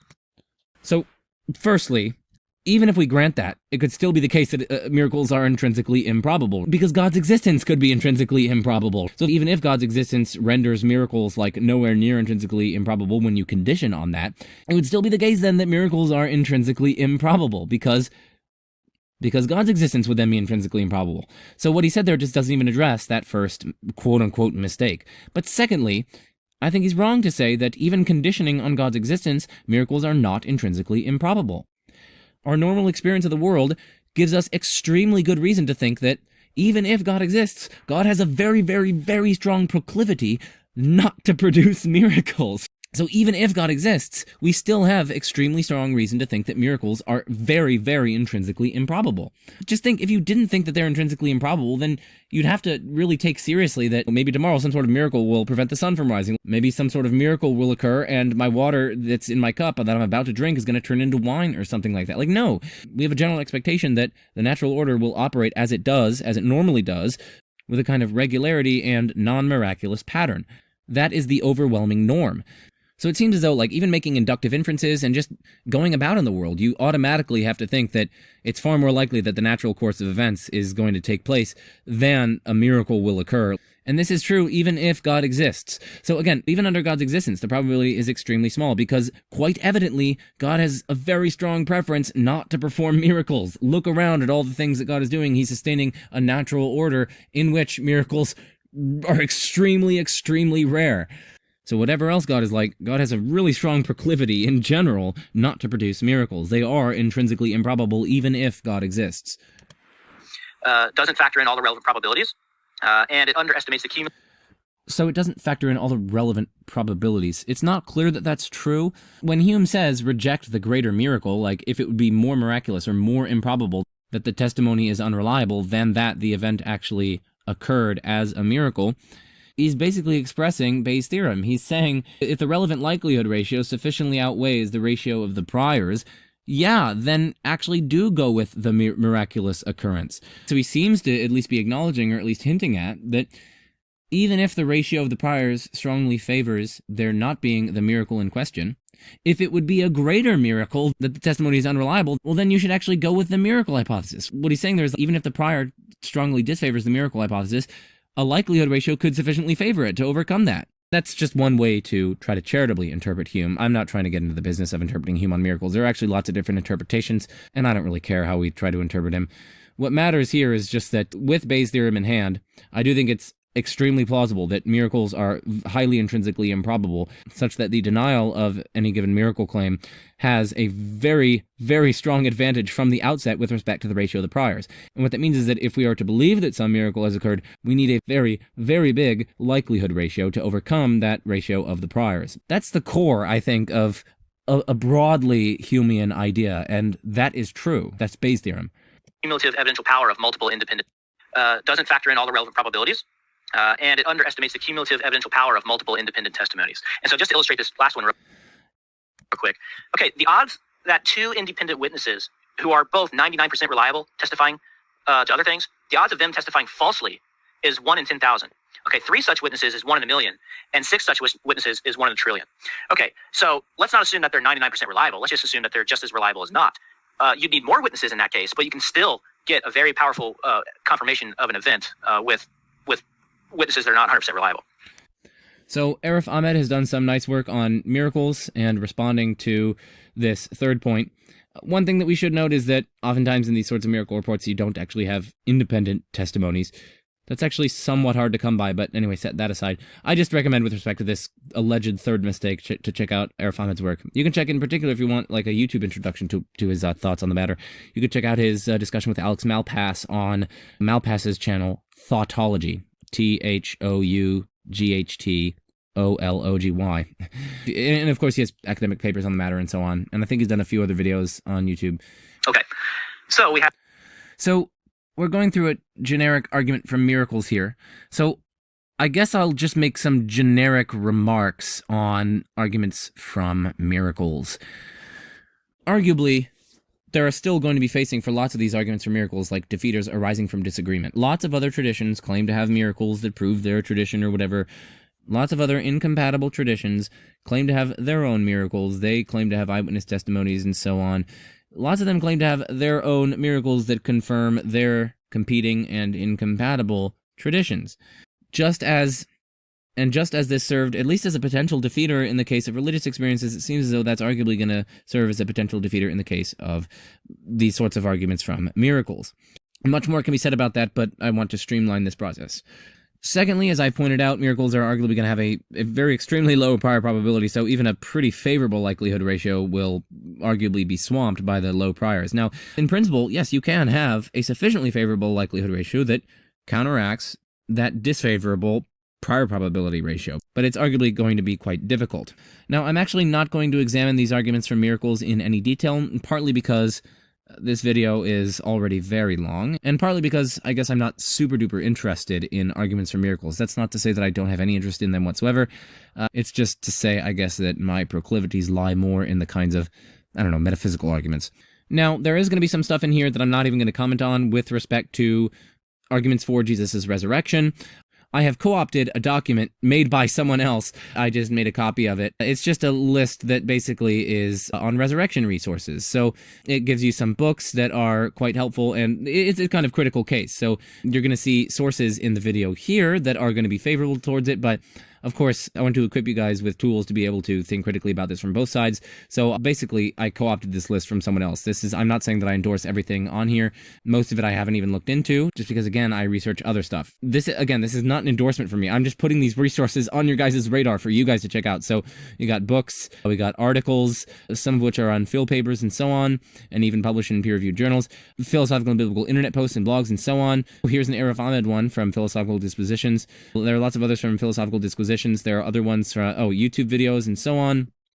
Apparently there are responses to Capturing Christianity, Cam Miller, Max Baker Hitchin here. There's a response in here to Andrew Loke's recent book on the resurrection, to the McGrew's entry, and so on. So yeah, check out these resources. I'll put this link in the description. Have a generic argument from miracles. The structure would look like this. And miracles are hard because there aren't really a bunch of individually structured arguments. It's just that we plug in different purported miracles for E to get the miracle, to get the argument from miracles. So you have to look at the individual miracles themselves to see whether or not there's good evidence that they occurred. We have Tryon Goldschmidt's argument that the Exodus event, we have good reason to think that the Exodus event occurred. I believe he was on your channel, is that right? Yeah, he was talking about that. Yeah, it was great. It was really cool. So look at his interview if you want to get the fuller sense of his argument here. There displayed is his Kuzari, and the argument would go, look, the Kuzari principle is true. If the Exodus is a tradition that meets the criteria of the Kuzari principle, then it's likely true. It does meet the criteria, so the Exodus tradition is probably true, which obviously includes all the miraculous events that happen. Obviously. No, what? So one thing we should say here with respect to this argument in particular, which I do want to say something about. So firstly, I think it's the broad consensus of most scholars, at least as far as I'm aware, I could be wrong on that, no, the Exodus tradition is probably not true, given the evidence that we have. And in general, at least I use this as a general epistemic rule of thumb, that when I haven't sufficiently studied an area, I defeasibly defer to the relevant expert consensus in that area, and so I'm going to defeasibly defer to what I take to be at least what most scholars think with respect to the Exodus, which is that no, that Exodus tradition is not probably true. So anyway, that would be a kind of counter argument. But I do specifically want to say, oh, of course, it includes all the miracles that happened. No, even if we grant that, yeah, something like the Exodus tradition happened, and that it's broadly historical, we needn't further grant that the miraculous events of those reports are well evidenced, or that they are probably true. Consider an analogy. We know of lots of different battles that happened in ancient Greece and ancient Rome and so on, but actually lots of those historians believed in like supernatural things that were occurring in those different battles. So we know that the battles occurred, and we know that the sources are generally reliable, but we don't thereby extend our commitments to what they said with respect to the supernatural events. Some of them might involve some of the gods coming down and fighting the battle with them, or other sorts of things. Like, you just read into the ancient history and you'll find that actually lots of historians included these sorts of supernatural details. This is not how historians think. They don't say things like, oh, well, the stories involving these sorts of battles are probably true. And of course, if they're probably true, that would include all the supernatural things in there, so we have good reason to think that Zeus exists. No, what? Precisely because such things are intrinsically so improbable, we take the general reliability of these sources to consist in their reliability of describing the various mundane, historical, social, and political goings-on. We don't, or at least shouldn't, extend our high confidence to the various supernatural events also described therein. Even if we grant that the sources are generally reliable in what they describe is, broadly speaking, probably happened. Then it's likely true. It does meet the criteria, so the Exodus tradition is probably true, which obviously includes all the miraculous events that happen. Other candidates for E would be the miraculous events, the purported miraculous events that happened throughout the New Testament and the ministry of Jesus. We will not camp out on those, but there's some resources on the reliability of the Old Testament, in particular the Exodus narrative. Yeah, Kitchens is also really good on the reliability of the Old Testament. So you can plug any of the things that Jesus did into the generic argument for miracles we gave, and provided that the New Testament is generally reliable, you have a good argument for miracles. And of course, you can't talk about the argument for miracles without mentioning the resurrection, where we have historical. Yeah, so see the resurrection document that I was showing earlier, that is in the description. And also see my general remarks at the beginning of this section with respect to arguments for miracles and the certain potential defeaters that afflict them concerning prior probability and defeaters arising from, or at least potential defeaters arising from disagreement and so on. Historical evidence. These are all individual pieces of historical evidence, the E1 through En, however many pieces of evidence you want to factor into the argument. And so we could run an argument for miracles in three ways. We could have a C-inductive argument, given the evidence, whether or not they make the resurrection hypothesis greater than point. All right, so I think that I've said basically everything that I would say with respect to a lot of these sorts of miracles arguments. A lot of these quote-unquote miracles, and I think they're going to appeal to like Craig Keener, equally well attested to these sorts of things, or like things that Christians would like vehemently reject in Eastern religions. So for instance, there are boatloads of reports about what like Tibetan monks have done and like different really strange things that people reported about them that could only be, if those reports are accurate, interpreted as supernatural. Other sorts of things within Hindu traditions about reincarnation and various anecdotal reports about people being able to specify the past lives of other people through means that they had no way. There are so many other conflicting traditions which seem equally, if not better, evidenced than the ones that Christians are oftentimes willing to accept. So anyway, as someone who's just looking at all this from the outside, a lot of it just looks like an epistemic mess.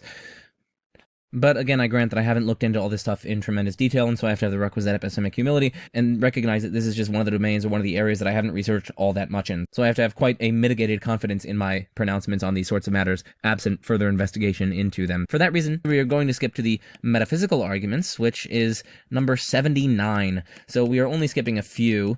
We're skipping through, what, like 77 through 79 or something like that? Or maybe 76 as well? So it looks like we're actually at non-traditional arguments. So do you want to talk about pragmatic arguments? What I was thinking was, what if we just like breeze through instead of discussing each one individually? So All right, abstract objects. Lowe's argument, some abstract objects exist necessarily, but all abstract objects depend on concrete objects, so there must be a necessarily existent concrete object. We have phasers, August. Yeah, so firstly, definitely see my God and Abstract Objects playlist because I go over these sorts of arguments in tremendous depth therein. Now, what's actually kind of interesting is that this argument here is just quite obviously invalid. First, if some abstract objects exist necessarily and abstract objects depend for their existence on concrete objects, it doesn't follow that at least one concrete object exists necessarily. It could be the case that necessarily there are some concrete objects or other. And in that case, abstract objects could depend for their existence on concrete objects, while they're necessarily existent, because there are some concrete objects or other in every single possible world, right? So there's no empty world which is devoid of concrete objects. And so you could have necessarily existent abstract objects depend for their existence on concrete objects, even if absolutely every single concrete object is such that it contingently exists. Again, all you need is that necessarily there is some concrete object or other. So this conclusion here doesn't follow. Perfectly compatible with premises 1 and 2 is the claim that every single concrete object exists contingently. So this argument is just facially invalid. Of course, you can always add a premise to the effect of, oh, well, if some abstract objects exist necessarily, and if abstract objects depend for their existence on concrete objects, then there's at least one concrete object that exists necessarily. But then, of course, you're just relocating the problem. Then we're asking, why should we accept that premise? Why shouldn't we think that that premise is just a non sequitur? After all, I've just given a situation wherein, at least in principle, the antecedent of that conditional could be true while the consequent is false. So we would need some reason to think that that conditional, even if you add it to this to make it valid, we would need some reason to think that that conditional is true. The second thing that I want to say is, of course, nominalists will reject this first premise. I'm not myself a nominalist with respect to abstract objects. I at least tentatively lean towards realism with respect to at least some abstract objects. But I just want to point that out, that there are boatloads of nominalists. It's a perfectly respectable position. William Lane Craig, for instance, is a diehard nominalist.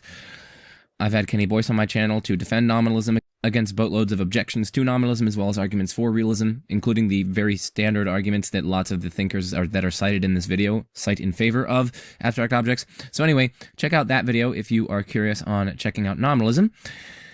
The next thing that I want to say is you have to be careful when you're mounting these sorts of arguments and how they impact other aspects of your worldview. If you think some abstract objects exist necessarily, then I think it's almost unavoidable that you're going to have to admit that there are actual infinites. For instance, if some abstract objects exist necessarily, let's say propositions, well then there are infinitely many propositions. Here's a proposition, 1 + 1 = 2. Here's another proposition, 1 + 2 = 3. Here's another proposition, 1 + 3 = 4, and so on. And so on.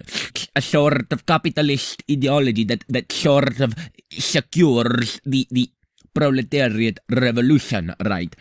Or if you're talking about mathematical objects, right, there are infinitely many shapes a 3-sided shape, a 4-sided shape, a 5-sided shape, a 6-sided shape, and so on. There are infinitely many numbers, and so on. So if you think that some abstract objects exist necessarily, you can't run any arguments that allege to show that actual infinite collections are metaphysically impossible. They're not only metaphysically impossible, they are metaphysically necessarily existent. The next thing that I want to say with respect to these arguments is why? Why do abstract objects depend for their existence on concrete objects? When I think about this just seems really implausible. Even if there were no concrete objects, I say, it would still be the case that 1 + 1 = 2, and let's say Gödel's incompleteness theorem would be true. And in that case, plausibly, mathematical objects and truths are not dependent on concrete objects. Moreover, if there were no concrete objects, it would still be true that there are no concrete objects, and so there would plausibly be truths, that is, propositions, in such a world. And so, plausibly, propositions don't depend on concreta, and so on down the list of abstract objects. I think these represent direct and plausible challenges to premise 2 here. The next thing that I want to say here is that abstracta actually pose many quite serious problems for theism, as William Lane Craig, for instance, has pointed out. I've gone through many such problems that abstract objects pose for theism in my playlist, God and Abstract Objects. Let's just set aside theism more generally, but let's just focus on classical theism. These abstract objects that exist necessarily are either intrinsic to God or they are extrinsic to God. If they're intrinsic to God, then divine simplicity is obviously false, in which case classical theism is false. Again, because if there are abstract objects and they're intrinsic to God, well, God himself isn't an abstract object, so he's distinct from these things that are intrinsic to him, and so there are these things that are intrinsic to God but distinct from God, which is flatly denied by divine simplicity. So you can't run this argument, I would say, if you think that classical theism is true. But, by contrast, if the abstract necessarily existent objects are extrinsic to God, well then God isn't free to refrain from creating, in which case, again, classical theism is false. Traditionally, a commitment of classical theism is God's freedom, and indeed his freedom to refrain from creating. And of course, under classical theism, anything apart from God is dependent on God's creative causality. So, whether abstract objects are in or not in God, classical theism is false. But you also get challenges to theism more generally from abstract objects. You get challenges to the aseity sovereignty doctrine. God isn't in control of the abstract landscape. You just have this infinite array of necessarily existing things that God has literally no control over. Moreover, it would seem as though God isn't the creator of all things visible and invisible, as many Christians say every Sunday. I guess you could say that God creates these sorts of things, but then God isn't free to refrain from creating, which again is something that traditional theism wants to repudiate. And of course, if you don't want to accept classical theism and you instead want to accept some sort of non-classical model of God, it's difficult to see how you're going to avoid God's dependence in some manner on the abstract landscape. God will have various properties like omniscience and omnipotence and so on. Moreover, God wouldn't exist were God not omniscient. And so there seems to be this thing distinct from God, namely the property of being omniscient, such that God couldn't exist without it. God is in some sense dependent on something distinct from him. So whether you go the classical theistic route, abstract objects are going to pose a serious challenge for you, or if you go the non-classical theistic route, it seems abstract objects are also going to pose a serious challenge for you if you are a theist. On the non-classical theist end, you can try to respond to that by distinguishing different senses of dependence. Maybe you'll try to say that God himself grounds God's various properties, and so God isn't dependent on the properties, rather the properties are dependent on God. Then you might get into issues about God somehow being prior to his own essence, which it's difficult to see how God could be prior to his essence because something's essential properties are those properties that it simply cannot exist without. And so if God is somehow grounding the properties of his essence, God would somehow be prior to those very properties. But how could God be prior to those very properties if to be God, you have to have those properties like in the first place, it seems? So you get a potential vicious circularity in that sense. But anyway, you get into the weeds very, very, very quickly with respect to this kind of non-classical theistic group, because again, you have to distinguish the different kinds or senses of dependence. You can distinguish logical or mere counterfactual dependence. You can distinguish a kind of grounding dependence, constitutive dependence, causal dependence, and so on. So we get into the weeds there. So there's probably going to be some wiggle room for non-classical theists to get out of the argument that I was just mentioning. But anyway, let's just move on, because my point here is just that there are so many problems with these sorts of arguments from abstract objects. I pointed out that this one here is clearly invalid. Secondly, the nominalists are just going to reject premise 1. Thirdly, premise 1 would arguably prove actual infinites, and so it would be incompatible with at least some major arguments for theism.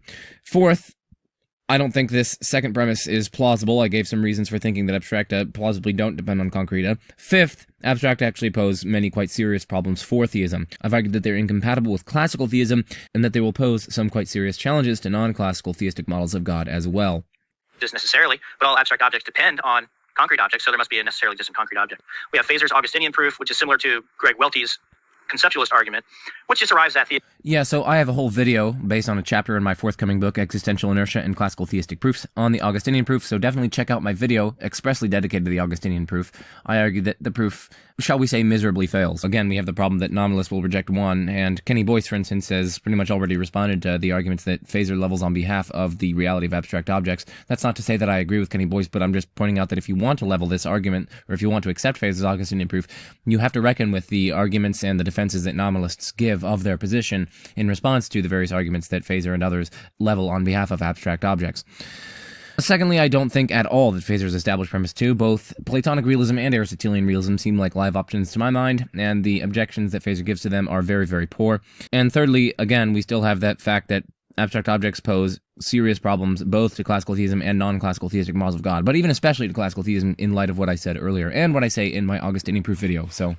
theism by eliminating, from abstract objects, by eliminating other theories about abstract objects.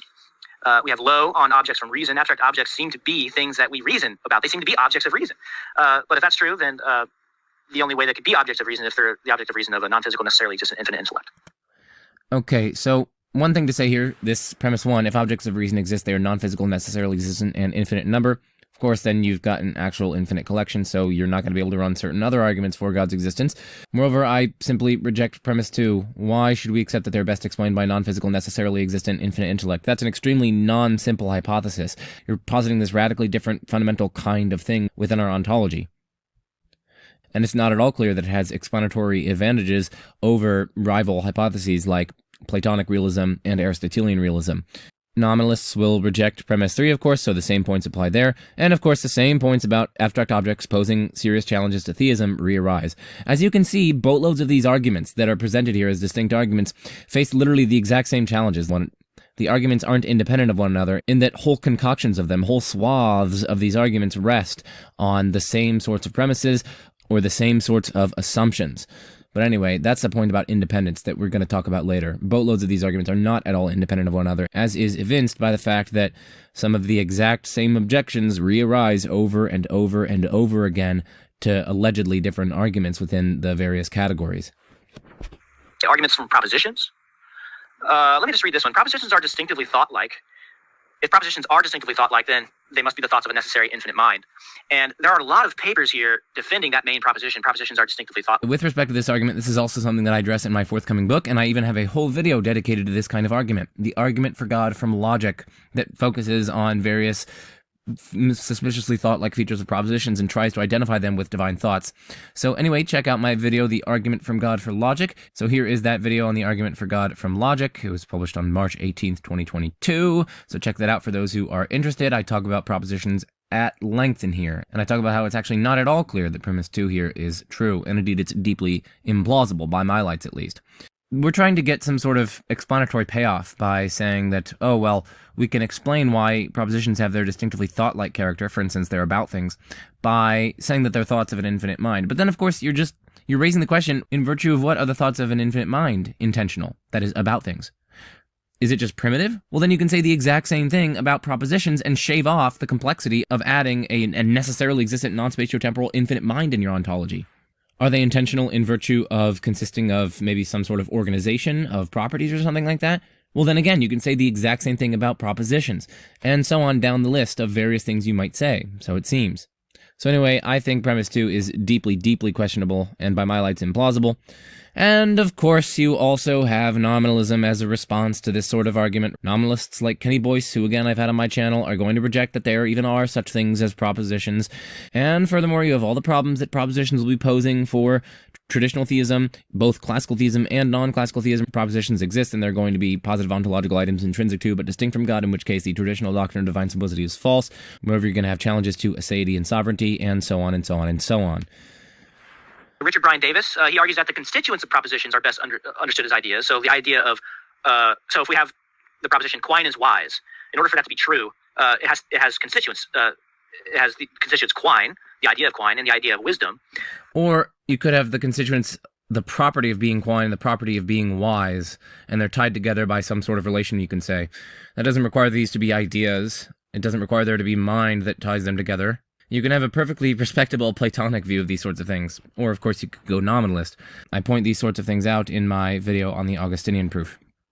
Now, in order for those to be arranged in such a way for that proposition to be true, you need a mind to arrange them. So propositions, but there are propositions. Why, though? And moreover, they could be tied together by something like a relation.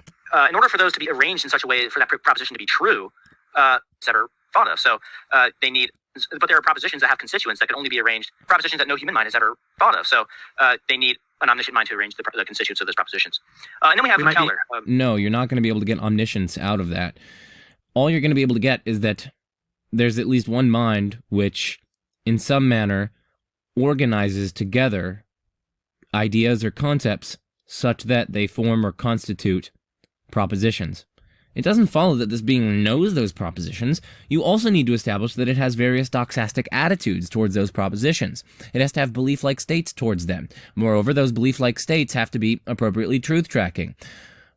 Moreover, the being has to have some sort of justification for its belief-like stances toward the relevant propositions. Or, if not some justification, maybe some externalist condition, like being appropriately related to the facts known. None of this is established merely by establishing that there's some mind that ties together or organizes constituent ideas into propositions. Omniscient mind to arrange the constituents of those propositions. And then we have Keller. That argument is actually, to me, is becoming more and more interesting as I'm getting older, so I definitely want to look more into it. I won't read the formulation there. I'll just read the inductive version, the probabilistic formulation. This is Christopher Menzel's argument from sets. The probability that set theoretic realism is true. So sets exist, so of course nominalists like Kenny Boyce will reject that. The next thing to note is that premise 3 here, I think, is questionable. Activism explains the existence and nature of sets better than set theoretic realism, and 3 in particular. So the idea is that sets collectively form a kind of iterated structure where you have sets being built from other sets and so on. Now, Menzel has shown that there are certain contingent elements of this set theoretic hierarchy. There are certain contingent cutoffs as to when the hierarchy comes to an end, as it were. Assuming that his argument for that succeeds, he then goes on to say the best explanation for that is that there's an infinite intellect that can freely choose to collect things together into certain sets. That's how you can explain the contingency there. But for me, though, it's not clear why freedom helps here. Both the relevant views, namely set theoretic realism and activism, are going to have some sort of indeterministic link from the necessary to the contingent. There are certain contingent aspects of the set theoretic hierarchy, and those we can suppose are indeterministically explained by more fundamental necessary facts of the set theoretic hierarchy. There's no precise reason as to why the hierarchy cuts off here rather than there, or whatever, but we can still offer some explanation in terms of necessary facts about the hierarchy and the necessary fact that it has to cut off somewhere or other. We can still cite those to give an indeterministic or non-complete explanation for why the set theoretic hierarchy cuts off where it does. And adding in freedom doesn't really help here. This view also has an indeterministic link from the necessary to the contingent. God makes certain contingent choices, but of course those aren't brute, those are just indeterministically explained by more fundamental necessary features of God. It's not at all clear why one of these explanations is better than the other. Both of them can explain the contingency, and both of them explain the contingency in terms of necessity. Neither of them are able to explain why the set theoretic hierarchy cuts off where it does rather than somewhere else. Neither of them can explain that. And so ultimately, to me, it's just not clear why adding in libertarian freedom would help here. All you're doing is just relocating the indeterminism. You're just relocating the place where we don't have an explanation as to why one thing obtains rather than some other thing. And also, in doing so, you're bloating our ontology quite significantly. You're adding in this sui generis fundamental kind of thing, this infinite non-spatiotemporal mind or whatever.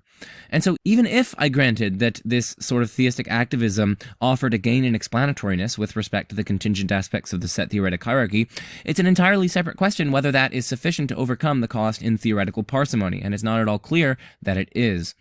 And, of course, this is arguably going to be incompatible with classical theism, because some sets are going to be necessarily existent, so there are going to be necessarily existent things that are numerically distinct from God.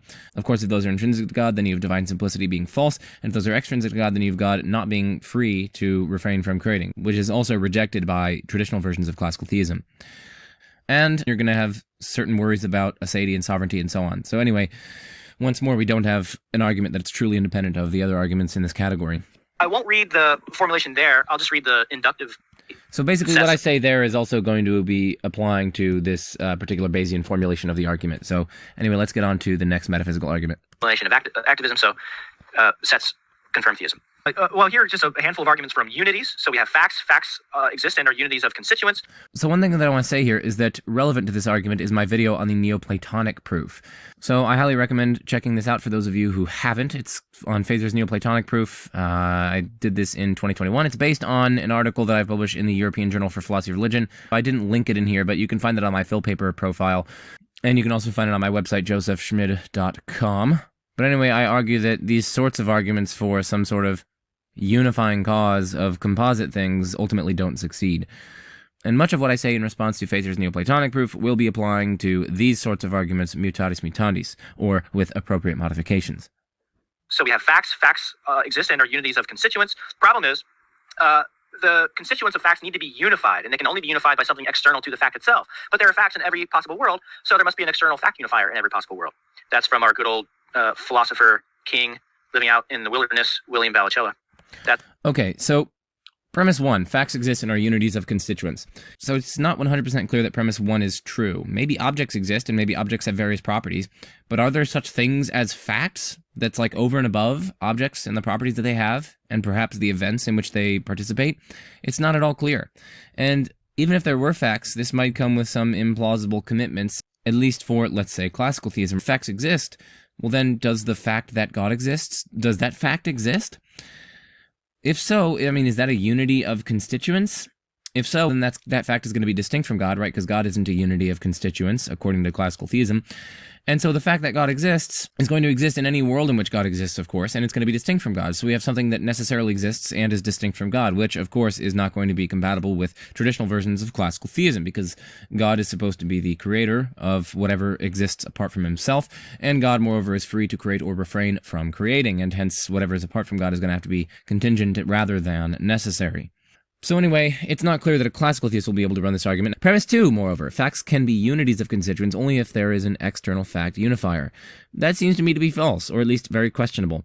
Why can't something within a unified plurality explain the unity of said plurality? So consider the fact that a particular grain of salt exists at a particular moment. What explains that? Well, maybe something within that very fact itself can explain why that grain of salt exists at that particular moment. So the sodium and the chloride ions themselves have various features, like being a cation and being an anion, together with their various electrostatic properties. They themselves have properties which can explain their unity together within a salt molecule. And so in principle, it seems as though you could cite things within a fact, which is a unity of constituents, that explains why the relevant constituents are unified in the way that they are. So there need not, in that case, be an external fact unifier. Something within the fact can explain why there is the unity of the relevant plurality of constituents. And moreover, if you deny what I just said, well, then it seems as though we're going to have an argument against Trinitarianism on our hands, because we have at least some sort of plurality there in the Godhead, at least a plurality of divine persons. So must there be something external to divine persons that somehow unifies them all together? Well, good luck saying that if you're a traditional theist. So anyway, I say premise 2 is probably false, and indeed I think at least Christians who are Trinitarians should probably reject premise 2 as well. Premise 4, by my lights, if some fact or other exists in every possible world, there must be an external fact unifier in every possible world. This itself seems incompatible with classical theism. I was saying earlier how if there's some fact distinct from God that's necessarily existent, well then that's going to be incompatible with traditional versions of classical theism. Well, this premise 3 is saying precisely that. Some fact or other exists in every possible world, and of course, facts are unities of constituents. So unities of constituents exist in every possible world, and since God isn't a unity of constituents, it follows that some non-God thing or other exists in every possible world. And that, of course, entails that there's at least one thing apart from God that God is not free to refrain from creating, and that, of course, conflicts with traditional versions of classical theism. Interestingly, we actually have an argument against classical theism on our hands here.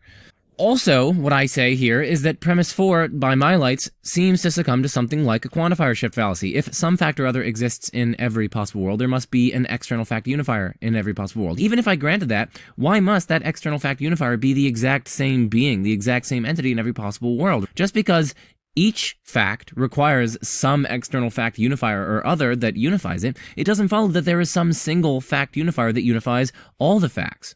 So even if some fact or other exists in every possible world, there might just be different external fact unifiers in the different possible worlds that there are. So it doesn't follow that there's an external fact unifier in every possible world, that there is some one thing which is such that it exists in every possible world and unifies facts in every possible world. So I think premise 4 arguably succumbs to a quantifier shift fallacy. A still further problem here is that let's focus on this quote-unquote fact-unifying mind. Well, We can now focus on facts about that mind itself and its various intrinsic states. It has various different beliefs, it might have various different desires, it has different reasons to act on different things, it has more reason to actualize some worlds and less reason to actualize other worlds, and so on. So there are going to be facts about this very mind and its own intrinsic states. Must we then posit some external fact unifier outside of this mind that unifies the various intrinsic states of this mind together into one? Well, if so, well then that thing is either a mind or it's not. If it's a mind, well then we have the same problem, and if it's not a mind, then ultimately non-mentality is more fundamental than mentality, which is of course incompatible with theism. So if we suppose that it's a mind, well then we get the infinite regress problem. And of course we have the problem of Trinitarianism that I mentioned earlier. We could say either the three persons together require some external fact unifier, the fact that there are those three persons. Either they require some external fact unifier, or they don't. If they don't require an external fact unifier, well then why is it the case that facts can be unities of a constituents only if there is an external fact unifier? Why? That doesn't seem plausible. But if they do require an external fact unifier, then Trinitarianism is false. There is like something outside of the Trinitarian Godhead that's somehow unifying those things together. Like, nope, that is not compatible with traditional Christian Trinitarian theism. So anyway, there are lots and lots of problems, at least by my lights, for this sort of argument. So let's move on to the 85th argument. Contingent objects are unities of sorts. They are composite and temporal. There's nothing intrinsic to contingent objects. Okay, premise one, why? Why? Why can't there be a simple contingent thing? Why? So it's considered tropes. I'm not saying that I believe in tropes, but tropes are often taken to be simple, primitively individuated, positive ontological items. And so what are tropes? Well, trope theory, all right, the theory of tropes is the view that reality is wholly or partly made up from tropes. Tropes are things like the particular shape, weight, and texture of an individual object. Tropes are also particular. So they are like particular positive ontological items, but they're much more like properties than they are like how philosophers traditionally conceive of substances or objects. So there might very well be simple tropes that are contingent. Plausibly, there might not have been green things, in which case the greenness trope would be contingent. It may very well be, as most trope theorists suppose, that tropes are themselves simple. They aren't further composed of more fundamental things. And so here we would have a contingent positive ontological item, some sort of contingent thing, which is not composite. It would be a simple contingent thing. You could also talk about mereological simples. If we think that at least some mereological simples are contingent, as theists are going to be wanting to think, well then, no, not all contingent beings are composite. Moreover, why think that all contingent beings are temporal? What? Why can't there be a timeless contingent thing? Maybe God just timelessly wills that some timeless angel exists and is just like contemplating God for all of timeless eternity or whatever. That angel would then be contingent, but it would not be temporal. I'm not saying that this is a genuine possibility. My point is, why would you rule that out? Why should we think that that is metaphysically impossible? This is asserting that all contingent beings are composite and temporal. I've already challenged composite, but why should we think that all contingent beings are temporal? It seems just deeply implausible by my lights. So we're off to a good start. Objects, that explains what holds them together through. They are composite and temporal. There's nothing intrinsic to contingent objects that explains what holds them together through. Think about this as well. A theist might agree with the kind of non-spatiotemporal universal wave function view that I was articulating earlier on. Theists themselves might agree, in some sense, with the broad picture of Elisene's view of the non-spatiotemporal universal wave function, but they might simply take that to be a contingent thing that is created and sustained by God. So then we would have a non-spatiotemporal and hence a non-temporal contingent thing. Or you might take some contingent thing to be something like a timeless quantum field or some sort of timeless quantum state or whatever. So premise one just seems deeply implausible. Are composite and temporal. There's nothing intrinsic to contingent objects that explains what holds them together through time. So that just seems false by my lights. There are various metaphysical accounts of, let's say, existential inertia, which don't adduce anything extrinsic to certain contingent things that explains why they persist through time. There are perfectly respectable accounts of why contingent things persist through time that don't adduce anything extrinsic to the contingent things in question. I go through many such accounts in my forthcoming book, Existential Inertia and Classical Theistic Proofs, but also if you want a snapshot into what I argue therein, you can check out this blog post, So You Think You Understand Existential Inertia. In particular, check out the various metaphysical accounts of existential inertia that are developed in this particular section, or I guess quote-unquote chapter of this blog post, The Metaphysics of EIT. I go through different tendency disposition accounts that cite tendencies or dispositions. I go through transtemporal accounts that cite transtemporal relations, connecting the different phases or stages of an object's life that can account for its persistence. I go through law-based accounts, necessity accounts, no-change accounts, and so on. Many of these accounts are perfectly respectable explanations of why some contingent things can persist through time without requiring something extrinsic to them that explains why they persist through time. So I would say premise 1 is deeply implausible. I would say premise 2 is false. What about premise 3? Well, interestingly enough, premise 3 here rests on premise 1. Premise 3 depends on premise 1, such that if premise 1 is false or implausible, premise 3 is likewise false or implausible, and I've already argued that premise 1 is implausible. Why does premise 3 rest on premise 1? Well, because, look, premise 3 is basically saying that which explains what holds contingent beings together through time cannot be other contingent beings. This is relying on, firstly, thinking that all contingent beings are temporal, right? If not all contingent beings are temporal, then in principle, you could have a timeless contingent thing, which explains what holds the various temporal contingent beings together through time. And so it actually could be a timeless contingent thing that explains why the temporal contingent things are held together through time. So premise 3 quite obviously rests on premise 1, and I've already argued that premise 1 is deeply implausible, and hence premise 3 is deeply implausible. This argument just seems to be a mess, honestly. Also, in addition to having 3 probably false premises, the argument is invalid. Look at this. 1 through 3 don't entail 4. 4 says, so that which explains what holds contingent beings together through time must be a necessary, incomposite, atemporal sustaining case. Now, of course, they mean cause. But this is obviously invalid. All you're able to conclude is that what explains why things persist through time is a necessary thing, because it says, well, it can't be... Again, we're assuming the truth of all the premises, 1, 2, and 3. Given that, all you're able to conclude is that the thing is necessary. You can't conclude that it's incomposite. From the fact that all contingent beings are composite and temporal, it doesn't follow that all necessary beings are non-composite and non-temporal. It could be the case that all contingent beings are composite and temporal, and all necessary beings are composite and temporal. Or maybe all necessary beings are simple, but yet temporal. Or maybe all necessary beings are timeless, but yet composite. That's perfectly compatible with 1. So literally, this is an invalid argument. The conclusion doesn't even follow from the premises. All you're able to get from the premises is that this thing is necessary. You can't conclude that it's incomposite. Nothing in the premises justifies that. You can't conclude that it's atemporal. Nothing in the premises justifies that. So anyway, this argument is one of the most painful out of all of them. So let's just continue, because it's invalid and literally like all 3 of its premises are false. Can you get worse than that? I mean, honestly, the Dixie argument that was presented at the beginning might be better than this argument. Well, this is kind of an odd argument. You can look at that. There are some holes that are made, all holes are made. This is definitely an odd argument. If X is a whole, then X is made by an intelligent agent. Yes, I could definitely tell that all atheists and all naturalists are going to accept this first premise. Yep, nothing suspicious there. On a more serious note, yeah, premise 1 I think is false. It doesn't follow from the fact that if something is a whole, then it's made by an intelligent agent. Like, what? If you accept that if X is a whole, then X is made by an intelligent agent, arguably God is in some sense a whole. He has various properties or aspects. He has various mental states like beliefs and desires and choices, and qualitative conscious states like bliss or blessedness or happiness or whatever, and so on. So God is in some sense a whole of various aspects, and so must there be some intelligent agent that made God? No, of course not. Now, of course, you might try to get around this by saying, oh no, God isn't even a whole of those various things. God is numerically identical to each of his beliefs, to each of his desires, to each of his choices, to his happiness. God is numerically identical to each of his properties. It's like, okay, that if that's what you're going to take to get around this argument, okay.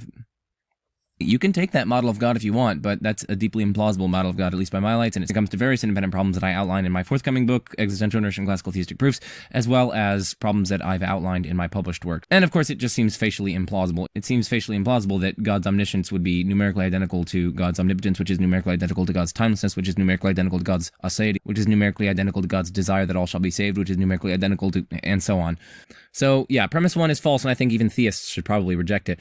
But also, some holes made by an intelligent, unembodied agent require that agent to be godlike. That just seems to me to be false. No, it doesn't require the agent to be godlike. Maybe it's a really bad being. Maybe it's a morally atrocious being. Maybe it's a morally indifferent being. That wouldn't really be godlike. It's only godlike insofar as it would be an intelligent, unembodied agent. But as for the other things, whether it's omnipotent, whether it's omniscient, whether it's wholly good, this argument is entirely silent about that. And of course, it's unclear whether something is godlike if it doesn't even come close to being omniscient, omnipotent, wholly good, and so on. Like, it could just be like an angel or something. It could be something very much like a human mind, just a disembodied human mind. You might say, oh, well, that's intrinsically improbable. But then, of course, the same thing could arguably be said about there being this intelligent, unembodied agent, which is godlike. Made by an intelligent agent. Everything composite is made by an intelligent agent. It's the main premise there. Justified by induction, things like that. Justified by induction, things like that. Okay, induction, like... So, induction. In order to justify this premise by induction, it would have to be something like all observed wholes are made by an intelligent agent, therefore, all wholes are made by an intelligent agent. But, like, No, it's not the case that all observed wholes are made by an intelligent agent. No, there are lots of observed wholes that we at least either have no clue whether or not they're made by an intelligent agent, or we have good reason to think that they're not made by an intelligent agent. So I don't even think that this first premise is supported by induction. If anything, an argument against God's existence would be supported here more by induction. If X is a whole, then X is made by a finite intelligent agent. The only intelligent agents within our inductive evidence base are finite, and so if we are extending our inductive evidence base to all wholes having to be made by an intelligent agent, I can equally run an inductive argument, which is just as powerful, saying that all wholes are such that they're made by finite intelligent agents. Okay, which would entail that, of course, the whole universe was made by a finite intelligent agent, which, of course, wouldn't then be God. So perhaps we have a new argument against God's existence on our hands here. Posit is made by an intelligent agent. It wouldn't be a good argument against God's existence, but some wholes cannot possibly be made by an embodied agent, so there must be an unembodied agent that made it. And some wholes are such that they could only be made by a godlike unembodied agent, so there must be an unembodied godlike agent. We have arguments from unity using the cosmos as an example. You see how that argument goes there. We'll just go ahead. Okay, so I do want to offer some comments on this. So it's not clear why premise 3 here is true. The unity of the cosmos cannot be explained by its parts or natural laws. I gave the example of salt earlier, and it's not clear why that couldn't be the case with respect to the cosmos. There might be something within the cosmos, perhaps like a universal wave function at its foundation, or maybe something like a quantum field at its foundation that explains the unity of the various non-fundamental things, such that you have an internal explanation of the unity of the cosmos. It's not clear why that couldn't be the case. Premise 6 here also seems quite clearly false, at least by my lights, and part of it depends upon what you mean by cosmos, but whatever external to the cosmos that explains its unity must be timeless. Why couldn't it exist in a metrically amorphous or non-metric or undifferentiated time prior to the beginning of metric time? Why not? Immaterial? No. Why couldn't it be a material thing that exists in a non-metric time or a metrically undifferentiated time? Or why couldn't it be a material or a physical thing which exists timelessly, as Olissene's universal wave function does? Powerful. Okay, that's a little bit ambiguous. All it needs is the power to explain the unity of the cosmos. That doesn't require it to have literally any other powers or whatever. Plausibly a mind. Why? I could equally say no. Implausibly a mind. Okay, we have Rasmussen's argument from limits, which is interesting. Whatever's limited has an explanation. If whatever's limited has an explanation, possibly something is unlimited. So something is unlimited, possibly. If something's unlimited, then it's perfect. If something is perfect, it's necessary. So it follows that if something is unlimited, it's necessary. And then we have the crucial step from S5 that gives us our conclusion. There is something that's perfect and necessary. So, I have various responses. So, here's response number 1. It's not clear to me why we should accept premise 1 as opposed to accepting, say, a PSR as restricted to simply contingent things. Not necessarily limited things, but just a PSR restricted to contingent things, which would allow for a foundational necessary thing that's limited in various ways. So that's one way that I would respond. It's just not clear to me that whatever is limited has an explanation.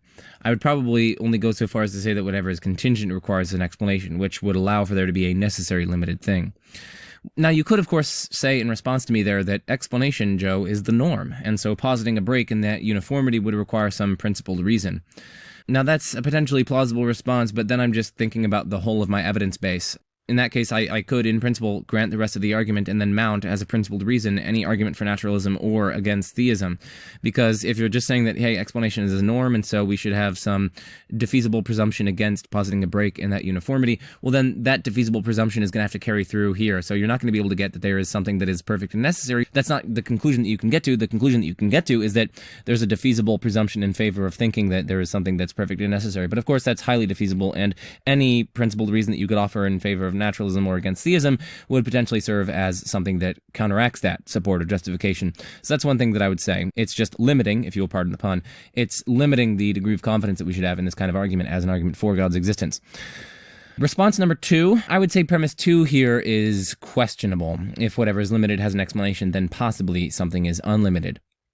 What I say is, in principle, it could be the case that every limited thing has an explanation, while something unlimited is impossible.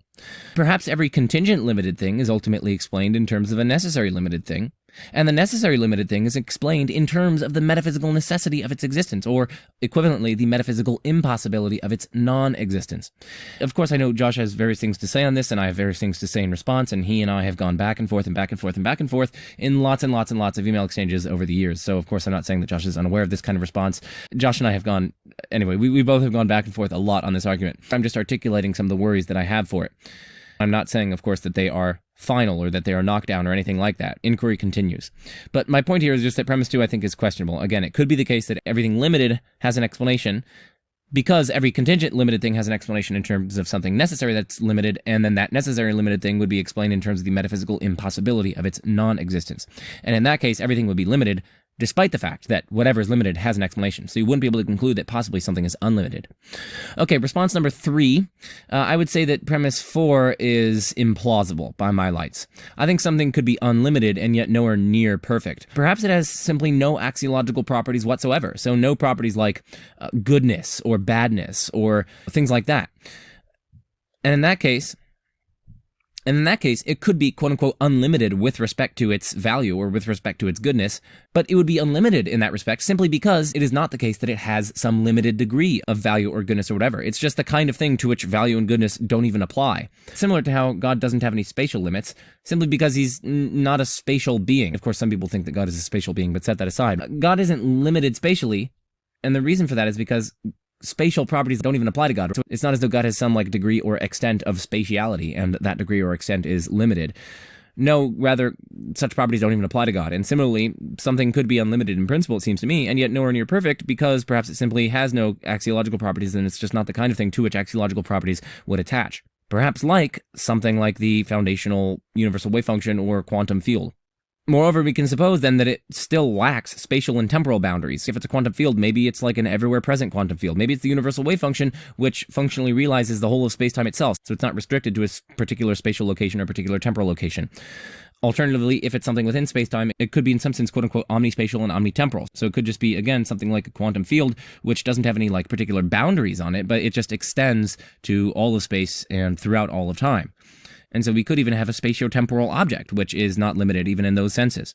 So my point is just that I'm actually quite skeptical that you can infer perfect from unlimited, because maybe lots of the properties that like apply to God, it's not as though we're saying that it has like, oh yeah, it has some knowledge, but it's like a super duper limited degree of knowledge, or those sorts of things, or it has some value, or it has some goodness, but just a super duper limited degree. No, those sorts of properties aren't even applicable to it, and yet it's still unlimited in the various properties that are applicable to it, like spatial extent or temporal extent or whatever.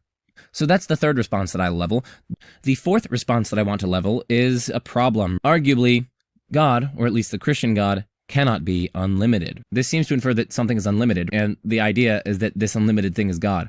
But of course, the Christian God, I argue, cannot be unlimited. So first, the problem of Trinitarianism. So to be Trinitarian is to be limited in a certain respect. One is limited in one's number of persons. It's not 2, it's not 4, it's not 250, it's not infinitely many, it's exactly 3. And so God isn't, after all, unlimited if God is Trinitarian. Now, of course, one response that you're probably going to give, and one response that Josh himself gives, is that, oh, well, the foundational being simply can't have fundamental limits. It can have non-fundamental aspects or properties or features or respects in which it is limited in various ways. So it can have various non-fundamental limited aspects or properties or features and so on.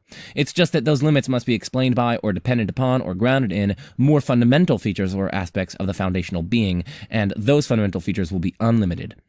But by my lights, that response is seriously problematic for several reasons. The first reason why that response is seriously problematic is that how are the persons then fully divine? Is aseity not a divine attribute? Is it not an essential divine attribute? Plausibly, aseity is a perfection, and so the persons would then be lacking a perfection, and so not, after all, God. So the Trinitarian problem still remains. Now, why would I say that they'd be lacking perfection? Well, because this argument is saying that any of these limits are non-fundamental. They're grounded in some positive ontological item, some more fundamental layer of the foundation as a whole.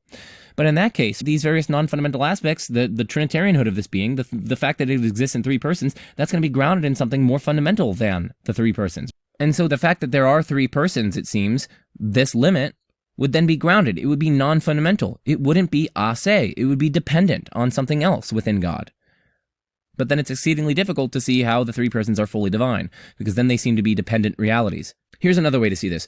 For any x, if x is God, then x is fundamental. That seems plausible. God is that than which nothing is more fundamental. God is the fundamental ground of reality or whatever. God is by nature fundamental, and so anything that is God is also fundamental.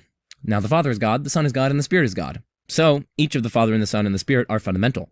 But if each of the Father, Son, and Spirit are fundamental, well then God's being Trinitarian is likewise fundamental, since God's being Trinitarian just is a matter of existing in these 3 persons, the Father, Son, and the Spirit. And so if these 3 persons are fundamental, so is God's Trinitarianhood. So it would follow that God's being Trinitarian is fundamental. which is, of course, incompatible with the response above. The response above that was just given says that, no, actually, that limit, the fact that God is Trinitarian, God's Trinitarianhood, that's actually not fundamental, contrary to what we just derived. So that's my first response to this rejoinder, to the Trinitarian point. I would say, no, then that just seems to be incompatible with the person's being fully divine, which is what you need to affirm if you want to affirm Trinitarianism. Okay, what about the second response to this rejoinder, that it's fundamentally unlimited, but it can have non-fundamental limited properties or aspects or features or whatever? Well, my second response to that is, well, then you're probably going to have to say goodbye to the doctrine of divine simplicity as well. Well, then you're going to have to say goodbye to the doctrine of divine simplicity as well, at least, of course, for those who accept Trinitarianism. So Christians wouldn't be able to be accepting both the argument from limits and then the doctrine of divine simplicity. Because, again, the response in question requires there to be some more fundamental layer of God upon which the other limited aspects of God, like, for instance, God's being Trinitarian, depend. But then it is false, contra divine simplicity, that everything in God is God. Dependence relations within God among numerically distinct positive ontological items is simply debarred by divine simplicity. Now, of course, I'm okay with this, since I think there are lots of independent reasons to reject divine simplicity, and I know Josh Rasmussen likewise doesn't accept the traditional doctrine of divine simplicity as espoused by classical theism, but I just want to flag this as a problem for Trinitarian proponents of divine simplicity who are looking to employ the argument from limits. So that's my second response that points to its incompatibility with the doctrine of divine simplicity. When I say it, I mean the response to the Trinitarian point that makes a distinction between being fundamentally unlimited and being non-fundamentally limited. So that's my second response. My third response is that once you say that the foundation can be fundamentally unlimited but non-fundamentally limited, what I want to say then is then the naturalist can then say that the naturalistic foundation is limited in boatloads of respects, so long as they say that there are more fundamental aspects of the foundation which are unlimited, and which, in some way or another, explain its non-fundamental limits. And so then the argument here, the argument from limits, would then lose all of its force as an argument for theism. If to qualify as unlimited, you simply need to be fundamentally unlimited, but you can have various non-fundamental limited features and properties and so on, well, then the naturalist can perfectly well accept that there is something unlimited, and it's not going to get you anywhere near something being perfect, because then it could be limited in boatloads of different respects, so long as those limited respects are explained in terms of a more fundamental layer of it, which is, let's say, just like thoroughly qualitative and unlimited. Now, you might say, of course, that no, we're not saying that it can count as unlimited despite having limited non-fundamental aspects and unlimited foundational aspects. All we are concluding here is that there is something that's unlimited, and then we would just be referring to the fundamental layer of the foundational being as a whole, and that fundamental layer of the foundational being as a whole, even if it has a non-fundamental layer which is limited, that foundational layer is unlimited, and that's what we're referring to here. But again, that doesn't really help the argument, because then I'm still going to be rejecting premise 4 here. No, it wouldn't follow that if something is unlimited, then it's perfect, because again, you can have this naturalistically friendly unlimited thing, which is this unlimited fundamental layer of this naturalistic foundational being. This naturalistic foundational being is limited in whole concoctions of ways, whole boatloads of ways. It's just that it has some more fundamental layer which itself doesn't have limits. And again, that fundamental layer, that could be just, let's say, a qualitatively simple trope that doesn't have quantitative features or something like that. It could be something thoroughly unimpressive and nothing anywhere near perfect. I actually talk about seeds of these particular responses in my video, Contingency Arguments and the PSR with Elephant Philosophy. So this was in 2021. Wow, this is almost like a year and a half ago or something. But anyway, let's listen a little bit to this, because I think it'll be illuminating. This is on 1.5 times speed. Of if we're saying that every limit is such that it can't be fundamental, then they're going to have to say, firstly, that being Trinitarian is not fundamental to God. That's already unintuitive. Secondly, it seems as though they have to, this is fine by me, but they're going to have to deny divine simplicity because you have a more fundamental layer of God that's somehow explanatorily undergirding this less fundamental layer of God. So you have these kinds of, that's obviously not compatible with divine simplicity. The third thing is that it seems as though the naturalist can then say, oh, well, the foundational reality is limited in a whole host of respects, but, fundamentally speaking, it's just unlimited, it's unlimited or it lacks certain limits, and that explains why it's limited in all these other regards, like perhaps it's spatially limited and it's super limited in its power, but, fundamentally speaking, it doesn't have limits and it explains those. And so, I don't know, it seems as though it gives kind of fodder for the naturalist, as it were. And then the fourth response I want to make to that is that, I don't know, it just seems to me that if the kind of being Trinitarian is not fundamental, I don't know, it's hard for me to see then how each of the persons are, or at least how each of the persons are divine, because surely Anyway, I go on to articulate the problem that I have been articulating here, but look at this, my glasses were broken, so I had to put white tape on them. Oh my goodness, this is why I need your patron money, because I need to be able to afford glasses. I'm a lowly college student, so like, oh man, yes, if you want to give me a one-time donation, these are the sorts of things that you're helping me do, like just to fix these stupid little broken things that I'm not able to fix on my own. I have since fixed the glasses. Thankfully, I had some sort of warranty on them or whatever. Oh man, I probably look like such a moron walking around campus just with this, oh, I love it. The thing is, I really didn't care, and I still don't, which is just, I love it. Okay, anyway. So yeah, I'm leveling a bunch of different responses to the argument from limits, right? And our first response is that it's not clear why we should accept premise 1 as opposed to, say, PSR restricted to contingent things. My second response is that premise 2 is questionable because every limited thing could have an explanation, despite the fact that it's not possible for there to be an unlimited thing. The third response was that premise 4 is implausible. By my life, something could be unlimited and yet nowhere near perfect. And then the fourth response that I'm giving is that God cannot be unlimited because of Trinitarianism. And then we're looking at Josh's response to that, which is, okay, the being simply can't have fundamental limits. It can have non-fundamental aspects that are limited, or it can have non-fundamental limits, but it just can't have fundamental limits. And then I'm leveling various responses to that. So the first one is that it doesn't seem as though the persons would then be fully divine. The second one is that you're getting rid then of divine simplicity. The third one is that this guts the argument of its force, and it seems to cut against premise 4 here, because then the naturalist could just say that the naturalistic foundation is limited in boatloads of respects, so long as they say that there are more fundamental aspects of the foundation which are unlimited and which explain those non-fundamental limits. Okay, so that's the problem that the argument seems to pose for Christian theism. But here's the second problem that applies to theism more generally. Okay, so we're still within my fourth response in general, that arguably, like, this argument is just problematic for theism, because God can't, under theism, be unlimited. So that one was specific to Christianity, but here's the subpoint, which is just to theism more generally. So plausibly, God can't be unlimited because his desires and his reasons, they vary in strength. They are in some sense degreed or on a spectrum, and not all of them are maxed out, and of unlimited intensity. If you deny this, well, then you gut theism of its explanatory power. Like, right, which world among the infinite array of worlds is God to create? Each of them is sufficiently good for God to be able to create them. It's not as though any of them are incompatible with God's existence, so each of them has some degree of goodness, and so God has some degree of desire for actualizing them. But if you're saying that all of God's desires are just like unlimited, like of infinite intensity or whatever, maxed out, well then we become entirely unable to predict which one of these is such that God would actualize. And so we literally wouldn't be able to predict any particular world among the infinite array of possible worlds that we would expect God to actualize. So you're gutting theism of its predictive and explanatory power if you say that all of God's desires and all of his reasons have an unlimited intensity or unlimited strength. Moreover, you're gutting God of his perfect rationality, because surely God has more reason to actualize some things over others, because surely some things are objectively more valuable than others. And so, because God's desires have to track objective values, surely God's going to desire to actualize some things more than others. If he's perfectly rational, of course. And, I mean, if you say that, well, then God would not be perfectly rational, because then God would have an inappropriate and imperfect preference function, which, of course, is a kind of limitation itself. So, either God has limited strengths of reasons and desires or whatever, in which case God is limited, or if he has unlimited strengths of reasons and desires and so on, well, then he has limits in that case. He's still limited, because then he has inappropriate and imperfect preference functions. Now, again, you might respond to this by saying that those desires are non-fundamental, or the strength of those desires is non-fundamental, or those reasons or the strength of those reasons, that's non-fundamental. But again, this response is seriously problematic. You're going to have to say goodbye to the doctrine of divine simplicity. And again, the naturalists can say the exact same thing. So I guess the purpose of my bringing out this point about desires and reasons, or at least the strength of desires and the strength of reasons, or at least the relative weights of reasons, how much they impress God, as it were.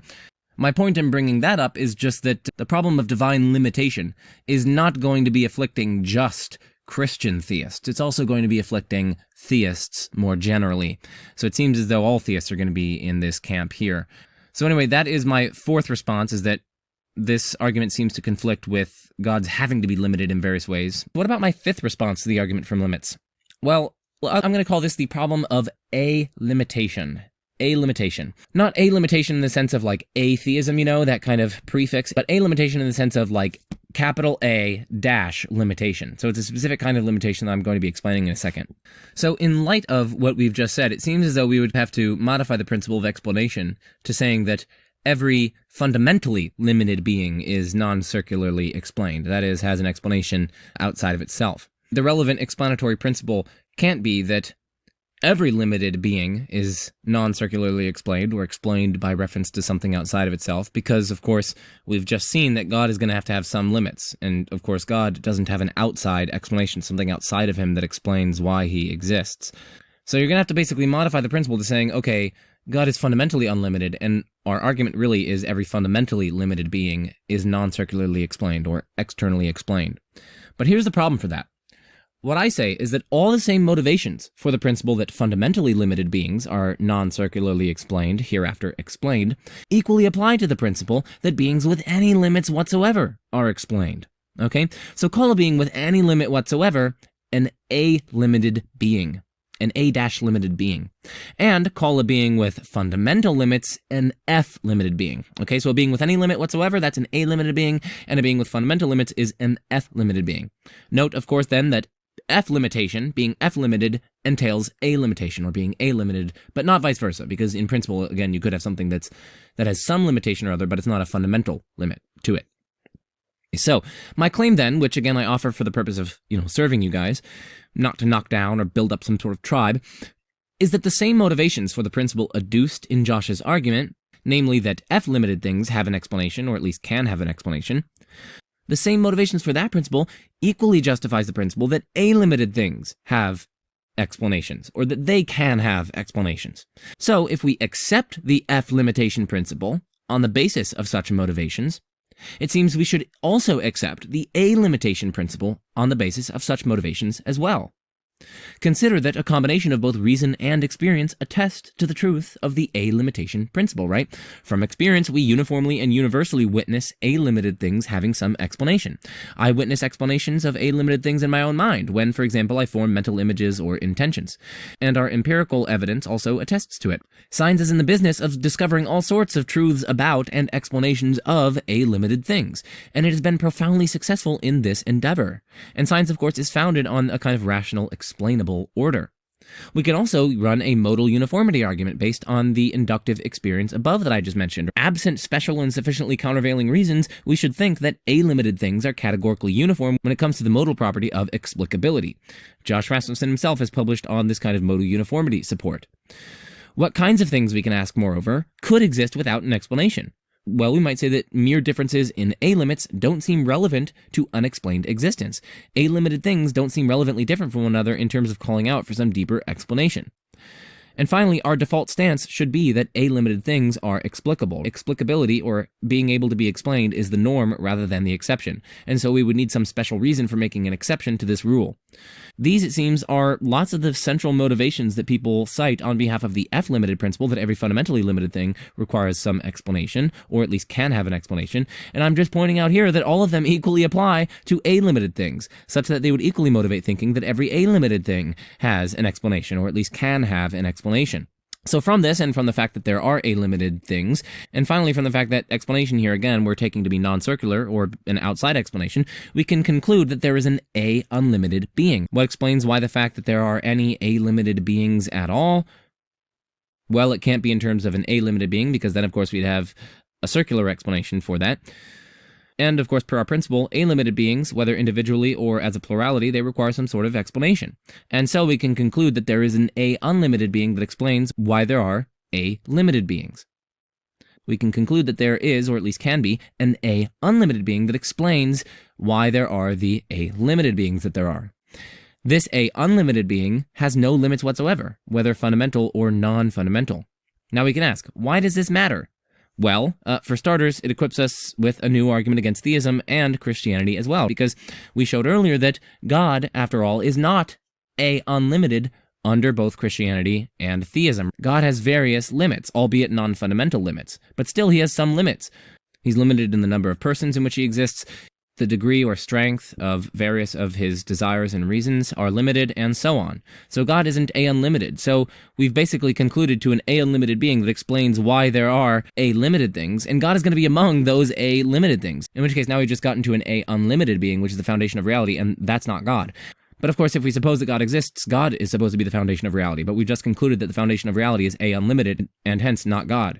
And so God isn't the foundation of reality, and because if God exists, again, God is the foundation of reality, it would follow that God doesn't exist. So we have a new argument against God's existence on our hands, arguably. So anyway, that is my fifth response to the argument from limits. It's the problem of A-limitation. And the idea, again, is, in short, that given that God is limited in various respects, basically, they have to modify their principle of explanation.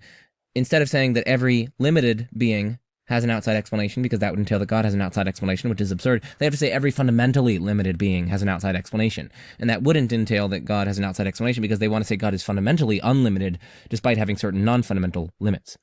Now, of course, though, once they say that, I say that the exact same motivations for their principle that every fundamentally limited being has an outside explanation would equally justify thinking that every limited being whatsoever, with any limits whatsoever, has an outside explanation, such that, if they affirm the former, it seems as though they should also affirm the latter. But of course, affirming the latter requires denying theism and Christianity itself. So that, in short, is the problem of a limitation.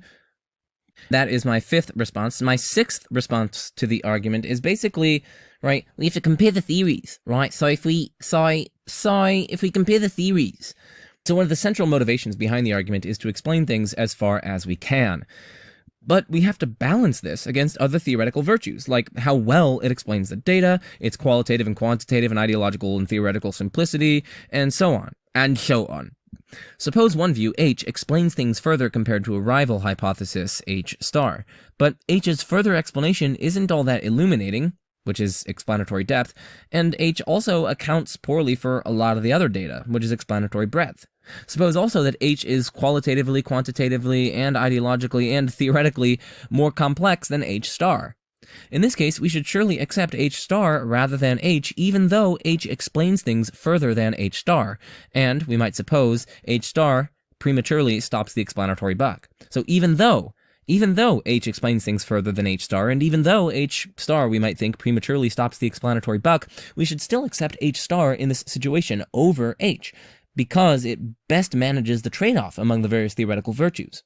But given that, what I say is just that even if positing an unlimited being affords us some explanatory payoff in explaining why there are limited beings, we shouldn't be too quick to adopt the principle that whatever is limited has an explanation, because we have to compare the theories, according to one of which whatever is limited has an explanation, and so explains things basically as far as you can. But we have to compare that to another theory which says maybe most limited things have an explanation, and maybe there's a fundamental limited thing that doesn't have an explanation, but perhaps that theory manages the trade-off between explanatory power and theoretical complexity and all those other considerations much better than the former theory. And in that case, we should actually accept the latter theory over the former theory, so it seems.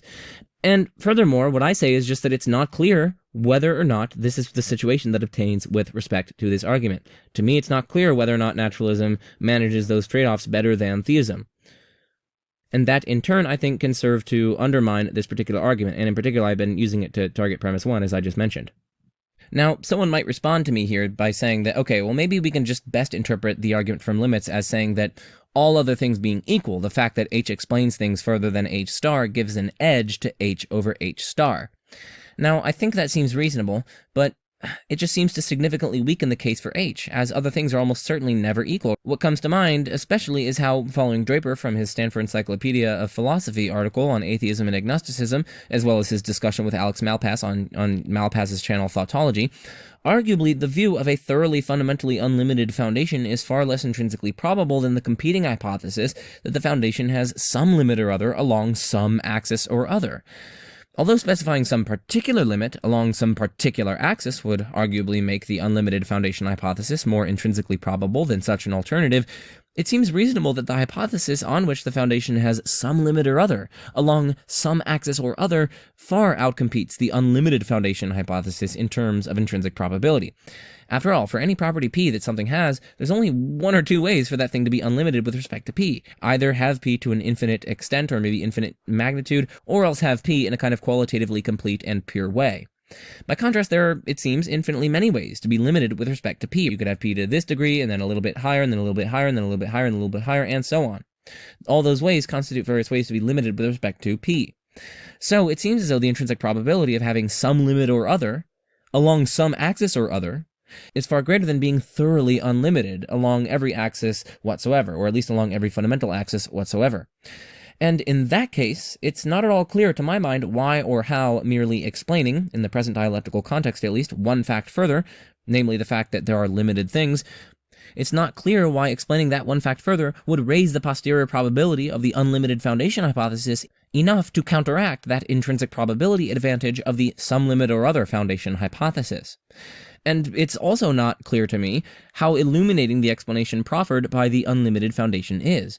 Presumably the explanation is in terms of a freely willed act of creation. This is its explanation for why there are limited things, or at least fundamentally limited things. But then of course we get into the weeds of the luck objection, rollback arguments, and all sorts of things that render the explanation far less illuminating to my mind than we might have initially thought.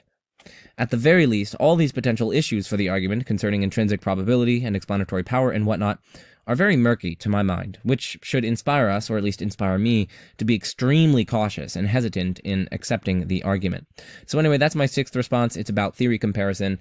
But on to my 7th response to the argument from limits. Now, I'm just going to be very brief with this particular response. The basic idea behind the response is just to appeal to Platonism, and basically it's just saying that plausibly some properties and some propositions exist independently of God and other concreta, and in that case, then plausibly there would be limits fundamental to reality, contra the argument from limits.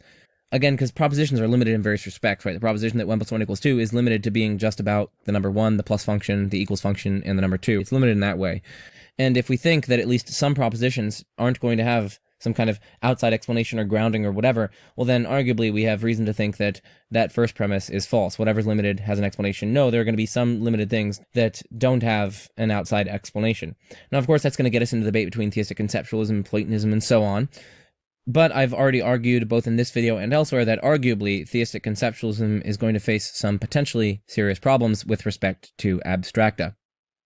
I suppose you could then respond by saying, oh, well, I'm just going to restrict my first premise to saying whatever concrete that's limited has an explanation. Okay, I guess you could do that. But then my question would be, given that we have good reason to think that some limits are indeed fundamental and don't have a further explanation, albeit abstract limits, why think that there couldn't be concrete limits that similarly are fundamental, that don't have a further outside explanation? So even if you restricted the scope of that first premise, we would still seem to have an undercutting defeater on our hands, because, again, there would be nothing inherently problematic about limits as such being fundamental. We would need some further reason as to why concrete limits are relevantly different from abstract limits with respect to the ability to be fundamental. Yes, I know, much more can be said both back and forth on these matters, and for every single objection that I've leveled, much more can be and has been said back and forth on these various considerations, especially between me and Josh in private conversation over the years. So anyway, if Josh is listening to this, I want to express my utmost gratitude to him for all of his thoughts and serving me throughout all these years, all these various email correspondences and so on. I've learned and grown so much by interacting with Josh, and I don't at all mean to imply or suggest or even intimate that the considerations that I've leveled here are insuperable or knocked down, or that Josh doesn't have responses to them, or that Josh can't respond to them, or whatever. I know Josh has various considerations to say in response. I, in turn, have various considerations to say in response to what he has to say, and so on, and so on, and so on, and so on, and back and forth, perhaps throughout endless eternity. So anyway, let us continue on to the 89th argument, which is metaphysical number 89. Applicability of mathematics. Well, let's just run through this one. The applicability of mathematics in the physical world requires explanation. The best explanation is God. So applicability of mathematics is evidence for God. Yeah, so I think this one is definitely interesting. The first thing to say is that arguably the best form of mathematical Platonism is going to be a kind of plenitudinous mathematical Platonism, on which basically the consistent mathematical systems and formalisms and so on are going to correspond to ones that do, in fact, actually exist and populate Plato's heaven. So that's a kind of plenitudinous Platonism. But in that case, pretty much any physical world whatsoever that might come to exist is going to correspond to some sort of consistent mathematical description. Given the plenitudinous nature of the mathematical realm, it's not at all going to be surprising that a subset of that mathematics is going to be applicable to whatever physical world happens to obtain. This response, broadly speaking, is given by Mark Balaguer. He's a philosopher of mathematics. I'm not targeting premise 1, I'm just saying premise 1 could be explained in terms of different alternative explanations that don't involve God. So this is a target of premise 2. And as for premise 2, the best explanation for the applicability of mathematics to the physical world. So what explains that? Well, lots of these cases of the applicability of mathematics to the physical world are going to be explained in terms of us literally designing the mathematics so that we can apply them to the physical world. Oftentimes we try to construct or concoct mathematical systems and different ways of describing the physical world precisely because and so that they can be applicable to the physical world.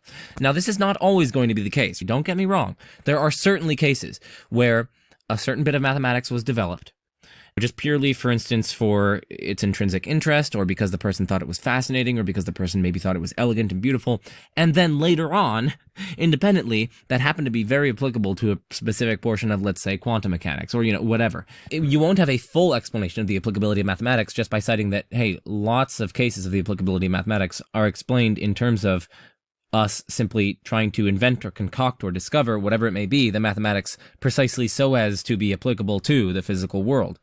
So then we're still left with the question, what explains that remainder? What explains the remainder of the cases of the applicability of mathematics to the physical world that aren't explained by us devising the relevant systems, or at least trying our hardest to try to discover the relevant bits of mathematics so as to apply to the physical world? What explains that remainder? What explains the cases where the mathematician is just developing a mathematical system just because it's elegant or beautiful or whatever, because it's interesting, and then later on it goes to like really nicely correspond to the physical world or is used in some sort of portion of mathematics? Well, it's not clear to me how this couldn't be explained by a simple appeal to base rates. With respect to the point about base rates, we have to think about the proportion of mathematical theories or systems or formulas or whatever, sort of bits of mathematics. We have to think about the proportion of those which were developed independently of considerations of applicability to the physical world, and were instead developed, say, because of intrinsic interest, or because they were elegant, or because they were thought beautiful, or whatever. We would have to think about the proportion of those that are applicable to the physical and compare it to the proportion of those that aren't applicable to the mathematical world. And it's just not clear how we could determine that proportion. We have to think about all of the failures. Think about how many mathematical theories and systems and formulas and formalisms and so on were developed just from the intrinsic interest of the mathematician. Think about how many of those didn't end up being applicable to the physical world. Why should we think that the proportion of those that did end up being applicable to the physical world is any more than we would expect just by chance? We don't have anything remotely resembling a sampling of the bits of mathematics that were developed independently of considerations of applicability to the world. We don't really have any idea of what proportion of those ended up not being applicable to the physical world and what proportion of those did. Given that there could very well have been far, far, far more misses rather than hits, why should we think that this is any more surprising than it would be just by coincidence? Lots of these bits of mathematics, precisely because they didn't end up being applicable, have just been, crumpled up and thrown into the trash bin. So we'd have to go through the trash bins of the various mathematicians throughout history. It's just not at all clear that the cases where bits of mathematics which were developed independently ended up also being applicable to the physical world. It's just not at all clear that that is any more surprising than would be expected just by coincidence. Moreover, we can still ask the question, why is this expected under theism, or at least more expected under theism than, say, naturalism or some other relevant alternative hypothesis? We seem to have to build in certain facts about God's preference structure. God could actualize lots of the goods of conscious, moral, rational creatures without having them embedded in a physical world to which their mathematics is applicable. So even ignoring the stuff about the base rates and so on, I think that there's still this lingering question about why we should expect the applicability of mathematics to the physical world under theism, or at least why it's more expected under theism than naturalism. There are various intellectual goods associated with mathematics and so on, and being able to apply that to the physical world, but there are lots of other intellectual goods as well, and God could actualize lots of those other intellectual goods without actualizing the applicability of mathematics to the physical world. And of course there are also moral goods and so on, and the actualization of those, it seems, doesn't require the applicability of mathematics to the physical world. So what is it about theism that leads us to expect the applicability of mathematics to the physical world, or at least renders it more expected under theism than on naturalism? It's not entirely clear how we are to answer that question. Of course, if your hypothesis is that God modeled the physical world in accordance with mathematical structures, well, yeah, then your hypothesis just strictly entails the data. But of course, you're only securing that by making the prior of your hypothesis exceedingly small. Under theism, why would we expect God to model the physical world in accordance with mathematical structures? God could actualize lots of the goods that he seemed to have been aiming at in his creative act. He could have actualized those without even having a physical world, as we saw in the case of the fine-tuning argument. More, if this is the theistic hypothesis, this whole thing here, then the naturalists can equally well say that there's some fundamental natural item which modeled the physical world in accordance with mathematical structures. That also entails the data. Finally, even if the relevant data is more expected on theism than on, say, naturalism, positing an infinite intellect underneath the mathematically modeled physical world at least seems to incur a massive complexity cost, and it's at least not immediately clear whether this cost would be outweighed by the gain in explanatoriness, assuming, of course, that theism does offer a gain in explanatoriness with respect to the data in question, the applicability of mathematics to the physical world. And I've given, of course, some reasons for being suspicious of that. But anyway, let's move on to the next argument. Leftow's reductions, and this comes from his book, God and Necessity, and if you are masochistic and interested in philosophy, I recommend reading that book. And he painstakingly goes through all sorts of different abstract objects. Numbers, properties, sets, universals, functions, and he reduces them down to God and his activities as the best explanation for the existence of these things. But the virtue is, He gets them all to be reduced to God and his activities, but he does so while avoiding the main criticisms of anti-realism about abstract objects. And the main weakness there is just that, look, if we don't have abstract objects, we can't have objectivity about mathematics, and we can't have realism. He says, well, I can get you both if they're just reducible to a necessarily existent concrete being, God. So I think premise 3 is implausible, that only theism can secure the virtues of both anti-realism and realism. I go through this further in my playlist, God and Abstract Objects, but long story short, anti-realism is indeed more economic than realism. But if you are saying that this whole plenitude of abstract objects exist, but they're just reducible to, they're nothing but the activities of God, let's say, well then you have just as many ontological commitments as the realist, plus God super added on. So it's like, yeah, you have the number 1, you have the number 2, you have the number 3, you have the number 4, and you're maybe identifying them with God's activities, or maybe identifying, I know Lefthouse has a different theory than various other thinkers, but of course, theistic conceptualists will have, for any positive ontological item within the non-theistic realist, let's say Platonic realist camp, there's going to be a corresponding divine positive ontological item for the theistic conceptualist view, or the theistic activist view, or whatever. Now, you might say that the theistic activists have some kind of unifying explanation such that they all kind of terminate and go back to God. I actually discussed that in my video, Theistic Conceptualism, Divine Simplicity, and Platonism. I think that's the title. It was a discussion with Parker Sedekase from Parker's Pensées podcast. But anyway, I'm not going to go into the details here about that rejoinder from explanatory unification.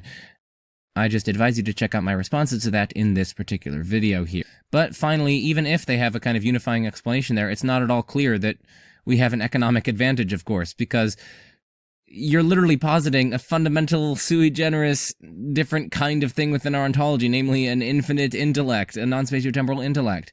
That is certainly not economic. I would also question premise 1, that we should accept the best theory of abstracta. I would say that we should accept the best theory of abstracta only with the following caveat: all else being equal. So all else being equal, the best theory of abstracta should be accepted. But of course, if that theory has lots and lots and lots of other difficulties, well then we shouldn't accept it simply because it's the best theory of abstracta. We have to look at our total evidence. There could easily be defeaters that overcome the gain a theory accrues by being the best account of abstracta. On to the next argument. I have a review of that book, which makes understanding it, I think, a mercy to the reader. Okay. All right, let's continue moving on. Argument from possibility: modalities are grounded in powers. Well, if so, they can only be the powers of an omnipotent being, so there's an omnipotent being. So, yeah, I think premise 2 is implausible. At least right now I don't see sufficient reason to think that it's true, but of course I'd probably have to look into the resources. Just from my epistemic vantage point, I'm just going to reject premise 2. No, you can have modality grounded in powers.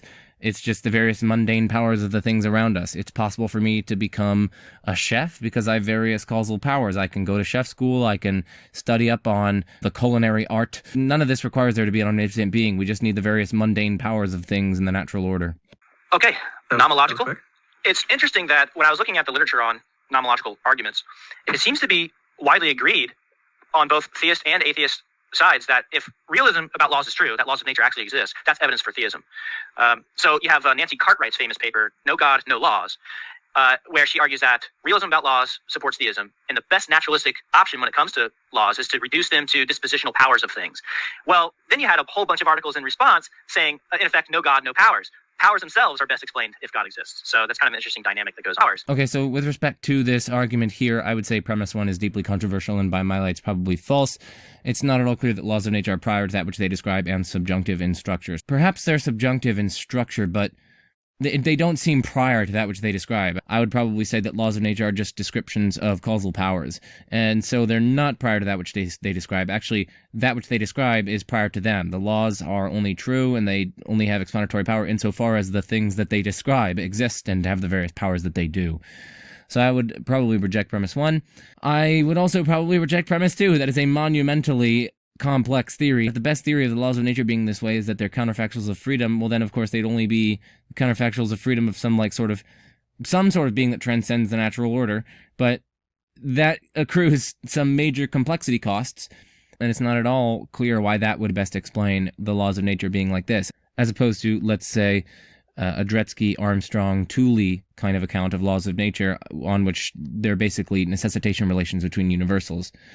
In that case, they could be prior to that which they describe and subjunctive in structure as well, and that seems to be a simpler explanation than invoking some transcendent being with freedom beyond the natural order. The first argument here, I just want to mention that dynamic, comes from, you skipped the counterfactuals argument. Oh, sorry. No, that's the one that I had pulled up. So, Okay. So this argument comes from my old Calvin prof, Delaratch, where he basically says the laws of nature are best understood as counterfactuals, in particular counterfactuals of freedom, but they could only be counterfactuals of freedom of a godlike being. So a godlike being exists. Very cool argument. Scholastic argument is kind of similar to the scholastic argument from abstract objects, which is just that it eliminates alternative views about realism about laws to get you the only possible solution to realism about laws, which is theistic. So it's not at all clear what there being quote-unquote transcendent and yet quote-unquote immanent means. I don't really even know what to make of this argument, because, like, what do you mean by transcendent yet immanent? Think of something transcendent, I think it, like, is in some sense beyond the natural world. But, of course, the natural laws aren't beyond the natural world. That doesn't even seem to make any sense. Maybe the idea is that they're in some sense explanatorily prior to the various goings-on in the natural world, but then, of course, that depends on highly controversial views about the nature of natural laws, and I would say, no, they're not. They're just descriptions of the causal powers of the various entities around us.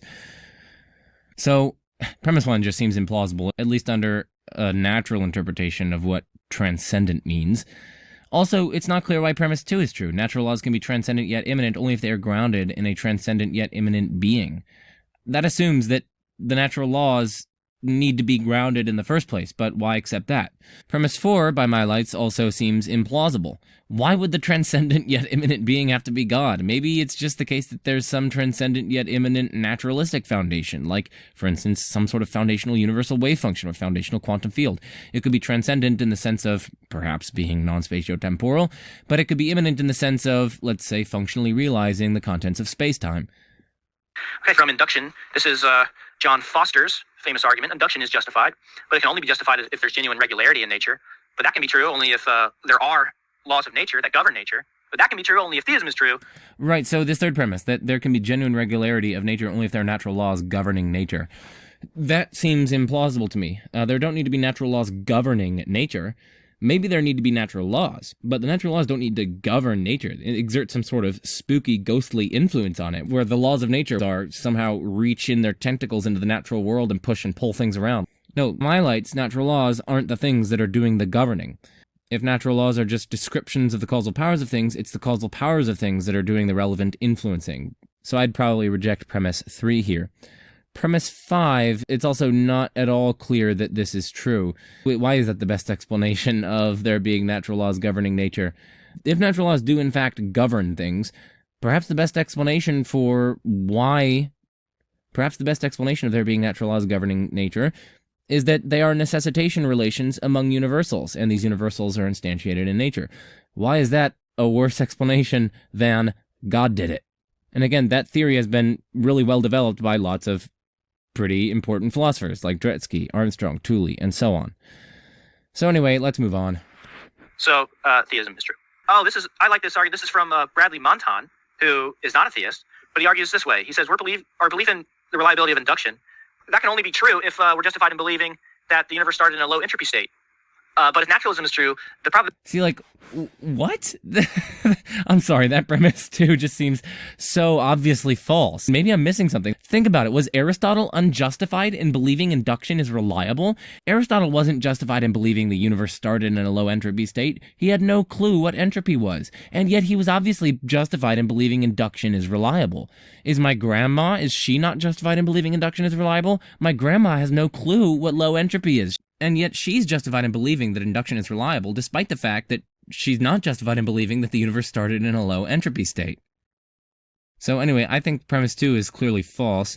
What about premise 3? We're justified in believing the universe started in a low entropy state only if theism is true. I'd say it's not at all clear why that's true. I'd want to see some reason or justification for thinking that that's true. Entropy state is ridiculously low. I mean, ridiculously low. In fact, he points out that the probability that we're all Boltzmann brains is higher than the probability that the universe started in a low entropy state if naturalism is true. So, well, what about theism is true gives us any expectation to think that, firstly, there would be a physical universe, and secondly, that the universe exhibits various entropic features, and thirdly, that the universe would start in such a way that it has a low entropy. It's hard to see how this also wouldn't be exceedingly improbable even under theism itself. God's omnipotent. God could have easily created things such that things started in a super duper high entropy state. God could have created it in any starting entropy state. Why on earth would God choose a low entropy state in particular? So it seems to be just as improbable under theism as it is under naturalism. Given that we're justified in believing induction is reliable, that's evidence that theism is true.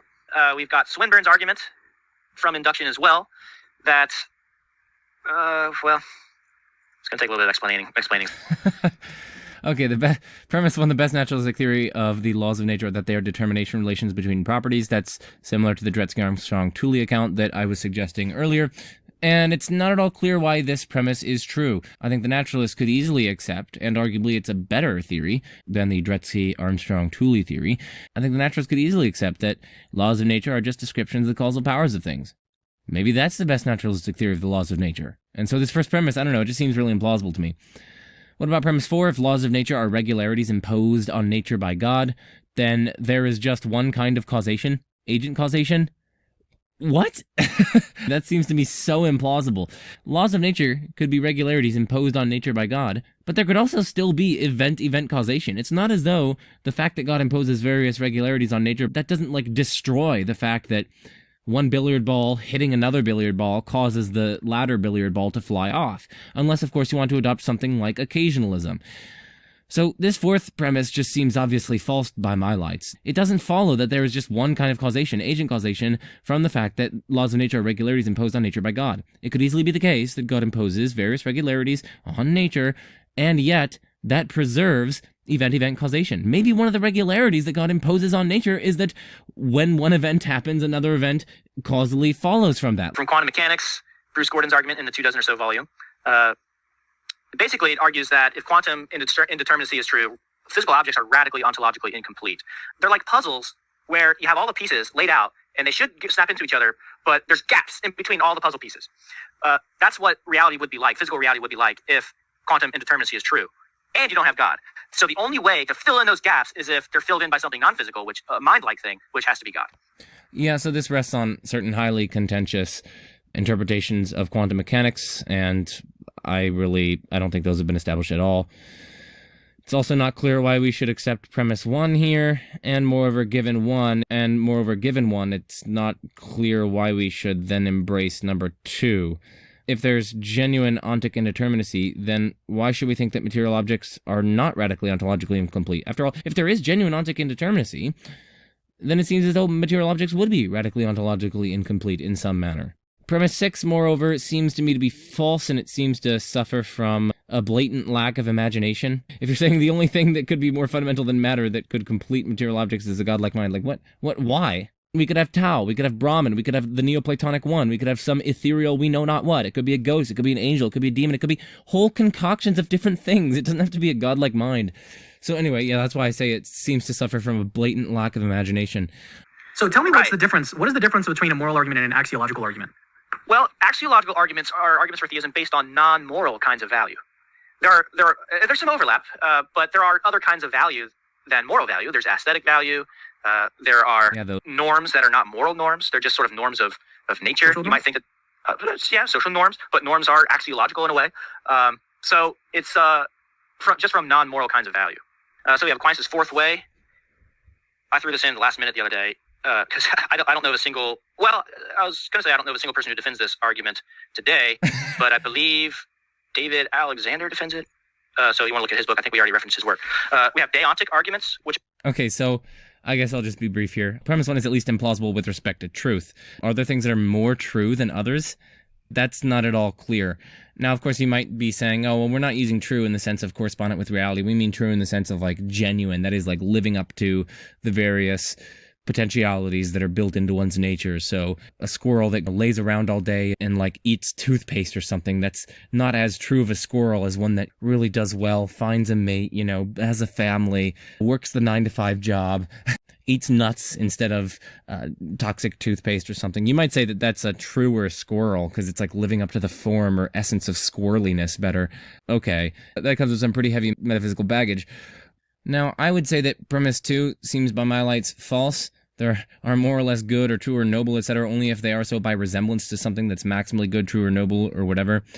Why should we accept that? We can talk about things that are more or less flat, things that are more or less spherical, things that are more or less triangular. A really hastily drawn triangle on like the side of a bus seat, that's definitely going to be, in some sense, less triangular than one that's done super precisely by a professional geometer going very carefully, and they've got their compass or whatever. Does all of this require that there's some like maximally flat surface, that there's some like maximally spherical object, or that there's some maximally triangular thing? I think that that's implausible. Moreover, we can talk about things having more or less sides, or I guess we should say more or fewer sides, like shapes, some of which have more sides, some of which have fewer sides. Must there be a maximally sided object? No, of course not, and that doesn't even seem to make any sense. Yes, I know, there are Thomistic rejoinders to this, but of course there are also further rejoinders to that, and of course rejoinders to those rejoinders, but also rejoinders to those rejoinders to those rejoinders, and so on. Which are based on the axiarchic principle that if it ought to be the case that P, then P is the case. That might seem kind of counterintuitive, but a surprising number of philosophers actually defend that principle. So it ought to be the case that God exists, so God exists. I'm so sorry. I cannot take this seriously. Hitler's commitment to preserve and protect innocent Jewish lives ought to exist. So it exists. Oh my goodness, this is so absurd. Okay, let's continue. Now you can make it even more modest by saying and he says a surprising number of philosophers. Axiarchism, which is what this is really based on, axiarchism is an extreme minority position. Off the top of my head, I actually don't know anyone in addition to John Leslie who has defended it, but there are probably various others who have defended it. But I'm guessing it's only like a handful of philosophers. You can make it even more modest by saying, you can modalize the principle by saying, if it ought to exist, then possibly it exists. And then you can run the argument that way. If it ought to exist, it possibly exists. God ought to exist, so God possibly exists. And Dude, this is a really cool argument for argument number. It is. I love how simple this.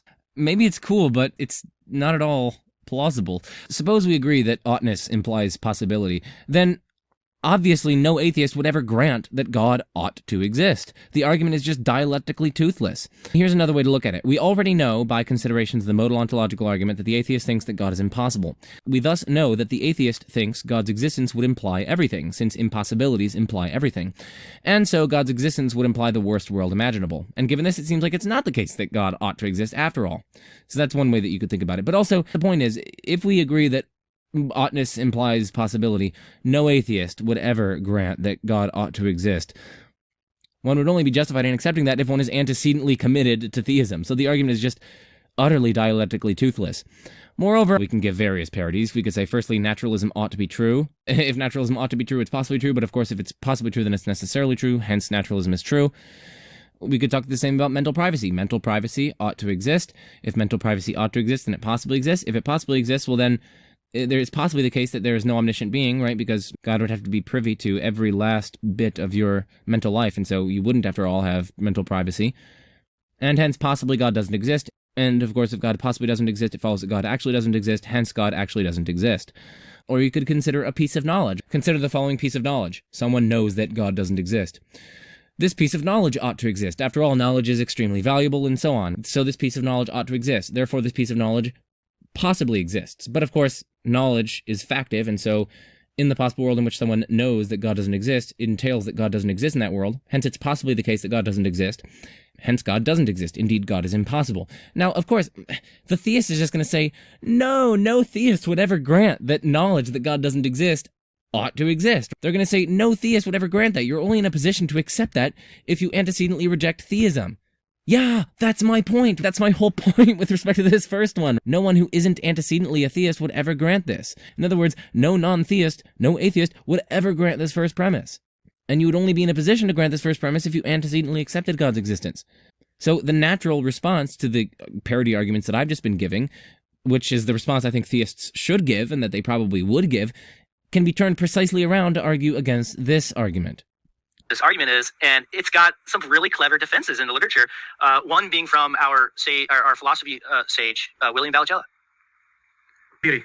Objective beauty. A lot of philosophers here rely on Eddie Zamach's book, Real Beauty, as sort of a tour de force defense of the objectivity of beauty. So let's just say their beauty is objective. Well, that's more likely on theism than naturalism, so it confirms theism over naturalism.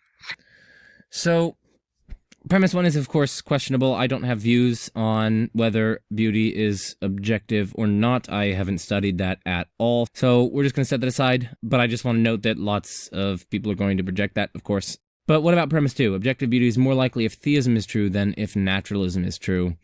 Now, that's somewhat plausible. I guess I would maybe say there are things that are objectively beautiful, and that would be more likely on theism than on naturalism. One of the causes of my concern is that I think if objective beauty exists, well then it would exist in virtue of various intrinsic features of the beautiful things themselves. So it would be precisely because of the various colors inherent to a painting, or the various colors inherent to a sunset, the contrast within the sunset, and all these various features of the sunset itself, which grounds or accounts for its objective beauty. I would say it doesn't have anything to do in that sense with God. But of course, that's with respect to the grounding of the beauty of the thing. We still can ask, why are there the beautiful things? Why are there lots of beautiful things indeed? The fact that there are lots of beautiful things, I guess I tend to think that that'd be more likely on theism than on naturalism, so it provides some evidence for theism over naturalism. Because God would also be attuned to beauty, and he'd have some weight of a reason to bring it about, whereas on the hypothesis of a difference where fundamental reality is in some sense indifferent to the flourishing and languishing of sentient beings, it would seem as though it's also indifferent to the production of beauty. And of course, the natural thing to note at this juncture is if beauty is evidence for God's existence, then it follows, this is just mathematically follows, that the absence of beauty, right, there being no beauty or perhaps ugliness would be evidence against theism. And of course, there is lots of ugliness and repulsive things in the natural order. Felipe Leon actually has an interesting argument from revulsion that he's developed along these lines, that we're rightly repulsed by various things within the natural order, like various parasites. There's this like blood-sucking parasite that replaces the tongue of fishes. I think it's called like the Symathoa exigua or something. But yeah, we seem rightly repulsed by various things. That seems surprising on theism, that you also have lots of created things that are just like fraught with like repulsive features. So anyway, let's just continue. Is objective? Well, that's more likely on theism than naturalism, so it confirms theism over naturalism. I love this quote from Peter Forrest. It kind of gets you into the intuition that beauty is objective. He says, "How ugly the stars are tonight! How trivial the pounding of the waves on the beach! And is it not crass to be thrilled by mountains? The rainforests and the wildflowers are quite repulsive. And as for sunsets..." Well, look, if a full-blown relativism in aesthetics was correct, then those responses might be unusual, but not in any way improper. But my reaction is that anyone who fails to appreciate the beauty of this universe is defective. I worry that there might be some normative entanglement going on here. That's a term that Lance Bush has pointed out, that lots of people mistake one's meta-ethical commitments with one's normative ethical commitments. So like even those who are meta-ethical anti-realists can still say things like, yeah, torturing someone for fun is bad, that's wrong. You can say, yeah, it's really wrong. That's undergirded by a different meta-ethical framework. Like, are there these stance-independent moral facts that ground that, or is it explained in terms of perhaps something else? And so I wonder if there's going to be some sort of normative entanglement here. Whether or not you think there are stance-independent facts about ugliness and beauty, you are still perfectly able to say that you think someone who fails to appreciate the beauty of this universe is in some way defective. You can still say that, yeah, various features of this universe are really beautiful and are really ugly. That doesn't commit you to these stance-independent facts about beauty.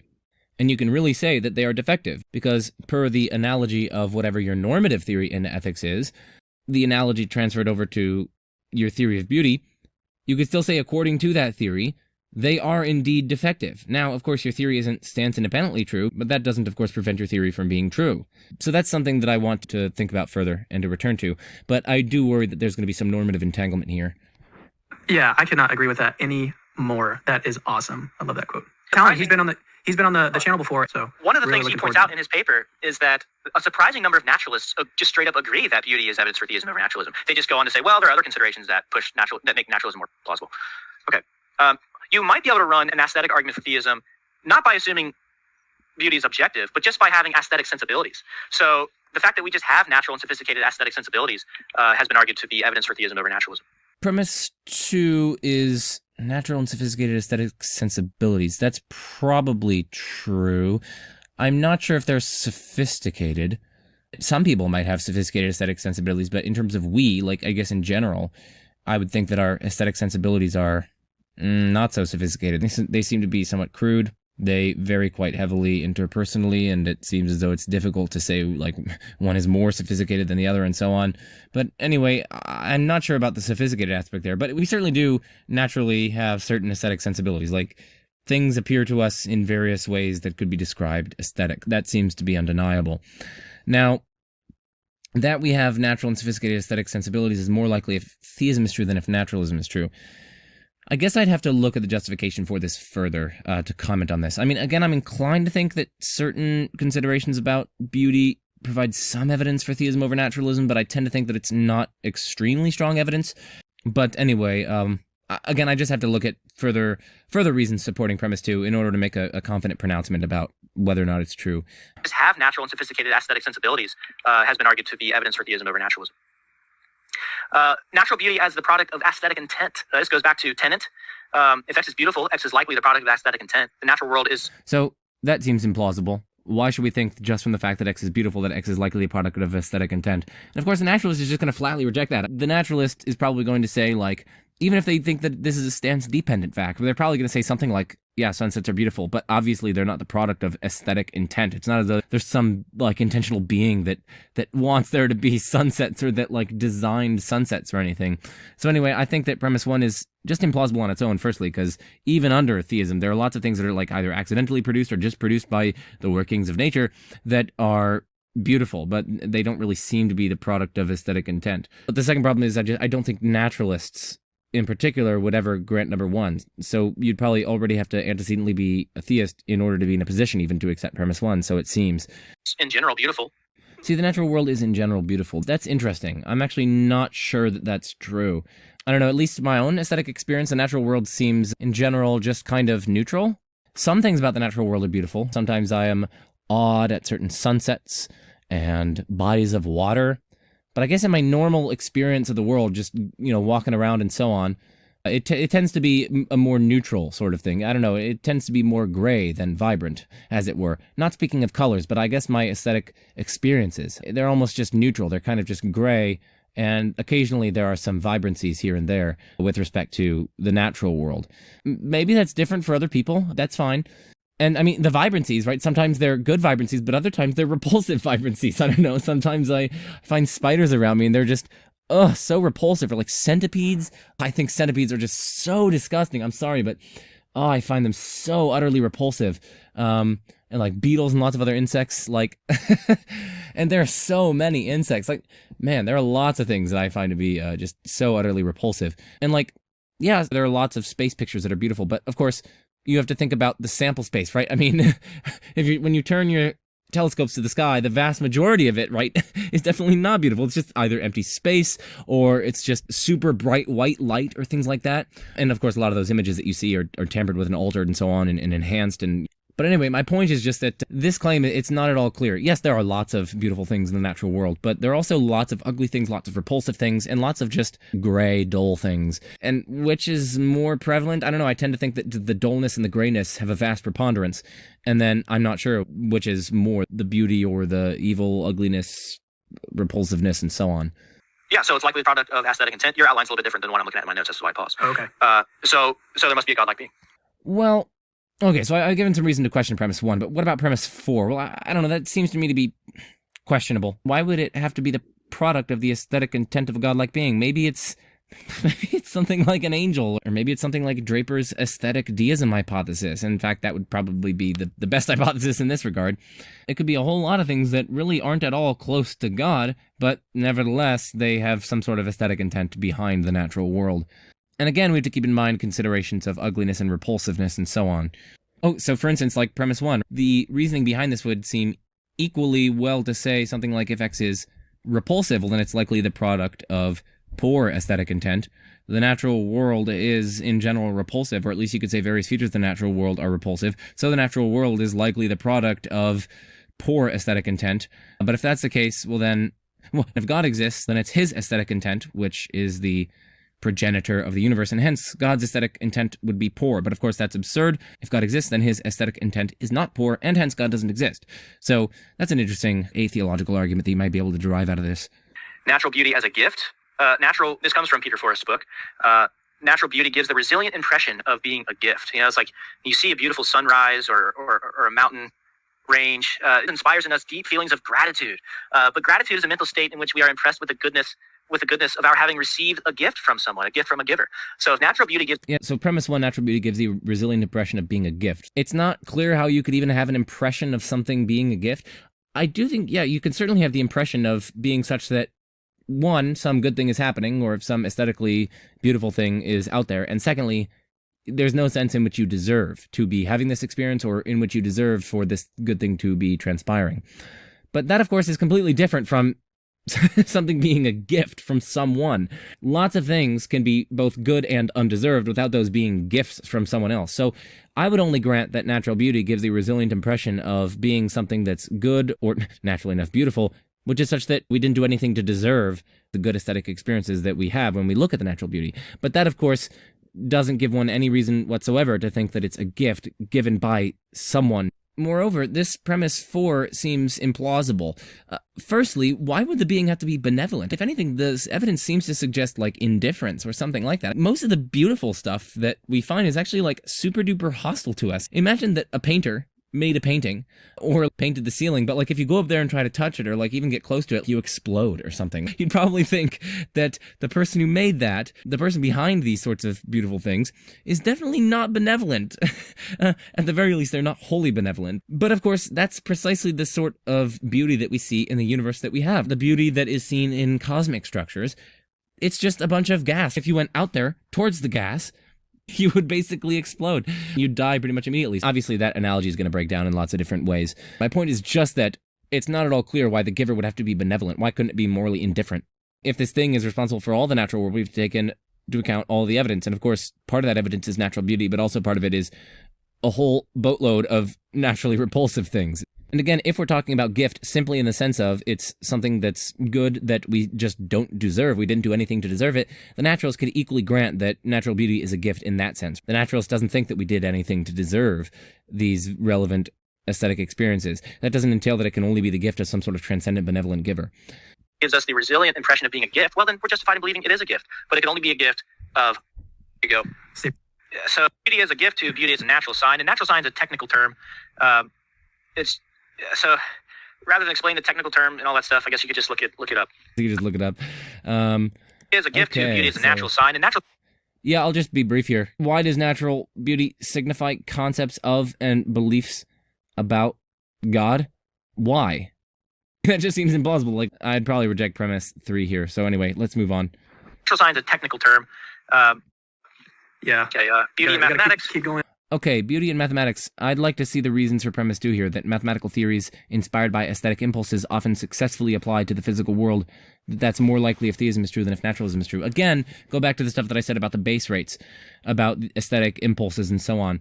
We don't have access to the whole boatloads of mathematical theories inspired by aesthetic impulses that didn't end up successfully applying to the physical world. Lots of those are just going to be tucked into the crevices of mathematicians' notebooks or in the trash bins of the various mathematics halls and so on. So I'd like to see the base rates, the mathematical theories that were inspired by aesthetic impulses that ended up being not successfully applicable to the physical world compared to those that were applicable to the physical world. And I'd like to see if there's anything that's more surprising than just chance going on. Because again, if you have lots of mathematicians working by their aesthetic impulses, just by chance, a number of them are going to hit upon mathematical theories that are later successfully applicable to the physical world. And of course, those are mixed with various other mathematical theories which weren't inspired by aesthetic intent, but were explicitly developed, or at least undergirded by trying to discover them precisely to apply to the physical world. So anyway, let's move on. We may have to even get a little bit quicker here. So we've got another 45 to go. So we may just need to kind of breathe. Okay. So beauty in mathematics is similar to the argument from the applicability of mathematics, natural rights. Okay. Human worth, arguments from human worth, equality, and natural rights. Now you asked earlier, how are axiological arguments distinct from moral arguments? Well, look, we think that human persons are moral subjects because they have intrinsic value, because they have intrinsic worth.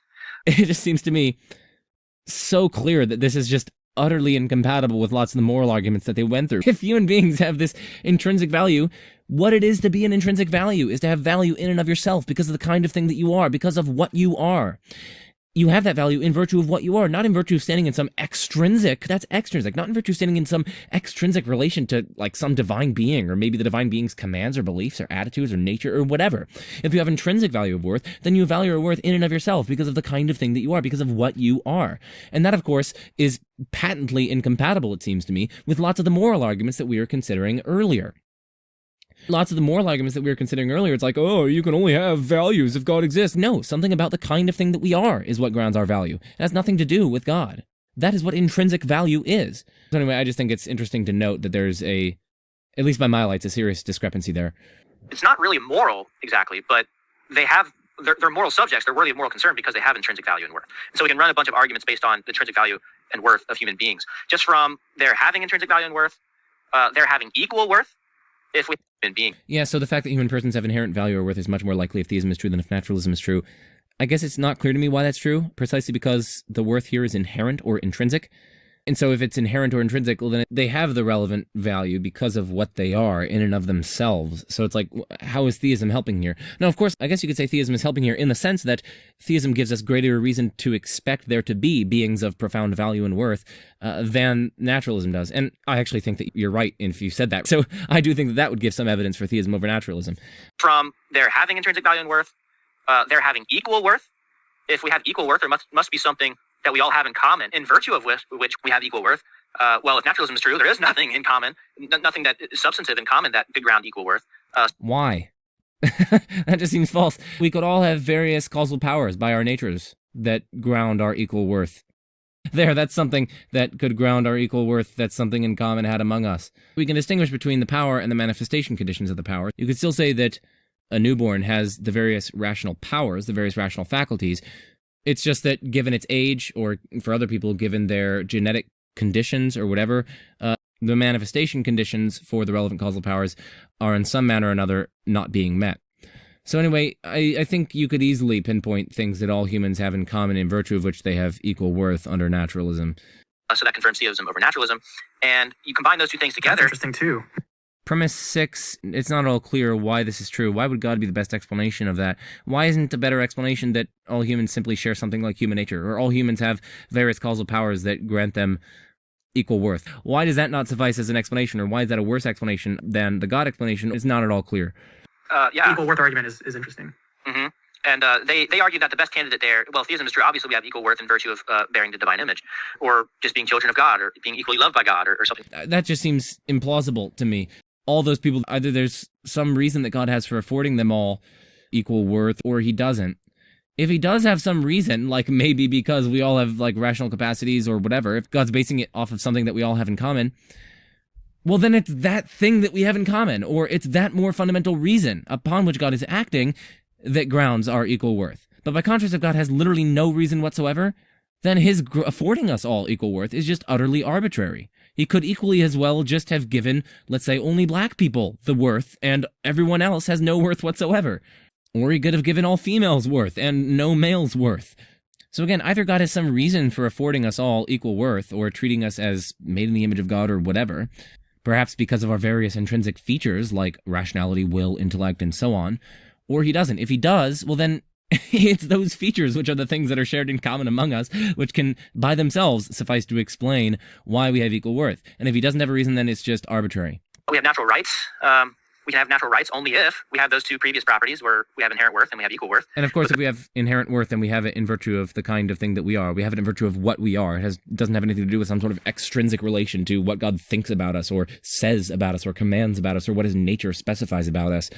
This is Wolterstorff's argument. Best explanation of our having inherent and equal moral worth is that status is bestowed on us as an honor, as from an authority. That seems implausible to me. Again, this authority either has some reason for why they're bestowing this status on us, or they don't. If they do have a reason, again, then it's that reason which seems to be doing the explanatory heavy lifting with respect to us having the relevant inherent or equal worth or whatever. And if the authority doesn't have a reason, then it's just arbitrary. Premise 4, moreover, seems to me to be implausible, that the only proper authority that could bestow inherent and equal worth as an honor on all humans is God. Why couldn't it be something like the aesthetic deism hypothesis? Why couldn't it be something like Zeus? Why couldn't it be something like an angel? Like, come on. That could bestow on us such an honor would be God. But we have arguments from theism from mind-related phenomena, such as consciousness, reason, and knowledge. We have an argument from Locke, John Locke. There's always been something in existence. It's either everything is either a thinking thing or a non-thinking thing. There are now thinking things, but thinking things can't be produced by unthinking things. Why? Why? Anyway, why should we think that's true, that thinking things cannot be produced by non-thinking things? What, does it just seem to you to be true? Okay, I don't share the seeming.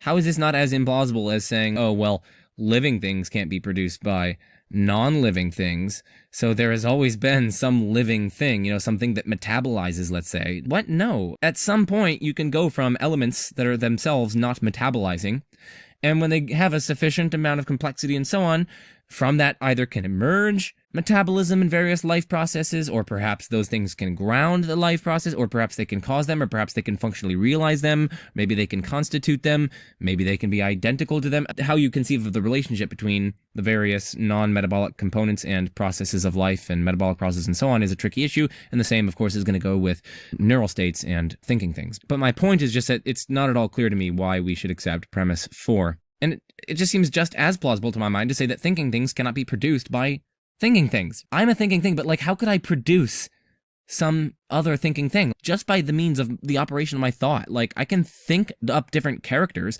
but those characters aren't themselves thinking things. They're just mental images in my mind. I can try my hardest, no matter what I do, I don't seem to be able to produce a thinking thing. Now, of course, if I found a lovely lady, we might be able to produce a thinking thing, but that seems to be in virtue of there being various non-thinking things available, like neurons and blood vessels and so on. So I don't think premise 4 here is plausible. So there's always been at least one thinking thing, and that's going to be God. So why can't thinking things produce one another ad infinitum? Maybe you're going to appeal to something like the Chlam or causal finitism, but we've already gone over that. Why? Well, I think that premise 6 is true. Moreover, this argument is just simply invalid.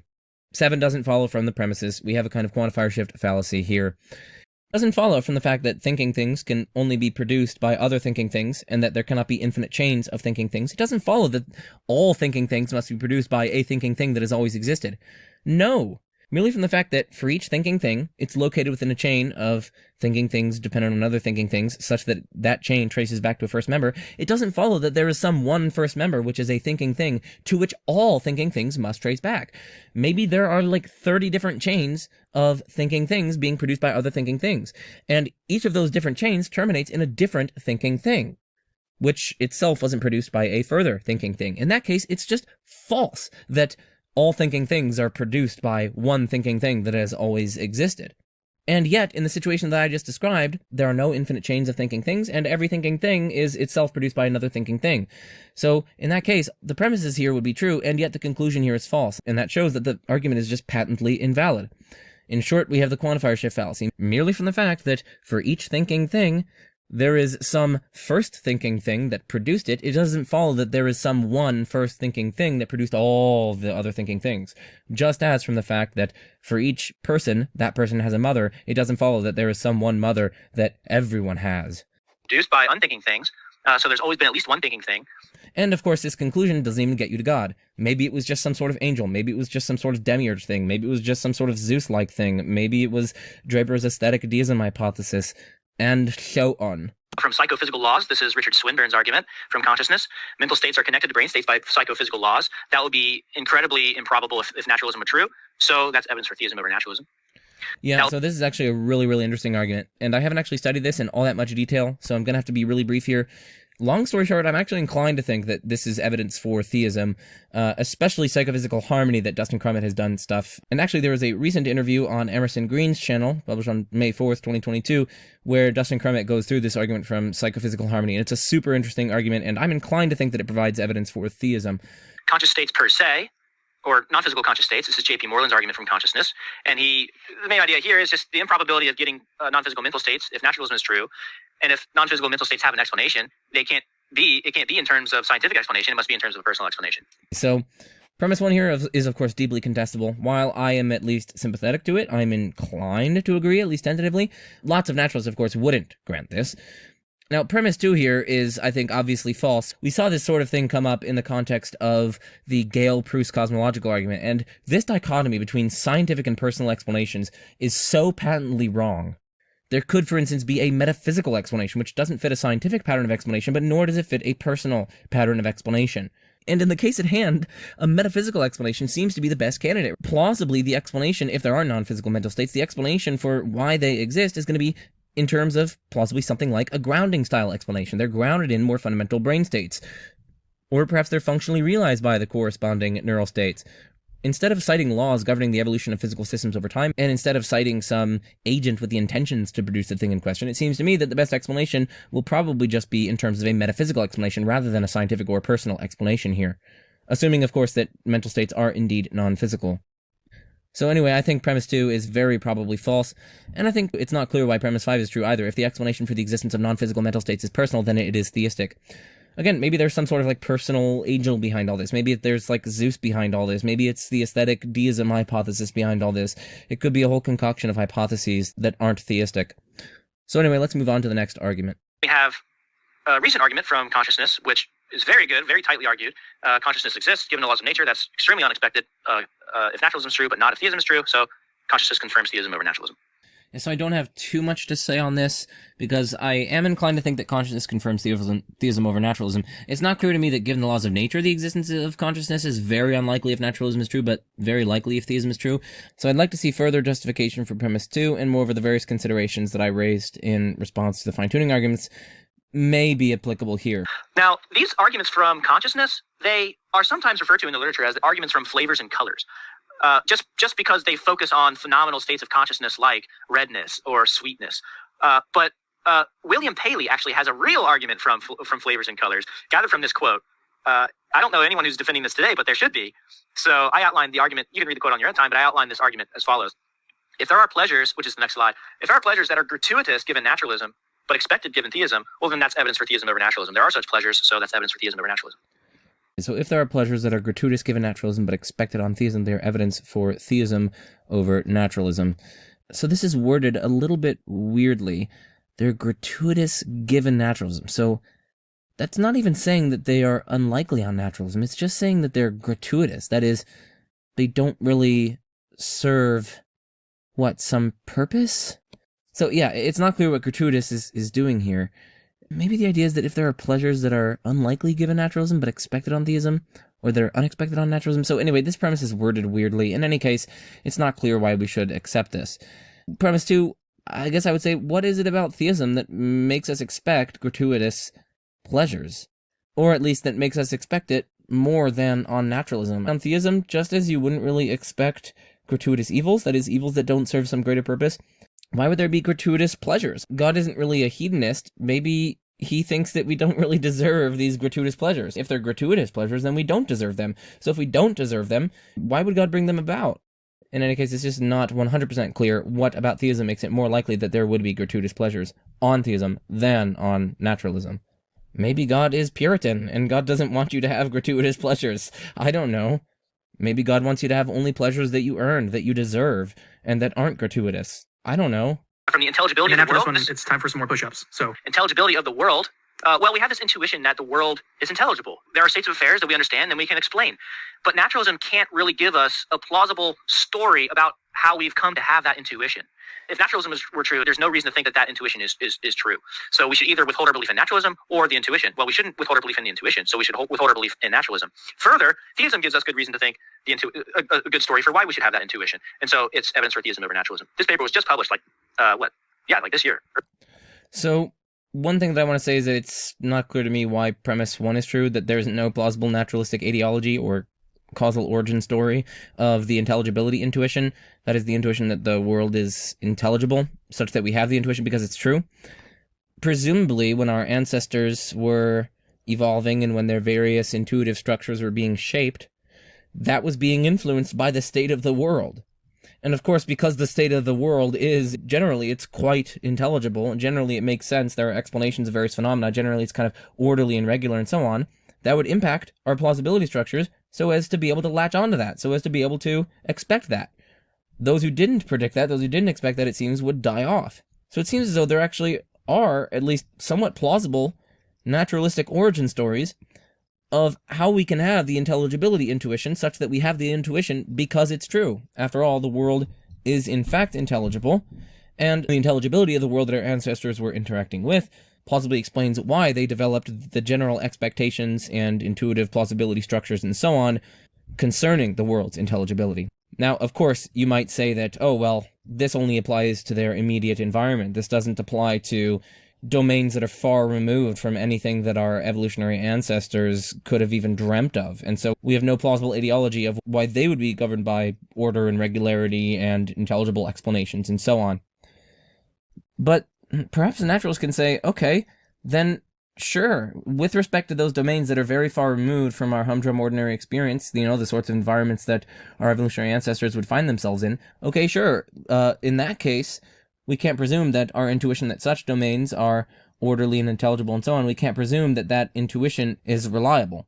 But intuition isn't the only thing that could justify the naturalist in taking these various domains, which are indeed far removed from our ordinary humdrum experience, to be intelligible, right? Actually experiencing those domains and witnessing for yourself that there's a kind of order and regularity and so on, that can justify it as well. So anyway, it seems as though there are lots of other different justifications that naturalists can cite that don't rely on intuition when it comes to the things that are far removed from one's ordinary experience and so on. Lots more can be said, and I probably need to research this further to have developed thoughts, and I'm sure the author of whatever paper or book that this is from, I think it's a religious studies article, I'm sure the author is well aware of the criticisms that I have just made.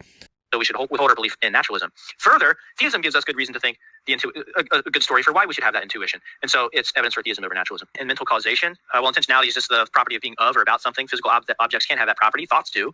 Mental causation, we're talking about how the propositional content of a thought causes another in a chain of logical inferences. Well, that's really implausible. Both of those things are really implausible given naturalism, but they're not given theism. So they're evidence for theism over naturalism. Victor Reppert, he's most well known for the argument from reason, but his work on this is just all over the place. He's not sure whether it's an argument for theism or just against naturalism. He draws from like the argument from what I call the argument from abstract objects. He calls it this or that. It's just all, to me, it's a very messy way of presenting the argument. There are better formulations that I reference. He's not sure whether it's an argument for... Okay, reason involves intentionality and mental causation, but those can only have a personal explanation. Does he mean that whenever those are instantiated in finite persons, that very instantiation must have a personal explanation that goes beyond those persons? What is this personal explanation here? I guess I'd want to see a fleshing out of what this personal explanation... Like, what is premise 2 here really expressing? Intentionality and mental causation can only have a personal explanation. The naturalist might just say that, yeah, persons are the things with intentionality and mental causation, but the fact that the person has those causal powers can itself be explained in terms of, let's say, a metaphysical explanation. Maybe they can be grounded in neurophysiological elements, maybe they can be functionally realized by them. Anyway, there are so many different theories of mental causation and intentionality. There's so much work there, and very few of the theories have anything to do with God. Lots of the theories of intentionality, for instance, cite various causal aspects of the world and how we causally link up to them. Various theories of mental causation, well, those oftentimes depend on whether or not you think physicalism or non-physicalism is true, but even those that are non-physicalistic, they oftentimes have the mental being in some sense grounded or explained by or functionally realized by the physical. Or perhaps maybe we just have a case of emergence. Again, none of this requires you to have some sort of theistic explanation. Anyway, we're just moving on. Cognitive science of religion has basically confirmed that humans have a natural disposition to form beliefs in supernatural agency. Not just any supernatural agents, but a supernatural agency that seems to be very theistic in nature. The argument here is that, well, if that's true, that's highly expected on theism, but not on naturalism. So that confirms theism over naturalism. Well, so it's actually not clear that we have the disposition to form beliefs in, like, specifically, like, a highly theistic being. That's not clear to me. I'd have to do more research here to evaluate the precise nature of these dispositions. I suspect that they're just kind of vague dispositions to think that there are, like, agents beyond the natural world. In cognitive science of religion and so on, you have the hyperactive agency detection device and so on. And actually, this has led to a prevalence of actually animalist views, so thinking things of like nature spirits and so on, so like tree spirits and mountain spirits and other sorts of things. Philosopher Tiddy Smith has actually done some empirical work and shown that this actually seems to be the predominant result across cultures and times with respect to dispositions to form beliefs in supernatural agency, which that would actually be kind of surprising if theism is true. Like, we have dispositions that lead people to believe in, like, false things. So anyway, I'd want to see the specific character of these dispositions to form beliefs in supernatural agency. I'd like to see the naturalistic explanations of them. For instance, if they cite the hyperactive agency detection device or whatever. Now, of course, you could ask, does theism itself predict HADD? Maybe it does. Maybe it predicts it better than naturalism, but maybe not, because that leads a lot of people to have just radically false beliefs, both about God and about the natural world. So anyway, firstly, it's not clear what the nature of this disposition to form beliefs in supernatural agency is. And secondly, it's not clear whether or not theism predicts this better than naturalism. Argument from certainty. The fact that we have strongly certain beliefs about things, in particular mathematical objects, winds up being evidence for theism, because only theism can explain how there can be a causal explanation connecting our certain beliefs with the objects that we have beliefs about, namely mathematical objects. So premise one is going to be rejected by fictionalist novelists like Kenny Boyce. I've had Kenny Boyce on my channel. Premise 2 by Mylites seems deeply implausible, and actually lots of epistemologists have jettisoned this requirement on there being a causal explanation connecting the knower to the object known. One reason is because think about knowing the future, right? Oftentimes we do know the future, like that the sun will rise tomorrow. The object known there is the sun's rising tomorrow. Is that somehow like backwardly causing me to know the fact? No. Philosophers have in general, because of reasons like knowledge of the future and indeed knowledge of abstract objects, philosophers have actually pushed back against this causal criterion of knowledge, and actually lots of epistemologists think that it's just simply thoroughly wrong-headed at this point. So anyway, I would say premise 2 is probably false. And moreover, think about premise 2. Did the truth of premise 2 somehow, like, causally bonk someone on the head so that they know the truth of premise 2? The truth of premise 2 isn't something that could cause them in any manner to have certain beliefs. So premise 2 might very well be self-defeating. You could only know this premise if there's some sort of causal explanation between the truth of this premise and the people who claim to know it. But there doesn't seem to be any plausible way for there to be such a causal explanation, and hence no one can know this premise. So perhaps this premise is actually self-undermining. I would say, moreover, that premise 4 is implausible. It's false that only a godlike being can provide a causal explanation for our strongly certain beliefs about mathematical objects. It could be something like a demiurge, it could be something like Draper's aesthetic deism hypothesis, it could be something like Zeus, it could be something like an angel, it could be whole concoctions of things. Certain beliefs with the objects that we have beliefs about, namely mathematical objects. Okay, knowledge as proper function. We have knowledge, but we can have knowledge only if our cognitive faculties are functioning properly. So many naturalists will reject 2. There are lots of other plausible accounts of knowledge. For example, there are internalist ones, and there are also externalist ones that don't cite proper function. So, for instance, reliabilism. Moreover, premise 3 here, that our cognitive faculties have a proper function only if they're designed, that's questionable as well. There are naturalistic realists about function, and they typically accord evolution a key role in determining faculty function. And premise 5 is also questionable, that if our cognitive faculties are designed, then probably God exists. Why should we think that this probabilifies God, as opposed to, let's say, Draper's aesthetic deism, or an indifferent deity hypothesis, or Zeus, or angels, or whatever? But they can function properly. The whole notion of proper function requires design, so we can have knowledge only if our cognitive faculties are designed. Epistemic probability also relies on the notion of proper function. Richard Ott argues that the best account of epistemic probability makes reference to properly functioning cognitive faculties. If that's true and that entails design, then... Right, so it's not at all clear why this would be the best account of epistemic probability. Why couldn't you have, let's say, an internalist account where probability that concerns what is rational for you to believe in light of the evidence and considerations of which you are aware? Epistemic probability almost seems to be like a thoroughly internalist notion. It's crucially reliant on the evidence and considerations that you are yourself aware of. It's hard to see how proper function comes into play here. But again, I'd probably have to read the article or whatever to see how it does. Of course, for the same reasons as the previous argument, this second premise is going to be quite questionable. Lots of naturalists think that we can have a proper functionalist account, but you could cite evolution as determinative of function. And moreover, premise 4 here is going to be implausible because the designer could be whole concoctions of things other than God. We have another theistic argument from epistemic probability. Given that our cognitive faculties are extremely poor in lots of different domains, especially things like politics, religion, and philosophy, given that they systematically seem to lead to so much divergence and failure and so on, it's not at all clear why God would even be the best explanation for this. We're then saddled with the task of trying to explain, like, systematic failures of our cognitive faculties. Then we have another theistic argument from epistemic probability. We don't have to talk about knowledge. We can just talk about general reliability of our cognitive faculties as evidence for theism over naturalism, as that would be expected on theism, but not naturalism. Yeah, so, of course, there's a huge literature on the evolutionary argument against naturalism, and I can't go into depth all that much here. What I'd say is it's not at all clear to me that the probability that our cognitive faculties are generally reliable under naturalism is very low. It seems to me that reliable cognitive faculties systematically promote survival and reproduction. Those organisms with at least broadly reliable faculties are in general going to be far greater at surviving and reproducing than those that don't have such reliably functioning cognitive faculties. And for those of you who want to look at Plantinga's evolutionary argument in much greater detail, I can highly recommend this systematic examination. This is on Phil Papers. It is on Plantinga on belief in naturalism. It's published by Troy Cross. Anyway, I thought I can probably bring this up so that you can see it. This is the link. I'll probably just put this in the description, but it's like 116 pages. Yeah, I highly recommend checking this out for those who are interested. From anti-realism, I think this is a brilliant argument. If realism is true, but God does not exist, radical skepticism is true. And this has been the argument from anti-realists like Richard Rorty and Hilary Putnam. They say that if... And they're just wrong. So, premise one is false. Realism about the external world doesn't require God to exist.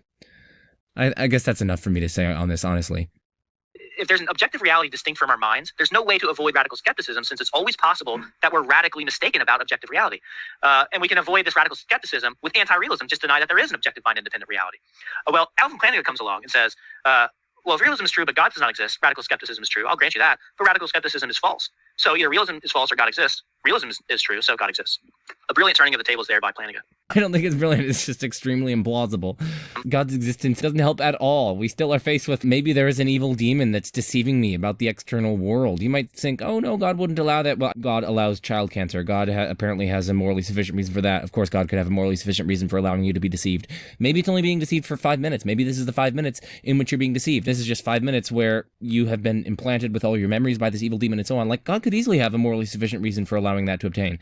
After all, he literally allowed the Holocaust. After all, he literally allows people to be psychopaths. After all, he literally allows people to actually hallucinate and to be deceived in various ways. He allows people to dream when they actually think that they're not dreaming, and so on.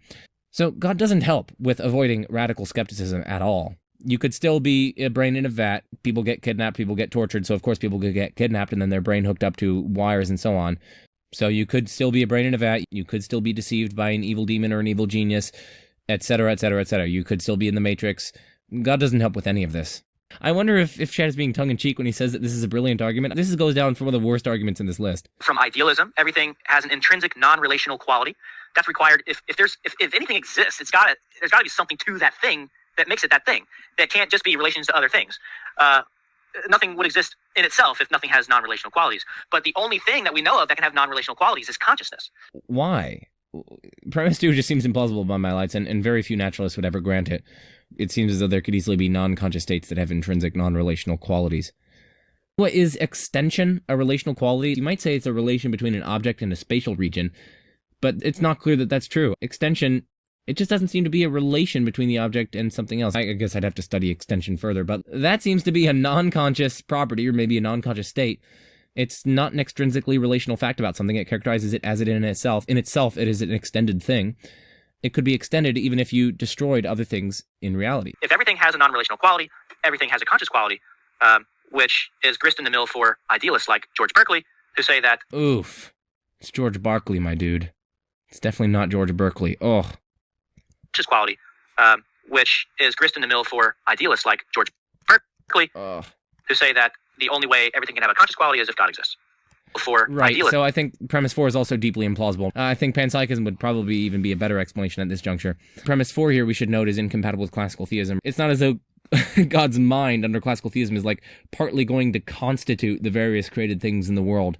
So if you want to adopt this argument, you can't accept classical theism.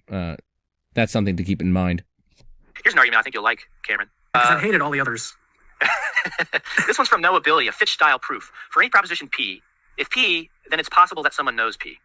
Now, if 1 is true, then 2 is true. For any proposition P, there's someone who knows P. Now, if 2 is true, then there's someone who knows every truth. And if 3, and so it follows then that there is someone who knows every truth. Now, this argument, you might think that 1 and 2 are somewhat dubious, but they're Fitch-style proofs. They're agreed that those premises, if not true, that they follow from one another. That's the main thing. So it's a logically airtight argument. It's just a question of whether the premises are true. Yeah, and the question is whether or not one is true. Of course. I mean, this is similar to like the modal ontological argument. You have one premise. It's possible that God doesn't exist, and then of course you could do the various formal manipulations of the symbols and so on and get that God exists. Well, yeah, of course, but that just shows us that no atheist would ever grant that first premise. Easier way to think about this argument is saying that premise 1, every truth is knowable. Premise 2, if every truth is knowable, then someone knows every truth. So someone knows every truth. Now, there is a kind of, it sounds weird, but there is a kind of Fichte-style truth for the claim that if every truth is knowable, then someone knows every truth. That might sound surprising, but it's true.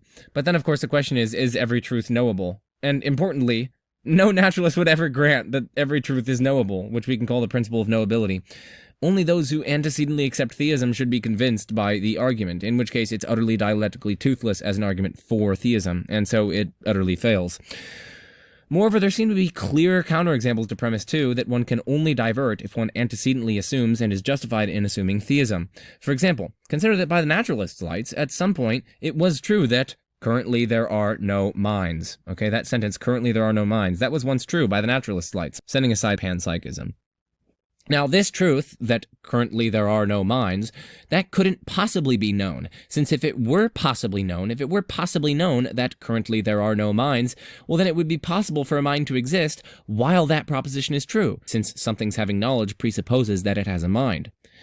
So if this truth were possibly known, well then it would be possible for a mind to exist while it is true that there are no minds, which is of course absurd.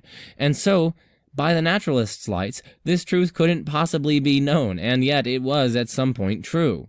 Now, you could, of course, try to dispel with this counterexample to the principle of knowability by saying, aha, well, naturalism is false, and some mind is eternal. But then, of course, accepting that principle of knowability, that every truth is knowable, accepting that would require antecedently accepting theism, which is, of course, the very thing that was supposed to be established by the argument, not assumed by it. Or consider infinite conjunctive truths. Naturalists will say that these sorts of things are true, but of course, because there's no infinite intellect, they can't be known. Now, of course, you might say, oh, but there is an infinite intellect. So, but of course, that's the very question at issue as to whether or not there is an infinite intellect. So, by considering infinite conjunctive truths, the naturalist can't hope to convince the theist to reject their theism. The same is true for the theist. The theist can't hope to convince the naturalist that every truth is knowable precisely because we already know that naturalists are committed to the falsehood of that. And so no headway is made in the dispute between naturalists and theists by saying that every truth is knowable. You would have to antecedently accept theism in essence to accept that premise, in which case the argument again is dialectically toothless. The modal epistemic argument, and this is Ritten's argument, so we'd encounter him again. He says, for any proposition P, if P is possibly true, then P is knowable. The proposition God does not exist is not knowable. So the proposition God does not exist is not possibly true. So the proposition God exists is necessarily true. So premise 1 suffers from the same problems that I just raised. Naturalists would not at all grant number 1. In fact, it follows that number 1 is false from naturalism. So, of course, to assert premise 1 is to beg the question against the naturalist. Consider that currently there are no minds. That was true at some point by the naturalist's lights. But, of course, and so that was true at some point, and so hence it's possibly true. But, of course, no one could know that, because if someone did know that there are currently no minds, well, then there would be a mind, because knowledge requires there to be a mind, and so there would be a mind while it is true that there are no minds, which is absurd. So by the naturalist lights, supposing that one is true leads you to absurdity, so no naturalist would ever grant premise 1. Similarly with the infinite conjunctive truth example. Also, premise 2. What? Why should we accept premise 2? If knowledge is something like justified true belief, well, a lot of people believe that God doesn't exist, and a lot of people arguably are quite justified in thinking that. Graham Oppy, for instance, has spent his whole life studying philosophy of religion, and he's the world's leading expert on philosophy of religion. So even if he's mistaken, surely he has justification for thinking that God doesn't exist. And if it turns out that God doesn't exist, if it turns out that that's true, well, then it seems as though Graham Oppy does know it. Why would we say that this is not knowable? Like, it's metaphysically impossible for someone to know this. At the very least, the atheist would never grant this. The atheist is going to say, no, that God does not exist, that's true, and so long as you have, let's say, a good argument against God's existence or whatever, then it's clearly knowable. So I think 1 is utterly dialectically toothless and begs the question against the naturalist, and I think premise 2 probably suffers from the same fate. Very cool argument. I believe that Alexander Proust also is on record as liking this argument, which is evidence in its favor. And actually, this argument was apparently caused quite a stir when it was published, and it was even mentioned in the New York Times of all places. Wow. So we're about to go to a new category, but I didn't tell people to like and subscribe. So if you are enjoying, subscribe. That is in the description. After I think maybe 1 or 2 more arguments, and I'll do another round of push-ups to keep you guys. Let's finish. I guess I'll tell people, if you like my content, please turn that little bell for notifications, like, subscribe, and consider supporting me on Patreon. I'm a lowly college student, so any of your help will be lovely. And of course, I'm using it to firstly pay back my college debt, but also to help produce videos that can try to serve people and to help them think critically about the fundamental nature of reality. So if that sounds interesting to you, if you see value in the work that I do, please consider becoming a patron. We have an argument from concept acquisition, and this is based on the idea that we have to ask ourselves, how have we come to have concepts? We have concepts, but how? Well, one view is that they're just innate. That view is virtually universally rejected. No one believes that view anymore. Then another view is that they're abstractions from concrete objects. So if we get the idea or concept of squareness from abstracting it from a bunch of square things. Problem with that view is that it seems to presuppose that we already have the concept of squareness that we're latching onto in all these square things. So it's kind of circular. So there's a sort of middle position view here, which is premise 1. We can have concepts only if we have the innate ability to acquire concepts, and we do so with the help of a linguistic community. So it's kind of circular. So if we get the idea or concept of squareness from abstracting it from a bunch of square things. Problem with that view is that it seems to presuppose that we already have the concept of squareness that we're latching onto in all these square things. So it's kind of circular. It's not clear to me that that's true. Why is it presupposing that we have the concept? No, it just presupposes that we're able to witness resemblances among things. Let's just say you hand me some tiles, and the tiles are in fact shaped like a square, but let's say that the person in question doesn't know this. Some of the tiles are red, some of them are blue, and so on. This person will obviously be able to see, even without having the concept of a square, like they can see that there's some sort of resemblance between these two things. And they can abstract away from the color red and the color blue and the color green and so on, the various colors of the tiles. And they're also going to be able to abstract away from the smells of the tiles, the weights of the tiles, even perhaps their size. And they're going to be able to see something that is held in common among them. They can just see that. That doesn't require them to antecedently have the concept of a square.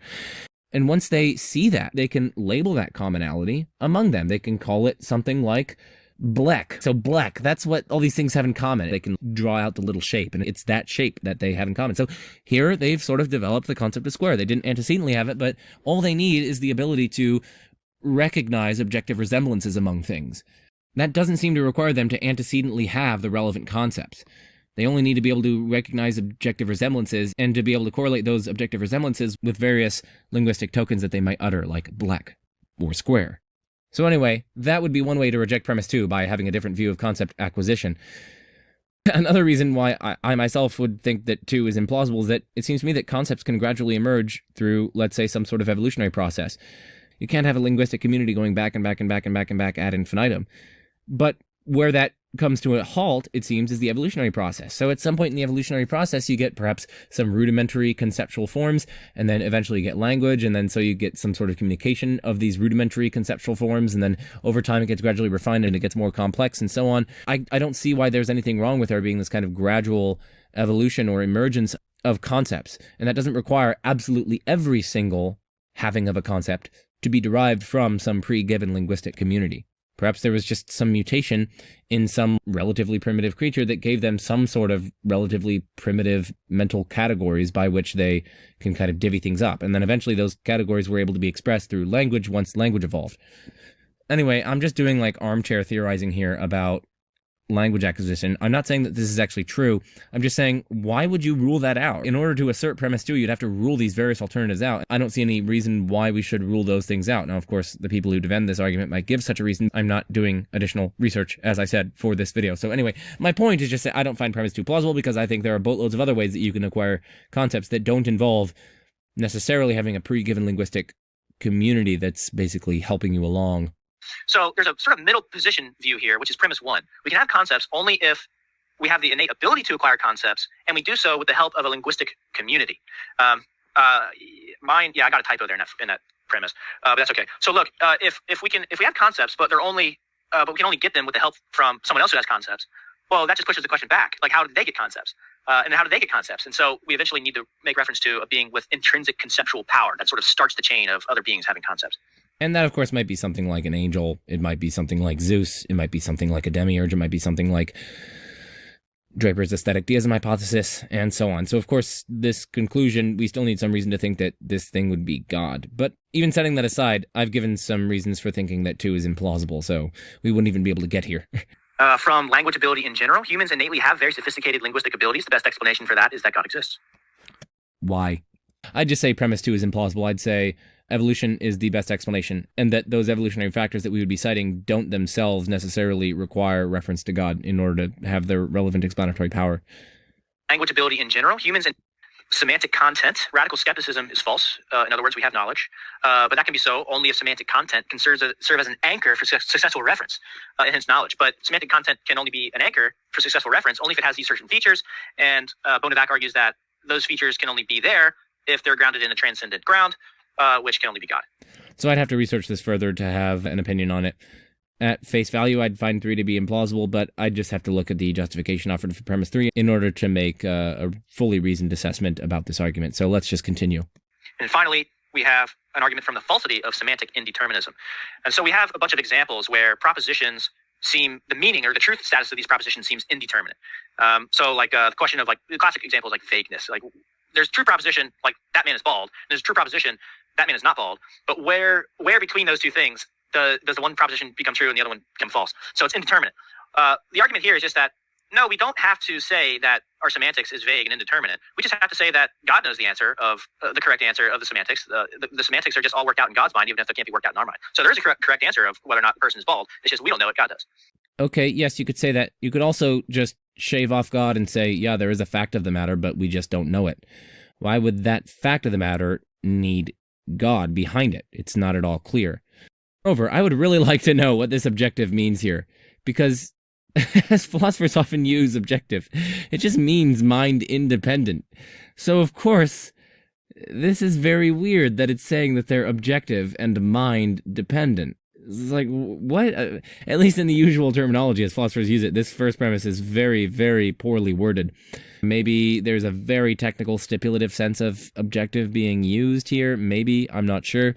So whether or not premise 1 is plausible might depend on what we mean by objective, but even setting that aside, again, I'm probably just going to reject premise 3. That seems implausible. It seems as though the relevant reference with a T and the relevant semantic facts and so on, seems as though those could be fixed by, let's say, maybe environment, perhaps causal history, maybe together with linguistic community at large, or maybe some other naturalistically acceptable proposal.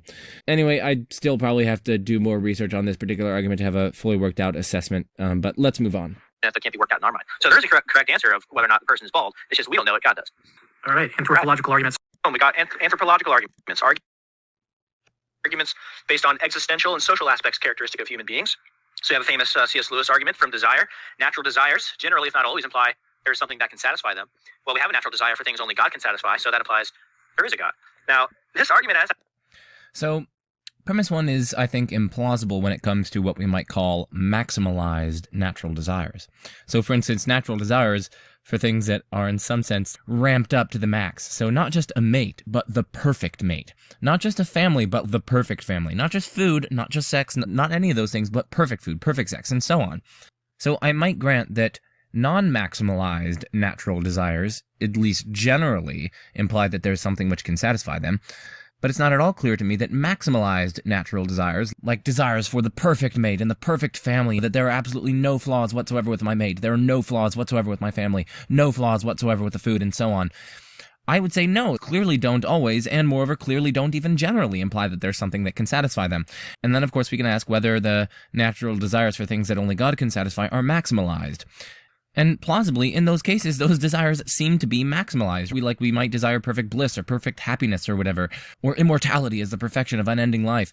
These seem to be plausibly the kind of maximalized desires. So, in the case of natural desires, allegedly natural desires, I'm going to challenge that in a second, but in the case of natural desires that only God can satisfy, it seems as though those are going to fall into the category of maximalized natural desires. And I would say that there's a relevant difference between the kind of humdrum, ordinary natural desires versus their maximalized counterparts. And I would say, firstly, that maximalized natural desires do not imply, and do not generally imply, that there is something that can satisfy them, but all I would actually need to say is that it's actually just not at all clear whether or not maximalized natural desires generally, if not always, imply that there's something which can satisfy them. Alternatively, I could say it's just simply not at all clear whether or not the desires that only God can satisfy are maximalized. So I could run this as a kind of rebutting or undercutting defeater, as the case may be. Either way, though, I think that we have a defeater on our hands. I would also say that premise 2 here is at least deeply questionable. Why should we think that the relevant desires in question are natural desires as opposed to artificial desires? What are some markers of natural desires? Well, arguably, firstly, their occurrence is spontaneous. Secondly, they're prevalent to the extent of being the norm or being almost universal. So their prevalence is basically normal or universal. And furthermore, there's a kind of common linguistic identification of types of desire and or their satisfaction and or their deprivation across different cultures and societies and so on. The desire for food and sex, these occur without cultivation. You don't need to cultivate these in someone. These seem to occur without cultivation. They are, in other words, spontaneous in their occurrence. Moreover, they're prevalent to the extent that their absence generally invites explanation. And furthermore, natural languages have words across a variety of different cultures and societies and so on for these desires and or for their fulfillment and or their frustration. Now, in contrast to these markers of natural desires, artificial desires, at least plausibly, would tend to be, firstly, something like acquired or inculcated or enculturated. Second, they'd be liable to be non-universal and quite culturally variant. And thirdly, they would be not ubiquitously linguistically represented across different societies and cultures and times and geographic regions and so on. And what I would say is that desires for things that only God can satisfy actually seem much more like artificial desires. Desires for things like heaven, or desires for things like union with God, or things like that. Those seem to be much more acquired or inculcated or enculturated, depending upon the beliefs of the culture and so on. They seem to be non-universal. Their content seems to vary quite heavily across cultures and time periods and so on. And it's not clear that they're ubiquitously linguistically represented. The sorts of desires that theists typically associate as desires for like heaven and or God or whatever, they just seem artificial given what I've just articulated. They don't really seem to come without acquired abilities and dispositions and sensibilities, which in turn depend on, again, something like an upbringing or a formation in a particular culture or way of life. Indeed, various facts about these allegedly divine or transcendent desires, that is, desires only God can satisfy, they seem to evidentially count against theism. Plausibly, if God exists, God implanted these desires in us to help facilitate a loving relationship with Him. But then why are these desires so often thoroughly confused? There's deep, significant, widespread, persistent disagreement between theists and atheists, Christians and Jews, Muslims and Hindus, and so on, as to what these desires might be pointing to, not to mention the confusion within and hostility between differing theistic traditions based upon their differing conceptions of and desires for God. In reality, these sorts of desires seem to motivate, drive, and push people to radically divergent and contradictory conclusions about the objects of their desires. This seems deeply surprising if God implanted the relevant desires in us to facilitate a loving relationship with Him. And of course, this criticism, I think, is especially poignant under a kind of religious exclusivism under which you have to be an adherent of one particular religious tradition in your earthly life, and you have to have some sort of explicit doxastic commitment, perhaps even to that religion, in order to avoid hell or go to heaven or whatever. Furthermore, I think there are potential parodies in the vicinity here. So we can, for instance, find some natural desire that only God's non-existence, or else some X that implies God's non-existence, could satisfy. So we might say that natural desires, generally if not always, imply that there is something that can satisfy them. We can in turn say that we have a natural desire for mental privacy. But of course, if God exists, then there is no mental privacy. As we've seen, God is privy to your thoughts, every single thing that's going on in your mind. So we can conclude that probably mental privacy exists, and since mental privacy strictly entails God's non-existence, we can conclude that probably God doesn't exist. Or maybe you don't think that we have a natural desire for mental privacy. To me, that seems just as plausible as saying that we have natural desires for things that God can only satisfy. Another desire that we might find more plausibly a natural desire is maybe the desire to fully comprehend reality. You find this kind of deep, insatiable curiosity across all different cultures, across different times and geographic locations and so on. Arguably, this curiosity, this desire to comprehend reality, perhaps even just fully comprehend reality, that seems to be, again, just as plausibly a candidate for a natural desire as the allegedly natural desires for things that only God can satisfy.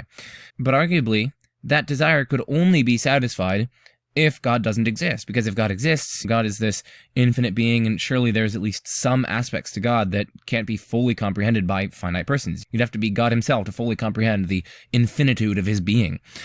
If that's the case, then, if natural desires imply that there's something that can satisfy them, then since we plausibly have a natural desire to fully comprehend reality, it would follow that we possibly fully comprehend reality, but if God exists, we can't fully comprehend reality because that would require fully comprehending the infinitude of God, which is not fully comprehensible to finite persons, hence probably God doesn't exist.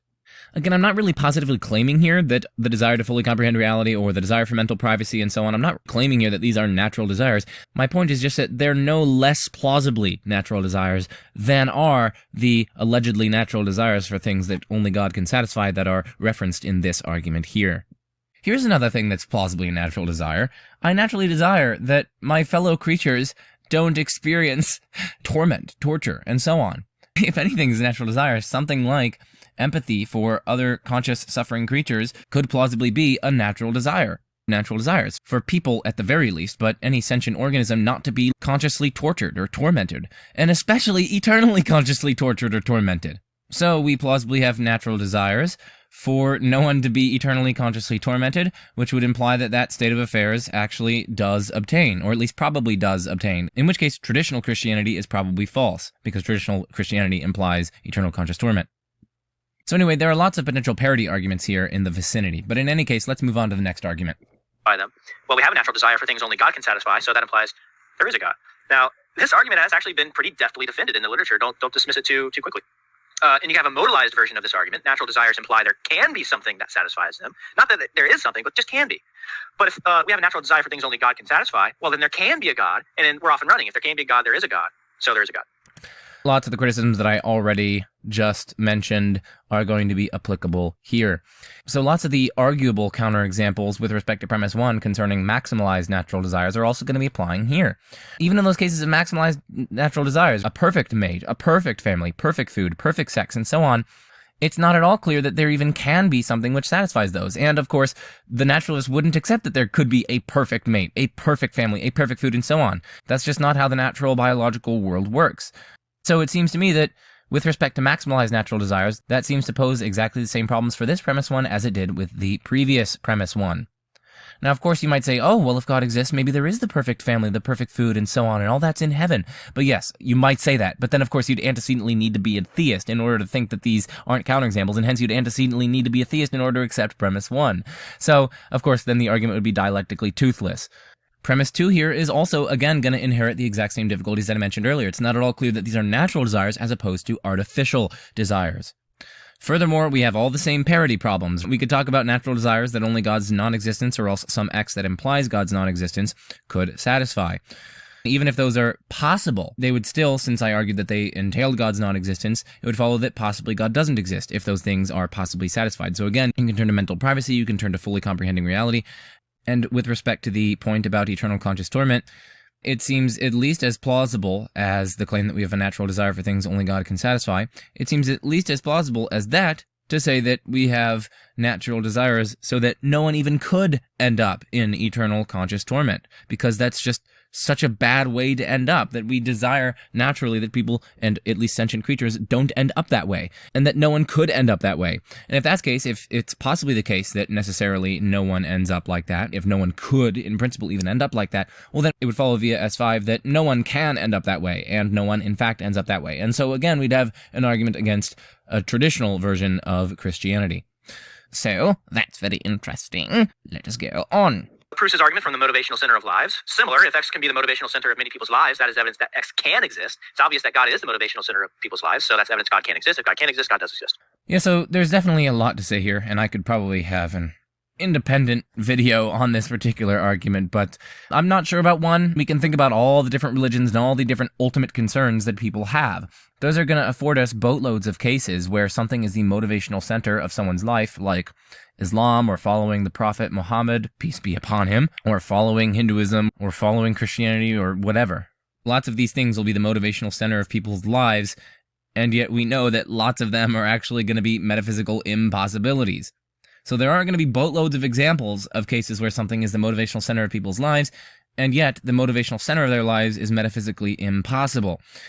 And given these boatloads of counterexamples, it's just not clear why we should think that the motivational centrality of something is evidence that it can exist. At the very least, if it is evidence, it seems to be very weak evidence indeed. And moreover, in these sorts of domains, with respect to questions like God, precisely because there are so many different incompatible motivational centers of people's lives with respect to things like God, the characterization of God, the particular religion, and so on, it would seem as though the very fact that there are so many of them, and we know that almost all of them have to be metaphysically impossible, then that would seem to at least provide a defeater, because again, you have various other different conceptions of the absolute or the ultimate reality that form the motivational center or basis of people's lives. So even if we granted that God's being the motivational center of many people's lives is defeasible evidence that God can exist, we seem to, in fact, have defeaters on our hands. It's also not 100% clear to me that premise 2 here is true, that God is the motivational center of many people's lives. Specifically, I guess I'd want greater evidence for it. I'd like to see whether other things are really or ultimately their motivational centers. For example, community or serving people or helping people, or perhaps there being life after death, or maybe just goodness, or maybe avoidance of hell, or maybe various other sorts of things. Like, is it really God that's the motivational center of their lives, or is it instead something like love or goodness or beauty or community service or helping others or life after death or avoidance of hell or something like that? I'm not saying that this premise is false, I'm just saying I'd like to see greater evidence for 2. And of course, we have a potential for a parity argument, and again, I haven't looked into Proust's paper here in a long while, so Proust might consider this parity, but I'll just level it nonetheless. So firstly, we could say that atheism or naturalism, or something that entails atheism or naturalism, is at the motivational center of many people's lives. There are lots of different atheist activists, people who try to promote naturalism as much as they can. Naturalism and atheism, as worldviews, seem indeed to be at the motivational center of lots of people's lives. And if X being at the motivational center of many people's lives implies that we have evidence for the possibility of X, it would follow that we have evidence for the possibility of atheism or naturalism. And so we have a symmetrical justification for the reverse possibility premise in the modal ontological argument. We could also return to the examples that I gave earlier. I do know some people who give like every fiber of their being to opposing eternal conscious torment views of hell. I know lots of people who what we might describe as militant universalists, for instance. That kind of worldview, the militant universalist worldview, seems to be the motivational center of their lives. Must we conclude then that it's evidence that that kind of militant universalist view and the intrinsic impermissibility of hell or things like that, is that possible? If so, then because their views are that it's just not even possible for eternal conscious torment to be justified because they've certain objections to it in principle, well then we'd have evidence that possibly it is necessarily the case that there is no eternal conscious torment, and hence there is no eternal conscious torment, or at least we have evidence for thinking that that's true. Similarly, for the various other things that I said earlier, like mental privacy, maybe it's at the motivational center of many people's lives that they have a great deal of mental privacy. Maybe the search for complete or comprehensive understanding of things is at the motivational center of lots of people's lives. And as we've already seen, if God exists, arguably, those aren't even possibly attainable. And yet, given that they're at the motivational center of people's lives, we would have evidence per this principle that they are possibly attainable, and hence evidence that God doesn't exist. So let's go through what Yujin Nagasawa writes with respect to this argument. So Proust's argument is based on a principle according to which a propositional belief that is at the motivational center of a flourishing and intellectually sophisticated life is probably, possibly true. Suppose that many individuals and communities have led a flourishing and intellectually sophisticated life for a long time while holding a motivationally central belief that P. According to Proust, this entails that P is probably, possibly true. One can hold a central but false belief. To quote Proust's example, a doctor can lead a flourishing and intellectually sophisticated life, bringing a cancer treatment to patients even if his belief in the effectiveness of the treatment is false. Yet it seems difficult to think that such a belief can be the motivational center of a flourishing and intellectually sophisticated life for a long time, unless it is at least possibly true. And again, this is metaphysical possibility. Proust argues that given these observations, and given the fact that there have been many flourishing lives in history at whose motivational centers lies the proposition that God exists, we can conclude that God's existence is probably possible. Hence, according to Proust, the possibility premise of the modal ontological argument is probably true.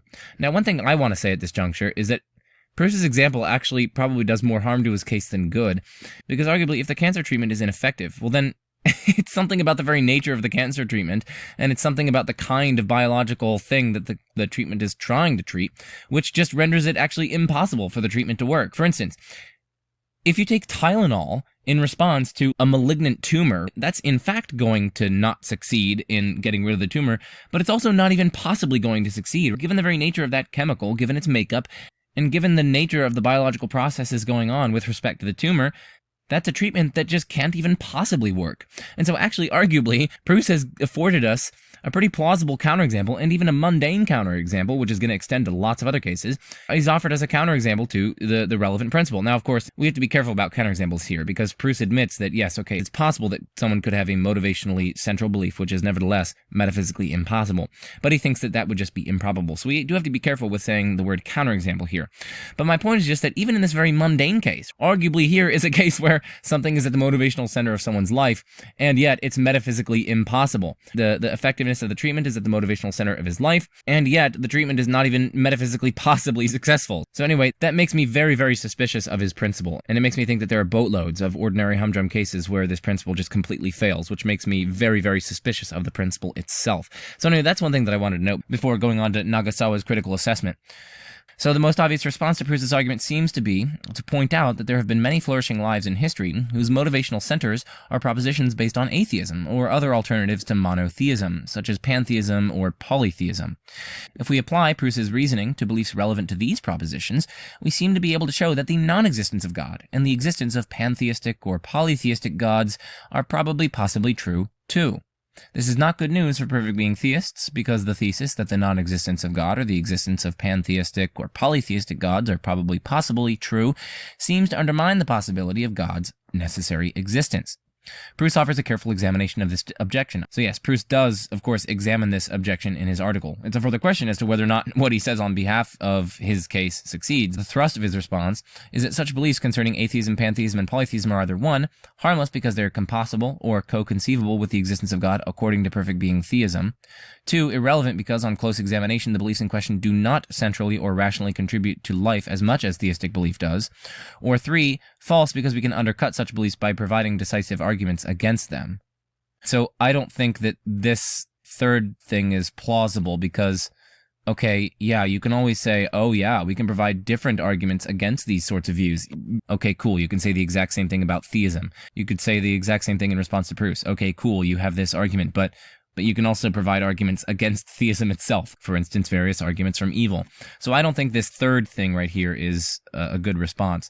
All we're examining here is whether or not Proust's symmetry breaker would equally support these other views, which in turn would equally support the reverse possibility premise. It's irrelevant whether you have other considerations which might render those views false. Again, we're in the context of the modal ontological argument, so you don't really have a symmetry breaker if the support that you provide for the forward possibility premise equally supports the reverse possibility premise. I think we can set 3 aside here.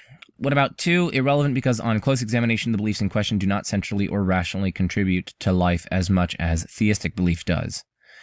That's going to be difficult because that seems to be relying on some sort of empirical claim, like how much theistic belief specifically, like a belief in God specifically, and moreover the God of perfect being theism, contributes to people's lives, as opposed to, again, like the community service contributing to it, as opposed to helping the poor that contributes to it, as opposed to the love of neighbor, and so on. It's just not clear how much theistic belief specifically, like the belief in the God of perfect being theism, which is centrally motivating such people to live flourishing and rationally healthy lives.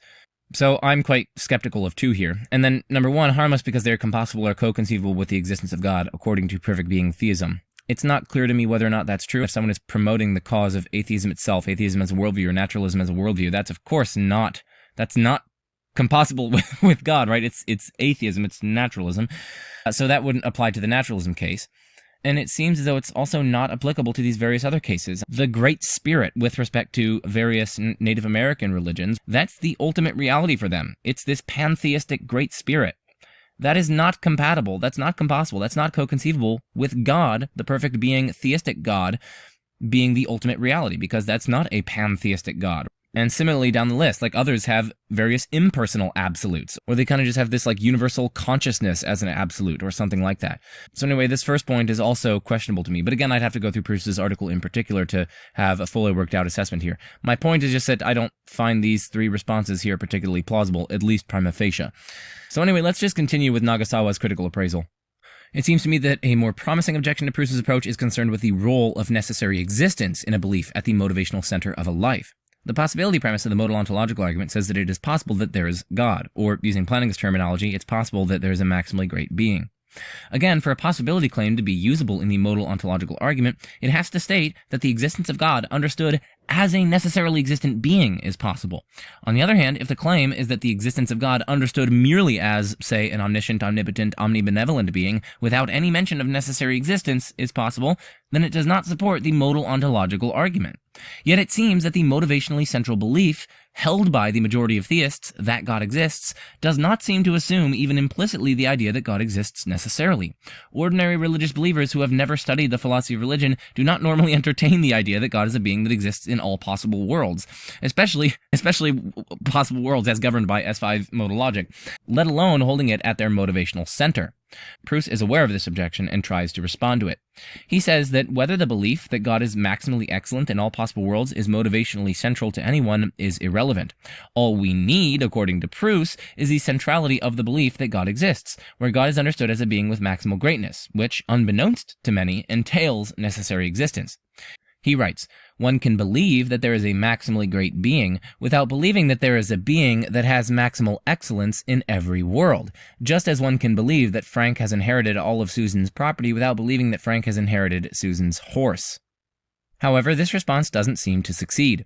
As Proust says, the success of his argument for the possibility of the existence of God depends on many factors, such as how motivationally central the belief is, how flourishing the individual or community X is, how much of X's humanly excellent activity flows from that belief, how rational is the motivational connection between the belief and the humanly excellent activity, how intellectually sophisticated X is, how long the involved time span is, how large community X is, and so on, and so on.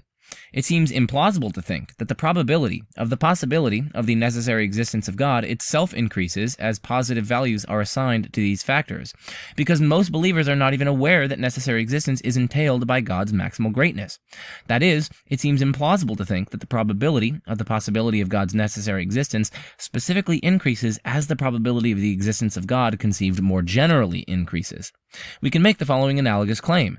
The belief that Frank has inherited all of Susan's property might play an important role in Frank's flourishing. Yet the more specific fact that Frank has inherited Susan's horse as part of her property does not seem to be able to play any role in his flourishing unless he is aware of it. The success or otherwise of my above objection to Proust is not ultimately very crucial, because even if Proust's argument is indeed sound, it does not establish precisely the possibility premise anyway. The conclusion of Proust's argument is that the existence of God is probably possibly true.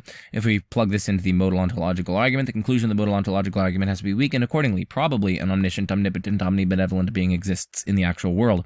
This is much weaker than the original conclusion that an omniscient, omnipotent, omnibenevolent being does exist in the actual world. While the weaker conclusion is still significant, it compromises the virtue of the modal ontological argument as an a priori derivation of the existence of God.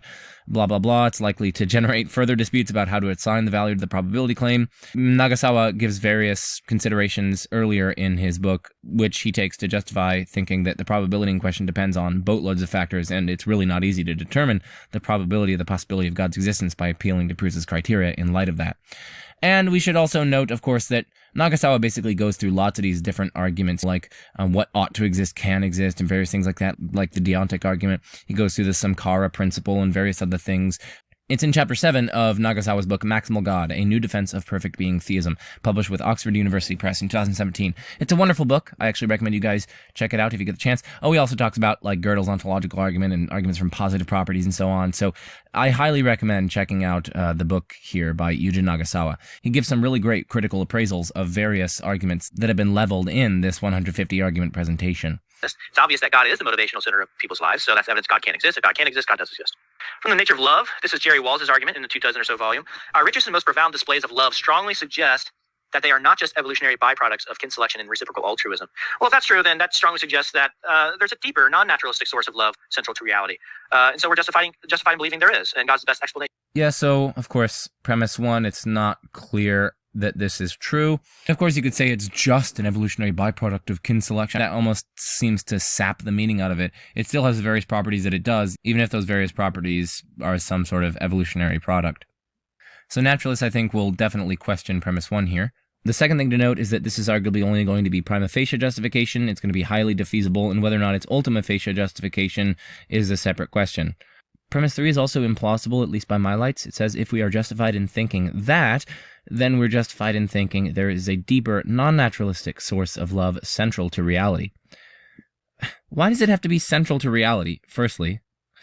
Secondly, Why does it have to be non-naturalistic? Is the only naturalistic proposal something like an evolutionary hypothesis? It's not clear that that's true. The fourth one here, that if there's a deeper non-naturalistic source of love central to reality, it's probably God. Again, there are going to be lots of other hypotheses, and it's not clear why or how we're ruling those out, and it's not clear how the probability of those hypotheses relate to the probability of God's existence. It might be an aesthetic deism hypothesis, it might be a demiurge hypothesis, it might be something like an angel, it might be etc., etc., etc., etc., etc. So premise 4 is also at least questionable. So let us move on. Reality. And so we're justifying believing there is, and God's the best explanation. Objective meaning. Our lives are objectively meaningful, but that can be so only if God exists. So God exists. So one thing to note is that at least many naturalists will reject one. Many naturalists, of course, will accept one. So I'm not sure what meaningfulness amounts to in this context. So I'm not really going to take a stand on one, just because I want to see a precise cashing out of what this meaningfulness is and what it is for it to be objectively meaningful. Presumably that means independently of our particular stances, so it's stance independently meaningful. But again, what does this meaningful amount to?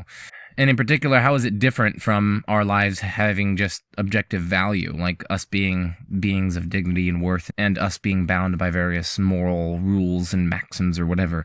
It's not clear how this could be anything over and above that, but setting that aside, and I guess I'll just go with some sort of intuitive grasp that I have of this. With that in mind, what I'm going to want to say here is that I think 2 is probably false. Again, we can run a sort of Euthyphro objection. If God has anything to do with the meaning of our lives, God either has some reason to bestow our lives with meaning, or there's some reason why God somehow grounds or accounts for our life's meaning, or there isn't.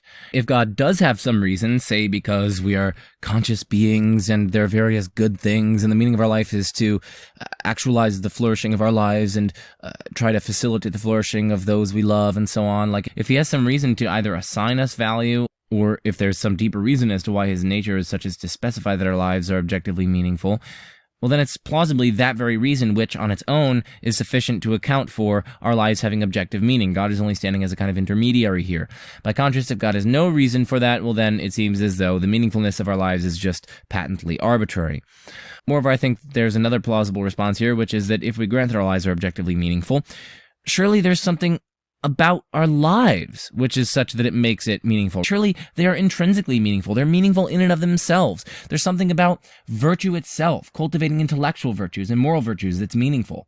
It has nothing to do with some sort of extrinsic relation to God. No, the moral life itself is intrinsically meaningful. The virtuous life itself is intrinsically meaningful. The flourishing life itself is intrinsically meaningful. There's something about that kind of life. There's something about what it is to pursue truth and beauty and goodness and virtue and all these other sorts of things, to cultivate the intellectual moral virtues, which accounts for why they are meaningful.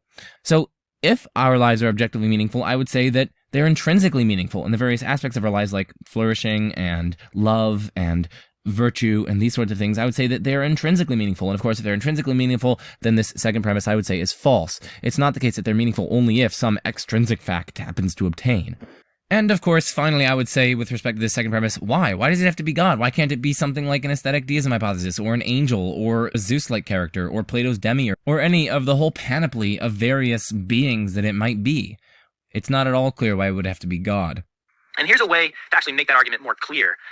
Something has meaning only if it's endowed meaning by one or more personal agents with the requisite. Why? Various things can have they can be intrinsically meaningful. Again, assuming that I understand what this meaning locution is, but they can be intrinsically meaningful in and of itself. Love is meaningful in and of itself. Virtue, intellectual virtue, moral virtue, and so on, these are intrinsically meaningful. You don't need some sort of agent to endow or assign it with meaning. Indeed, if you did, right, that agent either has some reason to do it or the agent doesn't, right? If the agent does have some reason, say because the agent recognizes something deeply profound and beautiful and valuable within the thing itself, well then that alone is sufficient to account for why the thing itself has meaning. The agent's recognizing it is just an intermediary in this process. By contrast, if the agent doesn't have any reason for endowing the relevant thing with meaning, well then again it's just patently arbitrary. Anything then could have been meaningful if the agent just had endowed it with it. Authority and control. So if our lives have objective meaning, then that means they are endowed objective meaning by an agent with the requisite authority and control, but the only sort of agent that has that sort of authority and control is God. And it's not clear also why that would be true. Why can't it be, again, Plato's demiurge, aesthetic deism hypothesis, an angel, a Zeus-like being, etc., etc., etc., etc., etc.? Narrative, our lives can be objectively meaningful only if they form a narrative, but they can only form a narrative if there's an author or narrator. This is an argument that's being defended pretty well by Joshua Sechrist. So Why is premise 2 true? Especially if you're conceiving of narrative as something that, like, a narrator provides. In that case, no one who isn't already something like a theist or accepts something like these angelic or Zeus-like or aesthetic deism-like hypotheses, no one who doesn't already accept those sorts of hypotheses would grant that our lives are meaningful only if they form a narrative. Why would they have to form a narrative in order for them to be meaningful? If you just mean that they form a narrative in the sense that the various happenings and goings-on in our life in some sense have ups and downs, and they could, in principle, if someone wanted to, collect it into a narrative of stories and so on. Like, if that's what you mean, well then, no, it's false that our lives form a narrative only if there actually is a narrator or author of our lives. No, it just requires that there are, in fact, those ups and downs, and that, in principle, someone could collect these together into a story. And again, why accept premise 5? Why couldn't it be Plato's demiurge, or something like the aesthetic deism hypothesis, or something like an angel, or blah, blah, blah, blah, blah. Anyway, this argument just strikes me as quite implausible. And recent writings. From the naturalness of belief in objective meaning. Look, belief that life has objective meaning is natural to us. We'd expect that if theism is true, but not if naturalism is true. So that confirms that life does have, that confirms theism over naturalism, which confirms life does have objective meaning. So this argument is actually kind of interesting. So one thing that I want to say is that it's actually not clear whether belief that life has objective meaning is natural to us. Again, what is this objective meaning? Is it stance-independent meaning? How do you know that belief in stance-independent meaning is natural to us? Why not just belief in meaning and leaving it entirely open? Why not instead say that no, belief that life has meaning is natural to us, but belief that life has objective meaning, that's just something that's not at all entailed by thinking that our lives have meaning. This kind of goes to the stuff that Lance Bush, again, has talked about with, like, normative entanglement and so on. The research in folk metaethics is actually really, really interesting. It actually shows that it's not at all clear that, for instance, belief in objective moral values is natural to us. It's not at all clear that that's true. Certainly belief in certain moral values, like you shouldn't kill someone, you shouldn't do these various sorts of things, it's bad and wrong to kill someone and so on. But it's a separate question as to your metaethics on that. You could still very well be a metaethical anti-realist and yet make those various pronouncements, because perhaps what you mean by that is that you don't want people to do those various sorts of things.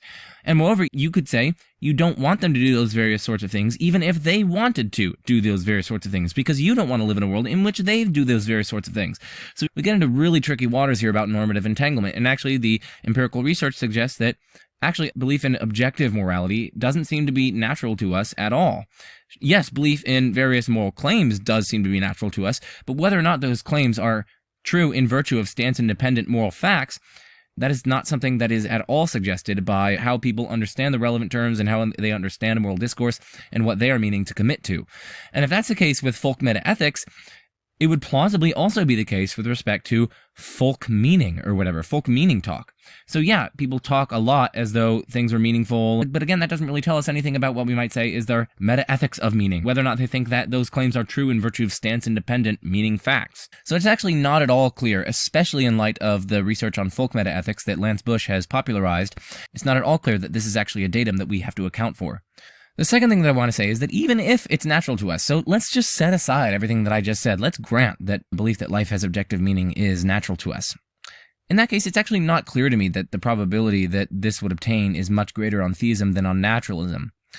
Plausibly, it's evolutionarily advantageous, whether or not God exists, to have a belief that your life has, let's say, objective meaning. Again, setting aside the fact that I think the same survival and fitness advantages would be accrued if we simply had the belief that life has meaning, and not necessarily stance independently true facts about meaning, but set that aside again. So again, it's plausibly evolutionary advantageous to believe that life has meaning, or to believe that life has objective meaning. Those who didn't believe it would arguably be demoralized. They wouldn't be motivated to have sex, to have children, to eat food, and so on. They have to find some of these things, like, really meaningful in order not to be demoralized and so on, and in order perhaps not even to commit suicide. So plausibly, natural selection would actually favor this sort of belief. And so it's actually not very surprising on a non-theistic view, which at least includes naturalism and evolution. So I would say that premise 1 here, it's just not clear to me whether or not that's true. And premise 2 here is like, what? So, assuming that this is talking about the posterior probabilities of theism and natural... Okay, so this is either talking about the priors or the posteriors. If the likelihood ratio strongly favors theism over naturalism with respect to the data of belief that life has objective meaning is natural to us, that nothing follows from that about the priors. So then this premise would be obviously false if this is talking about the priors. But if this is talking about the posteriors, it's also obviously and blatantly false. It's blatantly false that if the likelihood ratio with respect to the data of belief that life is objective, meaning is natural to us, it's obviously false that if the likelihood ratio between theism and naturalism with respect to that data strongly favors theism, it's obviously false that it follows from that the posterior probability of theism is greater than the posterior probability of naturalism. Because it could be the case, in principle, that the prior probability of naturalism is much, much greater than the prior probability of theism. So either way, this premise too seems to me to be obviously false. So that confirms that life does have, that confirms theism over naturalism, which confirms life does have objective meaning. Okay, happiness and life after death. What makes life worth living is happiness. What if... Why? Why? This seems implausible precisely because happiness can be subservient to things like moral and rational obligations and virtues and so on, and those things also make life worth living. It's not happy to me that I have to believe that there's lots of suffering in the world, and potentially there might even be gratuitous suffering. That doesn't bring me happiness. But it's the truth of the matter. There is indeed lots of really bad suffering in the world. And it would just be irrational for me to ignore the suffering in the world, to pretend that the world is all hunky-dory and that there's no suffering. And avoiding that irrationality and according myself with the demands of rationality seems to make my life worth living. And that seems to be much more worth living than someone who just deceives themselves into thinking that, oh no, everything is hunky-dory so that they can be happy all the time. So anyway, premise one just seems deeply, deeply implausible to me. That's not what makes life worth living. It might be part of what makes life worth living, but it's just false to say, oh, what makes life worth living is happiness. No, that might be part of it, but lots of other things also make life worth living. Premise one just seems really implausible to me. Things that make life worth living are also, in addition to happiness, things like virtue, love, reason, truth, goodness, and so on. But if that's true, then it's rational to forego happiness in this life for the sake of moral duty. Only if there's an afterlife where happiness and morality perfectly align, well, that can only be so if there's something like God that makes happiness and morality perfectly aligned. So God exists. Okay, I'm just going to skip the rest of that argument because premise one was so implausible. I feel like Political Authority, published by Tyler McNabb, and I forget the other guy. Well, he's going to be referenced here shortly, but Political Authority is justified. Anarchism is false. Okay, so I lean towards thinking one is true, but I'm not super duper confident in it. For those of you who haven't studied, for instance, political philosophy, I haven't studied it in depth, but I've looked a little bit into it. It's actually kind of hard to justify political authority, and it's actually hard to avoid certain anarchistic arguments.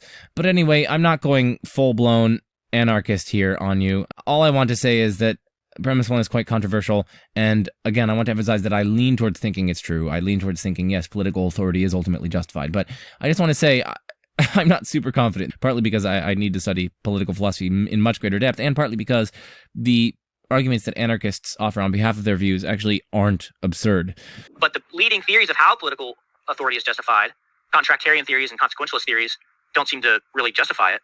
But if it is justified, that means the best explanation would be that it has to have... So it's not clear why we should accept premise 2. There might very well be lots of other justifications for political authority. Now, again, they try to justify these premises and so on in their article, so they might very well respond to various things that I said. But of course, the point is going to apply it in reverse. There are going to be counter-responses to what they say in the article. And of course, counter-responses, counter-responses, and so on. Have its justification in an extra mundane source, which the best explanation of which is God, so probably God exists. One thing we might say is, with respect to political authority, God either has some reason for granting, let's say, a certain group of people political authority, or he doesn't. Maybe it's because there's the consent of the governed, maybe it's because, etc., etc., etc. If God doesn't have a reason, then political authority is just literally arbitrary. God literally doesn't have a reason for bestowing or granting political authority to a person or a group of people. But on the other hand, if he does have a reason, if there's something more fundamental upon which he's basing his decision there, well then, again, surely it's that thing which could serve as the relevant basis for political authority. Of course, I think much more probably would need to be said on premise 3. There's a huge debate here, and it's hotly contested in political philosophy. So anyway, let's just move on, because, yeah. A cool argument. It's unique. From free will, we have free will. If naturalism is true, we can't have free will. Naturalism is false. If theism is true, it's not improbable we have free will. So free will confirms theism over naturalism. I'd say premise 1 is quite controversial. I lean towards thinking it's true. I do think that, at least plausibly, we have free will, although, of course, there are some very interesting arguments against it. Nevertheless, I still lean towards thinking that it is true. Now, premise 2 here just seems deeply implausible to me. Why? Why? What? Why would naturalism preclude our having free will? You could easily have a compatibilist-friendly version of free will that happens under naturalism. You can have reason sensitivity. You can have people wholeheartedly endorsing the various decisions and so on and the various reasons upon which they act. You can meet pretty much any of the compatibilist conditions that are proffered in the literature under naturalism. You can meet those. You can also have libertarianism under naturalism. All you need is some indeterminacy with respect to our decisions. There are various accounts. For instance, Robert Kane is an account where quantum indeterminacy in the brain can percolate up and have macroscopic effects via considerations in chaos theory, and that can allow for there to be indeterminacy with respect to our decision-making processes and so on. So you can even have libertarian views under naturalism. So premise 2 here just seems to me to be absurd, honestly. And premise 4 also isn't all that clear. If theism is true, it's very likely that we would have free will. That's not at all clear. You have worries about divine foreknowledge. There are lots of quite serious challenges to our having free will in a world in which God has infallible foreknowledge. We might seem to be puppets in a kind of grand plan of God's. You will get into worries about the manipulation argument. If God is fully provident, well, then it would seem as though he is placing us in various situations in which he knows that we're going to do something in advance, and nevertheless he still places us in there. And even if you want to try to appeal to Molinism to try to get around this, there is a recent article by 2 really smart theists, Nevin Klimenhage and Daniel Rubio, called Molinism Explaining Our Freedom Away. Daniel Rubio has been on the channel The Analytic Christian. Nevin Klimenhage has been on Capturing Christianity. I really should be getting them on my channel to talk about this article because it's so good. It's actually forthcoming, so this is like hot off the press, by the way. So definitely check this out. You can find it on Phil Papers, by the way. It's freely available. You can read it. It's a very good article. They argue that Molinism is false, and their argument is quite powerful, at least by my lights. The basic idea is that if Molinism is true, well, then there are factors that are both, firstly, wholly explanatorily prior to our decisions, and secondly, that strictly entail the decisions and actions that we do. And in that case, you're not going to be able to have libertarian freedom there because there are factors that are both explanatorily prior and sufficient for you choosing exactly how you choose. What are those factors? Well, it's going to be God's decision to place you in the relevant circumstances, together with the counterfactuals of creaturely freedom, which are not under your control or anything like that. Those are explanatorily prior to you deciding as you do, as is God's placing you in the relevant circumstances. And of course, those together are going to strictly entail what you do. So we have factors that are explanatorily prior to what you do, and they strictly entail what you do. They are sufficient for what you do. Dr. Philip Swenson has also done some really good work arguing against Molinism. The Analytic Christian has actually made a video with him on some of the published work that he's done with respect to criticizing Molinism, and his arguments are definitely a force to be contended with. So to get around the problem that I've said earlier, you might try to say that, oh no, the counterfactuals of creaturely freedom are not themselves explanatorily prior to your choices in the circumstances. Rather, your choices in those circumstances explains why the relevant counterfactuals of creaturely freedom are true. But that leads us into a vicious explanatory circle. Consider some counterfactual of creaturely freedom L. Philip would freely lie in circumstances C. Well, the fact that L is true explains why God knows that L, right? That someone knows that P, partly because P is true. Moreover, the fact that God knows that L partly explains why God puts Philip in circumstances C. This is how, under Molinism, God is providentially arranging history.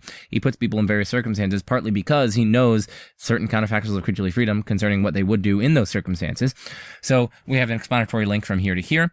Moreover, the fact that God puts you in circumstances C partly explains why you choose to lie in C, right? It's partly because you're in the circumstances that you are, you're faced with this decision to lie, you're faced with the various pros and cons of lying and so on.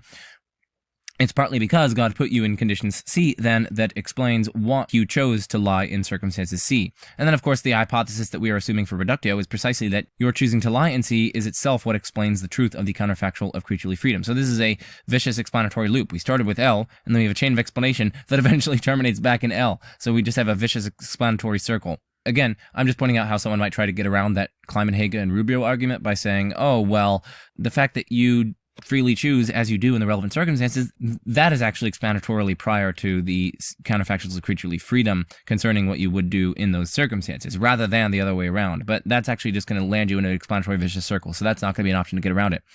And in that case, the counterfactual of creaturely freedom is going to be explanatorily prior to your choosing to do what you do in the relevant circumstances, and that, together with God's putting you in those circumstances, are going to be things that are both explanatorily prior to what you do and that are sufficient for what you do. That is, they guarantee that you do precisely what you are going to do. And in that case, libertarianism is false. So my point in bringing up all this is that premise 4 is not at all clear why this is true. So I know that premise 1 is contestable, although I think it's probably true. Premise 2 is absurd. Premise 4 is not at all clear why this is true. Will, naturalism is false. Theism is true. It's not improbable we have free will, so free will confirms theism over naturalism. Kind of my own term to get at the concept he's talking about, which just means that at times we can be saints, at times we're so wicked. What explains how we're so morally one way or the other? Well, Pascal thought that the best explanation was found in the Christian doctrines of the fall and original sin. So, Of course. Well, that might be one explanation for it, but I have no clue why that would be the best explanation. There are boatloads of other explanations. We are a mixed bag. We have evolutionary origins. Some of that selected for things like altruism and treating people well and having empathy for others, but also some of that selected for rampant tribalism. This is why we've had to continually expand our circle of moral inclusion over the centuries and indeed over the millennia. So there seem to be far better evolutionary explanations for why we are so morally bipolar in the way that we are. And of course, boatloads of other religions, it's not like they just ignore why we have various good aspects of us and also various evil aspects of us. Why would the Christian doctrines be better at explaining this than the whole boatloads of other religions that offer explanations as well? So premise 2 here, I think, is just false. so it's reasonable to believe in those Christian doctrines. So that doesn't follow. It just doesn't follow from the first two premises. Even if the Christian doctrines of the fall and original sin best explained this one particular fact about humans, it's a separate question as to whether or not it explains other things. Maybe there are other explanations which aren't as good as explaining why humans are morally bipolar, but that explain a whole concoction of other things much, much, much better than the Christian doctrines of the fall and original sin. Or maybe the Christian doctrines of the fall and original sin themselves succumb to defeaters, and so on. My point here is just that this third premise doesn't follow from the first two premises. I really like this argument for a lot of reasons that I can't get into. Premise 4, Christian doctrines of the fall and original sin entail that Christianity is true. That's actually not at all clear why that's true. So, the fall, Judaism and Islam also have the fall.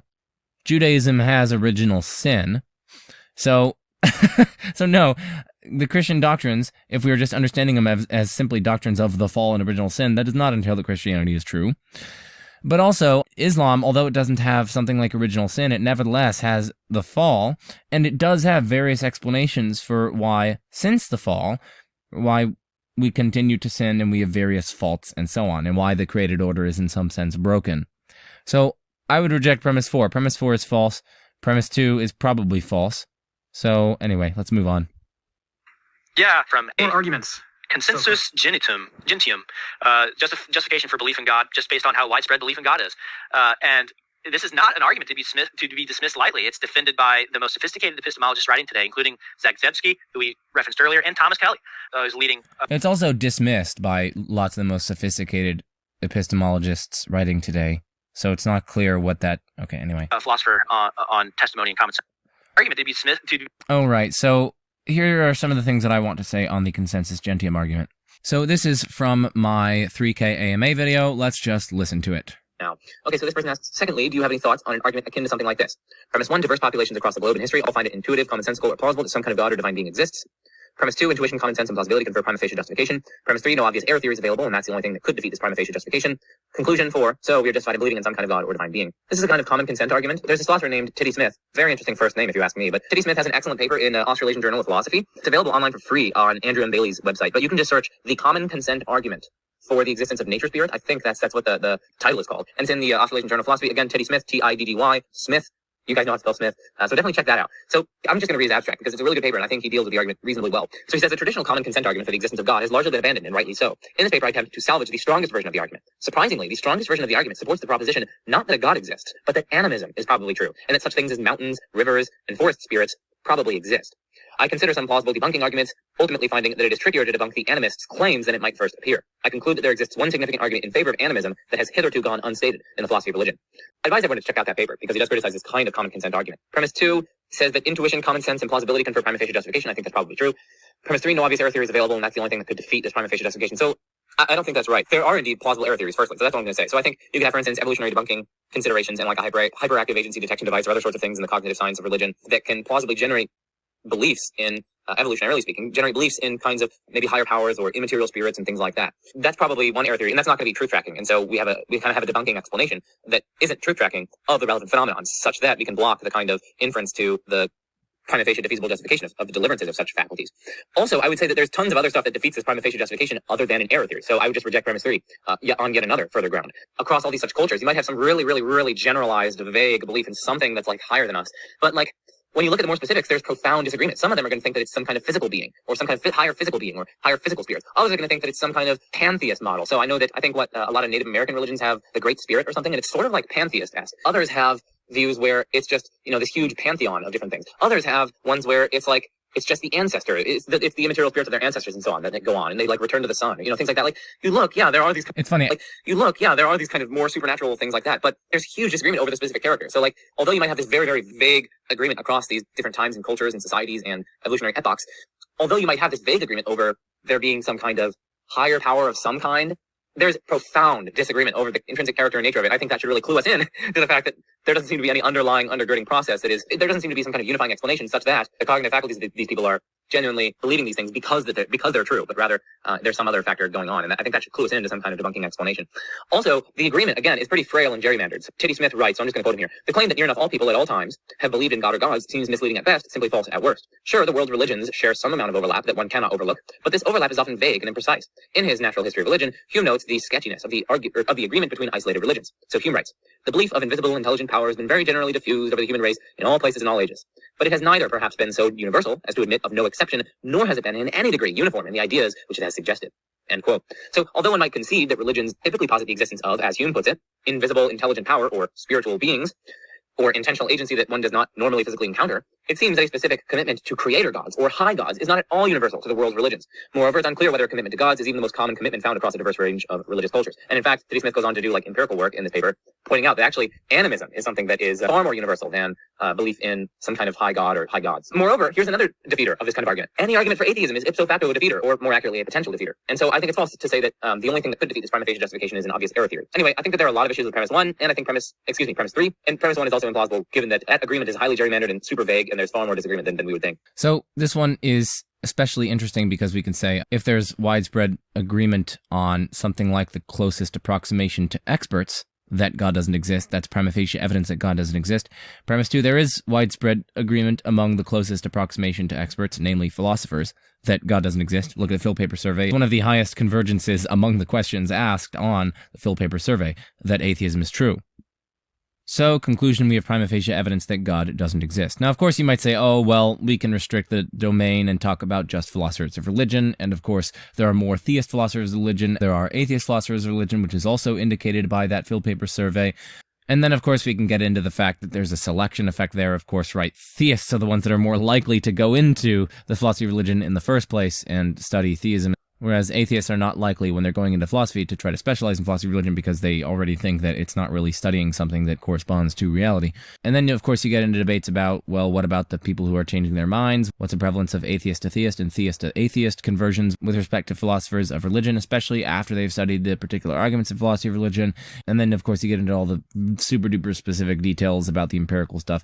Anyway, my point is just that there are arguably going to be parodies that are at least as bad as this argument, right? So I'm not even saying that that parody is a good argument. I'm just pointing out that if you're going to want to make sort of consensus arguments in favor of theism, you're also going to have to be faced with consensus arguments against theism. We could also talk about parity with the consensus among experts on the failure of this argument, the failure of the consensus gentium argument. As Titty Smith points out, it's almost universally granted in philosophy of religion, both in philosophy of religion and in philosophy more generally, including among theists, that common consent arguments fail. And of course, if that's the case, well then we have prima facie evidence for thinking that they do in fact fail. And so the very argumentative scheme that this argument is suggesting to us provides us evidence against the argument itself. So that's very interesting. Yeah, let me go through this one. Belief that God exists is majority view throughout human history. Again, that seems false. Animism, things like that, instead of belief in high God or gods, is the majority view throughout human history, as indicated at least by Titty Smith's empirical analysis. And moreover, even if Titty Smith's empirical analysis is mistaken, belief that God specifically exists doesn't seem to be the majority of view throughout human history. All the ideas are like super duper vague and indeterminate, and oftentimes it's just some sort of intelligent creator. Other times it's some sort of pantheistic great spirit and so on. So the quote unquote agreement is extremely frail, vague, indeterminate, gerrymandered, and so on. So premise 1 I would say is false. False beliefs are essentially the product of cognitive malfunction. It's more probable. What? That seems false. No, false beliefs can be produced by properly functioning cognitive faculties.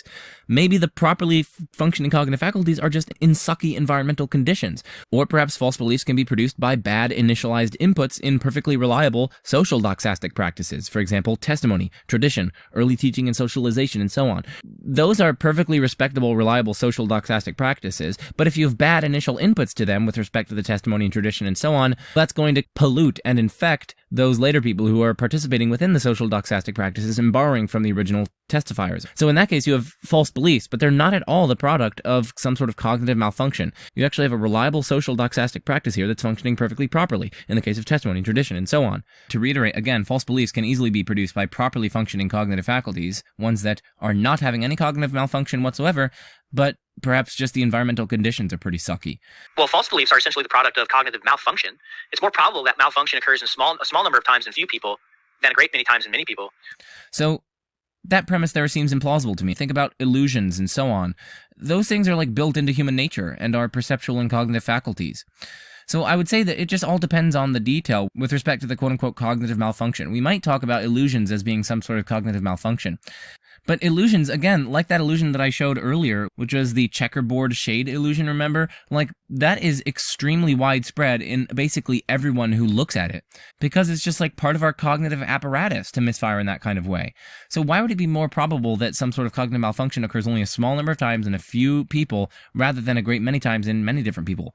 In boatloads of cases, there are just going to be certain systematic failures of our perceptual faculties, especially with respect to cases like illusions and other sorts of things like that.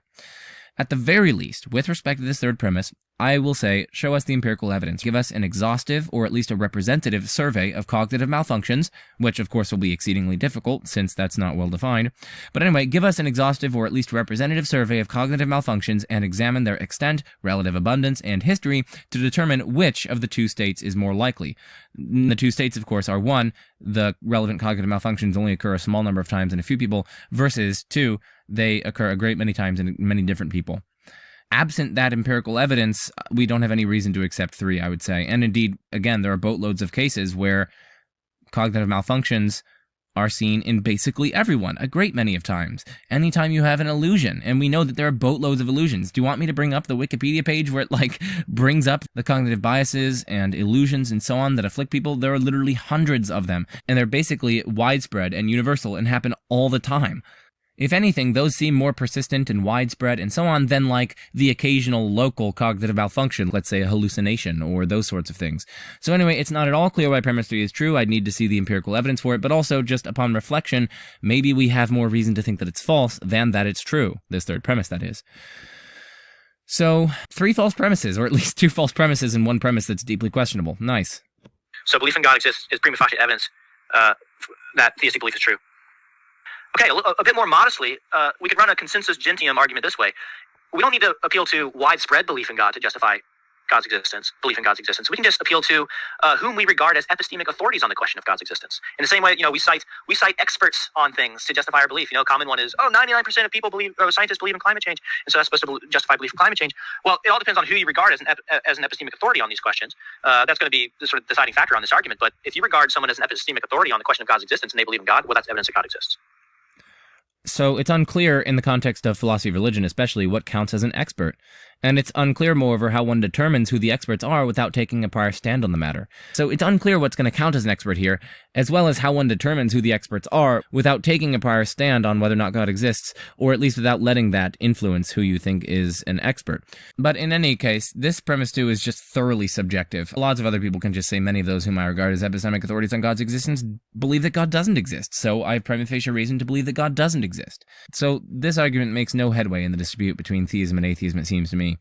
Again, we should note that there's a distinction between prima facie reason and ultima facie reason. Even if you have prima facie reason, there could be boatloads of defeaters for this.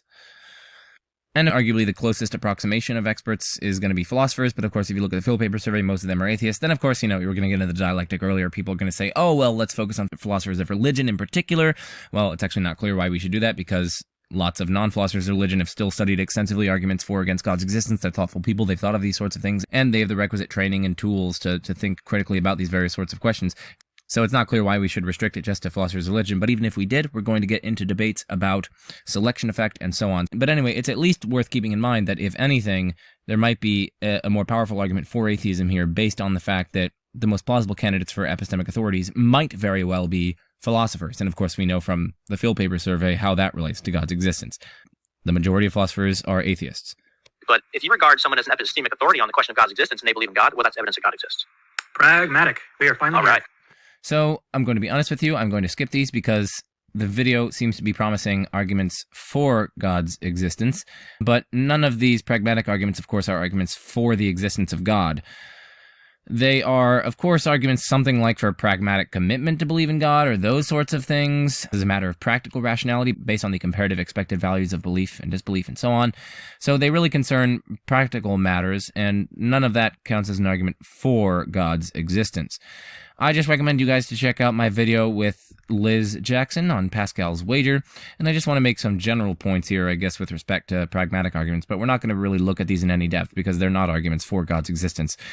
And it's interesting why these would even be included within, at the end, when they're like putting in 150, they're typing in 150, because these arguments, they simply cannot have an evidential bearing on the probability of God's existence if their conclusion is something like it's practical or it's practically rational to commit to God or, those sorts of things. That doesn't raise the probability of God's existence. Just here are some general points on these sorts of arguments. I would say we have various obligations, and some of them might actually count against other obligations. So we might have certain practical obligations to do certain things, but that might come into conflict with our various epistemic obligations to believe in accordance with the evidence and so on. And at least weighing these sorts of obligations, it's not easy. So epistemic obligations, again, might come into conflict with pragmatic ones, and it's not clear which we should side with, at least in many cases. That's one general point to keep in mind when evaluating these sorts of arguments. Secondly, we should be wary of the cases that use infinite expected utility, because it's not always the case that infinite expected utility trumps finite expected utility, even though these arguments oftentimes rely on a principle similar to that. Here's one consideration to see why that's true. Suppose that you had a 0.0000000000001, and then how many zeros are there? Well, it's Google to the power of Google to the power of Google. Do that Google times, and then take that to the power of Google. That's how many zeros there are, and then there's a 1 at the end. You have that chance of having a marginally happy day on each day of an endless future. Okay, so that's your first option. Your second chance is to have 1 minus that number, so 0.999999 with like a Google to the power of Google to the power of Google 9s, of getting $1 quadrillion right now. Okay, $1 quadrillion, that would probably destroy the U.S. economy. Okay, let's just say $1 trillion, so you're going to become a trillionaire. Now, that has a finite expected utility. It's 0.999 times the $1 trillion, which is still basically $1 trillion. And moreover, the other one has infinite utility, right? Because it's an endless afterlife, so you just add up all those like marginally happy days where it's like slightly more happiness than not. You multiply that by 0.0001, but of course that's a finite number and it's an infinite utility, but the value of the payoff is of course infinite. So you have infinite expected utility under that scenario. So which of these two are you going to choose? Are you going to choose the first one where you have infinite expected utility, but I can practically guarantee you with almost absolute deductive Cartesian certainty that you're not going to get it, versus the one where you're about to become an instant trillionaire, and I can almost guarantee you with absolute deductive Cartesian certainty that you're going to become the trillionaire. Which of those are you going to choose? Well, I don't know about you, but I'm choosing that second one. I think it's obvious that you should choose the second one. And so you shouldn't always go with infinite expected utility. I think that that's obvious. But a lot of these principles rely on saying that, yeah, infinite expected utilities are going to trump finite expected utilities. So that's one thing that we should keep in mind. Moreover, I would say any god worthy of the name wouldn't punish someone who earnestly seeks truth and tries their utmost to cultivate the intellectual and moral virtues, and continually recognizes and perhaps even repents in some fashion for wrongdoings while making commitments to improve. I would say that even if you don't have an explicit doxastic belief in God, or even if you don't fall in line with some particular religious tradition, any god who punishes such a person who earnestly seeks the truth, tries their utmost to cultivate these sorts of virtues, and continually recognizes and perhaps even repents for wrongdoings while making commitments to improve, I say that any god who punishes that is not a god worthy of the name God. And to the extent that a given pragmatic argument requires denying that, as at least a number of them do, I would say those arguments fail. So anyway, those are my general comments on pragmatic arguments. So again, I'm skipping these sorts of pragmatic arguments because they're not arguments for God's existence, and we're going on to the meta-arguments. We have meta-arguments. Now we're on meta-arguments. There's only a few here, so don't worry. Now I got to jump back down to my notes. We have cumulative case arguments. There's two ways to do. Oh, let me just say about transcendental arguments. The problem with transcendental arguments is twofold. One, well, there are definitely more problems than two, but their history isn't associated with very strong scholarship. Two, those proponents of transcendental arguments, they like to expand the definition of what counts as a transcendental argument. And so a lot of what they'll point to as transcendental arguments are arguments we've already covered. So I just wanted to throw that in there just in case, that if there are transcendental arguments that I haven't looked into them very much. So I just want to sort of booknote that. Fair enough. Okay. We have two ways of doing cumulative case arguments. transcendental arguments. Then we have Arbor's cumulative credence raiser argument. The more independent arguments there are that P is true, the higher one's credence should be that P is possibly true. And obviously, we're talking about arguments that aren't like invalid or have obviously false premises. We're talking about arguments that rational people right. So note that this argument isn't itself an argument for God's existence. It's basically just, noting that there are lots of other arguments that allegedly are enough to justify belief that God possibly exists. So this isn't really an argument in its own right. This doesn't itself contribute, unless you're double counting your evidence. This argument doesn't itself count as an argument for God's existence that somehow raises the probability of God's existence. That's one thing that we should know. The second thing is that, well, of course, we know which premise we're going to reject here. Number two, there are more than enough arguments for God's existence to justify belief that God possibly exists. Why? Why think that? Of course, you're just going to go to those other arguments, of course. So the justification for this premise is just parasitic on all those other arguments that we just considered. And I've already responded to most of those. Some of them actually do provide evidence for God's existence, I've argued, but the vast majority of them, I would argue, fail. Can accept. So there are more than enough arguments for the conclusion God exists to justify belief that God possibly exists. So if we're justified in believing God possibly exists, we're justified in believing God exists, so we're justified in believing God exists. And of course, what I would say is, the more independent arguments are that P is true, the higher one's credence should be that P is possibly true. There are more than enough arguments for God's non-existence to justify belief that God possibly doesn't exist. And of course, if we're justified in believing that God possibly doesn't exist, we're justified in believing that God doesn't exist, so we're justified in believing that God doesn't exist. So again, you just have the reverse kind of argument here. And of course, when we're talking about cumulative cases, you also have to take into account cumulative cases for atheism. And of course, Dr. Felipe Leon, philosopher who has actually written an amazing book with Dr. Josh Rasmussen, Is God the Best Explanation of Things? A Dialogue. I highly recommend checking out that book. But anyway, he has collected together 100 or so arguments for atheism, and a lot of these are published in, like Rowe, Draper, Schellenberg, etc., Wielenberg, Meitzen, Oppie, Akin, Jones, Mizrahi, Paulston, Crummett, and so on. Lots of these are published by professional philosophers in professional books and so on. Other ones are... So anyway, this is Felipe Leon's list. You can check it out if you are interested. It has 110 arguments right now, and it's constantly growing as new and new arguments are being published in the literature and so on.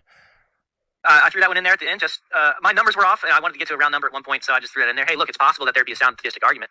But if it's possible there to be a sound theistic argument, well, God exists. Of course, we could equally say it's possible for there to be a sound atheistic argument. If it's possible for there to be a sound atheistic argument, God doesn't exist, so God doesn't exist. Did you make that up or what? I was inspired by some cheeky remarks in Pruse's and Rasmussen's book. Gotcha. This video is already long enough. What I want to say here is that many of the arguments that we've considered here are staggeringly weak. Some of them are demonstrably invalid. Yes, you heard that right, straight up invalid. Many had premises that are clearly and obviously false, and still others were blatantly dialectically toothless. Moreover, boatloads of them weren't independent at all.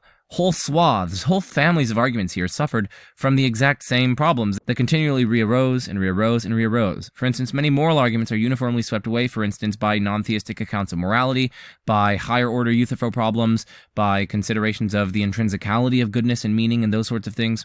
Many cosmological arguments were uniformly swept away by, for instance, granting stage 1 and adopting a naturalist-friendly, necessarily existent concrete foundation of reality.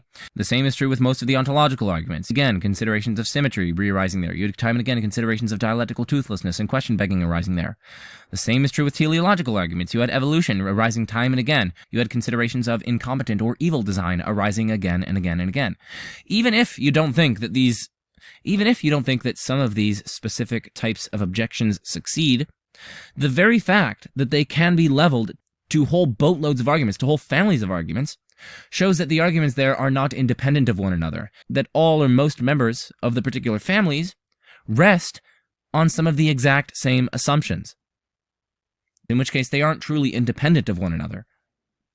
And I stress that, for even some of the most plausible arguments in this list, that was applying to them. It applied to almost all the cosmological arguments. It applied to almost all the moral arguments. It applied to almost all the ontological arguments, almost all the teleological arguments, and so on.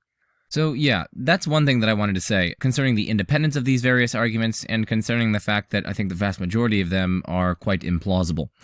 The second thing that I want to say is that, of course, you can generate a very huge list of arguments against theism and against Christian theism specifically. For instance, we already went through Felipe Leon's list of over 100, in particular 110 arguments just against generic theism. Now, firstly, that doesn't even take into account lots of the arguments against classical theism specifically, or against lots of the specific models of God. There are going to be even lots more there, and I advise you guys to check out my video, Arguments Against Classical Theism, Part 1 out of 3. Again, Parts 2 out of 3 are going to be coming at some point in the future. I don't know when. And then there are going to be lots of specific arguments against Christianity focused on different theories of atonement, different theories of providence, different biblical Old Testament atrocity passages, difficulties with the justice of eternal conscious torment, and so on and so on and so on and so on and so on.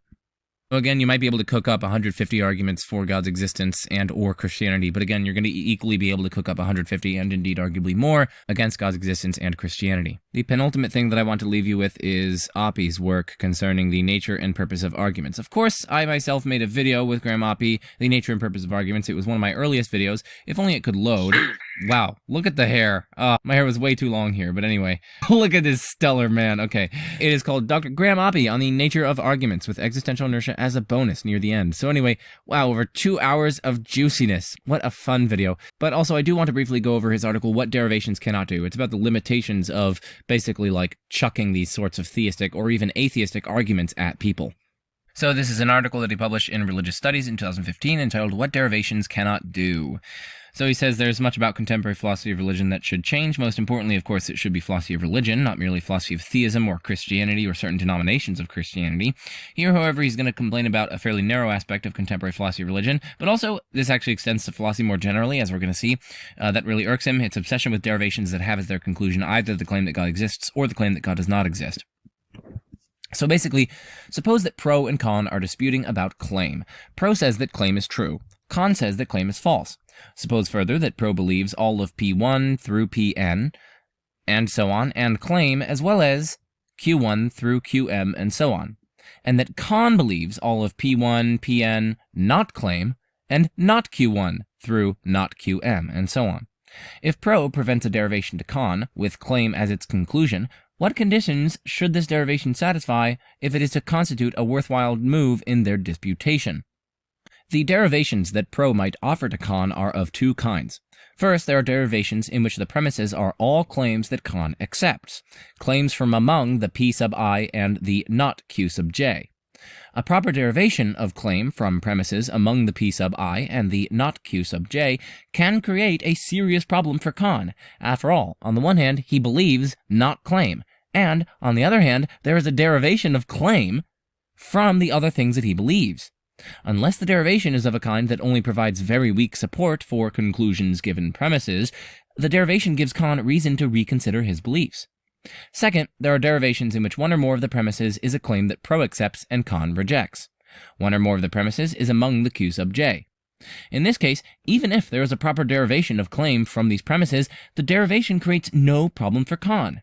After all, pro and con both already know, from the fact that they disagree about claim, that you can derive a contradiction if you put together claims that pro believes with claims that con believes. It is absurd to claim that the derivation of claim from claim constitutes a worthwhile move to make in disputation about claim. It is no less absurd to claim that putting forward a derivation of claim with one or more of the Q sub J among its premises is a worthwhile move for pro to make. In the case of pro and con, then, the only kinds of derivations which have either claim or not claim as their conclusion that constitute worthwhile contributions to their dispute about claim are reductios, derivations which establish a conflict between beliefs, including either claim or not claim, all of which are held by one of the parties to the dispute. The first step to take, prior to setting out a derivation with either claim or not claim as its conclusion, is to establish that your opponent believes all of the premises that figure in the derivation that you are tempted to give. If your opponent fails to believe one or more of those premises, then there's no useful purpose that is served by your proceeding to give that derivation. True enough, if there are premises in your derivation that your opponent has not previously considered, then your giving the derivation might lead your opponent to consider and then accept those premises, and then, after accepting those premises, your derivation will establish that your opponent has some cognitive work to do. But, in the first instance, all that is required is that you present the premises in question to your opponent. Giving the derivation is surplus to requirement if either A, your opponent fails to accept the premises when they are presented, or B, your opponent is able to discern the implication of acceptance of the premises without being presented with the derivation. From the standpoint of philosophy, what we are really interested in are best theories that include the claims of interest, claim and not claim respectively.